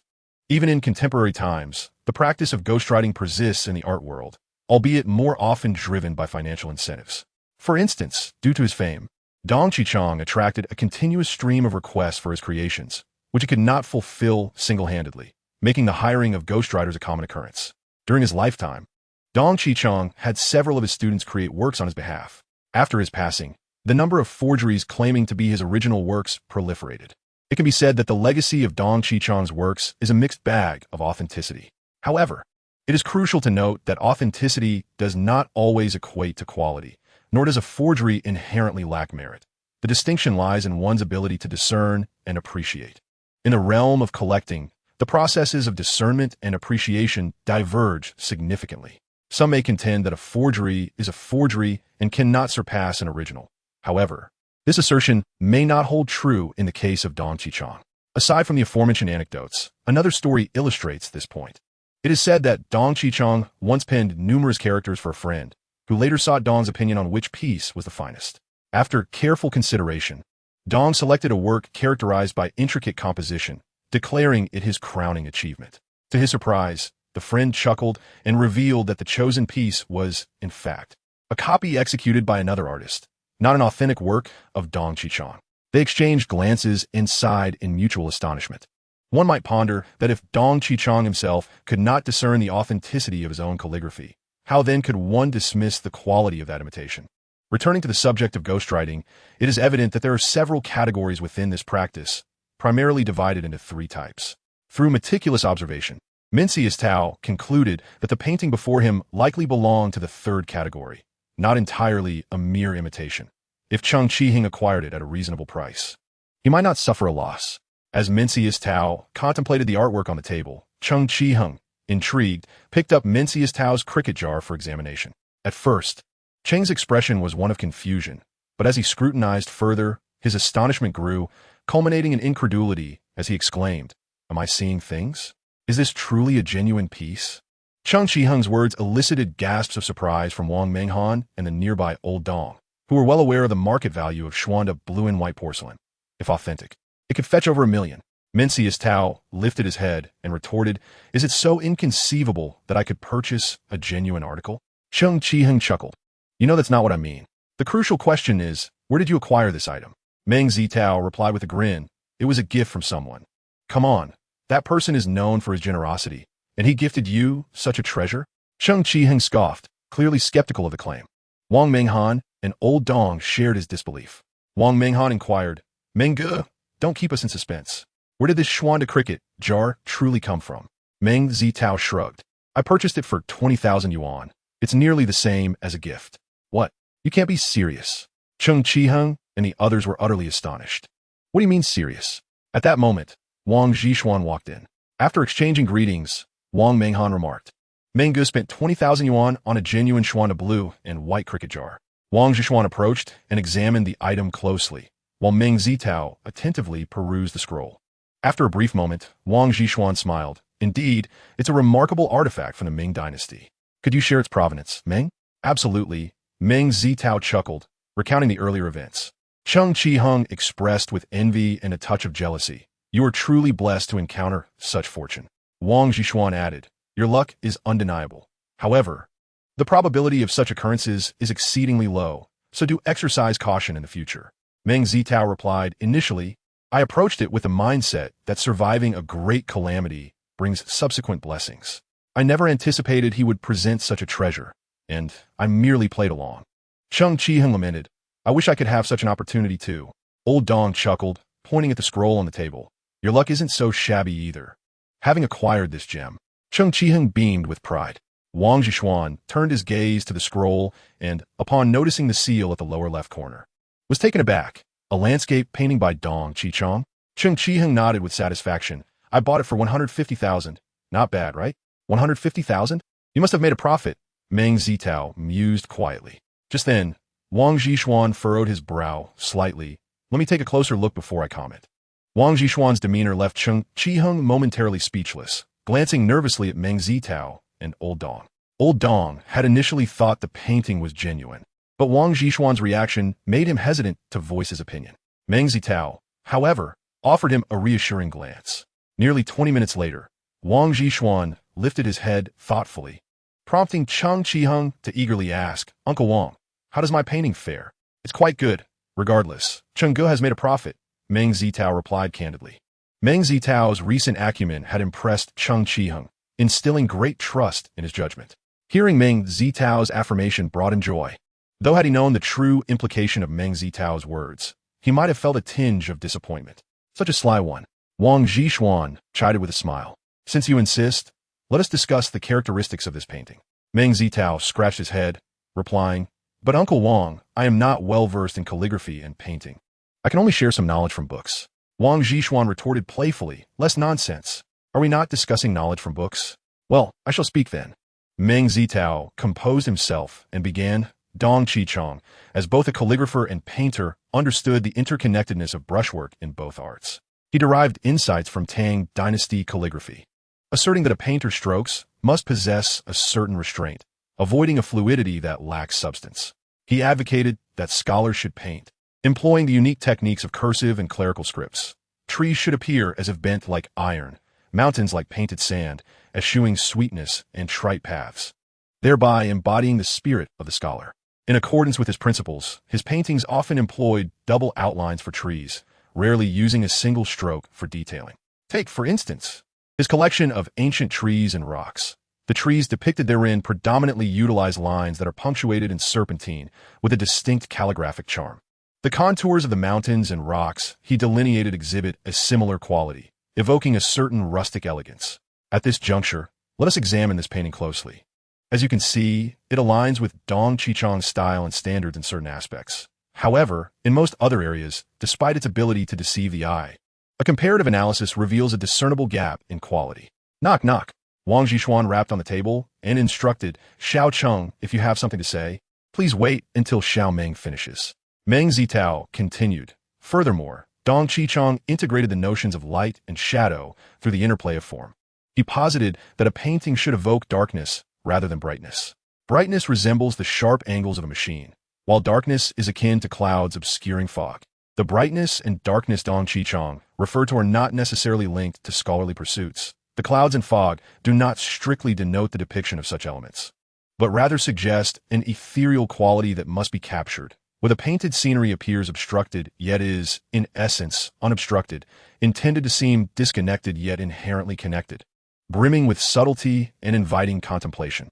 Dong Qichong believed that if one aimed for complete fidelity in depicting scenes and objects, the brushwork would inevitably become cumbersome and convoluted.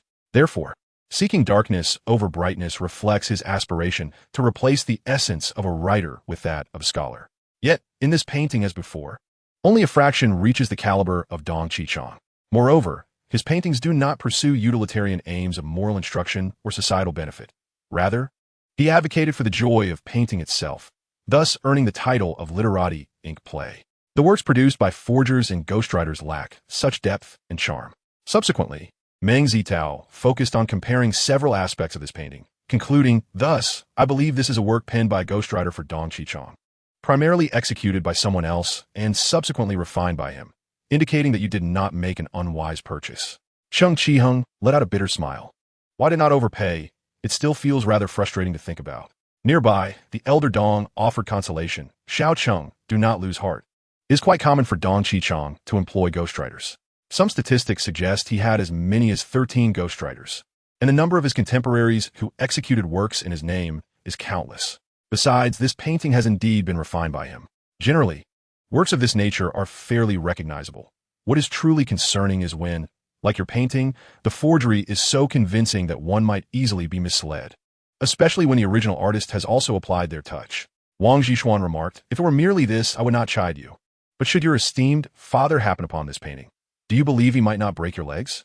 Cheng Qiheng, who had just begun to feel somewhat at ease, was taken aback by these words and queried why. My family does not possess a similar painting. Xiao Meng, enlighten him, Wang Zhishuan retorted with a hint of irritation. Meng Zitao rubbed his nose and explained, in fact, the original of this painting emerged at an auction last year. He then recounted the company and date of that auction, adding, so, do not think my words are merely conjecture. They are drawn from the knowledge of the outcome. If I were to encounter a painting by Dong Qichong, I would be utterly in the dark. This revelation left Cheng Qiheng feeling utterly disheartened and stifled. Had he known, he would have perused the auction materials at home more thoroughly, thus sparing himself such a humiliating predicament. Fortunately, he had made some profit from this painting. Otherwise, the news reaching his grandfather's ears would surely have resulted in a severe reprimand. Wang Zhishuan spoke earnestly. You must exert more effort in the realm of calligraphy and painting. More importantly, do not allow a modicum of knowledge and art appreciation to lead you into reckless decisions. Otherwise, you will surely face the consequences in the future. In the antique market, sellers favor not the novices, but rather those who possess only a superficial understanding, for novices are aware of their ignorance and refrain from hasty actions.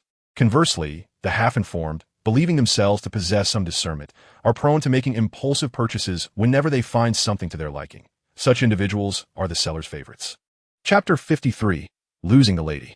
Contemplating luck, Cheng Qiheng could not help but glance at Meng Zitao, musing to himself, is it possible that luck, too, can accumulate and then manifest unexpectedly? Noticing Cheng Qiheng's fixed gaze upon him, Meng Zitao touched his face and asked, what is it? Do I have a blemish? Indeed, a trumpet flower has blossomed on your face. Cheng Qiheng replied with utmost seriousness, nodding. Get lost. Meng Zitao chuckled, then turned to Wang Zhishuan, saying, Uncle Wang, would you kindly assist me in finding a buyer for this item?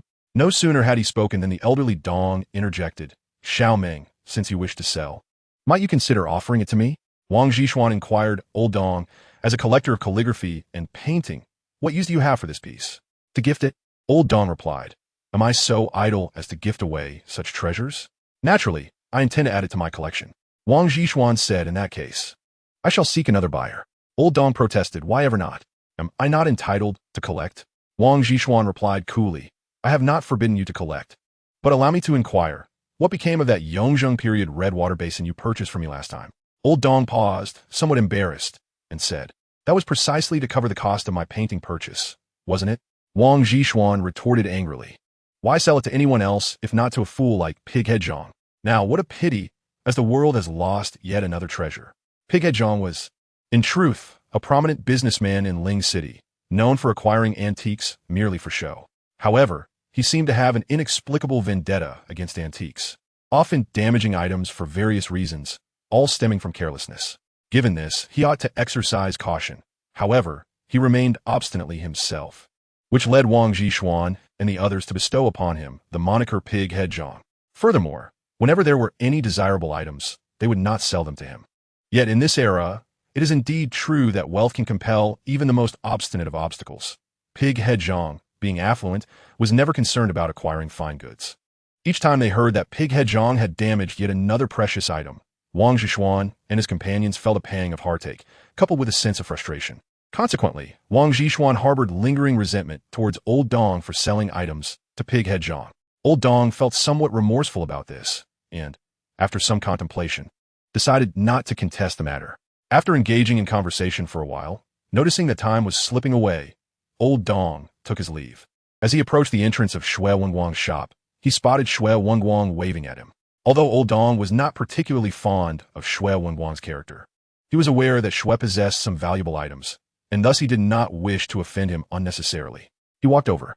After exchanging pleasantries, Old Dong inquired, Master Shui.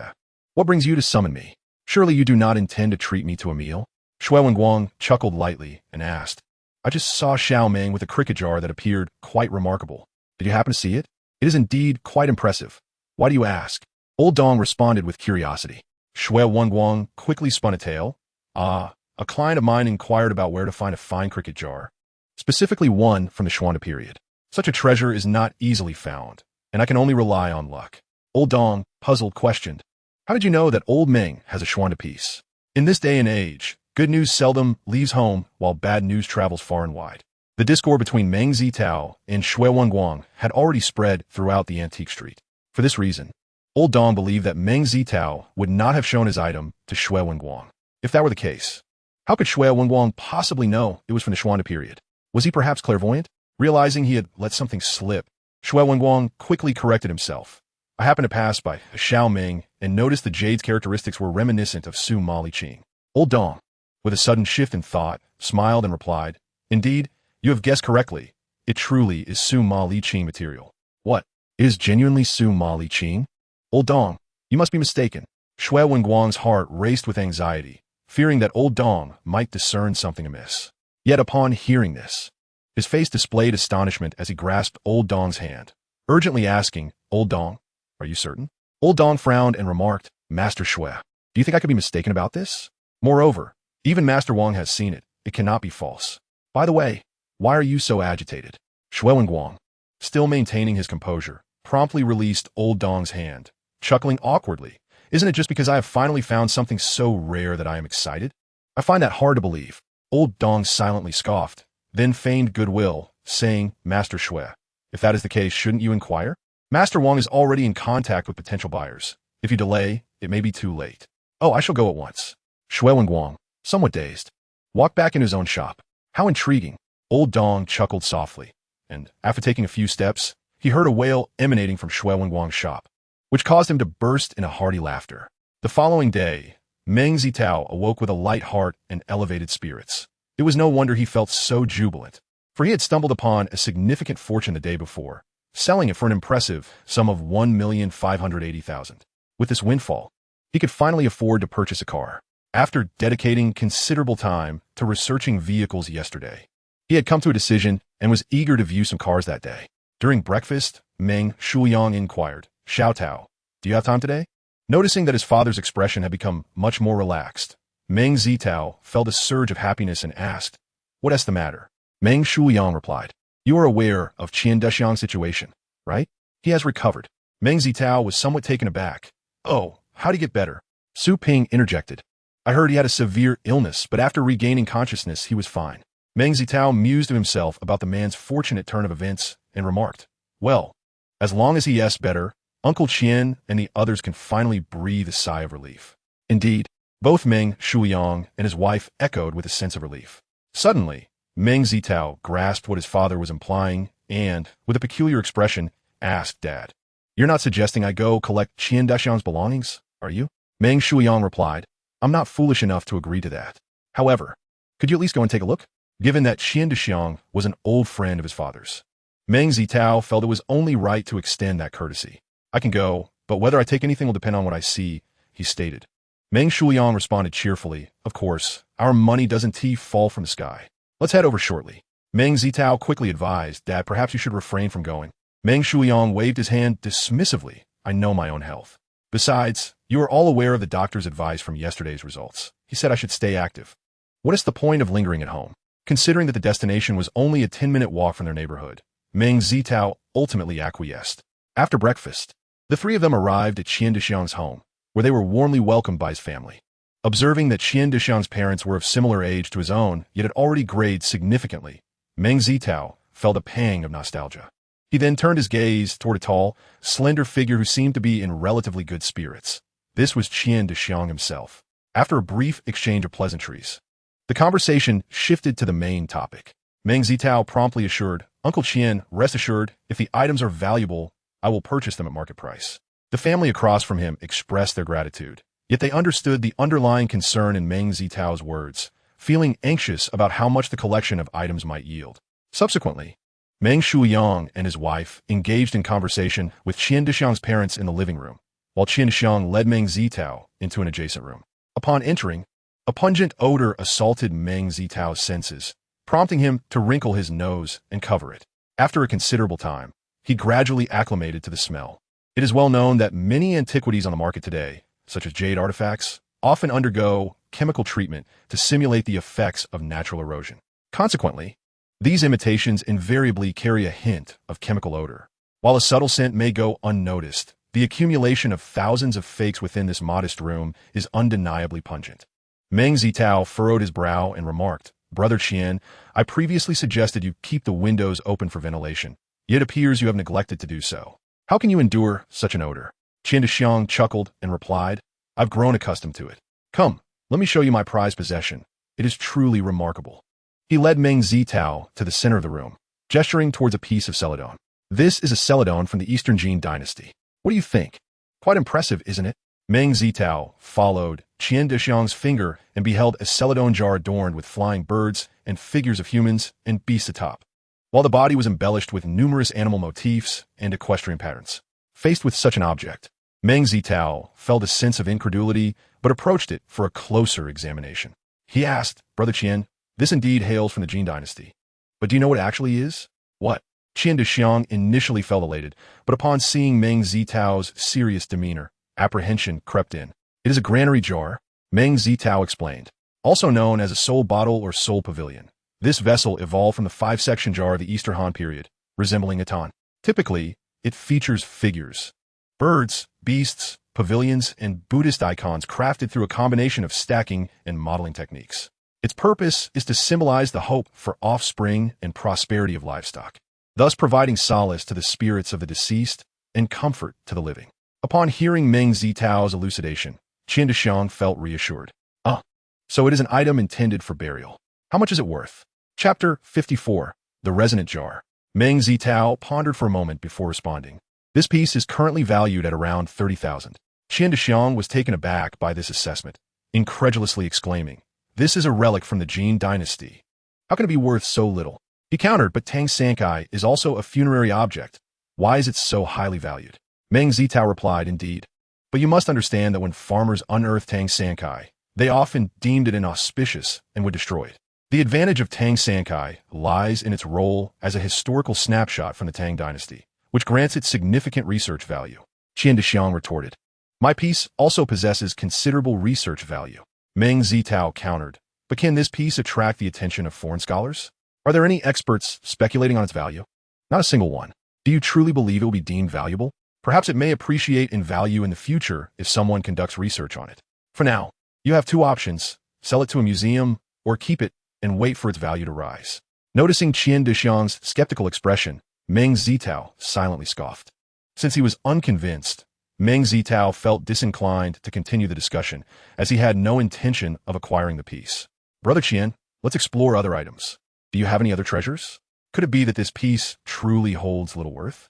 Qian Xiang, upon observing Meng Zitao's evident lack of interest in acquisition, couldn't help but murmur to himself. Yet, he remained undeterred, contemplating a visit to the antique street for further exploration. With a newfound excitement, he pointed to a nearby resonant jar and exclaimed, "This is a remarkable piece, a Qianlong blue and white jar, and it doubles as a sound jar. When filled with water and rubbed, it produces a delightful sound. Would you like me to demonstrate?" Meng Zitao glanced at the blue and white jar beside him, feeling a mix of amusement and exasperation. The sound jar was, in essence, a mere toy. In the past, young ladies from affluent families, confined to their homes and devoid of modern amusements such as computers or televisions, would pass their time by gently rubbing the jar with their delicate hands, listening to its sounds to alleviate their solitude. The secret to producing sound from the jar lay in ensuring one's hands were impeccably clean, devoid of any oil, followed by filling the jar with water and then rubbing its rim with dampened hands. This seemingly ordinary jar could emit a surprisingly resonant hum, echoing loudly enough to be heard from several dozen meters away. One could argue that if it truly were a Qianlong piece, it would hold considerable value. However, it was evidently a counterfeit, and Qian Xiang's belief in its worth was perplexing. Meng Zitao waved his hand dismissively, saying, "No need for that.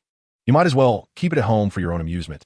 Taken aback, Qian Xiang stammered, "Are you suggesting this piece is a fake?" "That cannot be.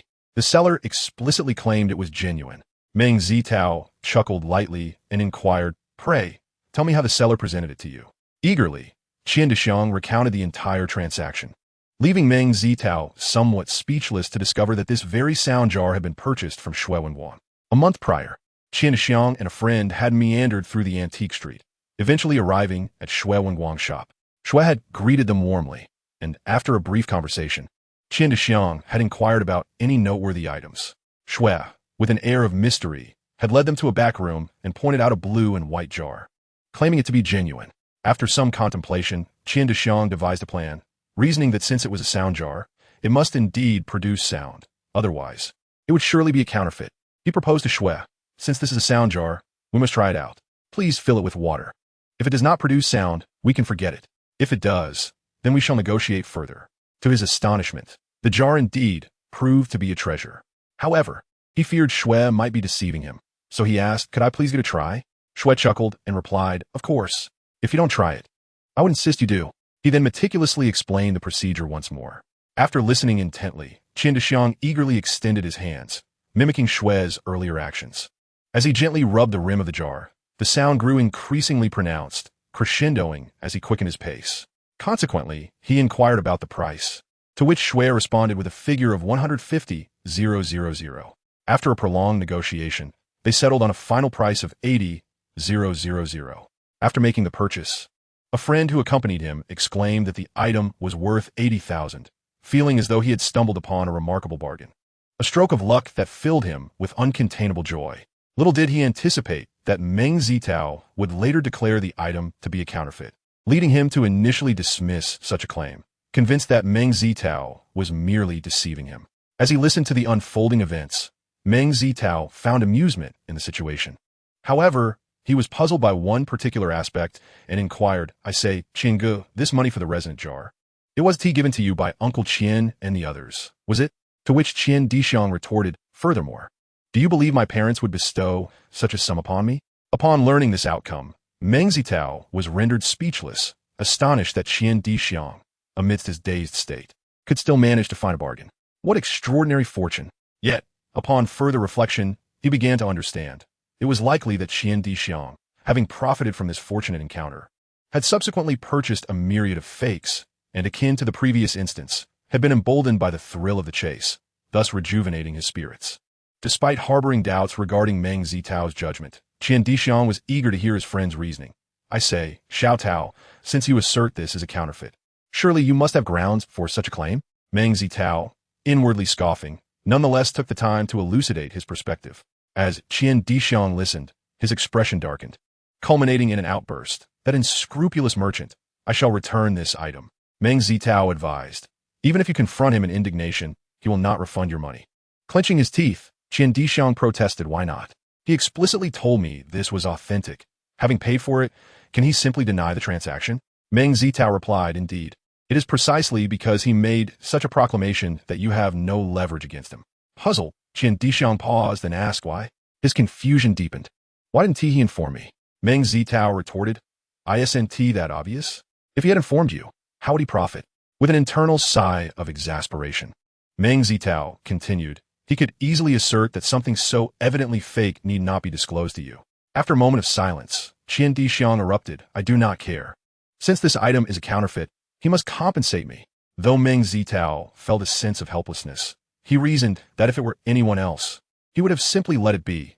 Yet Qian Dishiang's father was a longtime friend of his own father, compelling him to intervene, lest Qian Dishiang suffer undue misfortune. Thus, he pointed to the resonant jar and asked, "What is this?"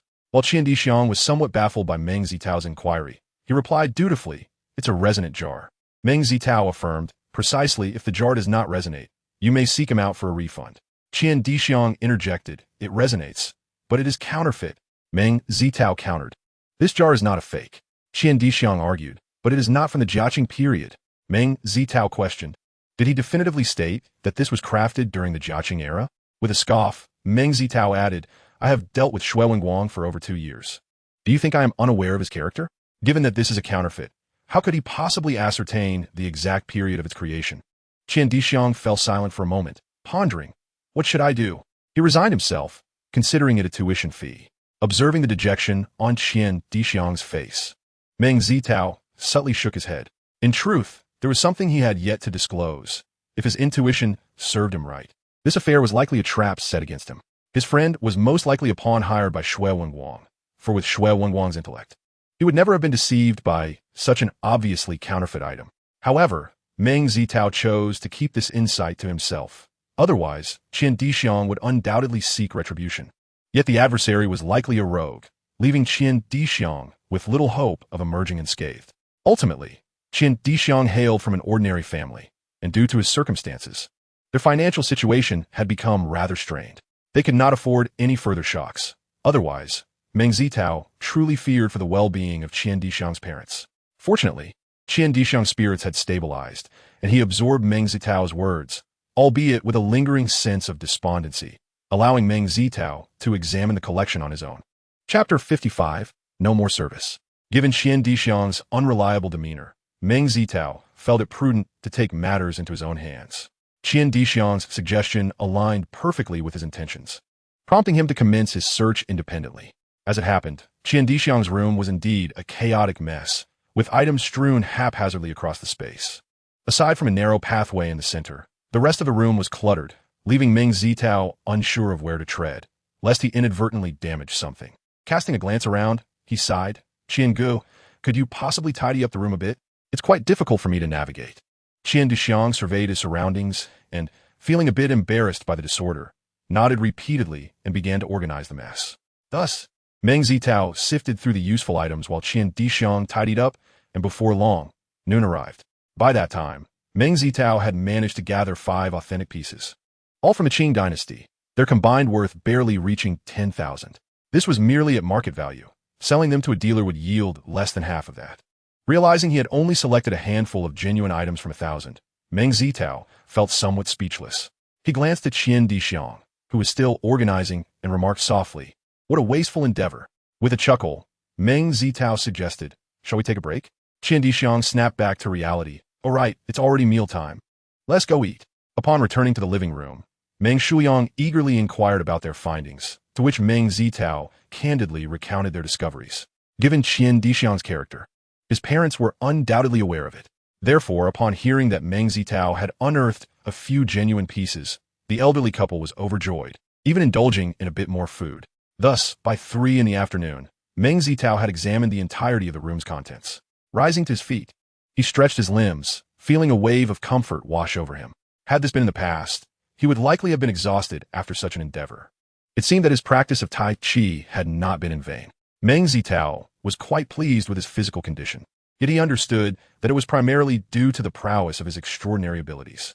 Subsequently, he glanced at the 9 selected items that surrounded him, contemplating how he had managed to discern such genuine treasures from an entire room's worth of belongings, leaving him at a loss for words. Qian Dixiang, witnessing the results of Meng Zitao's efforts throughout the day, felt a twinge of despair, but he quickly regained his composure and cheerfully inquired, "Xiao Tao, how much do you think these items are worth?"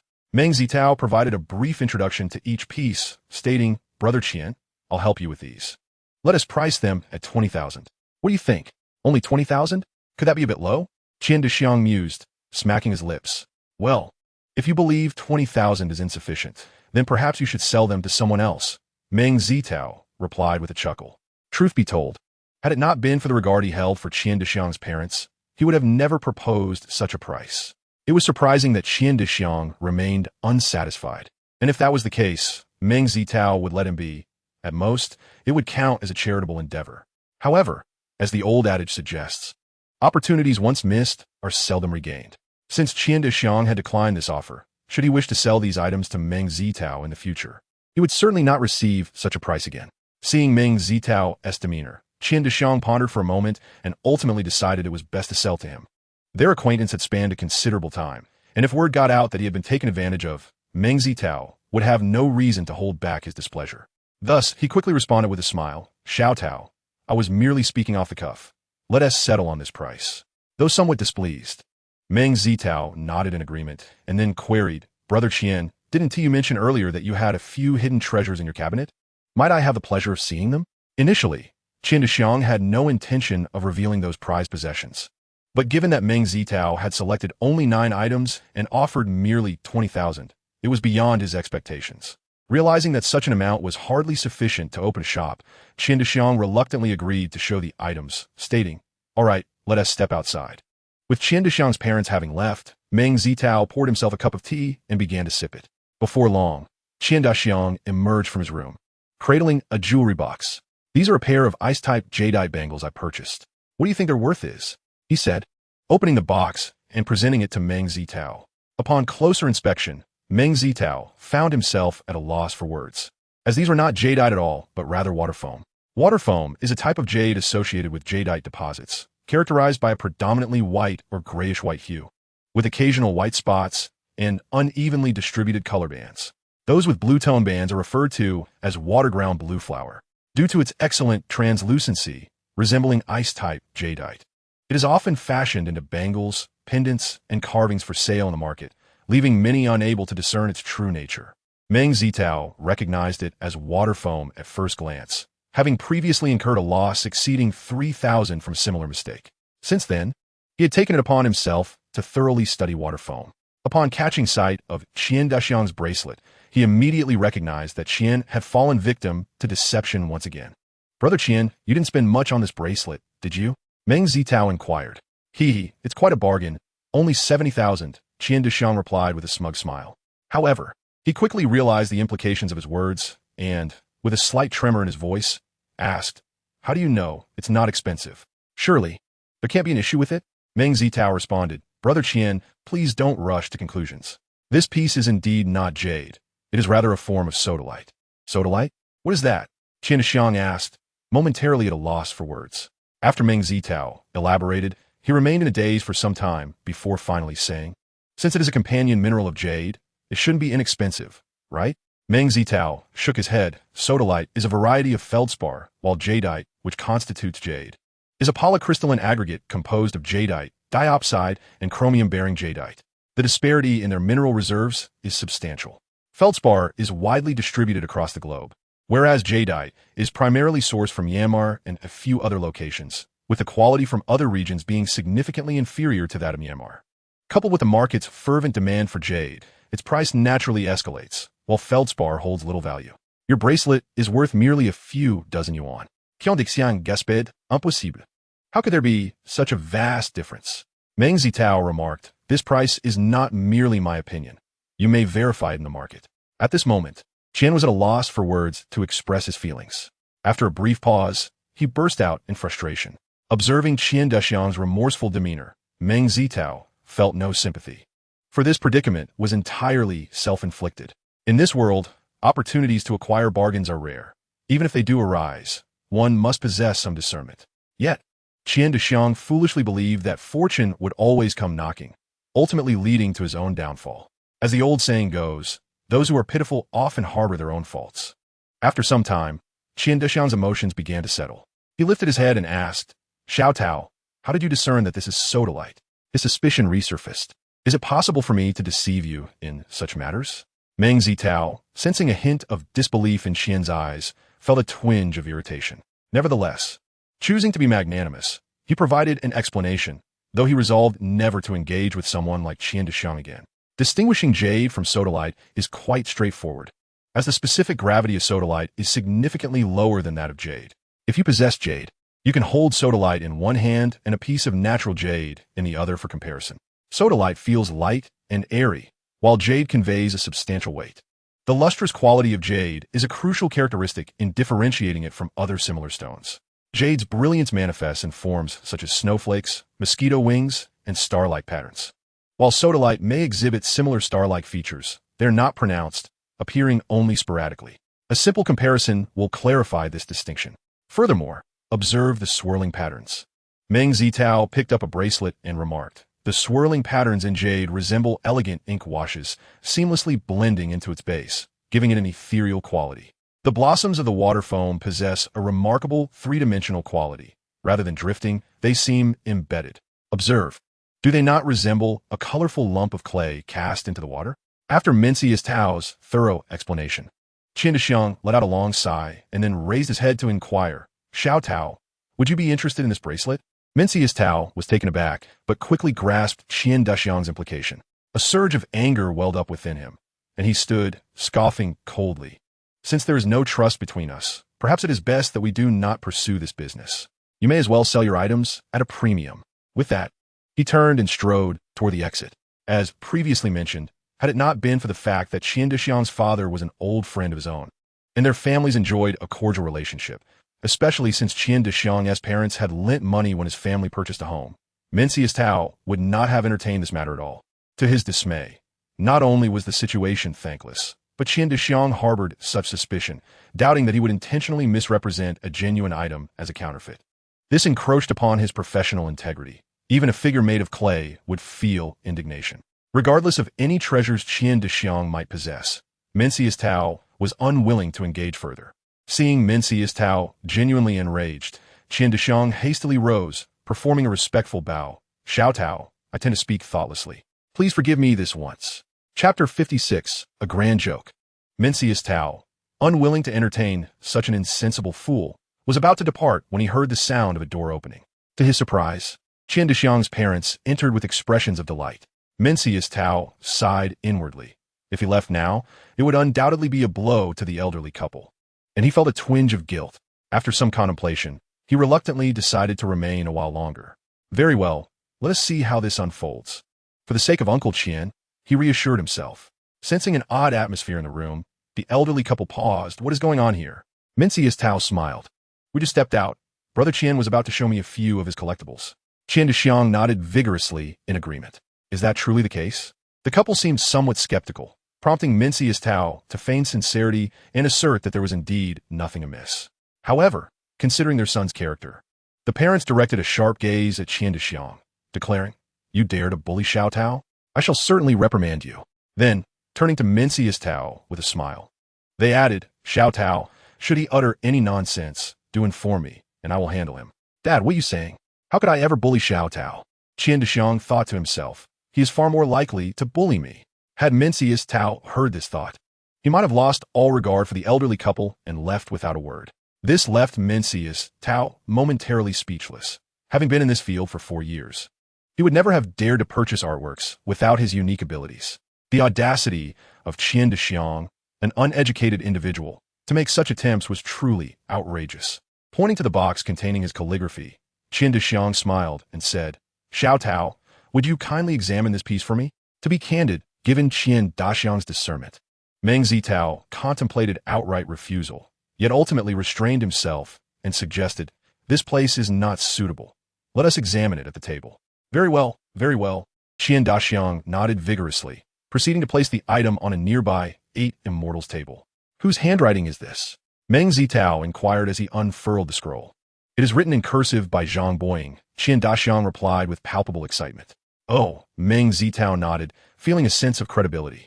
Zhang Boying, known for his exceptional cursive script, was a jinshi during the Guangxu era. He mastered the 6 classical styles and is celebrated as a prominent modern calligrapher, renowned for his landscapes imbued with an ancient, ethereal charm.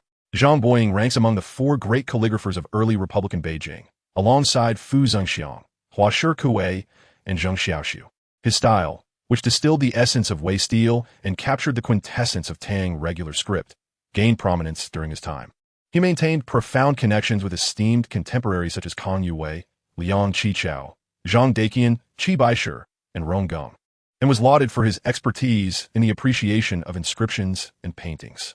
At auctions, his collaborations with Zhang Daqian and Qi Baishe fetched considerable prices. While his calligraphic works occasionally reached hundreds of thousands, however, such prices typically pertained to running and regular scripts, whereas his cursive works remained obscure. Given the modest value, the likelihood of forgery seemed minimal. Hence, Meng Zitao perceived a high probability that this piece was authentic. It perplexed him that Qian Dexiang could confuse running and cursive scripts. Yet he found solace in the man's evident lack of scholarly rigor. Zhang Boying's calligraphy, rooted in the northern style style, embodies the essence of the Han spirit while incorporating the finesse of Su and Huang. His regular script is both compact and unrestrained, exhibiting a balance of precision and elegance, with strokes that are both angular and rounded, expansive yet tightly knit. His running script possesses a rustic charm, exuding an ancient simplicity that captivates the viewer, while his cursive works also convey a robust vitality. The calligraphic piece before him certainly reflected the characteristics of Zhang Boying's running cursive, leading Meng Zitao to believe it was indeed genuine. However, he was somewhat puzzled by the signs of restoration near the date of the signature, which could potentially diminish the piece's value. He could not fathom why someone would undertake such an alteration. Upon this curious discovery, Meng Zitao hastily employed his abilities, only to be taken aback by the result. After a brief moment, as Meng Zitao raised his head, Qian Daxiang eagerly inquired, "Xiao Tao, is this painting an authentic piece?" Meng Zitao affirmed, "Indeed, it is a genuine work by Zhang Boying." Upon hearing this, Qian Daxiang was elated, exclaiming with a laugh, "We are going to strike it rich." He then hastily pushed past Meng Zitao, preparing to carefully roll up the scroll. Meng Zitao was utterly bewildered by Qian Daxiang's exuberance. Ordinarily, he would not bother. But since he had authenticated this calligraphic work, he wished to prevent any misunderstanding from tarnishing his reputation, especially given his recent findings. Thus, he spoke up, "Brother Qian, are you certain? This piece is worth at most around 30,000. Did you really purchase it for just a few hundred?" "What?" Just then, Qian Daxiang's father emerged from a room, witnessing the scene and admonishing, "Speak properly." Qian Daxiang also became quite agitated, exclaiming, "He dares to belittle my invaluable treasure, claiming it is worth merely 30,000. I have refrained from cursing him, which is already a display of restraint." Upon hearing this, Meng Zitao no longer held back, scoffing, "If you give me 30,000, I shall immediately procure you a genuine piece. How's that sound?" At this juncture, a sudden realization struck him, and he exclaimed in astonishment, "You cannot possibly think that this Zhang Boying is Zhang Ji, can you?" Qian Daxiang, upon hearing these words, began to sense the gravity of the situation. "Isn't that so?" Meng Zitao retorted. "Isn't that a rather redundant question? Who is Zhang Ji?" "He is the revered master of calligraphy from the Eastern Han dynasty, and to this day, not a single piece of his ink work has survived. If by some miracle, a piece attributed to him were to surface, it would undoubtedly be a national treasure, fetching billions without anyone deeming it exorbitant." Qian Daxiang, unwilling to concede, protested, "Am I not allowed to find a hidden gem?" "Of course you may," Meng Zitao replied, "but can you assure the authenticity of this piece? This work is inscribed on rice paper. Do you know what medium was used for calligraphy back then? Rice paper had yet to be invented. Would you expect to produce a piece from that era? Furthermore, do you comprehend what is inscribed upon it? It is a reflection on the book of the later Han. This text was composed during the southern dynasties, centuries after the Eastern Han. And Zhang Ji writing a reflection. Did he time travel or live for several centuries? One absurd notion. I suggest you conduct some research before making such claims. Otherwise, you might find yourself the subject of ridicule." At this point, Meng Zitao noticed that Qian Daxiang was staring blankly, as if momentarily dazed, which sparked a flicker of concern in his heart, pondering whether this was due to the strain of their conversation. Qian Daxiang's father shared this concern. He hurriedly approached and slapped his son, scolding, "Why are you standing there like a fool? How much have you squandered already? What more is there to ponder?" Fortunately, Qian Daxiang did not succumb to a fit this time. With a mournful expression, he lamented, "But they are truly despicable. I simply cannot swallow this insult." The elder erupted in anger. "Bah! Those who deceived you are indeed vile, but had you not acted foolishly, they would never have succeeded in their deceit. Focus on managing the shop, sell off the valuable items, and discard the rest. Mark my words, should you ever pursue this line of work again, I shall break your legs." Seeing his father genuinely enraged, Qian Daxiang dared not speak further and quickly changed the subject, asking Meng Zitao, "So, who exactly is this Zhang Boying?" After Meng Zitao provided an introduction, he continued, "If he is indeed a master, then his work should be valued at more than 30,000, correct? Had I not made that earlier discovery, I would not even bother to engage with you." Meng Zitao silently scoffed, then replied, "If this calligraphy were in pristine condition, a higher price would be justifiable. However, given the repairs it has undergone, it cannot be assessed at its original value." Such remarks were not something Meng Zitao intended to contest. He merely smiled and let it pass. Subsequently, Meng Zitao examined the remaining items, but to his dismay, the next two were evidently forgeries, leaving Qian Daxiang in a state of despair, utterly dejected. Just when Meng Zitao thought that the last item would prove to be of little worth, he was unexpectedly captivated by what lay within the box. This was a remarkable example of a small object possessing grand qualities. In the realm of antiques, small object, grand style is a colloquial term used to appraise an artifact. A small object typically refers to something one can easily handle, while grand style signifies that although the item is diminutive, it exudes an extraordinary presence. Such artifacts often evolve from larger forms. Despite their petite and delicate nature, they retain an air of solemnity and grandeur. Works characterized by small object. Grand style are usually crafted for personal handling, thus emphasizing exquisite craftsmanship and material quality, striving for perfection in every aspect. Moreover, with years of gentle handling, these items develop a unique patina, rich in character, making them highly coveted by collectors. In the auction market, items embodying this principle do not suffer from perceived diminished value due to their size. On the contrary, their selling prices frequently astonish, sometimes surpassing those of their larger counterparts. The piece in Meng Zitao's possession was a quintessential example of such an artifact, a small jar adorned with aquatic motifs, standing at roughly 10 centimeters tall. This jar was vibrantly decorated with multicolored embellishments, featuring a band of colorful, auspicious clouds around its shoulder and a lotus pattern near the base. While the main theme depicted fish and aquatic plants within a pond, the painted fish appeared to swim gracefully amidst the floating plants, their scales and fins rendered with clarity, lively and exuberant, while the enchanting water plants swayed gently. Although the painting lacked water, it suggested its presence beautifully. The craftsmanship demonstrated the artisan's exceptional skill.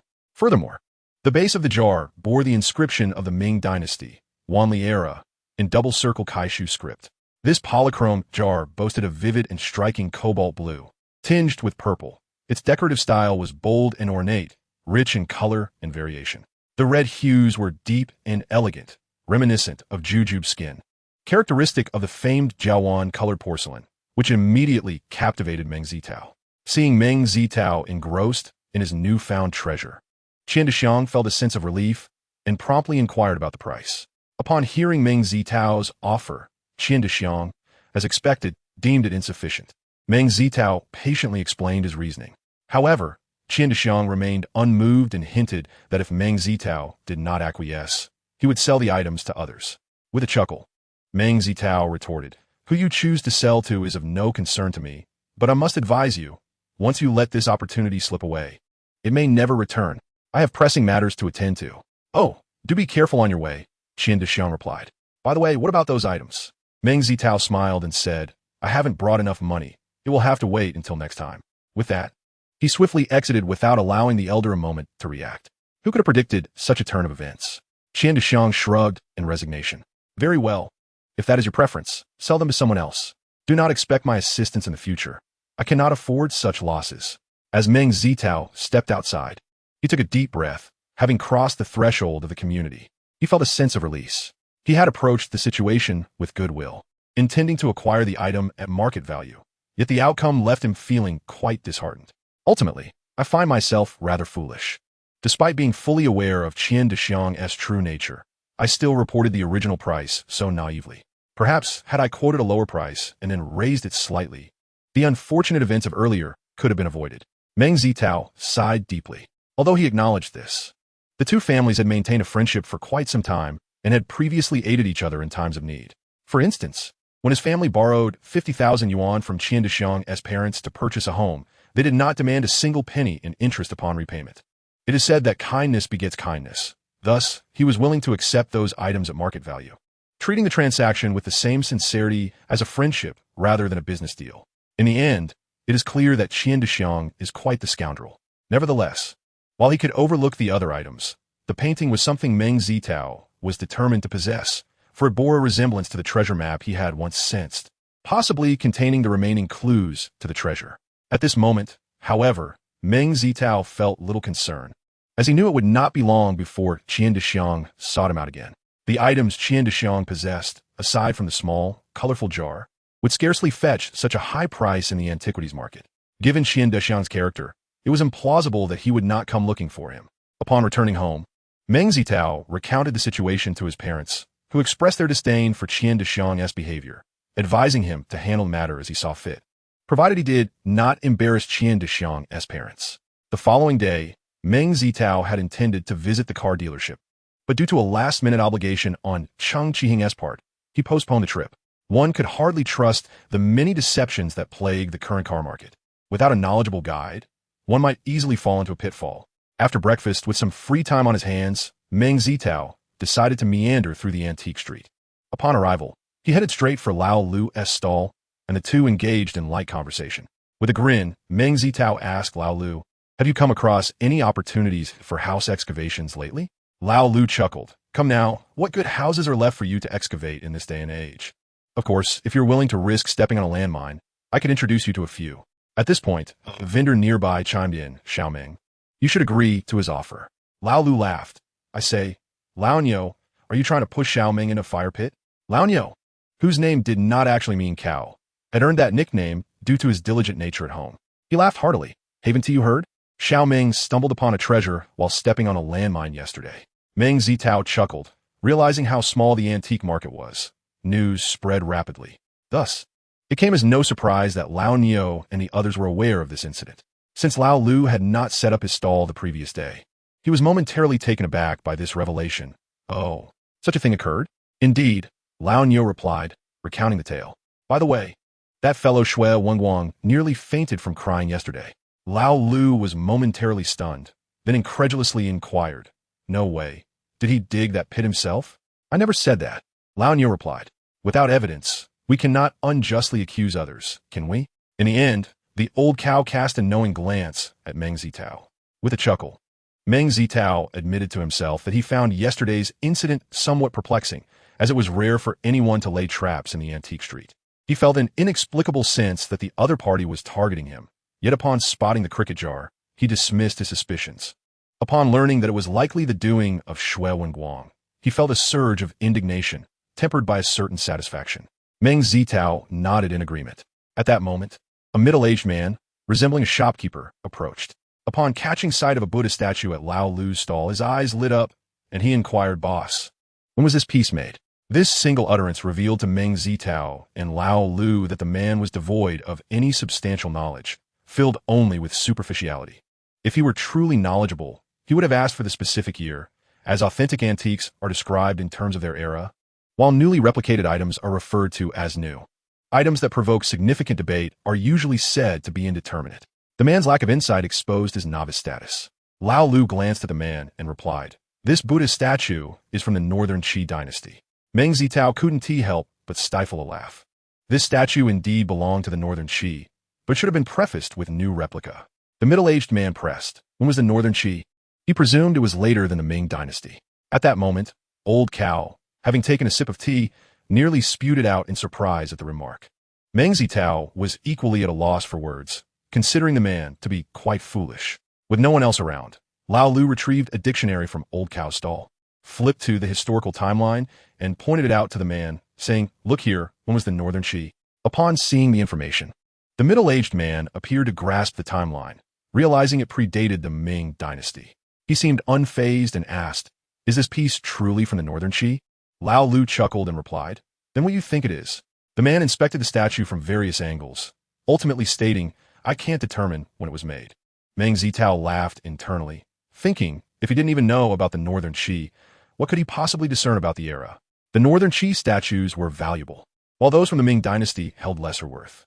The middle-aged man looked earnestly at Lao Lu and asked, "If it's a good piece, is it worth something? If not, then is it worthless?" He then revealed a Buddha statue he had purchased elsewhere, claiming the shopkeeper assured him of its authenticity. As he produced the statue from the box he held, Meng Zitao immediately recognized it as a modern craft, silently reflecting on the man's intellect, which matched his physique, rather poor sign. In the realm of antiques, there exists an unwritten rule. One operates their own shop, sells their own wares, and only speaks kindly of others, never undermining a fellow merchant. For instance, if Zhang bought an incense burner from Duobao Pavilion and took it to Tan Building from Mr. Wang as appraisal, Mr. Wang would joyfully congratulate him, saying, "What a splendid piece. Congratulations on your fine acquisition," or similar words of praise. Given that the other party has already made a purchase, why add to their distress? If the item is authentic, what does it matter if it is somewhat expensive?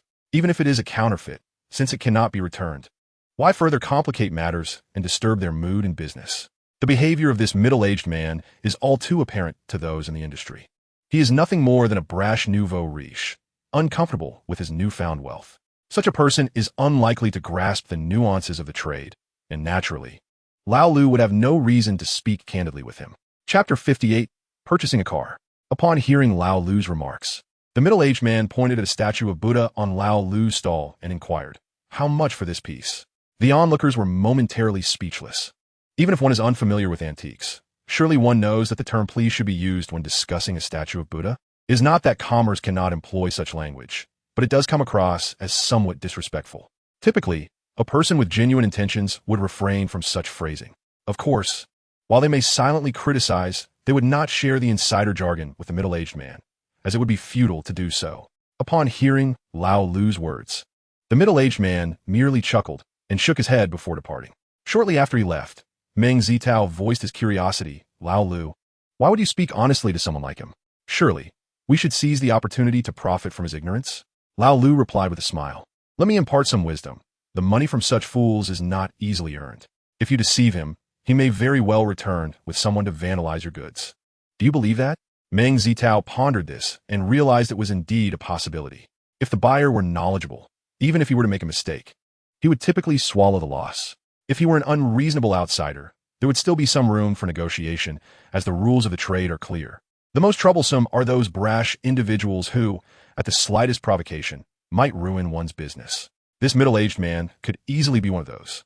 At that moment, Lao Nyo interjected, great minds think alike. Do you believe that the seller of that Buddha statue is bound to face misfortune? Both Meng Zitao and Lao Lu were intrigued. Lao Nyo chuckled and explained, what else could it be? He is likely playing the role of a fool while secretly assessing the situation. I suspect he doubts the authenticity of the statue he has bought, hence his theatrics. Meng Zitao countered, but if he truly wants an appraisal, wouldn't it be more prudent to consult an expert? Lao Nyo shrugged regardless. I believe he cannot be so ignorant as to confuse the Ming dynasty with the subsequent Qing dynasty. Meng Zitao considered this logic and thought it plausible. If the middle-aged man were unaware of the timeline of the northern Qi, that could be understandable, but to claim something was later than the Ming dynasty seemed far-fetched. Reflecting back, he recalled that after Lao Lu commented on the items, a flicker of contemplation had crossed the middle-aged man's face. Initially, he had dismissed it, but now it seemed to align with Lao Nyo's interpretation. Lao Lu stood up, clapping his hands together. Well then, it appears we have a predicament. I shall investigate who sold that Buddha statue. Meng Zitao nodded. Indeed, this matter warranted attention. After all, we are all engaged in business on the same street. And the antique trade is particularly unique. If there are no grudges, who among us does not have some connections or relationships? Therefore, when faced with such matters, it is only fair for Lao Lu to offer a reminder. Otherwise, it would be rather ungracious. Meng Zitao initially intended to wait for Lao Lu, but at that moment, Cheng Qiheng called, informing him that he had completed the necessary arrangements and inquiring whether he wished to purchase the car immediately. Meng Zitao readily agreed. He called Wang Menghan at Xinjiixuan, and the two of them proceeded to the entrance of the antique street, where they entered Cheng Qiheng's vehicle. Once the car was in motion, Wang Menghan asked, didn't you say it would take a day? How is it already done? Cheng Qiheng replied nonchalantly, oh, let's not dwell on it. We were stood up. Upon arrival, we discovered that the fellow had gone to Yanqing. Wang Menghan remarked, surely he could have informed you ahead of time. Cheng Qiheng lamented, this fellow is typically quite casual in his dealings, doing as he pleases. If it weren't for our long-standing partnership and familiarity, I would have hesitated to engage in business with him. After a few more complaints, he turned to Meng Zitao and asked, Zitao, are you truly set on purchasing a Volvo XC90? Considering its price, you could easily afford a Mercedes or a BMW. Meng Zitao chuckled. I prefer a low profile, ample space, durability, and safety, along with world-class technological support. I believe it suits me well. Suit yourself, Cheng Qiheng shrugged.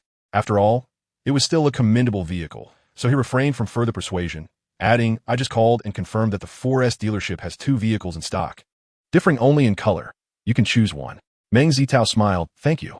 After more than half an hour, the car arrived at the entrance of Cheng Qiheng's friend's 4S dealership. The three of them alighted and entered the store. Immediately, a sales associate approached them, asking, gentlemen, how may I assist you? Cheng Qiheng replied, where's Mr. Lei? I had previously contacted him. The associate quickly realized, oh, you must be young Master Cheng. Mr. Lei has asked you to wait a moment. He will be here shortly. Cheng Qiheng nodded. All right, let us first have a look at the cars. Of course, the associate promptly led the trio to the display area. As they had ample time, they did not rush to their goal, but rather browse casually at first. After inspecting several display vehicles, Wang Menghan remarked, these cars are truly unattractive. I do not fancy this style. The associate, assuming Cheng Qiheng was the buyer, thought to himself, well, it seems today's business is doomed. At that moment, Meng Zitao jovially interjected. It is merely a matter of differing aesthetics. I personally appreciate this minimalist and natural style.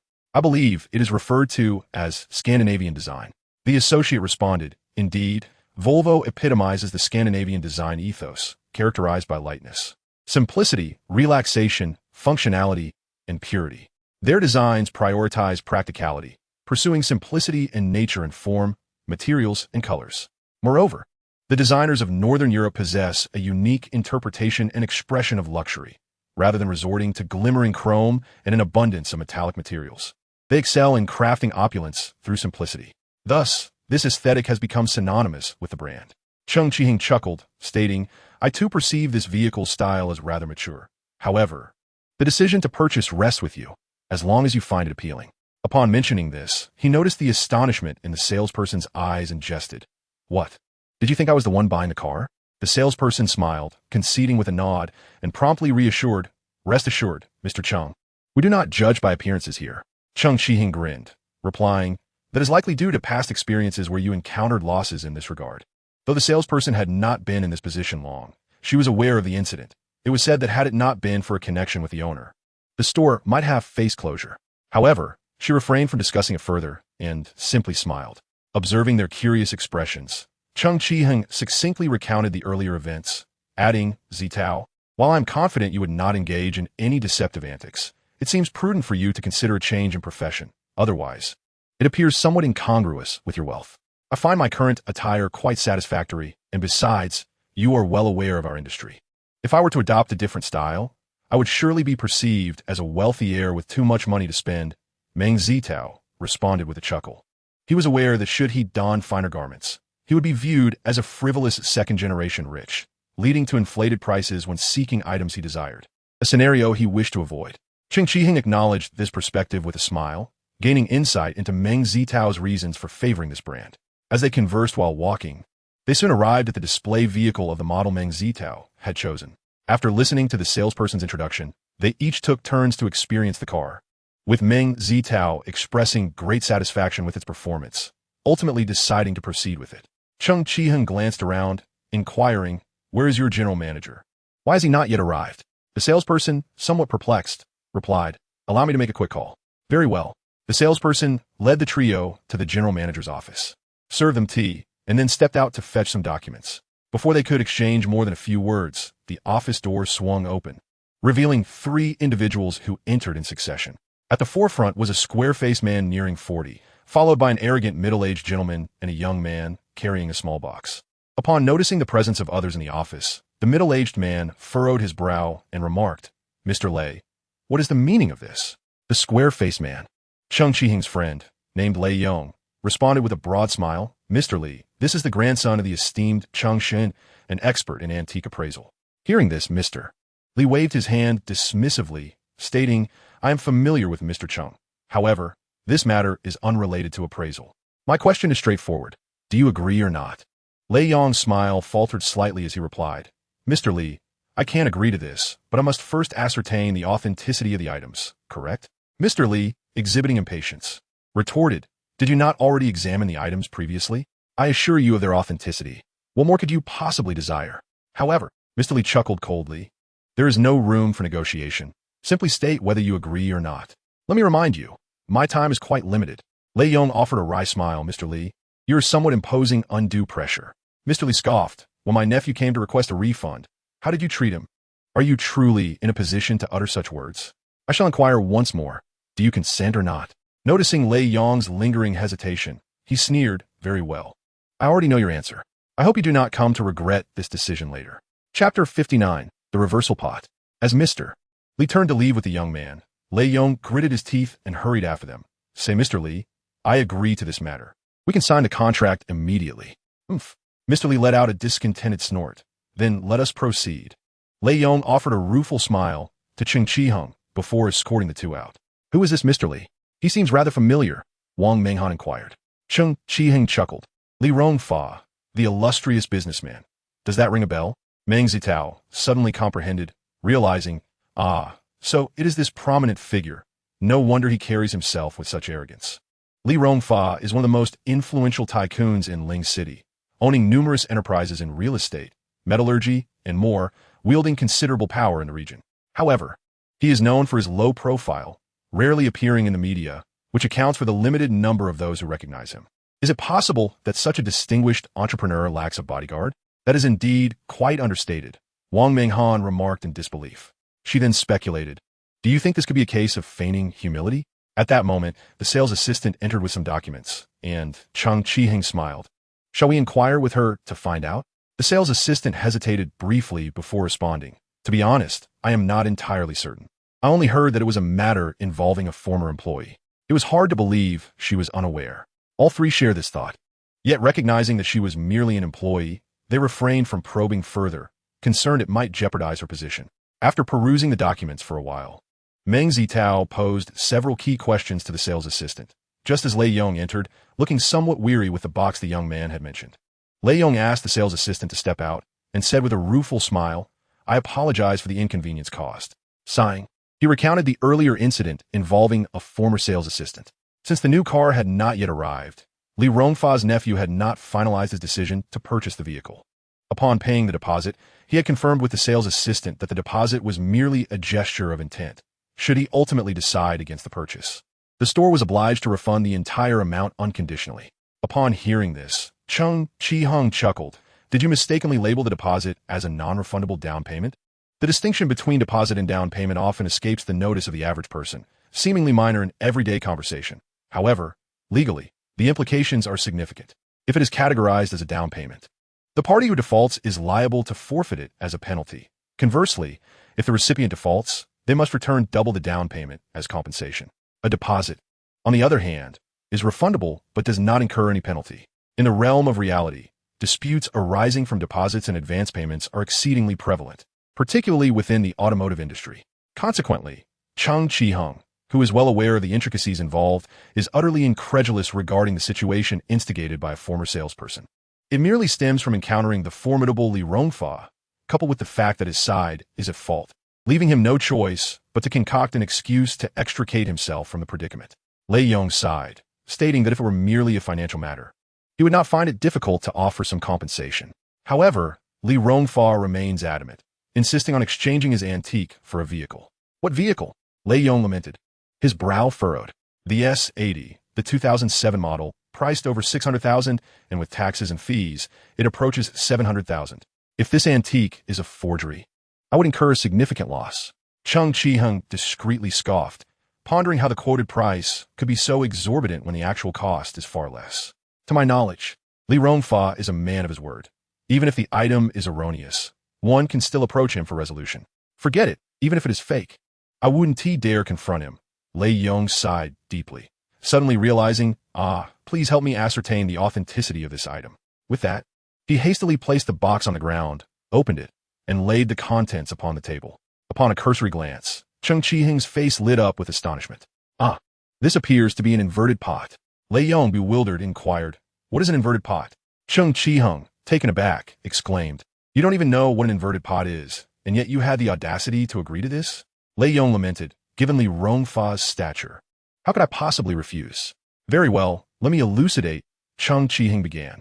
The inverted pot, also known as the inverted pouring pot or internal tube pot, derives its name from its unique method of use.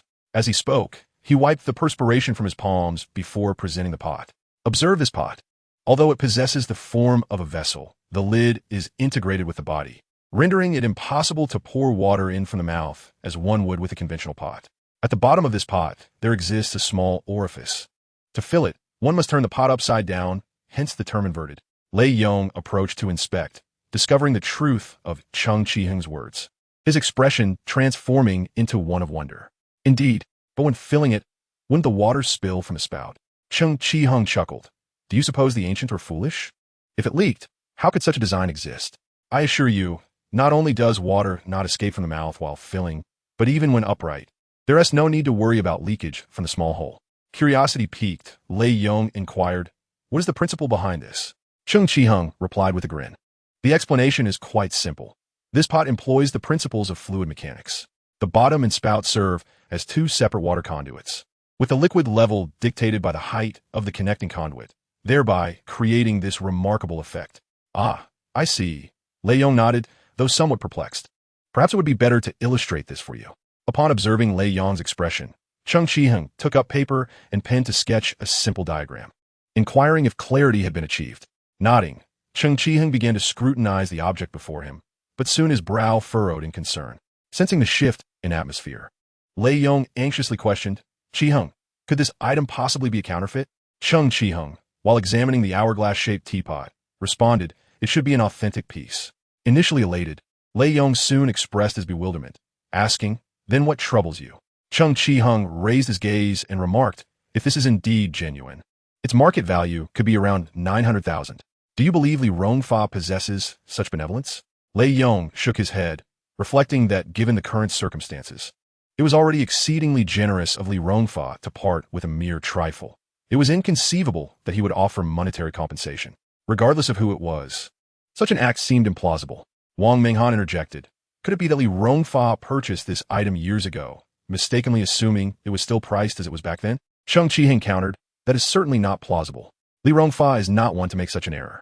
There must be some hidden intricacies to this item. Zitao, what do you think? All right, Meng Zitao replied as he took hold of the teapot to examine it.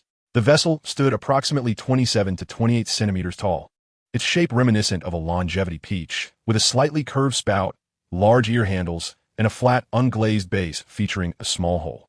The exterior was adorned with a multicolored cloud and dragon motif, depicting two dragons facing each other, one red and one green, its body coiling gracefully, eyes wide, claws sharp, exuding an aura of majesty, surrounded by auspicious clouds. The spout and handle bore colorful dot patterns, while the bottom showcased a floral vine design. Above the dragon's head, the inscription read Great Ming, Wanli period blue and white standard script. Upon examining the clay, glaze, pigments, and craftsmanship, it was evident that this teapot was indeed a genuine piece from the transitional period, with an intact form, and its market value was indeed estimated around 900,000. Noticing Meng Zitao's stillness, Cheng Qiheng and the others exchanged puzzled looks. Cheng Qiheng waved his hand in front of Meng Zitao, asking, Zitao, what weighs on your mind? What have you discovered? Cheng Qiheng inquired eagerly. Meng Zitao responded, I'll share shortly. I need to confirm a few details. He then retrieved a high-powered magnifying glass from his pocket and resumed his meticulous examination. After a considerable time, Meng Zitao exhaled deeply, exclaiming, this is truly remarkable. The craftsmanship is extraordinary. Cheng Qiheng, unable to contain his anticipation, urged, do tell us, what revelation have you unearthed? Chapter 60. The hourglass teapot continued. Look at the base of the teapot, the handle, and this area. As he spoke, Meng Zitao placed the teapot on the table, pointing out several areas for the others to examine. Cheng Qiheng and the others leaned in closer, but after a moment, Lei Yong remarked with confusion, I don't see anything particularly special. Wait. Cheng Qiheng appeared contemplative, then retrieved the magnifying glass to scrutinize the item closely. After 5 or 6 minutes of examination, he finally raised his head, stating, Zitao, I cannot fathom how your eyes manage to discern such minute differences. If one were not aware of the outcome in advance, it would indeed be difficult to discern. Meng Zitao suppressed a chuckle and remarked, fortune favored me, as I happened to notice something amiss with that particular pattern. Otherwise, I might not have discerned it at all. Do be modest, Cheng Qiheng retorted as he pointed out the various issues with the reverse flow vase, ultimately expressing his astonishment. I never anticipated that someone could possess such remarkable skills in restoration. It appears to be in pristine condition, truly impressive. With Cheng Qiheng's insights, Lei Yong scrutinized the vase once more before realizing. So, this reverse flow vase was restored by a master after being shattered? Indeed, Cheng Qiheng nodded. What impact does that have on its value? Lei Yong inquired hastily. Cheng Qiheng replied, in our trade, we have a saying, a porcelain piece with a flaw is worth not a penny. A porcelain piece with a chipped edge is worth even less. What do you think that implies for its value? Does that mean this vase is worthless? Why then would someone exert so much effort to restore it? Lei Yong found this notion hard to accept. Cheng Qiheng explained, in the past, this statement held some truth. However, in the present day, while it may not be entirely without worth, the value disparity is significant. If it fetches a third of its original value, that would be commendable. Lei Yong exclaimed in disbelief, surely, it can't be worth so little? Even that amount would be considerable. First and foremost, while the craftsmanship is commendable, It does possess certain flaws. Chang Qiheng pointed out several minor defects. Continuing, these are due to the large production of porcelain during the Wanli period, leading to relatively coarse artistry and intricate, chaotic designs that lack the aesthetic quality of previous eras. Of course, this cannot be taken as an absolute. Yet the artistry of your piece is undoubtedly inferior to that of the Yongxin period. Lei Yong pondered for a moment. I can see that perspective. Cheng Qiheng interjected, however, your reverse flow vase has been restored. Who would dare to take a chance? Moreover, due to its restoration, one must handle it with utmost care, fearing that over time, the repaired areas may falter. If it were you, would you purchase such an item? Lei Yong shook his head. If he were to buy, he would certainly seek a complete piece. Cheng Qiheng shrugged. Thus, this item remains in limbo, neither high nor low in value. It might not even sell for 300,000. Of course, if priced more affordably, it could find a buyer, but that depends on your willingness. Surely, this item cannot be left to languish in my possession? Lei Yong lamented, even hesitating at the thought of parting with it for 300,000, let alone at a lower price. In truth, he had contemplated finding a collector who might pay a premium for it. Yet the crux of the matter was that such a sum was not trifling. The average person would undoubtedly seek expert authentication, and should issues arise, it would be a significant blow to his reputation. While some dealers might purchase without authentication out of respect, the truth cannot remain concealed forever. Once the issues are discovered, it would greatly tarnish his standing. For a mere few 100,000, he cannot afford to risk such a scenario.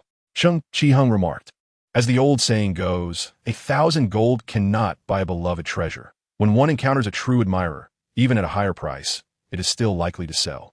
However, such an opportunity must be awaited. Perhaps it will present itself tomorrow, or perhaps it will remain elusive for an extended period. Lei Yong felt somewhat disheartened. After a moment of contemplation, he remarked, I must trouble you with this matter.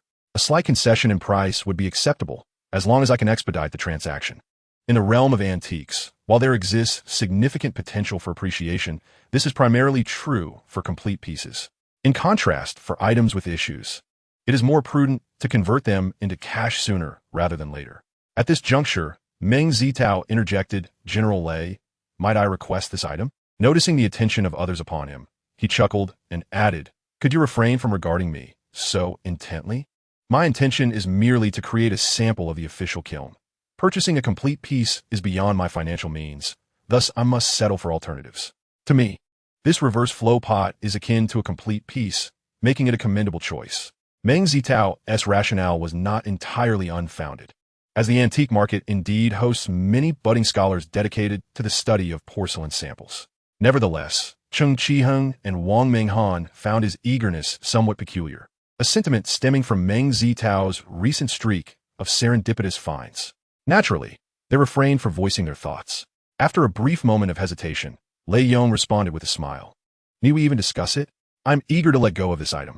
Their acquaintance had spanned a considerable duration, and he trusted that Cheng Qiheng would not deceive him in this matter.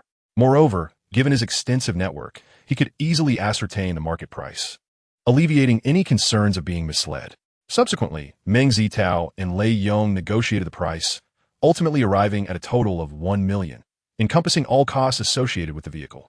This figure seemed satisfactory to both parties. After parking the car, the trio made their way toward Zhang Yishuan. Zitao, is there something more to this item? Cheng Qiheng inquired with a grin. Meng Zitao feigned exasperation, stating, you can't possibly think I've struck gold again, can you? I genuinely purchased it merely for the sake of a sample. And besides, you've seen its condition. What more could there be? Really? Cheng Qiheng remained somewhat skeptical. Well, think what you wish. Meng Zitao replied with a shrug of resignation. Cheng Qiheng chuckled, for he too doubted that the item could truly be a hidden gem. It was merely that Meng Zitao's recent fortune had led him to instinctively ponder such possibilities. Upon arriving at Zhang Yishuan, Meng Zitao presented the item for appraisal by Wang Zishuan. After examination, Wang Zishuan concurred that the craftsmanship of the restorer was indeed exceptional, though he refrained from commenting further on the price, content that Meng Zitao had not overpaid. After engaging in light conversation, Meng Zitao excused himself under the pretense of family obligations. Upon exiting the doors of Zhang Yishuan, he hastily made his way to the parking lot. Once inside the vehicle, he eagerly opened the box to inspect its contents, as if fearing the treasures might vanish. The moment he beheld the reverse flow pot, an expression of overwhelming excitement illuminated his face. Had he not been in the vehicle, he might have leaped with joy, exclaiming in delight. This exhilaration stemmed from his earlier use of his extraordinary abilities, during which he had unexpectedly discovered that the pot contained yet another hidden treasure. Moreover, the value of this treasure is immeasurable. He could not ascertain its worth. He was only aware that the aura emanating from it had left him in a daze, even causing a sensation of swelling in his dantian. Upon arriving at the entrance of the community, the security guard was somewhat surprised and curious to see Meng Zitao had purchased a car. A sharp-featured guard approached and inquired a few questions. At that moment, Meng Zitao's mind was preoccupied with thoughts of the treasure, leaving him little inclination to engage. Thus he responded with vague remarks. As Meng Zitao drove into the community, the sharp-featured guard muttered with dissatisfaction, "What's the big deal? It's just a car." His colleague scoffed, "If you could afford a car worth 700,000, you could do the same." "What? This car costs 700,000? The sharp-featured guard's face was painted with astonishment. "Am I trying to deceive you? If you don't believe me, check the prices online," replied his colleague. "Moreover, this price doesn't include other fees. The total cost is likely to be around 800,000, give or take." The sharp-featured guard hurriedly checked the price and gasped, "Wow, it really is that expensive.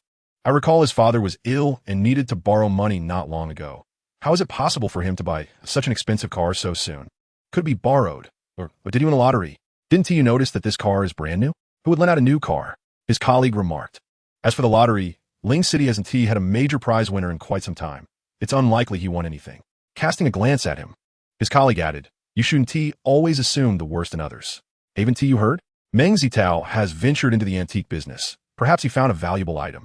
"Well, that's plausible," the sharp-featured guard had to concede, acknowledging the likelihood. It was akin to winning the lottery. "What do you mean by akin?" "That implies he has skills. I think Meng Zitao has been involved in antiques for a few years now. Finding a significant treasure is not out of the question." Observing the sharp-featured guard's envious and aspirational expression, he patted the guard's shoulder and said, "As the saying goes, opportunities are always afforded to those who are prepared. You should refrain from harboring fantasies of wealth through such means and focus on your duties." The sharp-featured guard chuckled, though internally he felt somewhat disgruntled, muttering, "Humph. The television often claims that many find treasures purely by luck. I refuse to believe that I will never find one in my lifetime." Chapter 61. The Clear Pearl. After parking the car in his designated spot, Meng Zitao proceeded towards his home with his belongings. At that moment, Aunt Xian, who lived across from him, happened to stroll by. Upon seeing Meng Zitao's car, her eyes sparkled with delight. "Xiao Tao, you bought a car?" she exclaimed. Meng Zitao smiled and nodded. "I just got it today." "Very nice." Aunt Xian assessed the vehicle, exclaiming her admiration. "This car looks quite impressive. Is it imported or domestic?" "Imported," he replied. "That must be quite expensive." Meng Zitao chuckled. "It's not too bad. A friend helped me out with a discount." Noticing Meng Zitao's evasive demeanor, Aunt Xian refrained from pressing further and cheerfully asked, "Xiao Tao, are you seeing anyone?" Meng Zitao scratched his head, feeling a bit embarrassed as he spoke. "Not yet. Right now, I wish to prioritize my career. Matters of a girlfriend can wait until my career is more stable." In truth, Meng Zitao was quite presentable. Standing at a height of 1.76 meters, he was neither tall nor short. Although he may not be considered exceptionally handsome, he possessed a certain charm that was easy on the eyes. However, he was rather reserved and struggled to communicate with women. Previous introductions had all been dismissed on account of this, and at the age of 24, he had yet to entertain any thoughts in that regard. Aunt Qian interjected, "Oh, my dear, you are mistaken. An old adage says that one should first establish a family before embarking on a career.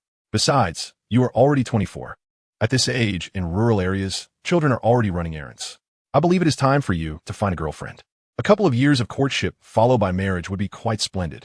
Meng Zitao scratched his head again. "Honestly, I am not in a rush for this." Aunt Qian continued, "A good girl should be pursued promptly. If you hesitate, you will only be left with what others have discarded. I have a friend whose daughter is 2 years younger than you, just graduated from university. She is quite pleasant in appearance and possesses a commendable character. Truly the makings of a devoted wife and mother. Tomorrow, I shall inquire on your behalf, and if the girl agrees, do not refuse." Aunt Qian spoke with such rapidity that Meng Zitao scarcely had time to process her words before she waved him off, leaving him speechless. Taking a bite of the apple he had received, Meng Zitao remarked, "This apple is delightful, pleasantly sweet and tart. Where did you purchase it?" "Suping Zipli." "There's a new fruit shop next to our community. They're having a grand opening today, so I bought a bit more." Oh, Meng Zitao nodded. Observing the hesitant expressions on his parents' faces, he inquired, "What is it? Do you have something to discuss?" The couple exchanged glances before Su Ping said, "Son, we have discussed it and would like to open a fruit shop once your father has fully recovered. What do you think?" Meng Zitao, somewhat puzzled, asked, "What prompted the idea of opening a fruit shop?" "Ah, you aren't considering it simply because the fruit shop at the entrance of our community is thriving, are you?"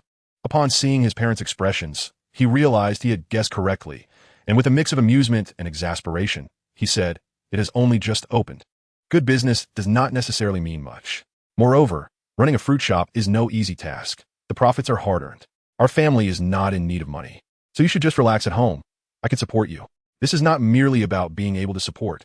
Meng Shuiyong waved his hand dismissively. "I find it unbearable to be idle at home. Besides, I am only 54. Look at how many people my age are lounging around doing nothing." Meng Shuiyong had married later in life, and Meng Zitao was born after several years of marriage, which led to a certain indulgence in his upbringing. It could be said that Meng Zitao had always had what he desired. His subsequent obsession with gaming venues was not unrelated to this indulgence. Meng Shuiyong remarked, "A convenience store? I doubt many would frequent such a place. Just look at the convenience store at the entrance of our community. How many customers do you see there on a daily basis?" Meng Zitao chuckled. "You are gravely mistaken. If the convenience store at our community's entrance were truly unprofitable, how could the owner have operated it for so many years? The notion of incurring losses merely for the sake of publicity seems rather implausible, does it not?" After some contemplation, the couple concurred with this sentiment. Meng Shuiyong remarked, "However, opening a fruit store could be quite appealing." To which Meng Zitao responded, "Indeed, it has its merits. Yet the challenges of storing fruit and the brief shelf life of such perishables pose significant concerns. Without adequate experience, wastage could be problematic. A convenience store appears to be a safer venture. Wouldn't you agree?" Meng Shuiyong countered, "But a convenience store requires a prime location, does it not?" Meng Zitao chuckled.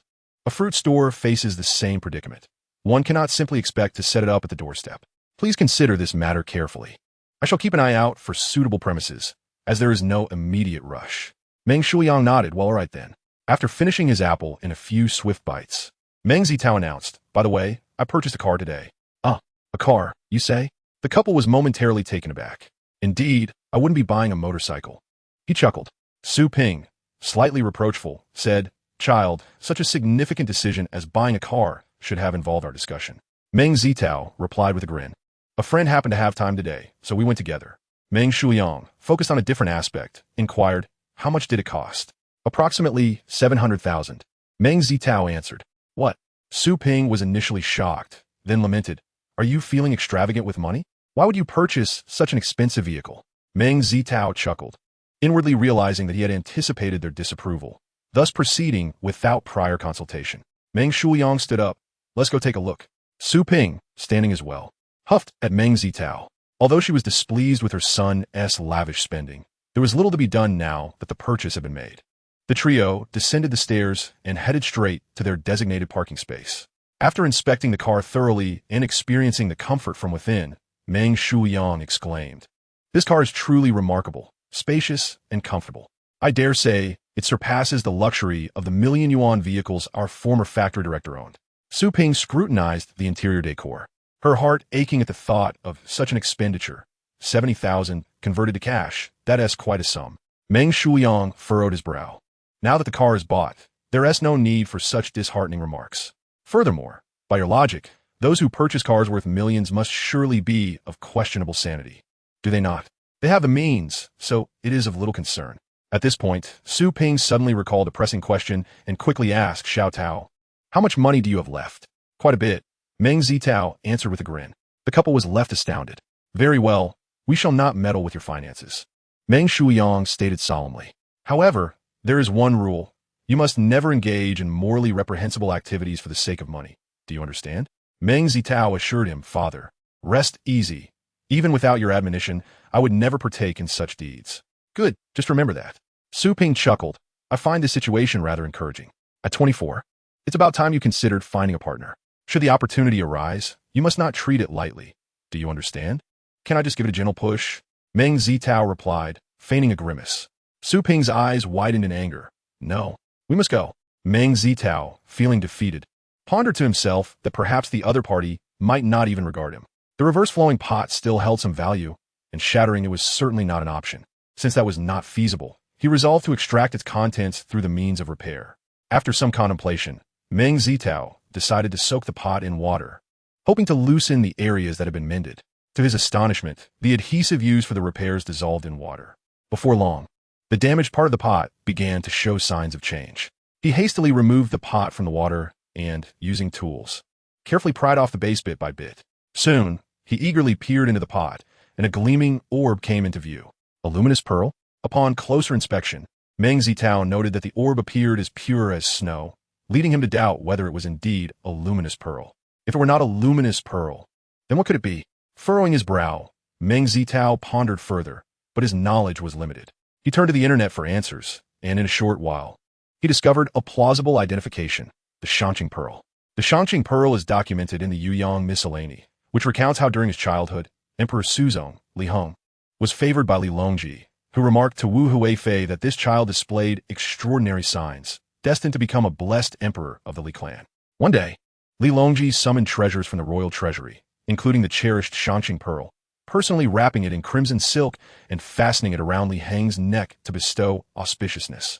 The Shanqing Pearl was an exotic offering from the kingdom of Kanjin during the Kaiyuan era, situated in the river valley plains between Kafiristan and the lower Kabul River.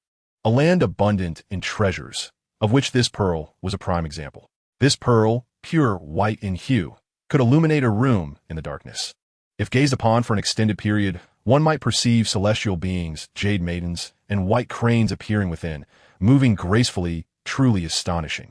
In Chapter 62, The Marvelous Shanqing Pearl, the story unfolds with Emperor Xuanzong, Li Longji, gazing at his son Li Hong, believing him to possess extraordinary signs that foretold a future of peace and prosperity. Yet, history proved Emperor Xuanzong's predictions to be utterly unreliable. Although Li Hong was not the last emperor, his life unfolded as a tragic tale. Li Longji reigned as emperor for over 40 years, while Li Hong, after years of being the crown prince, managed to ascend the throne for a mere 6 years. Those 6 years coinciding with the Angshi Rebellion, and even at the time of his death, the turmoil had yet to subside. Throughout those years, he experienced no respite, presenting a stark contrast to the image of a peaceful sovereign. What a lamentable emperor! Meng Zitao shook his head while gazing at the orb in his hand. Returning to the matter at hand, since this pearl could potentially be the Shanqing Pearl, verifying its authenticity should be straightforward. Simply conducting an experiment to see if it matched the legendary accounts would suffice. Meng Zitao first examined the curtains to ensure they were tightly drawn before using tools to attempt to extract the pearl from the interior wall of the pot. Yet it yielded no response whatsoever. Could it be? How could it be so securely fastened? How am I to remove it? Meng Zitao found himself momentarily stunned. But then he quickly recalled the reason and promptly submerged the pot back into the water. Indeed, it was not long before the orb fell from the inner wall. Meng Zitao, filled with delight, swiftly reached into the water and retrieved the orb. As it emerged from the surface, it began to radiate a soft luminescence that soon surpassed the brightness of the room's lights. However, the orb's glow was reminiscent of moonlight, while luminous. It was gentle and not blinding, easing Meng Zitao's initial apprehensions. His concerns stemmed from previous encounters online, where he learned about a certain type of luminous pearl that emitted light due to the presence of radioactive materials, which are undoubtedly harmful to human health. Yet, the orb before him seemed to be of a different nature, likely relying on external light sources such as sunlight or ultraviolet rays to activate its glow. Otherwise, it would not have illuminated so gradually. This seemed a straightforward endeavor. If it were indeed a Qing pearl, continuous observation would yield results. Thus, Meng Zitao extinguished the lamp, leaving only the orb's luminescence to illuminate the room. With eager anticipation, he began his experiment. A minute passed without any reaction. 2 minutes elapsed, still nothing. 3 minutes went by, and the orb remained just that, a mere orb, devoid of any legendary phenomena. It appeared that this might not be a Qing pearl after all. Gazing at the orb in his hand, Meng Zitao felt a twinge of disappointment. Nevertheless, even if it were not a Qing pearl, it surely possessed its own mysteries. Otherwise, if it were simply a luminous pearl, its value would barely exceed a mere billion, incapable of eliciting such a profound response from extraordinary abilities. If it were not a Qing pearl, then what could it possibly be? Furrowing his brow, Meng Zitao lifted his gaze, only to find himself momentarily transfixed. his eyes widening in astonishment. For on the white wall not far from him, the fabled figures of celestial beings, jade maidens, and white cranes truly appeared, and more astonishingly, they were moving. The celestial beings and jade maidens danced gracefully, their enchanting movements captivating the onlooker, while the white crane observed them, occasionally strutting elegantly or soaring up and down, as if praising their dance. Meng Zitao, staring at the orb in his hand, was overwhelmed with shock. He could hardly fathom how merely gazing at the orb could summon such a miraculous spectacle. How on earth could this be happening? Lost in contemplation, Meng Zitao soon experienced a moment of clarity. Recalling images he had encountered online that suggested focusing on a specific point for 30 seconds before looking at a wall would reveal another image. Could this orb operate on a similar principle? Puzzled, he chuckled to himself, realizing that the secret must lie within the orb itself. Since he could not unravel the mystery, he decided to delve into research. He brought the orb closer to his eyes, employing a magnifying glass for a meticulous examination. Upon closer inspection, he discovered that the orb appeared to be encased in a layer resembling glass, with its interior filled with countless crystals, which were likely the source of its radiant glow. The arrangement of the crystals may appear chaotic at first glance. However, upon closer inspection, one can discern a certain order to their alignment. Perhaps it is this very order that influences the observer's vision, creating an illusion. As for the differing perception upon a second glance, it is likely due to the movement of the beads, indicating a change in perspective. Meng Zitao nodded with a smile. Yet soon a question crossed his mind. Was this bead man-made or naturally formed? If one were to assert it was crafted by human hands, such technology would seem implausible during the Tang dynasty over 1,000 years ago. Conversely, even considering nature's extraordinary artistry, Meng Zitao found it difficult to believe that such a remarkable bead could have formed spontaneously. Could it be of extraterrestrial origin? A fleeting thought crossed his mind, but he quickly chuckled and shook his head. He had no penchant for overthinking, nor felt the need to unravel the mystery of the bead's origin. After all, this event transpired more than a millennium ago. Who could possibly know the definitive truth? For him, it was simply a priceless treasure, and that was sufficient. As for the value of the Shangqing bead, Meng Zitao did not dwell on it, as its worth varied from person to person. For him, it was invaluable. He was not in want of money. Unless he found himself in dire straits, he would certainly not sell it to anyone. After all, where would he find another such treasure? Furthermore, he had already resolved that, apart from his family, this treasure would not be shared with anyone else. After all, wealth can stir desire. Should others covet such an object, his peace of mind would be irrevocably disrupted. Having examined the Shangqing bead in detail, Meng Zitao began to admire it anew. Each time he gently moved the bead, the resulting image shifted uniquely, and after 2 hours of this exploration, he was astonished to find that no two displays were alike. What a treasure! Truly a magnificent gem. Meng Zitao laughed heartily with excitement. The following day, he purchased a small lockbox, carefully wrapping the Shangqing bead in layers before placing it inside. He then informed his parents of his intention to visit the bank to arrange for a safety deposit box. Necessity dictated this course of action, for his family lacked a safe, and such a valuable item could not be left unsecure at home. After much contemplation, he concluded that storing it at the bank was the most prudent choice. Upon arriving at the bank, Meng Zitao completed the necessary paperwork for the safety deposit box, which included signing and fingerprinting, as well as providing a password. After paying the rental and security fees, he received 2 keys in person and was escorted by bank staff to the vault. With a touch of nervousness, he placed the box containing the Shangqing bead into the electronic scanning device, relieved when the instrument indicated that everything was normal and suitable for storage. Subsequently, they proceeded through the security checkpoint into the vault area. Emerging from the bank, Meng Zitao felt a significant sense of relief. However, the priceless treasures he possessed weighed heavily on his mind. Even though he had secured them in a bank, he could not shake off the anxiety of potential theft. Amusingly, he pondered whether he was succumbing to paranoia. Who in their right mind would dare to target one of the 4 major banks? Nevertheless, storing his valuables in a bank posed its own inconveniences. The process of depositing and withdrawing was rather cumbersome. Moreover, as he anticipated acquiring even more treasures in the future, it would be impractical to house each one in the bank. It seemed most prudent to invest in a villa with a basement, transforming it into a vault for easy access. However, such a villa would require more than the funds he currently possessed, and he needed to resolve matters regarding his shop before contemplating a villa purchase. Chapter 63. A Journey to Jinling. In the picturesque region of Jiangnan lies Jinling, a city steeped in imperial history. As an ancient capital of the six dynasties, Jinling boasts a profound cultural heritage and rich historical remnants, contributing to the prosperity of its antique market. In the evening, Meng Zitao parked his car at a hotel near the Confucius Temple.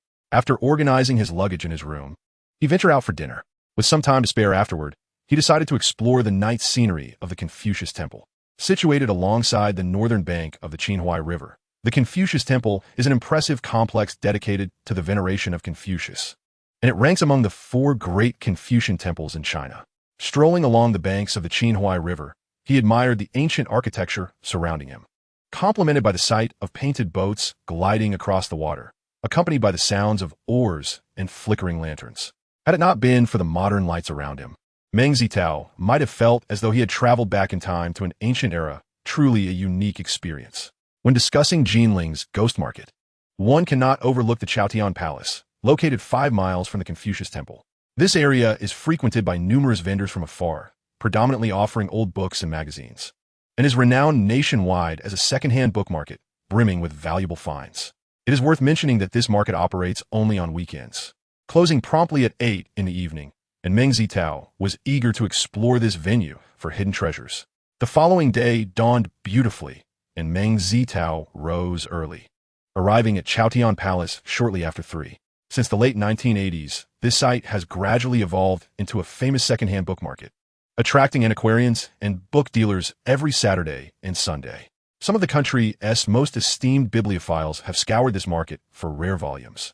It wasn't until the City Beautification Initiative of 2001 that daytime vending was prohibited, reverting the market to its early morning hours. However, Meng Zitao had heard rumors that, starting next year, street vendors would no longer be allowed, leaving uncertain the future of these merchants and whether the market would ever reach its current vibrancy again. Upon his arrival, he noted that aside from a few stalls, most vendors had already set up their wares. A diverse array of old books and magazines lay scattered or neatly arranged, patiently awaiting buyers. As the vendors monitored their tables, they also cast glances at the passers-by, perhaps contemplating the day as potential for prosperous sales. Thanks to the renowned antique book market at Chaotian Palace, Meng Zitao found himself wandering through several stalls, where a considerable number of patrons had already gathered. Perhaps the hour was still early. Everyone seemed engrossed in their search for cherished items or engaged in hushed negotiations with the vendors, resulting in an atmosphere devoid of raucous chatter. After more than 2 hours of perusing, Meng Zitao's haul was modest, consisting solely of a few ancient texts from the late Qing period. Although these texts were all printed editions, their quality was commendable, and their limited circulation suggested potential appreciation in value. Coupled with their reasonable prices, he decided to purchase them. Continuing his exploration, Meng Zitao arrived at a stall dedicated exclusively to various rubbings. Rubbings refer to paper impressions made from the engravings on stone tablets, bronze artifacts, and other cultural relics. While this craft may appear to be merely a straightforward reproduction, it encompasses considerable intricacies. For instance, artifacts like bronze vessels and coins often bear soil and rust, which necessitates the careful removal using sharpened bamboo chopsticks or toothpicks, all while ensuring no damage is inflicted upon the original item. This demands both patience and skill. Moreover, the control over the moisture of the paper during the rubbing process is crucial. If the Xian paper is too damp, the ink will bleed, while if it is too dry, the paper will not adhere properly to the engraved surface, hindering the process. Other steps also require finesse, and without sufficient experience, one would struggle to achieve the desired results. Due to these high demands, the art of rubbing is divided into 2 main schools, each with its own branches.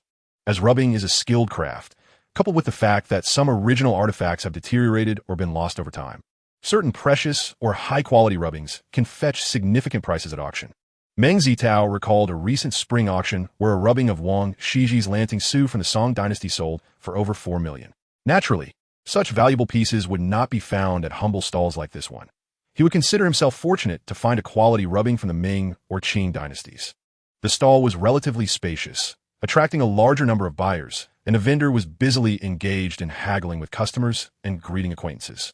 Just as Meng Zitao crouched down to examine the rubbings, a silver-haired elder nearby inquired, "Xiao Lu, why have you brought so many items today?" The vendor promptly replied, "Old Jean, I heard the city plans to implement another overhaul next year, so I thought it prudent to clear out some stock." "Oh, are you planning to leave this line of work?" the elder asked. Well, it is indeed necessary. Health is the foundation of all endeavors, the elder chuckled, casually picking up a rubbing from a box to his right. After a brief examination, he furrowed his brow slightly and switched to another book. He continued this process, extracting 7 or 8 rubbings from the box, shaking his head in disappointment, and then turning his attention to other items in the stall. After a few minutes, the elder selected several rubbings, paid, exchanged a few pleasantries, and departed. At this moment, Meng Zitao also found himself with a few rubbings in hand, one of which was a fine piece from the Qing dynasty. If all went well, he anticipated a delightful find. Upon reaching the spot where the elderly gentleman had stood earlier, Meng Zitao felt a spark of curiosity as he extracted a rubbing from a cardboard box. A mere glance sufficed for him to comprehend why the old man had furrowed his brow. This rubbing had indeed been tampered with. In the realm of antiques, tampered with is a colloquial expression indicating that an item has undergone repair.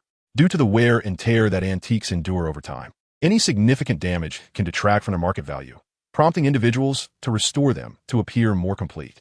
Hence, when encountering such antiques, laypeople might say they have been repaired, while connoisseurs refer to them as having been tampered with. This particular rubbing exhibited such characteristics. It had likely suffered from inadequate preservation, leaving behind watermarks and insect bites, prompting the previous owner to undertake some restoration. Unfortunately, the repair work was executed poorly, rendering it rather unnatural and diminishing its aesthetic appeal. Like the old man before him, Meng Zitao subsequently examined several more rubbings, each revealing the same unfortunate fate of having been tampered with, and the quality of repairs remained uniformly subpar. It was no surprise, then, that the elderly gentleman had reacted as he did. Nevertheless, despite the fact that all these rubbings had been altered, Meng Zitao discovered that they were all from the Qing dynasty and conveniently housed within a cardboard box. Thus, he swiftly activated his extraordinary abilities, reasoning that even the smallest morsel holds value. However, what astonished him was that a few of the rubbings emanated a spiritual aura that starkly contrasted with the others in the box. He estimated their combined worth to be around 4 to 5 million. Could it be that these few were undiscovered treasures? With this newfound insight, Meng Zitao inquired of the vendor, "What is the price for the rubbings in this box?" The vendor turned, momentarily taken aback, before responding, "Young sir, I cannot sell the rubbings individually." Surprised, Meng Zitao asked why not. The vendor smiled and explained, "You must understand the condition of the items. If I were to sell them separately, who would buy the remaining pieces? Rest assured, if you genuinely wish to acquire them, I assure you they will not be overpriced." Meng Zitao found the vendor's reasoning perplexing. Given the poor condition of these items, wouldn't he selling each individually be more advantageous? Did he really expect to sell them collectively for a higher price? Yet perhaps this vendor simply did not mind. Nonetheless, this posed no issue for Meng Zitao, as it allowed him to maintain his facade. After feigning contemplation for a moment, he asked, "Then, how much for the entire box of rubbings?" Though the vendor found it curious, he was nonetheless delighted at the prospect of selling the items and cheerfully gestured with his fingers to indicate a price. Meng Zitao shook his head, saying, "No, that's too expensive. I can offer no more than this." After a round of haggling, the two settled on a price of 5,300 for the entire box of over 40 rubbings. Ultimately, this was primarily due to the fact that the rubbings he had selected were only worth around 10,000 at most. Had their value been higher, he might have hesitated to make the purchase. As Meng Zitao stepped through the entrance of the hotel, he heard someone calling his name. Turning towards the source of the voice, he realized it was Zhang Jingxiang. Chapter 64. The Rubbing of the Sheeping Stone Classics. Due to the hotel's notable reputation, Meng Zitao did not find it particularly strange that he and Zhang Jingxiang were staying at the same establishment. However, upon seeing the elderly gentleman standing beside Zhang Jingxiang, he couldn't help but think how fortuitous it was. For this individual was none other than the aged man with the surname Jean he had encountered moments ago at the rubbing stall. How did he come to be here? Contemplating this, Meng Zitao approached with a greeting and politely inquired, "Mr. Zhang, may I ask who this is?" Zhang Jingxiang, smiling, facilitated the introduction. And upon learning the gentleman's name, Meng Zitao immediately understood why the stall owner had shown such deference to the elder. The old man's name was Jin Shifu, a distinguished collector of ancient texts from Jinling and a renowned expert in the appraisal of rare classical works throughout the nation. After exchanging a few pleasantries, Jin Shifu asked, "Young Meng, have we not met before?" Meng Zitao replied with a smile, "Indeed, I was just beside you earlier. I thought you looked somewhat familiar." Jin Shifu glanced at the box Meng Zitao was holding, somewhat puzzled as to why he had purchased its contents, yet he refrained from probing further. Unaware of the underlying dynamics, Zhang Jingxiang seeing Meng Zitao clutching the box, assumed he had made significant acquisitions and jovially asked, "Young Meng, did you have a fruitful day?" "Quite so," Meng Zitao responded vaguely, as he felt that revealing more might risk offending Jin Shifu. He found himself at a loss for words, thinking, isn't this statement bound to offend someone? Of course, Zhang Jingqiang was oblivious to the nuances and thus could not be blamed. Therefore, he cheerfully remarked, "Young Meng, in our line of work, it is not uncommon to overlook certain details. You need not worry about my feelings." Upon hearing this, Zhang Jingqiang quickly realized that his curiosity might have inadvertently put Meng Zitao in an awkward position, and he smiled sheepishly at him. He then led everyone to the dining area, where they requested a private room. After the server wiped the table clean, Meng Zitao took out the rubbings for the two gentlemen to appraise. Observing Meng Zitao's meticulousness, Jin Shifu retrieved a pair of gloves from his pocket and donned them before carefully picking up one of the rubbings. Upon opening it, his expression transformed into one of astonishment, filled with incredulity. Meanwhile, Zhang Jingqiang also donned gloves to examine another rubbing. But it was evident that he had little expertise in this area. Noticing Jin Shifu's reaction, he felt a surge of curiosity and promptly inquired, "Young Meng, what is this rubbing?" Zhang Jingqiang, puzzled, asked, "Is this the Sheeping Stone Classics? What does it entail?" Meng Zitao smiled and explained the Sheeping Stone Classics, also known as the Eastern Han Taishua Stone Classics, were commissioned by Emperor Ling of the Eastern Han Dynasty to rectify the Confucian Classics in order to uphold his regime. He dispatched Kai Yong and others to transcribe the 7 Confucian Classics, the Book of Songs, the Book of Documents, the Book of Changes, the Spring and Autumn Annals, the Ganyang Commentary, the Rites, and the Analects, onto stone tablets over a span of 8 years, resulting in a total of 46 stone steels. Each stele stands over 3 meters tall and more than 1 meter wide. The Sheeping Stone Classics constitute the earliest officially sanctioned Confucian texts inscribed on stone in our country. And due to their inscription in the clerical script, they are also referred to as the Unified Stone Classics. As it stands, this is the earliest stone-carved classic of Confucianism in our nation's history, possessing immense scholarly value and serving as a precious resource for the study of Han Dynasty calligraphy. Upon hearing Meng Zitao's explanation, Zhang Jingqiang, astonished, inquired, "If this artifact is of such significance, why have I never heard of its whereabouts before?" Meng Zitao replied, "It is unfortunate. This was during the late Eastern Han period. Shortly after the establishment of the Sheeping Stone Classics, Dongzhi set fire to the Luoyang Palace, resulting in the destruction of the Stone Classics. Subsequently, during the Northern Qi period, the stone tablets were transported from Luoyang to Yi, but they fell into the water en route, and only a fraction reached Yi. In the Kaiwang era of the Sui dynasty, they were again moved from Yi to the western capital, yet the construction department foolishly used the stone tablets as the foundation for pillars. By the time of the Jingguan era in the Tang dynasty, when Wei Zhang sought to collect the remaining stone classics, they were nearly obliterated.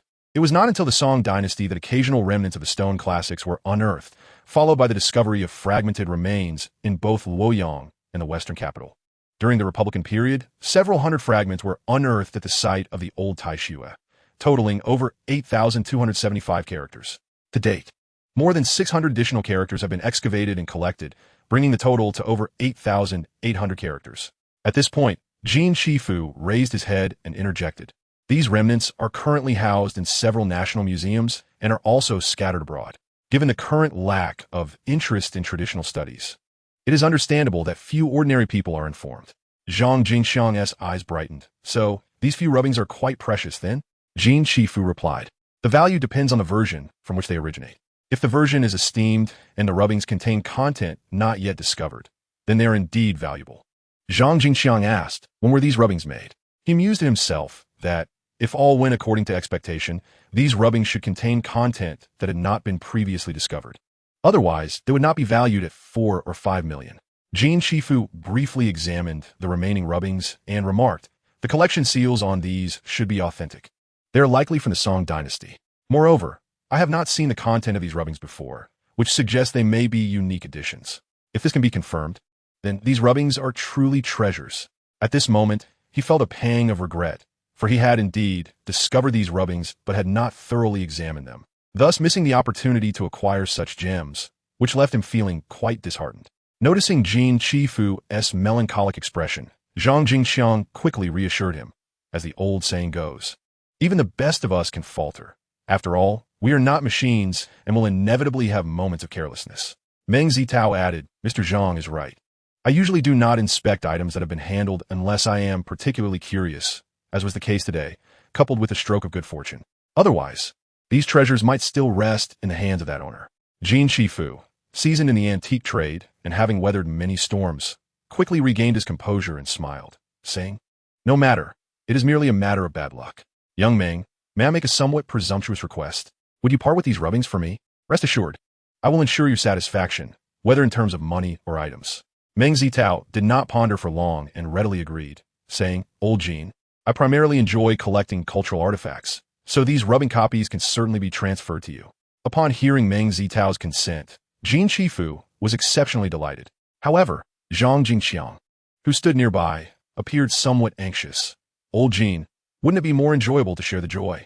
Shouldn't those who witness it also partake? What do you mean by partake? Jin Shifu retorted, frowning. You know very little about these rubbings. What right do you have to argue with me? Zhang Jingqiang chuckled. Though I admit I lack knowledge on rubbings, my interest in antiques is primarily for investment. I cannot afford to miss out on these treasures with immense appreciation potential. Jin Shifu scolded. You, with your mind solely on money, are precisely the type that has flooded this industry, creating a chaotic atmosphere filled with the stench of copper. All manner of charlatans have emerged. Zhang Jingqiang replied with a grin. What you describe are merely side effects. It is precisely because of us so-called fools that antique prices have soared. In truth, the benefits outweigh the drawbacks. Jin Shifu muttered, I still prefer the atmosphere of the past. Subsequently, Zhang Jingqiang persistently pressed the matter, leaving Jin Shifu with no choice but to declare, You are quite shameless. I certainly cannot let you have these rubbings, but I do have some bronze artifacts at home. You may choose one that you like. Zhang Jingqiang, with a sly grin, inquired, Can I not select a few more? Jin Shifu glared at him. Do not push your luck. Being permitted to choose one is already generous. If you continue to whine, I shall not give you anything at all. On hearing this, Meng Zitao discreetly signaled to Zhang Jingqiang. With a hint, Zhang Jingqiang quickly understood that Jin Shifu primarily collected rare ancient texts, and any bronze artifacts he chose to keep would undoubtedly be extraordinary, possibly even more valuable than the ancient text they discussed. Realizing this, Zhang Jingqiang smiled broadly and said, Thank you, old Jin. Jin Shifu scoffed, then turned to Meng Zitao and asked, Young Meng, are you seeking objects or money? After a moment's thought, Meng Zitao cupped his hands and replied, Old Jin, may I have the honor of viewing your collection? Jin Shifu smiled, Of course, that is not a problem. Once Xiao Lu arrives, we shall go to my home. Zhang Jingqiang interjected, Aren't we having breakfast? Jin Shifu retorted, What nonsense! If we weren't having breakfast, why would I come here? Or are you not planning to treat us? Zhang Jingqiang chuckled. How could that be? Waitstaff, please, take our order. Chapter 65, What a coincidence. After placing the order, Meng Zitao inquired, Old Jin, the Xiao Lu you mentioned, is he the vendor from earlier? Jin Shifu laughed, as fate would have it. Indeed he is. Just as he finished speaking, his phone rang.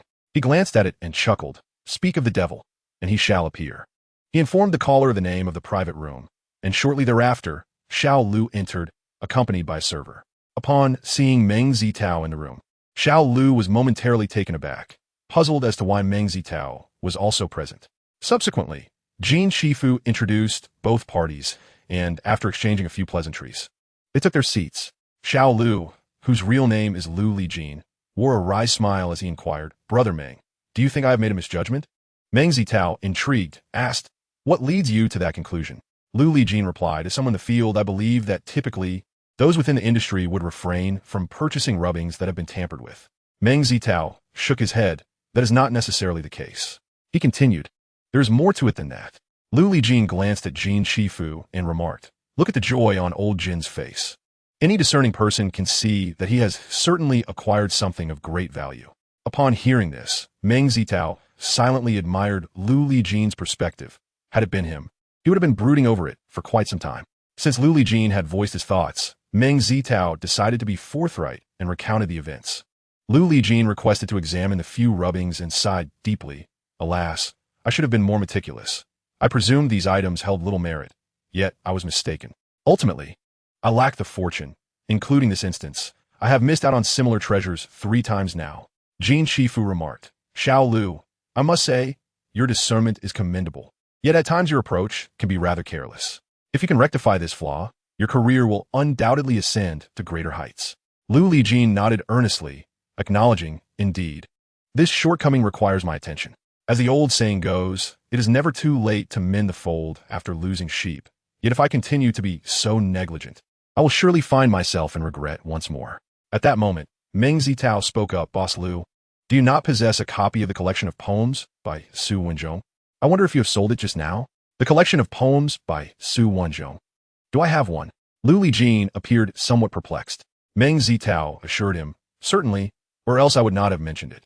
Yu Dijan Shuke Drufuli, ah? That must be my son who carelessly tossed my unsorted items into my car. By the way, since you have brought it up, is there something unique about this book? Meng Zitao replied, I noticed it contains annotations by Ji Xiaolan. Annotations by Ji Xiaolan? Lu Lijin was taken aback, then grew visibly restless, recalling that he had carelessly left the item with a friend. Any mishap could result in significant loss. Jin Shifu chuckled. It seems you will not be able to enjoy your breakfast now. You should retrieve what General Zhang requested. Lu Lijin apologized and hastily placed a box he was holding onto the table. Upon opening it, he revealed a stack of ancient letters. The term letters refers to handwritten correspondence, akin to what modern individuals would call personal letters. Lu Lijin carefully presented them for everyone's perusal, and upon inspection, Meng Zitao discovered that these letters were penned by the illustrious Lu Yong, known as Lu Luohua, and they were indeed authentic pieces from their time. Seeing that both Meng Zitao and Jin Shifu signaled their approval, Zhang Jingxiang took Lu Lijin aside to negotiate the price. Once Zhang Jingxiang issued a check, Lu Lijin bid farewell and departed in haste. Before departing, Lu Lijin presented Meng Zitao with his business card, expressing that should Meng require assistance regarding rare ancient texts in the future, he should not hesitate to call him, as he would surely provide any help within his capacity. Once Lu Lijin had left, Meng Zitao noticed that both individuals were gazing at him and promptly understood the reason. With a smile, he remarked, there isn't any particular reason. I merely feel that if I have feasted, I should allow others to savor a bit of the broth as well. In truth, his primary motivation was a fleeting impulse, though he would never admit it openly. Jin Shifu chuckled, saying, Young Meng, your perspective is commendable. We are all striving to earn a living. It is best not to indulge in solitary consumption, but rather to leave some scraps for others. Otherwise, if we starve them, where shall we find good and affordable resources? Meng Zitao nodded in agreement, replying, Honestly, I didn't think much of it at the time, and if the item had held greater value, I certainly would have been more reluctant to part with it. Jin Shinan laughed heartily. Indeed, if it were worth tens of thousands, not only would you hesitate, but even I would find it difficult to relinquish. After breakfast, the group set off towards Jin Shinan's residence. Upon arriving at the parking lot, Zhang Jingxiang was taken aback to discover that Meng Zitao had purchased a luxurious car worth several $100,000. A stark contrast to just a month or two prior when Meng was troubled over his father's medical expenses. The transformation was undeniably significant. Approximately 20 minutes later, they arrived at a villa where Jin Shifu led everyone inside. The villa sprawled over 500 to 600 square meters, adorned with a lush garden teeming with greenery and fragrant blooms, creating a visually pleasing atmosphere. The interior boasted a classical Chinese decor style, which instilled a sense of tranquility and elegance upon entry, leaving a lasting impression. Jin Shifu ushered Meng Zitao and the others into the living room, inviting them to take their seats while a servant prepared tea for them. Leaning back on the sofa, Jin Shifu suggested, Let us rest for a moment. I will then take you to view my collection. Zhang Jingxiang waved his hand dismissively. No worries, I have nothing pressing on my agenda. Meng Zitao, of course, concurred wholeheartedly. The trio exchanged amusing anecdotes about the antiquities trade, and just as they were preparing to view Jin Shifu's collection, a refined middle-aged gentleman, adorned with glasses, entered alongside a servant. Noticing the resemblance between the gentleman and Jin Shifu, Meng Zitao surmised that this might be Jin Shifu's son. Indeed, upon introduction, it was confirmed that he was Jin Honglang, Jin Shifu's younger son, who operated a foreign trade company. After making the introductions, Jin Shifu inquired, What brings you here today? Jin Shifu's brow furrowed slightly as he heard his son's response. How much does your friend owe you? Jin Shifu chuckled derisively. Do you truly understand the value of an authentic Xuan furnace? Do you think he would pledge it to you for over 400,000? Jin Honglang replied with a wry smile. Father, I may not be the brightest, but I can certainly look up information online. If this Xuan furnace is genuine, I would owe him money. To be frank, if he had other options, he wouldn't pawn it to me. Upon hearing his words, the assembly found the matter somewhat credible. Subsequently, Jin Honglang extracted the item from its box. Upon first glance, Zhang Jingxiang remarked, why does this Xuan de furnace appear so pristine? Unlike the domestic preference for preserving the original state of bronze vessels, Westerners typically opt for cleaning such artifacts. Their rationale is twofold. Firstly, they seek to restore the item to its original appearance. Secondly, prolonged exposure to patina can be detrimental to the integrity of the bronze itself. However, this perspective is not widely accepted domestically, where collectors often appreciate the patina on bronze as a standard of aesthetic value, relying on the rust present to authenticate the piece. Although contemporary methods for artificially aging bronze are varied and can sometimes be deceptively realistic, experts can still discern differences in patina that vary by years, be it 5, 10, 100, or 1,000 years. Therefore, even a genuine Xuan de furnace, such as the one before them, would see its value diminished domestically due to prior cleaning. After Meng Zitao's explanation, Jin Shifu nodded in agreement. Xiao Meng is correct. The aesthetic values of foreigners differ from ours. An unyielding pursuit of preserving items in their original state neglects the fact that even meticulous handling can inflict harm on the artifacts, ultimately compromising their natural beauty. I do not endorse this philosophy. Jin Honglang interjected, Father, let us set aside these concerns for now and ascertain the authenticity of this item. What the rush? Jin Shifu shot a glare at his son and took the item in hand. However, as soon as he grasped it, a subtle furrow appeared on his brow, and he examined it with an impassive expression. Xiao Meng, come take a look. Certainly, Meng Zitao responded, lifting the Xuan de furnace. The furnace featured a folded rim, a curved belly, dual handles, and bore no extraneous embellishments. Its form was quintessentially representative of Xuan de style. Following this, Meng Zitao employed the identification methods he had previously observed, scrutinizing the piece meticulously. His initial impression of the item was its substantial weight, instilling a sense of reliability, as authentic Xuan de furnaces are crafted from imported red copper, refined through 4 to 12 iterations, and subsequently cast with gold, silver, and numerous other precious metals. Thus, a hefty weight is entirely expected. Satisfied with the weight, he then assessed the patina and hue. Due to prior cleaning, the patina was inconsequential, but the coloration appeared quite comparable to that of genuine items. Chapter 66. A Chance Encounter in the Antique Market. Jin Shifu inquired, Xiao Meng, what are your thoughts? Meng Zitao replied, overall, it seems satisfactory, though I harbor one concern. What is it? Jin Honglang asked eagerly. Meng Zitao pointed to the inscription on the base of the Xuan de furnace, stating, I believe there's an issue with the inscription style. Zhang Jingxiang leaned in for a closer look and remarked, the inscription reads made during the Xuan de period of the Ming dynasty, yet the dot on Xuan is merely a horizontal line, and that a character has one less horizontal stroke than we typically write. That should be correct, right? Meng Zitao chuckled. While the inscription's writing appears accurate, do you find the degree of wear on the inscription to be convincingly natural? Zhang Jingxiang scrutinized the object before him, admitting that, based solely on his eyesight, he found it difficult to discern any differences. Beside him, Jin Honglang shook his head in agreement, expressing his inability to detect any discrepancies. At this juncture, Jin Shifu interjected, explaining that their limited knowledge of antique appraisal, coupled with the exceptional craftsmanship of the Xuan de furnace in question, rendered their confusion quite understandable. Upon hearing his father's remarks, Jin Honglang quickly grasped the situation and nodded, affirming that he would return the item promptly. After tidying up his belongings, he bid farewell to everyone. However, just as Jin Shifu was leading Meng Zitao and the others towards his treasure chamber, Jin Honglang approached, phone in hand, engaged in a call. What is it? Jin Shifu inquired with curiosity. Jin Honglang replied with a wry smile, a friend of mine doubts my integrity, insisting that I am deceiving him. Jin Shifu frowned and remarked, if he does not believe you, then let it be. Why concern yourself with his opinion? Jin Honglang responded, if it were anyone else, I would disregard their skepticism. However, this individual is a longtime business partner. I would appreciate it if you could personally clarify matters with him. Upon hearing this, Jin Shifu accepted the phone. Hello. This is Jin Shifu. I must express my reservations regarding your Xuan de furnace. Allow me to explain a few points. Jin Shifu elaborated. The wax seal merely serves as a permit for export. The experts from the Cultural Relics Management Department only ascertain whether the item falls under the category of prohibited artifacts. If it does not, then the corresponding wax seal may be affixed. Thus, the seal does not guarantee the authenticity of the object. Regarding your concerns about merchants, Deceitful individuals exist both domestically and internationally. One cannot assume that traveling abroad exempts one from encountering unscrupulous characters. Meng Zitao, overhearing this, stifled a chuckle, recognizing that many individuals place undue faith in wax seals. Exploiting this mindset, some have been known to export forgeries, subsequently re-importing them as genuine antiques. In seeking the seal from the Cultural Relics Management Department, the individual on the other end of the line grew anxious, stating, "I've already consulted several experts, all of whom have confirmed its authenticity."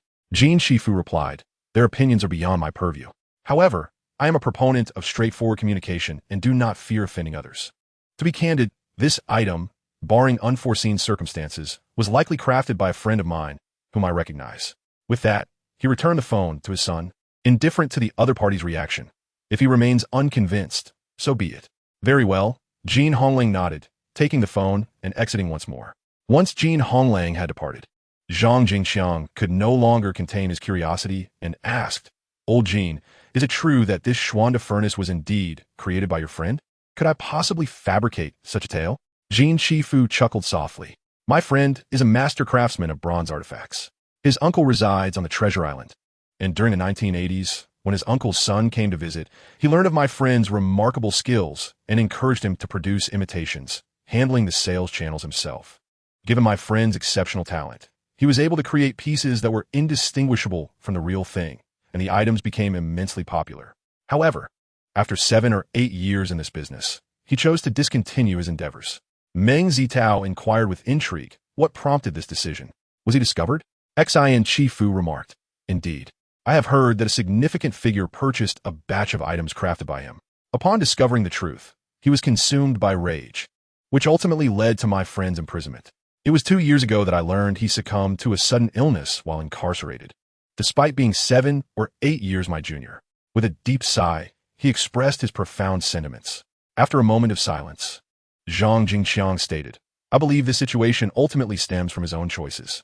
Given his exceptional skills, he could have easily supported his family through the creation of artisanal crafts."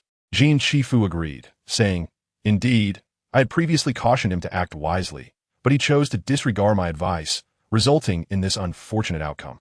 Let's not dwell on this matter any further. Instead, let us explore my collection of treasures." Jin Shifu's collection was extensive, leaving Meng Zitao and Zhang Jingxiang in awe, momentarily at a loss on how to proceed. Ultimately, it was Jin Shifu who selected several exquisite pieces to showcase. Nevertheless, even with these selections, they spent nearly an entire day appreciating the collection. Among Jin Shifu's treasures were not only ancient texts but also an array of writing implements. Meng Zitao chose a fine Duan inkstone and a paperweight in the shape of a beast, both valued at 1.5 million, with the remainder settled in cash. Jin Shifu, being quite generous in this regard, offered Meng Zitao 3,500,000. Unable to refuse, Meng Zitao accepted the amount. Meanwhile, Zhang Jingxiang was captivated by a gilt bronze incense burner from the Qianlong era of the Qing dynasty, valued at nearly 8 million, which left him thoroughly satisfied. Upon returning to the hotel, Zhang Jingxiang tapped his forehead and inquired of Meng Zitao, "Young Meng, do you have any plans for tomorrow? Would you be able to assist me in examining an item?" Meng Zitao replied, "I have no urgent matters. However, I had intended to visit the antique market at Confucius Temple. What time are you thinking?" Zhang Jingxiang chuckled. "In the afternoon, so our schedules should not conflict." "Very well. Just give me a call then." "Absolutely." Every other day, as the Confucius Temple lacks a ghost market, Meng Zitao did not rise early. After breakfast, he headed to the antique market around 8 o'clock. Historically, the antique market at Confucius Temple began to flourish during the Six Dynasties period. In the Qing and Republican eras, the east and west markets of the Confucius Temple became favored destinations for collectors, while Zhang Garden Road was renowned as a street for antiques, hosting places like Qifeng Pavilion and Kuiguang Pavilion, where esteemed collectors showcased their treasures and exchanged insights.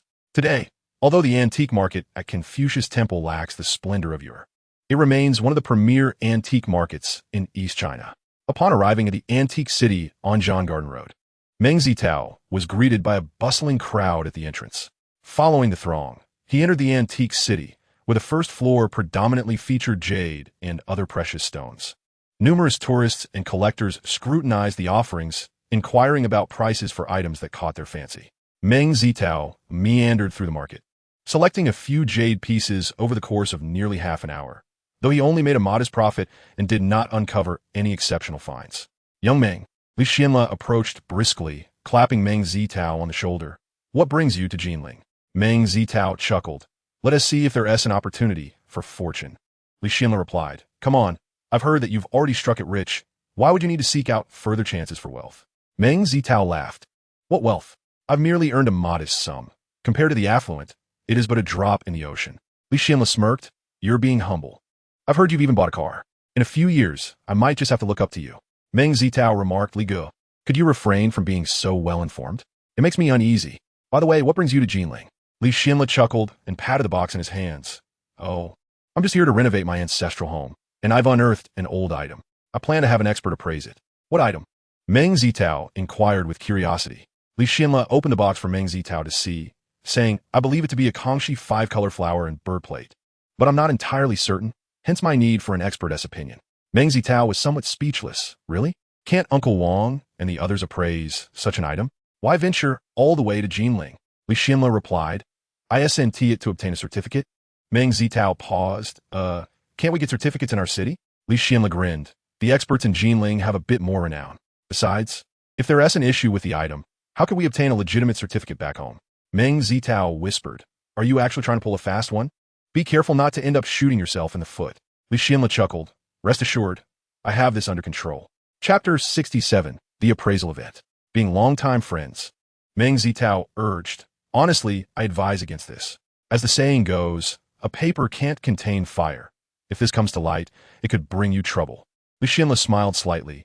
Xiaoming, I appreciate your concern, but I really don't perceive any risk in this. What do you mean? Meng Zitao found his words puzzling. Did you see the advertisement for the appraisal event at the entrance? Li Xianle asked. I did. Are you planning to go there? Will they issue you a certificate? Meng Zitao nodded, recognizing that the event invited several once-renowned experts to appraise items for antique enthusiasts and collectors, and it was free of charge. He believed this was a noble endeavor for antique lovers and collectors. Li Xianle replied with a grin. What you've said is true, but there is one detail not mentioned on the advertisement. While the appraisal is indeed free, if the item is deemed authentic, they will provide a certificate signed by the expert, which does incur a fee, just a few hundred yuan. Do you think the average person would hesitate to pay for that? Upon hearing Li Xianle emphasize the word authentic, Meng Zitao immediately grasped the underlying trickery, realizing it was merely a matter of passing off the counterfeit as genuine, leaving him somewhat at a loss for words. Are they not concerned about being caught and bringing trouble upon themselves? Li Xianle chuckled and remarked, What is the big deal? It merely reflects a moment of oversight on my part. They are, after all, has-been experts. What do they have to protect in terms of reputation?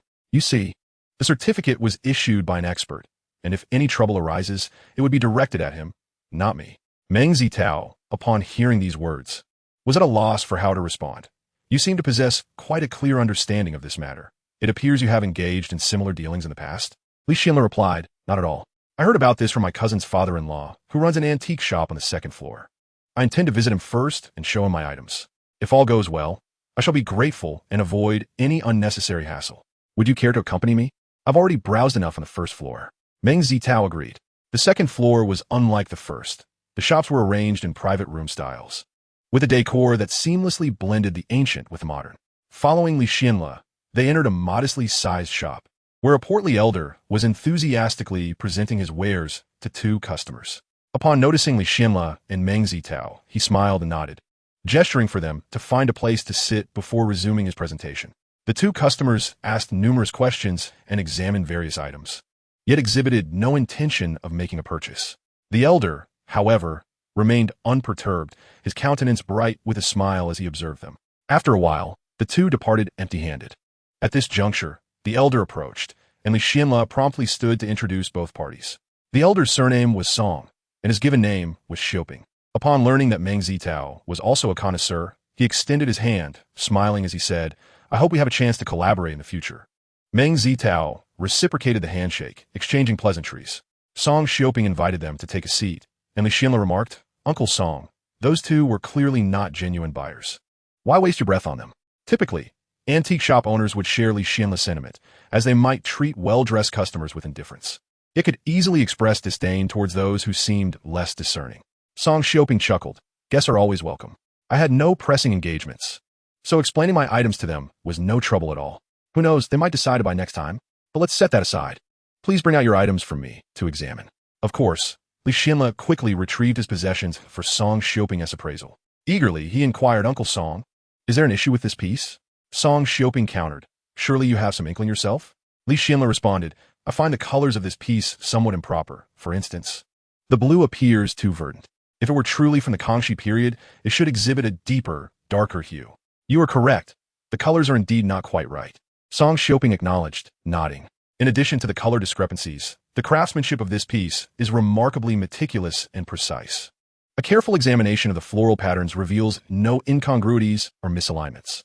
Conversely, an authentic piece from the Kangxi era would possess a more rustic and delicate line quality, with occasional natural irregularities in those very areas. The contours of the red flower petals may not perfectly align with the straight lines of the petals. Furthermore, the Kangxi five-color paintings drew inspiration from the composition and form of late Ming and early Qing woodblock prints to create their original sketches. The ink lines were applied onto the porcelain body, which were then meticulously painted according to these outlines. If I am not mistaken, this particular piece appears to have been created by first replicating the ink lines from the original Kangxi artwork onto the porcelain, followed by careful imitation and coloring. Therefore, upon comprehensive evaluation, it is likely a reproduction from the Republic of China era. However, despite being a reproduction from that period, the painting technique has achieved a remarkably high level, making it a commendable item, with current market prices unlikely to be below several thousand. Though the piece has received affirmation from Song Xiaoping, Li Xianle still seems somewhat dissatisfied. Observing this, Song Xiaoping remarked, Xiaolo, I understand your thoughts, but such certificates are not of much practical use. Savvy connoisseurs would hardly regard such documents. However, if you intend to sell to laypersons, they may not be so courteous once discrepancies are discovered. Li Xianle responded with a wry smile, Songbo, I am aware of the truth in your words. Yet, in these times, the pressure of living is unrelenting.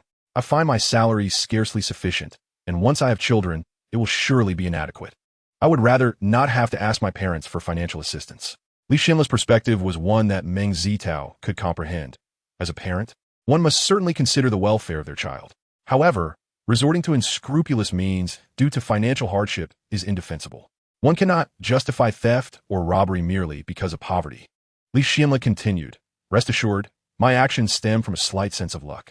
With elderly above and a child soon to arrive, I would never engage in morally reprehensible deeds. Seeing Li Xianle's resolute determination, both Meng Zitao and Song Xiaoping ceased their attempts at persuasion, though they silently sighed, hoping that Li Xianle would not suffer as a consequence. With his decision made, Li Xianle prepared to attend the antiquities appraisal event. Meng Zitao initially intended to scour for treasures himself, but, concerned for Li Xianle, decided to accompany him. Li Xianle said, Xiaomeng, you go on with your pursuits. There is no need to follow me. They subsequently made their way to a tea house not far from the antique market, where the appraisal event was being held. Upon nearing the tea house, they noticed a considerable number of people gathered at the entrance, many clutching various items, including porcelain, jade, Buddha statues, and paintings, an eclectic mix of treasures. Meng Zitao was somewhat taken aback by the scene, but quickly realized that in these times, the mention of free ignites excitement in many. Moreover, while most may deride experts as mere brick experts, they still hold a certain belief in their authority, even if the expert in question has fallen out of favor. As they approached the entrance of the tea house, they noticed two staff members managing the crowd, with a table beside them displaying categorized signs for the antiques, each accompanied by a printed number on A4 paper. After listening to the staff's explanation, they understood that this was for queue management. Observing that there were still vacant seats inside, Li Xianle inquired, why are they still standing outside when there is space available inside? The staff member smiled and remarked, there's a fee for tea here. Upon hearing this, both Meng Zitao and Li Xianle found themselves momentarily at a loss for words. After all, how much could a cup of tea possibly cost, and why stand outside in the first place?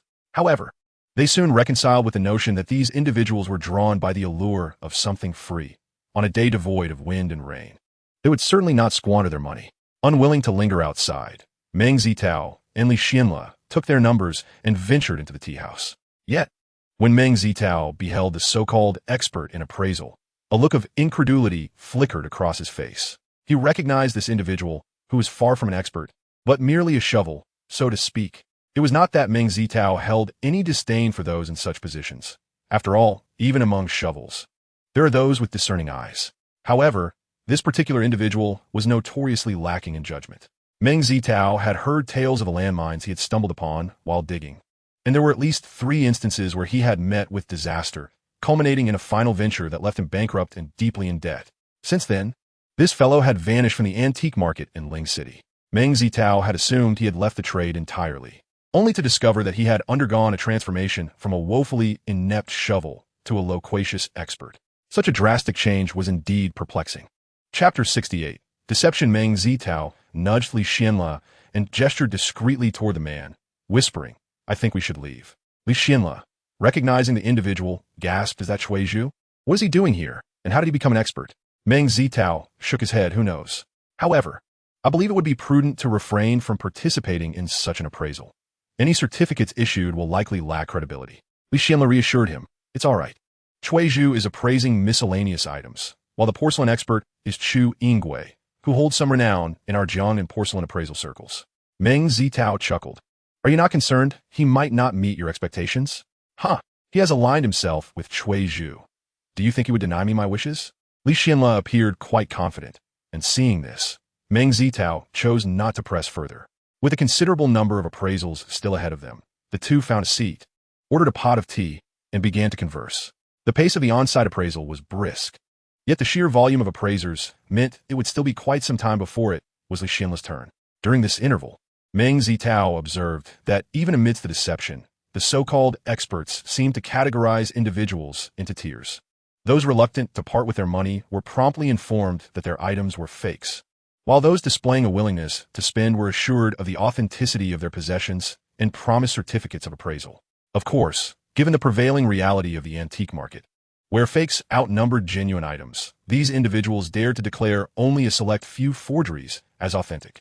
Otherwise, even the most gullible collectors would soon discern the ruse.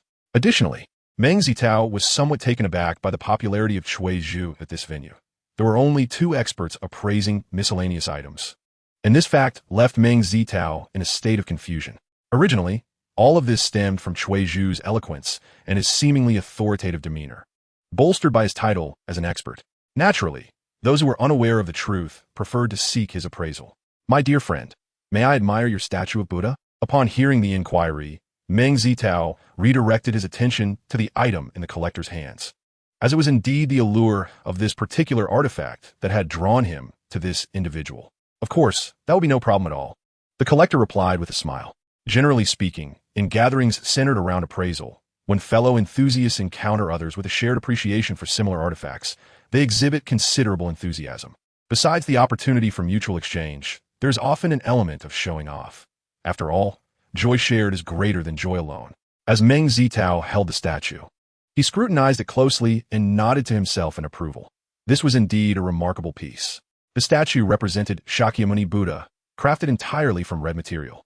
This red material is a type of glassware known as liaoqi, which refers to vessels or handicrafts made from glass mixed with pigments. Liaoqi was first introduced to China from the western regions, and by the Wanli period of the Ming dynasty. The production of liaoqi in the Basan area of Shandong had flourished, eventually making its way to the capital. By the 35th year of the Kangxi era in the Qing dynasty, the capital began producing liaoqi for imperial use, leading to the establishment of the first large-scale glass factory, which garnered the affection of royal family members. The products included daily necessities, decorative items, and jewelry, showcasing a rich variety of forms, particularly the exquisitely crafted liaoqi sculptures that combined practicality with ornamentation, touching on all aspects of court life. The red material Buddha statue in Meng Zitao's possession was one such example. Though small in size, it felt substantial in hand, exuding a vibrant red hue and transparent quality. The statue's visage was benevolent, draped in a robe, with hands gracefully falling at its sides and legs crossed in a dignified posture. The overall form was grand and stately, with masterful craftsmanship that radiated a regal aura, not meant for the ordinary. Additionally, the body of the statue was adorned with gilding, though much of it had worn away due to preservation issues, which somewhat diminished its value. Nevertheless, even in its current state, this Buddha statue was quite valuable. Meng Zitao found himself puzzled as to why this individual would bring such a precious artifact here for appraisal. Once Meng Zitao concluded his examination, The collector inquired. My young friend, is this Buddha statue not remarkable? Meng Zitao smiled and nodded. Indeed, it is a rare and exquisite masterpiece. Upon hearing this, the collector beamed with excitement and eagerly recounted the statue's provenance. From his narrative, Meng Zitao discerned that while the collector had a passion for collecting Buddha statues, his expertise was lacking, rendering him somewhat amateurish. This statue was a fortunate find for him. It was precisely due to his ignorance of its true value that he sought its appraisal here. At that moment, Meng Zitao suddenly noticed a commotion at the podium, where another collector was embroiled in a heated argument with Cui Zhu.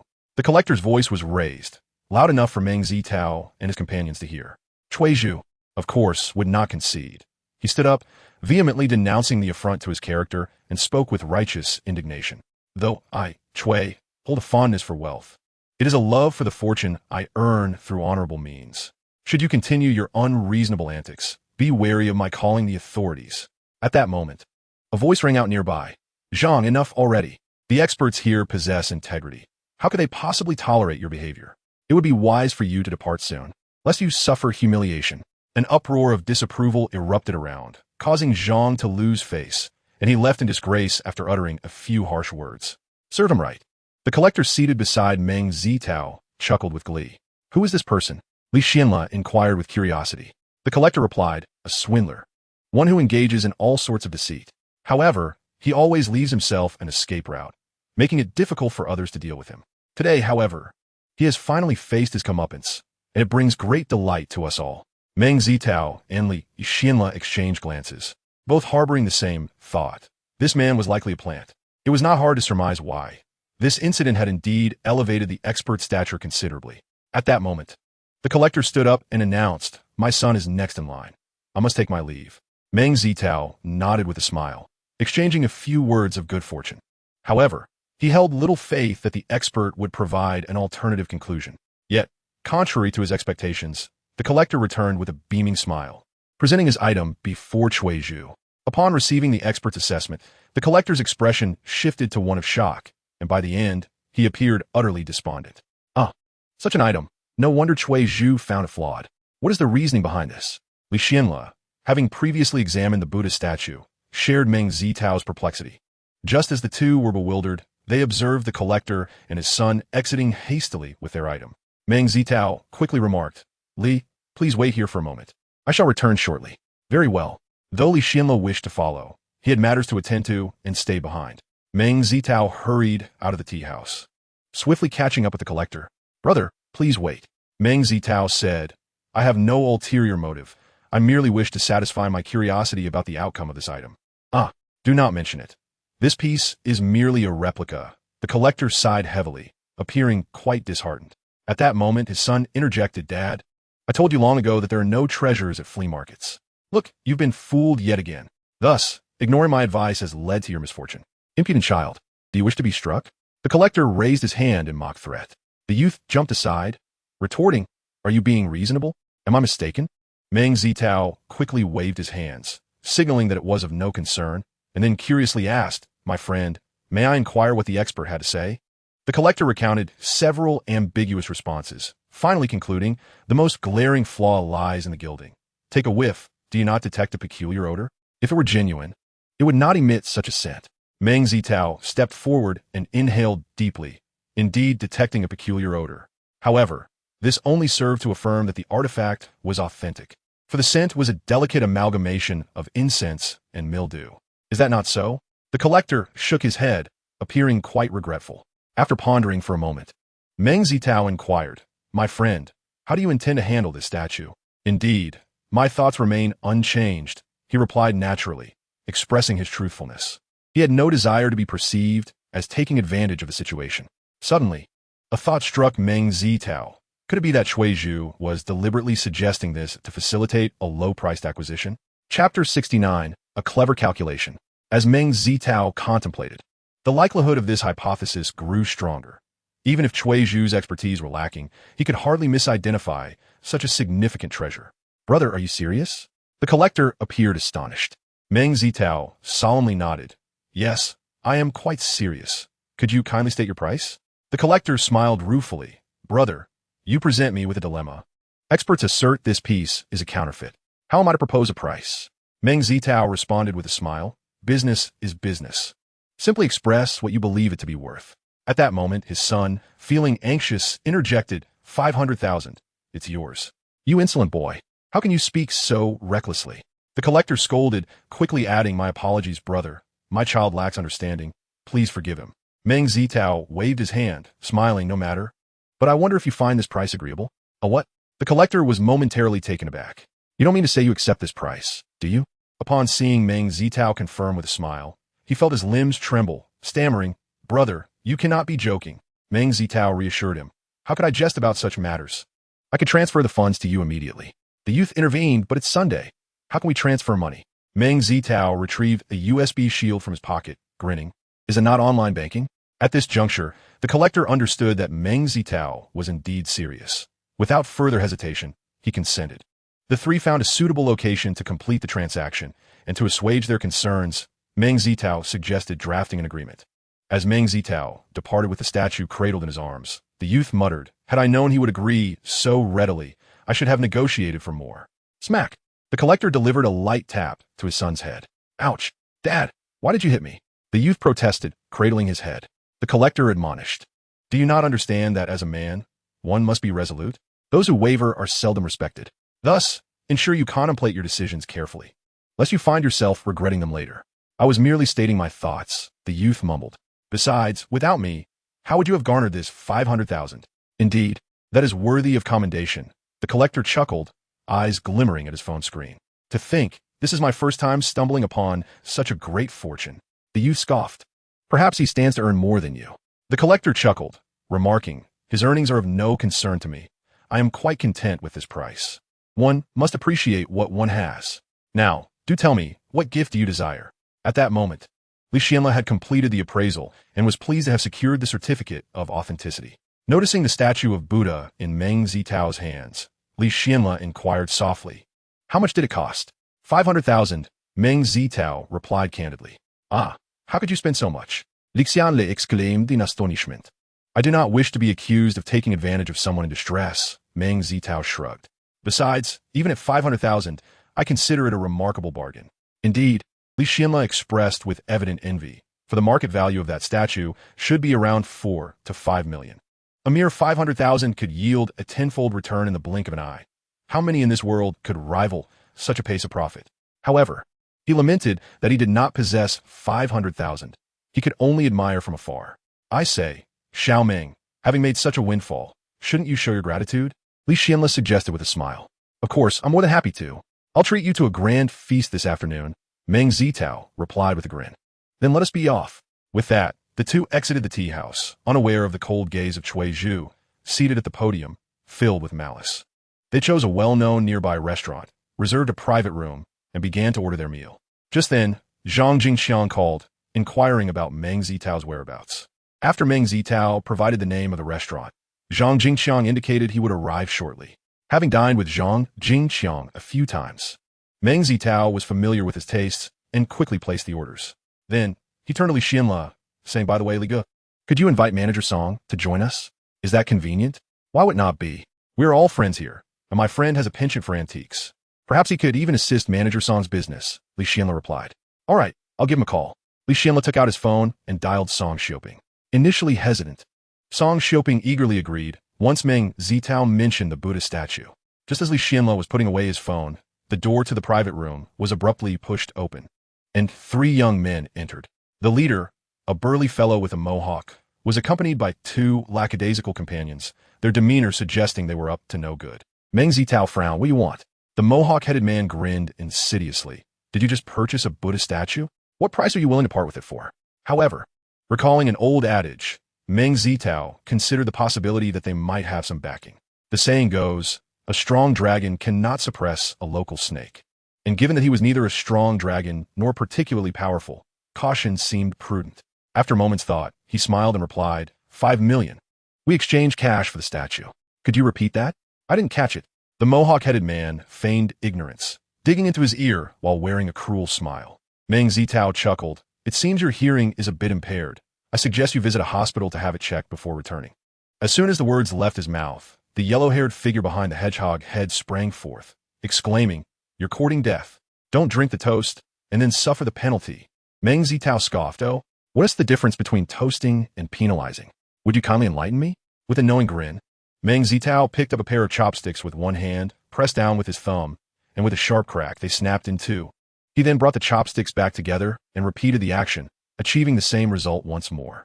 This display immediately stunned everyone in the room. It is worth noting that the chopsticks on the table were ordinary household utensils. Many could not achieve such a feat, even with both hands. Yet Meng Zitao accomplished it effortlessly with a mere thumb. Those who doubted his prowess would find it hard to maintain their skepticism. The hedgehog head, glancing at the broken chopsticks on the ground, felt a twinge of apprehension, realizing that resorting to force might not yield favorable outcomes. He sneered, "Boy, there will come a time when you regret this." With that, he departed with his companions. Meng Zitao let out a long sigh of relief.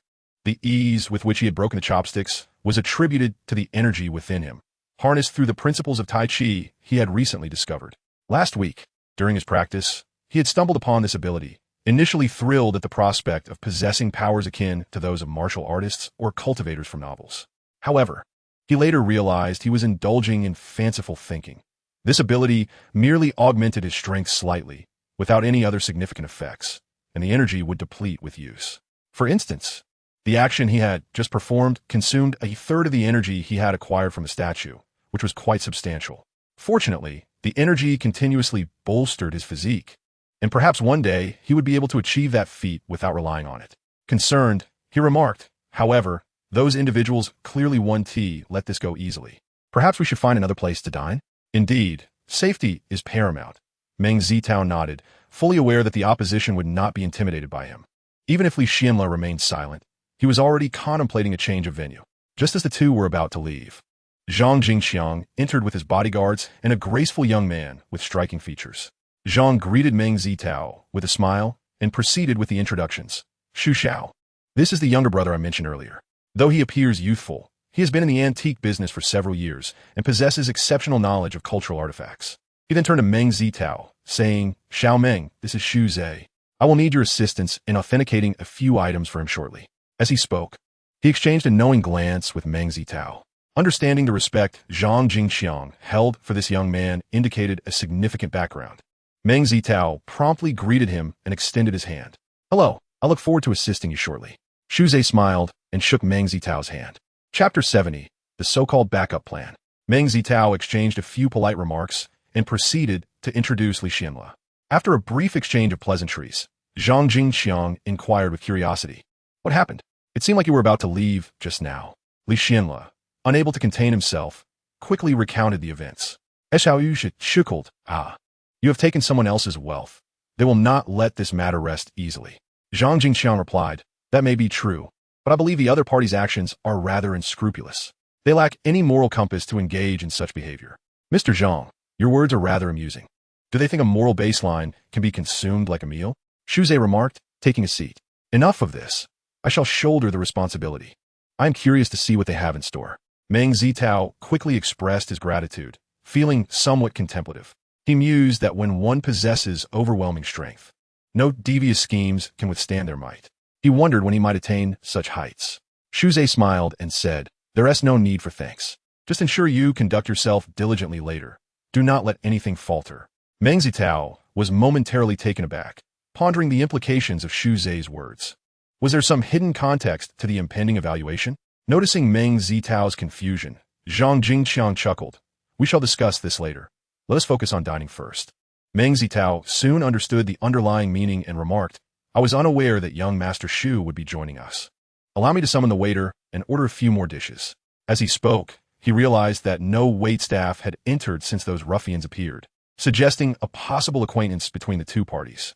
This thought left him quite displeased. Had Xu Zhe not been present, he would have certainly departed immediately. The others shared similar sentiments. Zhang Jingxiang quipped, "How peculiar. With all the guests present, not a single waiter in sight. It seems this restaurant is not keen on remaining in business." Xu Zhe surveyed the surroundings, noting, "This location is indeed advantageous. A change in ownership could lead to substantial growth." His words caused the newly arrived waiter to tremble slightly.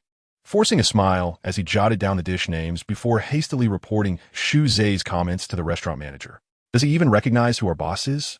Does he possess such capability? The manager scoffed. His intention had been to encourage Meng Zitao and his companions to leave, as their presence might tarnish the restaurant's reputation. However, upon receiving instructions from above, it suited their interests to keep Meng Zitao there. Nevertheless, he found the demeanor of the newcomers rather imposing. The waiter offered another suggestion. What of it? The last young master you was quite imposing, yet when the boss arrived, he did not dare to utter a word and left. With a dismissive wave, the manager replied, "Do not concern yourself with this matter. Just focus on your duties." Meanwhile, Song Xiaoping arrived, and upon seeing Xu Zhe in the room, he was taken aback and promptly offered a courteous greeting. Xu Zhe recognized Song Xiaoping, and, after exchanging a few pleasantries, their attention turned to the Buddha statue Meng Zitao had recently acquired. Meng Zitao placed the Buddha statue on the table for everyone to admire. After viewing it, the attendees unanimously expressed their appreciation for this exquisite piece. Shiz turned to him and inquired, "Brother Meng, I find this statue quite appealing. Would you consider parting with it?" Meng Zitao replied with a smile, "Of course, after all, my primary focus is on collecting artifacts." Upon hearing his agreement, Shiz appeared quite pleased and proposed, "All right, let's settle on 5 million. What do you think?" Recognizing the firmness in Shiz's tone, Meng Zitao, despite his inclination to negotiate for a lower price, dared not press the matter further and simply accepted with a smile, inwardly lamenting that while Shiz appeared amiable, he was indeed cautious and not easily approached. Nevertheless, this indicated Shiz's meticulous nature in dealings, suggesting he was worth befriending. However, Shiz did not afford him the opportunity to delve deeper, leaving Meng Zitao to navigate the situation step by step. Just as Shiz prepared to issue a check, the door was suddenly flung open with a loud bang, and several individuals in uniforms rushed in. "Stop!" The lead figure began to speak, only to abruptly halt, staring in confusion before apologizing. "My apologies. We seem to be in the wrong place." He turned to leave, leaving his companions bewildered. "Not so fast." Shiz sneered. "What do you intend to do in my absence?" With a cold smile, he added, "It seems you've grown bold in my absence." The man, looking somewhat aggrieved, replied, "It has been over half a year since we last met." He hastily continued, "We received reports of individuals purchasing unearthed artifacts, so we came to investigate." At the end of his statement, he added, "This truly has nothing to do with me. I am merely following orders." Meng Zitao's anger surged upon hearing this, astonished that they would act so brazenly, lacking any sense of ethics. However, this also indicated the considerable influence of the opposing party, leading him to feel fortunate that Shiz was present to resolve the situation. Otherwise, he would have faced unrest throughout his stay in Jinling. The man quickly acknowledged Shiz's authority, his expression brightening as he and his companions exited. Once outside the restaurant, he caught sight of a nearby individual with a distinctive hairstyle and huffed in anger, ignoring him as he departed. Back in the private room, Meng Zitao rose swiftly to express his gratitude. "Thank you, Shiz, for your assistance today." Shiz dismissed the matter lightly. It was a trivial issue. Even Zhang could have managed it effortlessly. With a chuckle, he shifted the conversation, refraining from elaborating on the identity of the earlier visitor. And naturally, no one else inquired further. Those present, all with a keen interest in antiques, found ample common ground for discussion, and soon the atmosphere became lively. However, shortly thereafter, a rotund individual with a large head and ears entered. Spotting Shiz in a prominent position, he felt a sudden pang of discomfort, silently cursing. "Why is he here? This could be trouble." "Greetings, young Master Shiz," the plump man exclaimed, suppressing his inner turmoil as he respectfully acknowledged him. Xu Zhe furrowed his brow and exclaimed, "Who are you?" "While I am in a good mood, the farther you stay away, the better." Yes, I shall depart at once." The plump man dared not utter another word, bowing as he retreated. Shortly thereafter, his face was clouded with dismay, and he muttered, "What a bunch of incompetents. If I am left disgraced, none of you shall find peace." After the meal, Meng Zitao summoned a waiter to settle the bill, only to be informed that the restaurant had waived the charges due to the disruption caused earlier. Xu Zhe rose and, as he walked, chuckled, "No, we enjoyed our meal thoroughly. The amount should be as it is." Meng Zitao immediately grasped the underlying message, producing a stack of cash and placing it on the table, declaring, "All right, no need for change." Without waiting for the waiter to respond, he beckoned everyone to exit. At the restaurant's entrance, they bid farewell to Meng Zitao, while Song Xiaoping and Li Xianle made their way toward the antique market. "Songbo, who exactly is this Xu Zhe?" Li Xianle could no longer contain his curiosity and inquired. Consider our Jiangnan province. Who bears the surname Shu? Song, Xioping retorted. Li Xianle pondered deeply for a moment. It seems there are no prominent officials with the surname Shu. Song Xioping chuckled. Foolish one, have you not considered the wealthy? Of course. It dawned on him that he was the son of Shu Qingji, and suddenly, everything made sense. With Song Xioping's affirmation, Li Xianle experienced a moment of enlightenment. It was well known that Shu Qingji was not only affluent, but also possessed a rather enigmatic status, with rumors swirling around him. Yet few were privy to the truth. Nonetheless, the power of the Shu family was undeniable. At least in Jinling, there was virtually nothing they could not resolve. Just as Li Xianle was absorbing the significance of Shu Zai's identity, Cui Zhu received a resounding slap, leaving him seeing stars. A middle-aged man with slanted eyes thundered. Damn it! Was it not said that those two boys had no background, merely ordinary people? Ordinary people do not associate with Shu Zai. Cui Zhu collapsed to the ground, pleading, Big brother, I spoke only the truth. Moreover, I have not seen them for quite some time. I truly do not know how those two managed to connect with Shu Zai. The middle-aged man delivered a fierce kick. Then why did you not say so earlier? You swore to me with unyielding certainty. What a farce. Listen well, Cui Zhu, prepare to face imprisonment. With that, he turned and left, leaving Cui Zhu with a visage of sheer terror. Moments later, Cui Zhu began to wail uncontrollably. Chapter 71, A Glimpse of Deceit. Once the group was in the vehicle, Shu Zai recounted the events succinctly. However, Meng Zitao felt an unsettling sensation. He was to assume the role of Zheng Anji's disciple. Moreover, he could not fathom why he had been chosen for this task. Could it truly be mere coincidence? In fact, his suspicion was correct. It was indeed a coincidence that led to his selection. At that moment, Zhang Jingxiang interjected. This matter can be deemed simple or complex. The main issue is that young Meng has likely never met old Zhang. Should the other party inquire about him, it could pose a significant challenge. Xiao Yu remarked. It's nothing. I have a photograph of Elder Zhang here, and I've compiled some insights into his habits for you to review shortly. As he spoke, he cast a casual glance at Meng Zitao and added, I trust you understand what to do with this information. No need for me to elaborate further. This statement left both men momentarily taken aback, and after a brief pause, Shu Zai continued, Indeed, you are from Ling City. So encountering Elder Zhang should not come as a surprise. Zhang Jingxiang interjected with a smile. Young Master Shu, there is one point I neglected to mention earlier. Xiao Meng is currently under the tutelage of Wang Zhixian, effectively his apprentice. Meng Zitao promptly acknowledged this, yet he noticed Shu Zai's brow slightly furrowed. After a moment of contemplation, Shu Zai inquired, Your name is Meng Zitao? Thank you. Shu Zai suddenly broke into a smile, patting Meng Zitao's shoulder in gratitude. You'll learn more about this matter in due time. With a mysterious smile, Shu Zai added, By the way, is it alright if I call you Zitao? Why are you still being so formal? Shu Zai appeared somewhat dissatisfied. How old are you? I was born in June 1984. Xiao Yu chuckled. We're of the same year. I am merely a few months your senior. You could just call me a Zai. Seeing Meng Zitao still hesitating, Shu Zai reassured him, I don't mind at all. Why should you? Or do you not wish to befriend me? With Shu Zai's words laid out so plainly, Meng Zitao felt he could no longer decline. However, he could not fathom why Shu Zai had suddenly changed his demeanor towards him. Was it simply due to his association with Wang Zhixian? That reasoning seemed a bit far-fetched. Zhang Jingxiang, standing nearby, was equally perplexed, but regardless, he felt a deep envy for Meng Zitao, recognizing that forming a connection with someone as influential as Shu Zai would undoubtedly open doors for him in the future.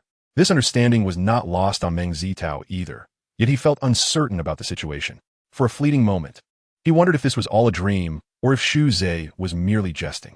Yet, with the mysteries of the Qing Pearl and other abilities remaining unknown even to his parents, how could Shu Zai possibly be aware?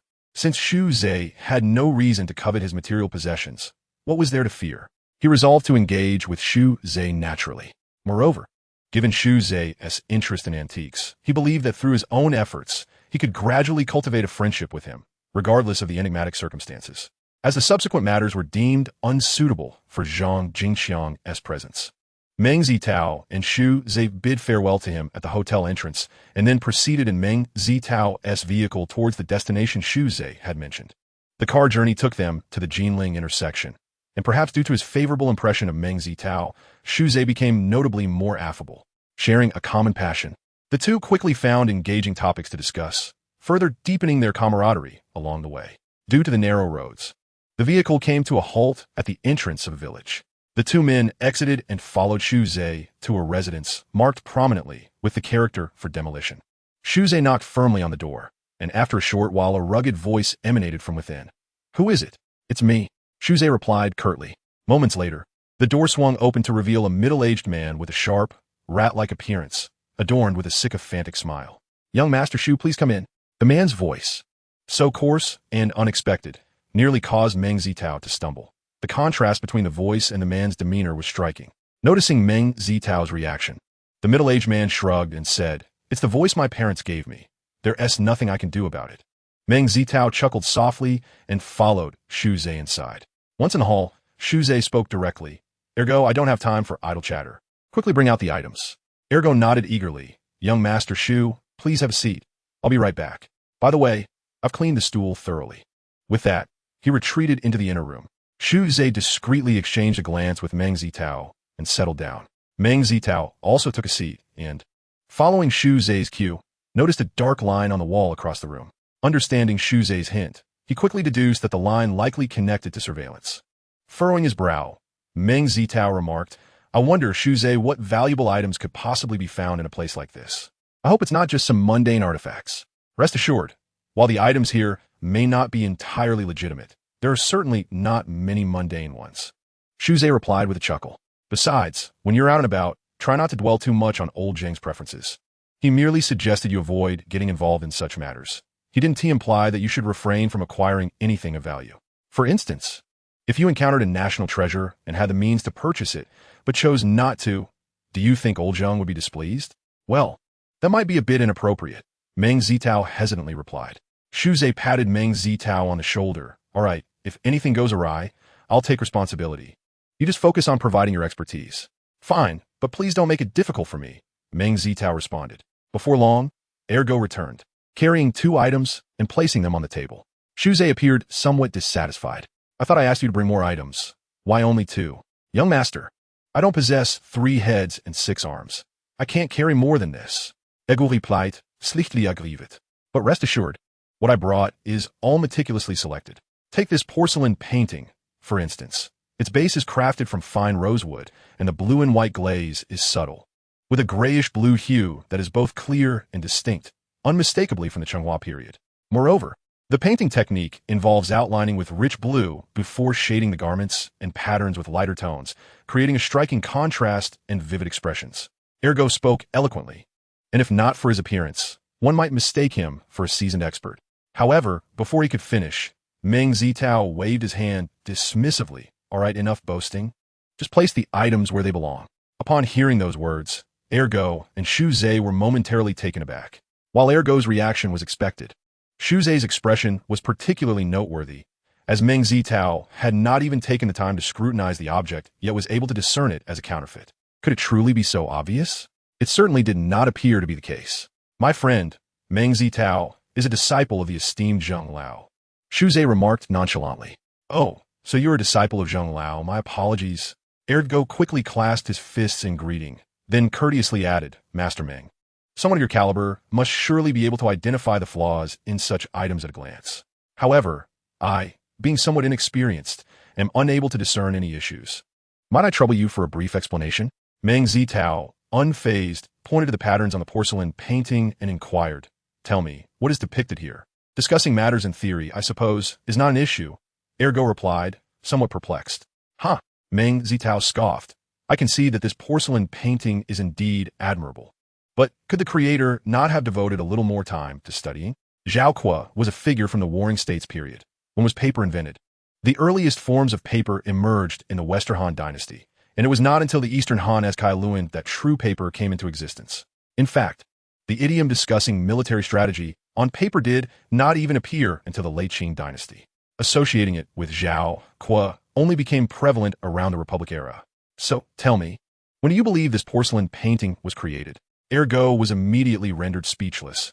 He had never considered that the widely known idiom would emerge so late. Now, being misidentified as a motif from the Qinghua period, was he not setting himself up for embarrassment? It was no wonder Meng Zitao could recognize the issue at a glance. Chapter 72, The Elephant Zone. In addition to discussing military strategy on paper, there is also the well-known poem by Li Bai, Quiet Night Thoughts.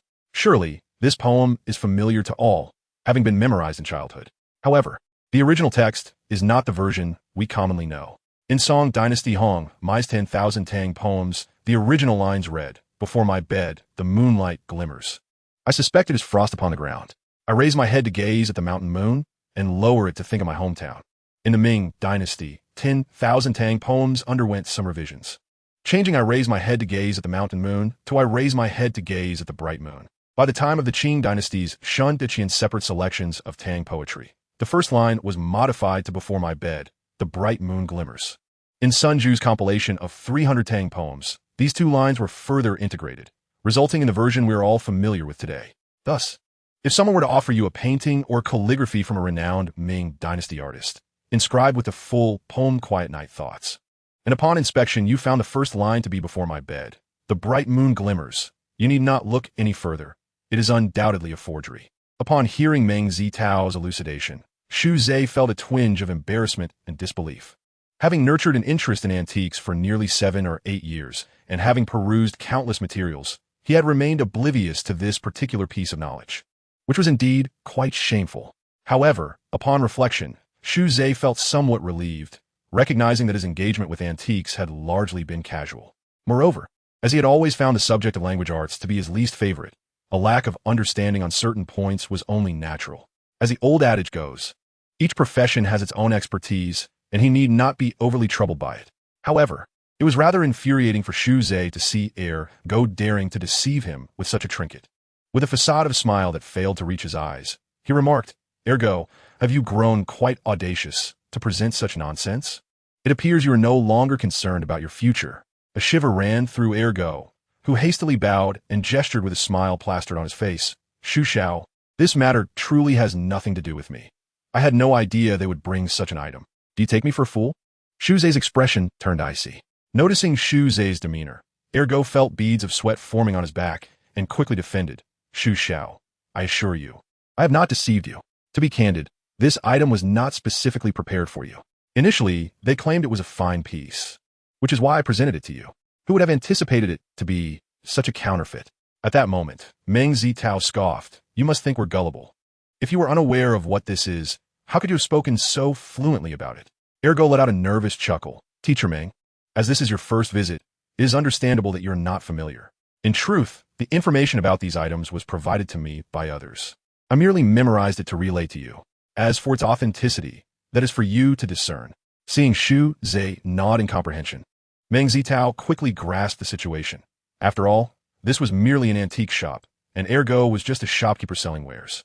Xu Zhe then declared, "Ergo, I have no interest in the tricks you play within your establishment. Let us discuss the matter at hand."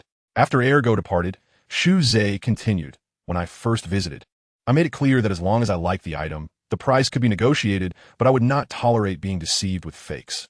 Meng Zitao suddenly understood. No wonder Xu Zhe spoke so confidently. It was due to a prior agreement. With this realization, he felt a rush of joy. Xu Zhe's willingness to clarify indicated a recognition of him.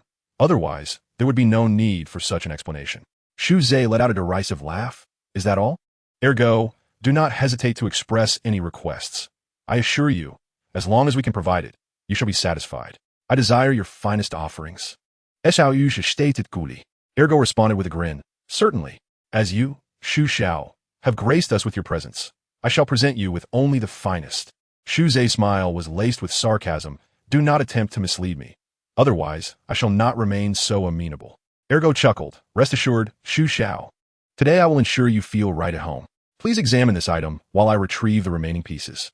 Xu Zhe nodded and began to scrutinize another item on the table, a pen holder. "The inlaid mother-of-pearl pen holder is indeed a rarity," Meng Zitao remarked. The pen holder, meticulously crafted from superior Wangwali wood, features poetry inlaid with mother-of-pearl, with the signature of Zhu Xiaosong engraved at one corner. Zhu Xiaosong was a renowned bamboo carver from the late Ming Dynasty, famed alongside his father and son as the Three Song of Bamboo. Not only was he skilled in small seal and running script, but he also excelled in painting, with their works often fetching impressive prices at auctions.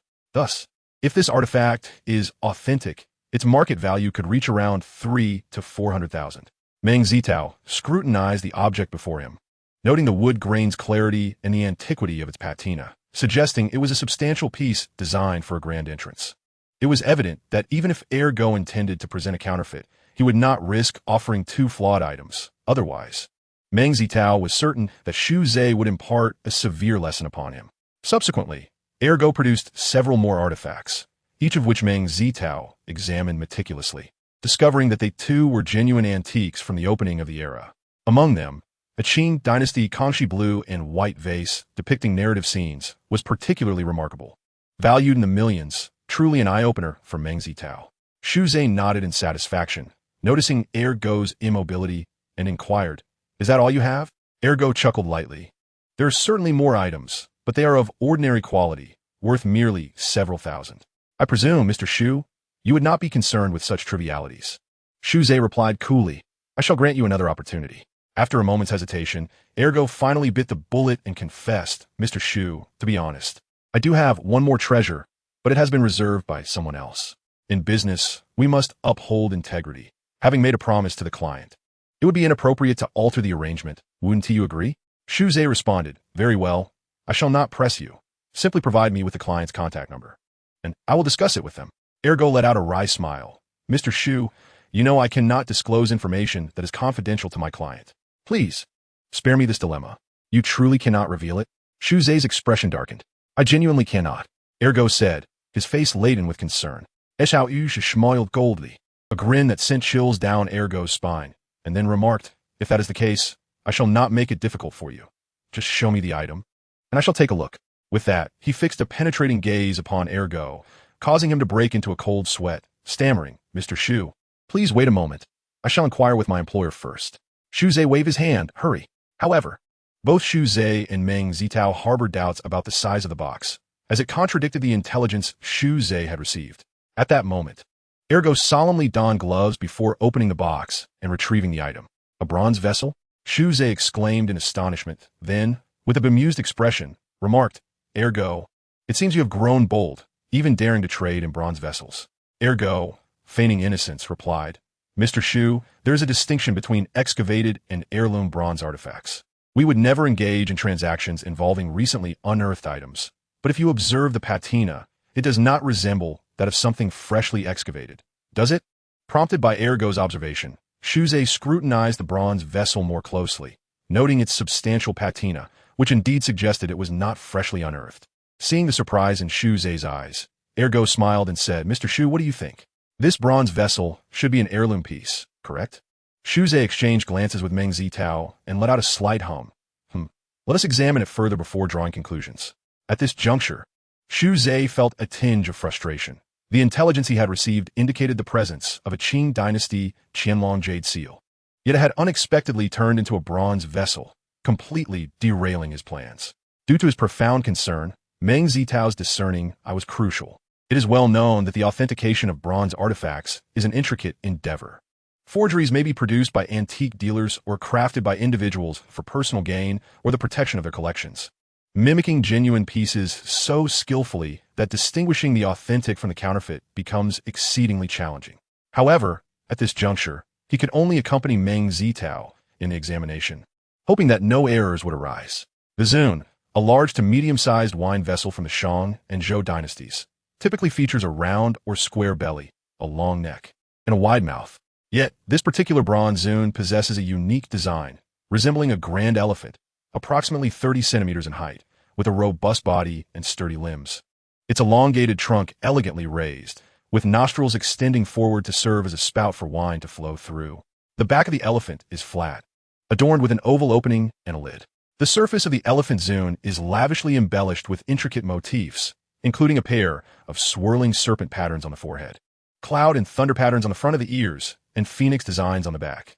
The body showcases dragon and beast face patterns. Based on these decorations, Meng Zitao surmised that this piece likely dates back to the Shang and Zhou periods. Overall, the vivid representation and elaborate ornamentation of this elephant Zun exemplify the extraordinary craftsmanship of artisans from that era. If authentic, it is indeed a rare and invaluable treasure. Chapter 73. The Elephant Zun continued. Meng Zitao meticulously examined the form and decorative features of the elephant zone. Initially, he did not perceive any issues with the bronze artifact. However, echoing Shi's apprehensions, he felt uncertain about his own expertise in bronze appraisal and promptly activated his extraordinary abilities. As Meng Zitao scrutinized the elephant zone for a good 20 to 30 minutes without any intention of relinquishing it, Ergo began to grow impatient, muttering, "How long will this take? It's almost dark." Shi shot him a glare, retorting, "Do you think this object is worth merely tens or hundreds of thousands? If you don't examine it thoroughly and a problem arises, will you take responsibility?" Ergo chuckled, "Shiz, this is a genuine antique passed down through generations. If you need, I can introduce you to the owner. I assure you, if it's a fake, I'll pay you tenfold." Hearing Ergo's assertion, Shiz felt a surge of confidence. Individuals like Ergo are typically astute when it comes to money. They would never make such claims unless they were certain, even if there was a mere 1% uncertainty. However, such statements conflicted with Shi's original intentions. Would he truly return empty-handed today? Just then, Meng Zitao lifted his head and jestingly remarked, "You said it yourself. If it is a fake, you're liable for tenfold compensation." Huh? Both Shiz and Ergo froze, turning their attention to Meng Zitao. "Zitao, is there truly an issue with this piece?" Shiz inquired, a glimmer of excitement flickering in his eyes. Since Meng Zitao had said so, he must have some assurance. It seemed that today's endeavor might bear fruit. Before Meng Zitao could respond, Ergo, growing anxious, exclaimed loudly, "Will you see that S wrong? Just look at the patina. It appears so natural, clearly not fabricated. How could there possibly be a problem with such a piece?" Fortunately, he had not yet lost his composure, aware that Shu Zhe was present. Had Meng Zitao been alone, he would undoubtedly have suggested that Meng Zitao's eyesight was questionable, possibly even expelling him from the conversation. Meng Zitao scoffed. Is someone feeling the sting of the truth, becoming flustered? Noticing Shu Zhe squinting at him, Ergo lowered his voice. "Who is flustered? If you claim there's a problem, how do you explain the natural patina on this piece? Is there truly someone capable of replicating such authentic aging?" Meng Zitao chuckled heartily. "Surely you do not believe that only contemporary artisans can produce forgeries? This is an old imitation, so what is so surprising about its patina?" Shu Zhe immediately grasped the implication. "Indeed, I almost forgot that a significant number of imitations of this bronze artifact were produced during the Song dynasty." "Correct." Meng Zitao nodded. During the Song and Liao periods, a plethora of Shang and Zhou bronze artifacts were unearthed. In the northern Songs, Xuan era, due to Emperor Huizong's passion for bronze, a vast number of pieces were crafted, modeled after genuine artifacts from the three dynasties.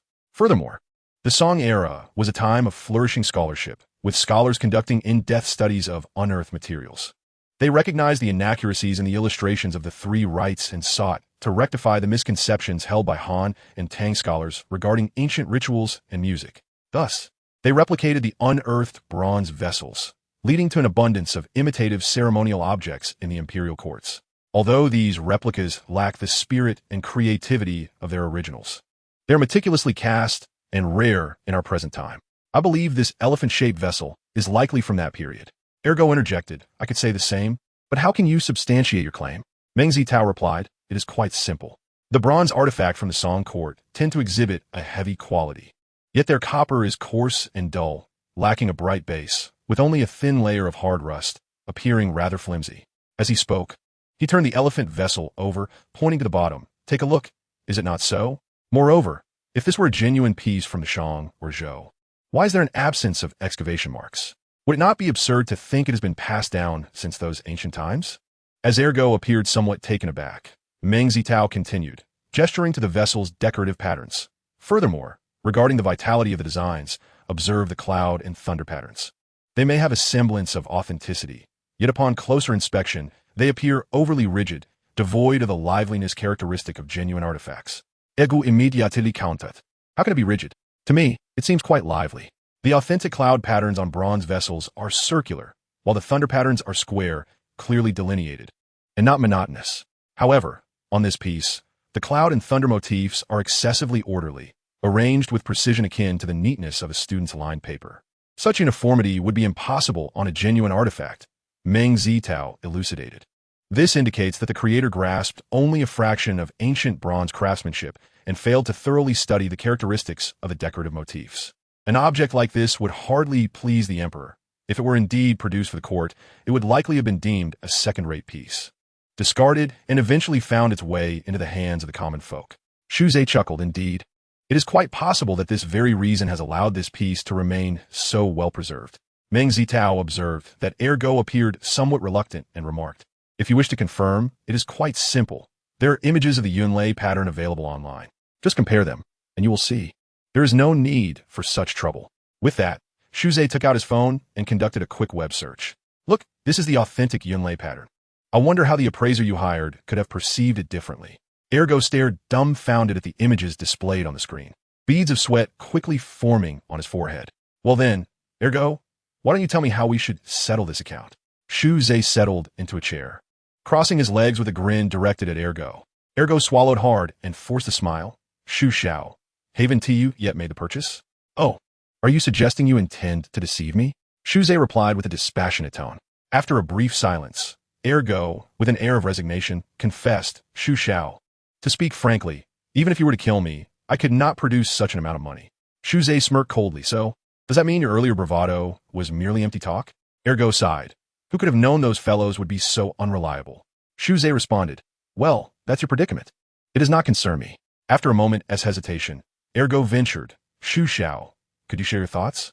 I assure you, if it is within my means, I will fulfill your request." Shu Zhe chuckled. "My terms are simple. You will take us to the place where you store the items, allow us to select a few, and this matter will be resolved." "All right, no problem." Egu e agali aglit. This unexpected eagerness from Ergo startled Shu Zhe. It was entirely contrary to his initial expectations. Was there some hidden agenda at play? Noticing the look of surprise on Shu Zhe's face, Ergo suppressed a chuckle and pointed towards the doorway. "Shu Xiao, did you not see the notices at the entrance?"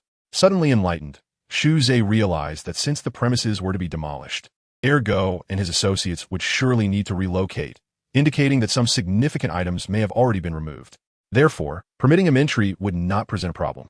However, he wondered if the items he sought had also been taken away. Feeling a sense of urgency, Shu Zhe waved his hand. "It is getting late. Lead the way." Of course, of course." Ergo nodded repeatedly, first going to close the door before guiding the two into the inner room. He approached a tall wooden wardrobe, pulled aside the clothing within, and pressed a hidden mechanism, revealing an entrance slightly larger than that of an adult. "Shu Xiao, I shall enter first. You may follow," Ergo said as he turned on a dim light and stepped through the opening. "I'll go ahead." Meng Zitao smiled, not waiting for Shu Zhe's response, and entered first. Shu Zhe shook his head with a smile and followed suit. On the other side of the entrance was a rather narrow staircase. Descending the stairs for a short while, they arrived at the bottom, which revealed a basement of over 40 square meters. Meng Zitao inhaled the faint scent in the air, which indicated that this place was frequently tidied up and well ventilated. He surveyed his surroundings. Despite the dim lighting, his current vision allowed him to see quite clearly. Numerous shelves were arranged around the room, yet most were largely empty, with only a smattering of antiques remaining, perhaps less than a tenth of the original collection. This was likely due to the impending demolition, which had led to the removal of many items. Ergo, smiling, said, "Shu Xiao, please take a look, and let me know if you have any questions." "All right." Shu Zhe nodded and turned to Meng Zitao, saying, "Zitao, why don't you have a look as well?" "Sure." Meng Zitao replied, then walked towards the right side, intending to begin his examination there. After inspecting a few items, he realized that the remaining pieces indeed held relatively low value. Among those he had seen, the most valuable was barely worth 100,000, and that was at market price. If sold to Shu Zhe, he would be fortunate to receive a third of that amount, which explained why Ergo had not brought them out earlier. However, at this price point, the items were quite appealing to him. Unfortunately, he was currently playing the role of an appraiser, and, given his limited familiarity with Shu Zhe, it would not be easy to negotiate. Finding a hidden gem was already a stroke of luck, and meeting Shu Zhe left little room for dissatisfaction. Meng Zitao chuckled to himself and picked up a blue and white plum vase to examine it further. Chapter 74, The Strike. Both Meng Zitao and Shu Zhe proceeded rapidly with their assessments. One had a clear objective and disregarded everything else, while the other, possessing a unique ability, already knew the outcomes and thus focused solely on what piqued his interest. In a short while, the two had nearly examined all the items in the room.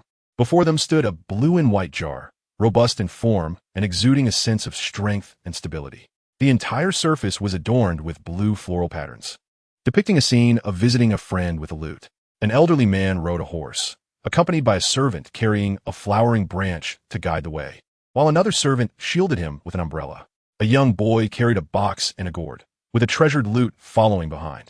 On the other side, a gentleman on horseback was accompanied by a child holding a lute, while another child carried a book box and a wine jar. Such designs were clearly crafted by a folk kiln, yet the high valuation given by the unique ability took Meng Zitao by surprise. However, recalling the time indicated by the ability, he felt reassured. Setting the blue and white jar aside, Meng Zitao noticed Xu Zhe approaching him. "Zitao, could you help me assess these few items?" Xu Zhe led Meng Zitao to a selection of antiques he had his eye on, seeking his expertise for appraisal. He beckoned to Ergo and pointed at the items, instructing, "Just these pieces, please have them moved out." "Of course." Ergo quickly scanned the items and nodded enthusiastically. Just as Meng Zitao hesitated on whether to voice his interest in the blue and white jar, he heard Xu Zhe cheerfully inquire, "Zitao, is there anything that catches your eye?"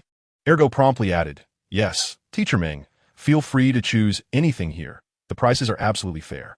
Xu Zhe, with a smirk, replied, "Ergo, are you implying you plan to negotiate a second price?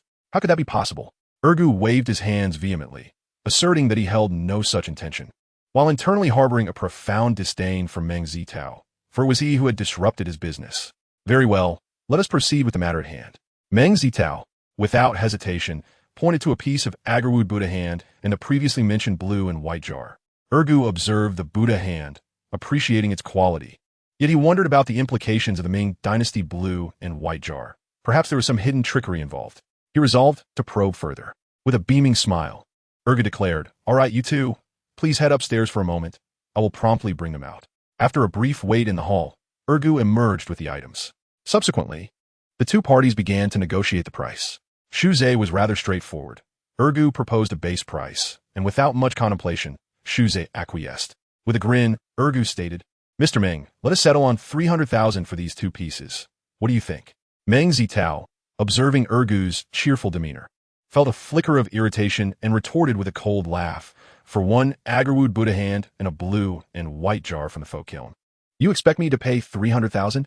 Ergo, somewhat aggrieved, replied, "Mr. Meng, as this is your first visit here, you may not be aware that some items are consigned for sale by the owners, and the pricing is determined by them. I am powerless in this matter.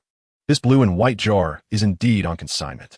Noticing Xu Zhe shrug, Meng Zitao inquired, "Then how much is this folk kiln blue and white jar?" The seller replied, "At least 200,000. Ergo remarked, "To be honest, I find this quite challenging, so I can only offer you a discount on another item." Meng Zitao smiled broadly. "Then I shall not put you in a difficult position. I will take this Buddha hand." "Are you certain you do not want it?"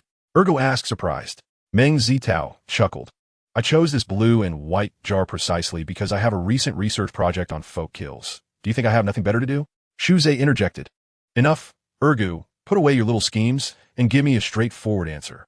"Xu Xiao, it's not that I'm unwilling to accommodate you. The seller has indeed set these terms," Ergo replied innocently. Xu Zhe laughed heartily. "Ergo, do you think that since you're about to leave, your confidence has soared? Very well, I do not concern myself with others, but if you, a mere nobody, manage to walk out of Jinling, then I, Xu, shall take your surname." Indeed, Ergo's thoughts aligned closely with Xu Zhe's. He believed that as he was about to depart, could Xu Zhe truly pursue him to the ends of the earth? Moreover, with surveillance equipment present, he was skeptical that Xu Zhe could do anything to him. Thus, the usually submissive Ergo felt a surge of defiance, directing his anger towards the man who had disrupted his business, Meng Zitao. However, upon hearing Xu Zhe's words, Ergo was reminded of the immense power the Xu family wielded. They could easily threaten his life with just a twisted smile. The notion of surveillance equipment was trivial. Could a mere statement from the footage condemn Xu Zhe? Such a thought was utterly fanciful. Realizing this, Ergo became anxious. "Xu Xiao, please calm down. I truly did not mean it that way. How about this? Let us present these two items to Teacher Meng." "No, it should be just as it is. I am not in need of such trifles." Meng Zitao firmly declined. "Teacher Meng, I understand that you are not lacking in these few coins, but this is merely a token of my appreciation. Please accept it." Ergo bowed deeply, almost on the verge of kneeling. Yet, Meng Zitao remained steadfast. "There is no merit without reward." Ergo quickly suggested, "Then perhaps you could just offer a token amount."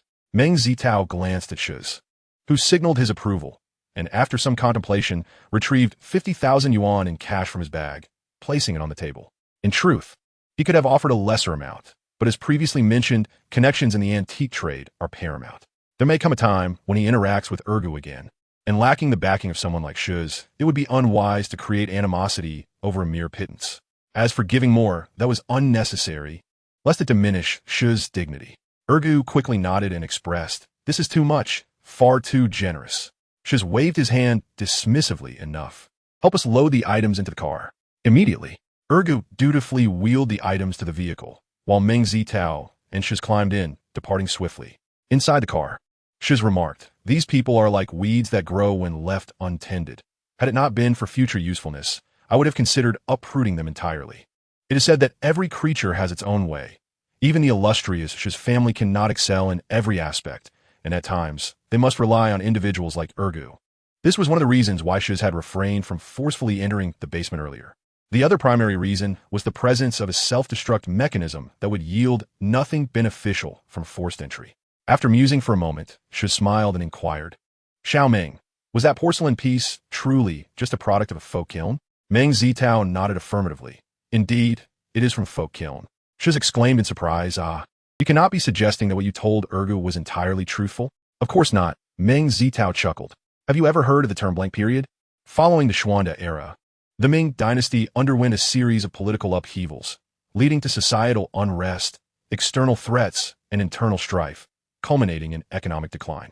The blank period refers to the Zhengde, Jingtai, and Tianshun reigns, spanning nearly 30 years. During this tumultuous time, the porcelain industry in the capital was significantly affected, resulting in the near cessation of official kiln production. To date, no pieces with definitive dates or inscriptions from this era have been discovered among the surviving artifacts or excavated items.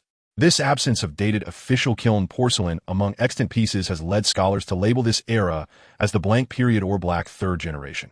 Shuz quickly grasped the implication. "So, you mean that blue and white jar is a folk kiln piece from the blank period?" Meng Zitao affirmed, "If I am not mistaken. It should be a folk kiln work from the Jingtai period." Shuz, intrigued, replied, "Please stop the car. I wish to take a closer look." "Very well." Meng Zitao halted the vehicle, allowing Shuz to retrieve the exquisite blue and white jar. He scrutinized it closely and inquired, "Zitao, how do you ascertain that it dates back to the Jingtai period?" Meng Zitao replied, "I haven't had the chance to examine it in detail. But let me discuss the blue material and brushwork. During the Jingtai period, the color palette predominantly utilized domestic materials with low cobalt content, resulting in vibrant hues that adeptly depict dynamic scenes of human activity, which is precisely exemplified by this jar." Indeed, Shuz nodded in agreement. Meng Zitao continued, "Moreover, examining the artistry reveals a clear and structured composition, with a sense of openness and meticulous detail.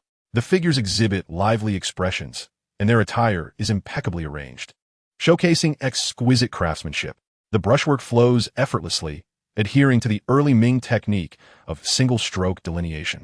The portrayal of flowing clouds and figures is distinctive, reflecting an exceptional level of artistic skill with a pronounced sense of grace. Additionally, the depiction of flora and fauna bears evident characteristics of the era, embodying the quintessential traits of the blank period. Coupled with the natural patina, I firmly believe this is undoubtedly a Binyao piece from the Jingtai period. As Shuz examined it further, he remarked, "You are correct. The jar's body is somewhat coarse, with a white sandy base. The glaze is relatively thick, containing tiny bubbles. The glaze exhibits a bluish tint with a jade-like texture. The cobalt areas present a deep blue, leaning towards grayish-black with brown speckles, while the thinner cobalt sections display a pale, gray-green hue, lacking vibrancy. These attributes are also characteristic of the Jingtai period." Chapter 75, An Incident. After Meng Zitao's elucidation and his own observations, Shuz confirmed that this was indeed a blue and white jar from the Jingtai period. Although it was merely a Binyao creation, its quality was commendable, and considering it was a product from the blank period, rarity equates to value. Thus, its market worth should be around 4 to 500,000 yuan. Meng Zitao chuckled, "I was once an amateur, scouring for bargains, perusing all available information. Moreover, I possess a good memory, which allows me to recall relevant data promptly when questions arise. However, my knowledge is largely rote memorization, lacking practical experience. While I may be familiar enough to discuss it, mastery eludes me." Shuz responded with a smile, "Your humility is commendable. In the realm of antiques, rote memory is indeed crucial. Your sharp memory places you ahead of others, enabling you to achieve results with less effort. Thus, in the pursuit of expertise in antiques, innate talent is undeniably vital. Meng Zitao offered a modest compliment.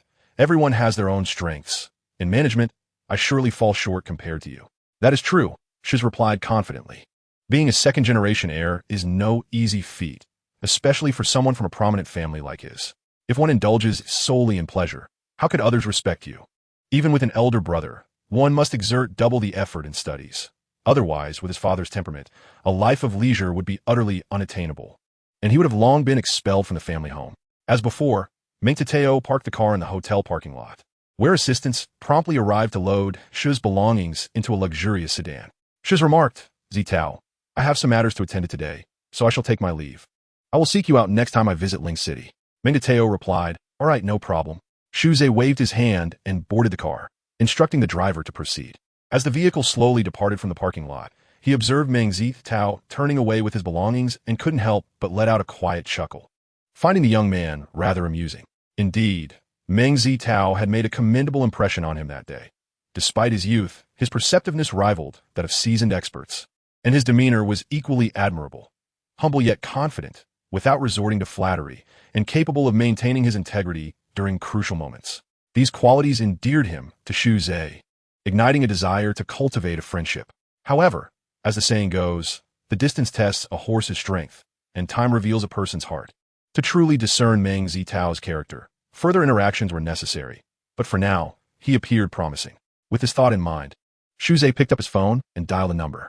The following day, after breakfast, Meng Zitao immersed himself in some reading until it approached 9 o'clock, at which point he set off for the antique street.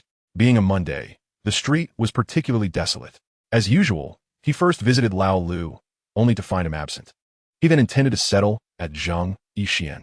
At that moment, Lao Niu waved to him from a distance. Upon reaching him, Lao Niu remarked, Xiao Meng, something transpired here yesterday. What happened? Meng Zitao inquired eagerly. With a sigh, Lao Niu explained, well, that hefty fellow claimed the items were gifts and insisted on an explanation. Gifts? Who would believe such nonsense? Meng Zitao shook his head. Given that the man possessed a modicum of cleverness, it was hard to fathom he would be oblivious to his own lack of discernment. If the items were indeed gifts, why would he not seek the counsel of a knowledgeable appraiser? After all, if a genuine gift turned out to be a counterfeit, it could lead to disastrous consequences. Lao Niu continued, I also believe that fellow was merely stirring up trouble. But what can one do when he has a bit of influence? Besides being an outsider, what reason is there to expect him to be reasonable? Meng Zitao shrugged. If it comes to that, a lawsuit may be the only recourse. By the way, whose shop was involved? This left Meng Zitao momentarily speechless, a classic case of self-inflicted misfortune. So how was the situation resolved? That hefty fellow ended up in the station, Lao Niu revealed unexpectedly. Ah, was it not because someone nearly lost their life? Lao Niu sighed deeply. Yesterday, when a hefty man and his group were about to resort to violence, Manager Qing intervened to mediate. Unfortunately, in the scuffle, a young man beside the hefty one struck him on the back of the head, leaving him motionless on the ground. I heard this morning that he had just escaped danger. Quite the turmoil, wouldn't you say? Lao Niu lamented. What can old Zhao do? He intends to sell the shop now. Business was already lackluster, and after this incident, he has even less motivation to continue. Upon hearing this, Meng Zitao fell into contemplation. Since Zhao Taipeng was planning to sell the shop, perhaps he could consider taking it over. However, after reflecting on the shop size and location, he ultimately abandoned the idea. After a brief chat with Lao Niu, Meng Zitao made his way to Zheng Yishuan. As expected, the love-struck Cheng Qiheng was there, playfully teasing Wang Menghan. Meng Zitao chuckled. I say, you two, aren't you worried that Uncle Wang might walk in unexpectedly? Are you perhaps feeling a twinge of jealousy? Cheng Qiheng laughed heartily. Wang Menghan chimed in. Menggu, you're 24 now. Should I introduce you to a girlfriend? I can find someone who has plump or slender, tall or short, whatever you prefer. The mention of this topic caused Meng Zitao to appear somewhat flustered. As he waved his hands dismissively, let us skip that. I'd like to enjoy a couple more carefree years. Cheng Qiheng, with a peculiar expression, remarked, you wouldn't have a penchant for the same sex, would you? Get lost, I'm straight, all right. Meng Zitao retorted with a laugh. Upon hearing this, an image of a delicate-faced girl with flowing long hair immediately surfaced in Meng Zitao's mind. Was this infatuation? On one hand, he had only seen her a few times. On the other, Why did she leave such a profound impression? Cheng Qiheng burst into laughter. I told you, spill the beans. Naturally, Meng Zitao vehemently denied it. Just then, Wang Zhixian entered the room. What are you all chatting about, so lively? He inquired with a smile. We were discussing Zitao's crush, Cheng Qiheng teased. Meng Zitao quickly refuted. No, Uncle Wang, please don't listen to his nonsense. Cheng Qiheng chuckled. You're flustered. That's a classic sign of guilt. You're the one who is guilty, Meng Zitao retorted. After a few more moments of laughter, Wang Zhixian said, all right, young Meng is still quite young.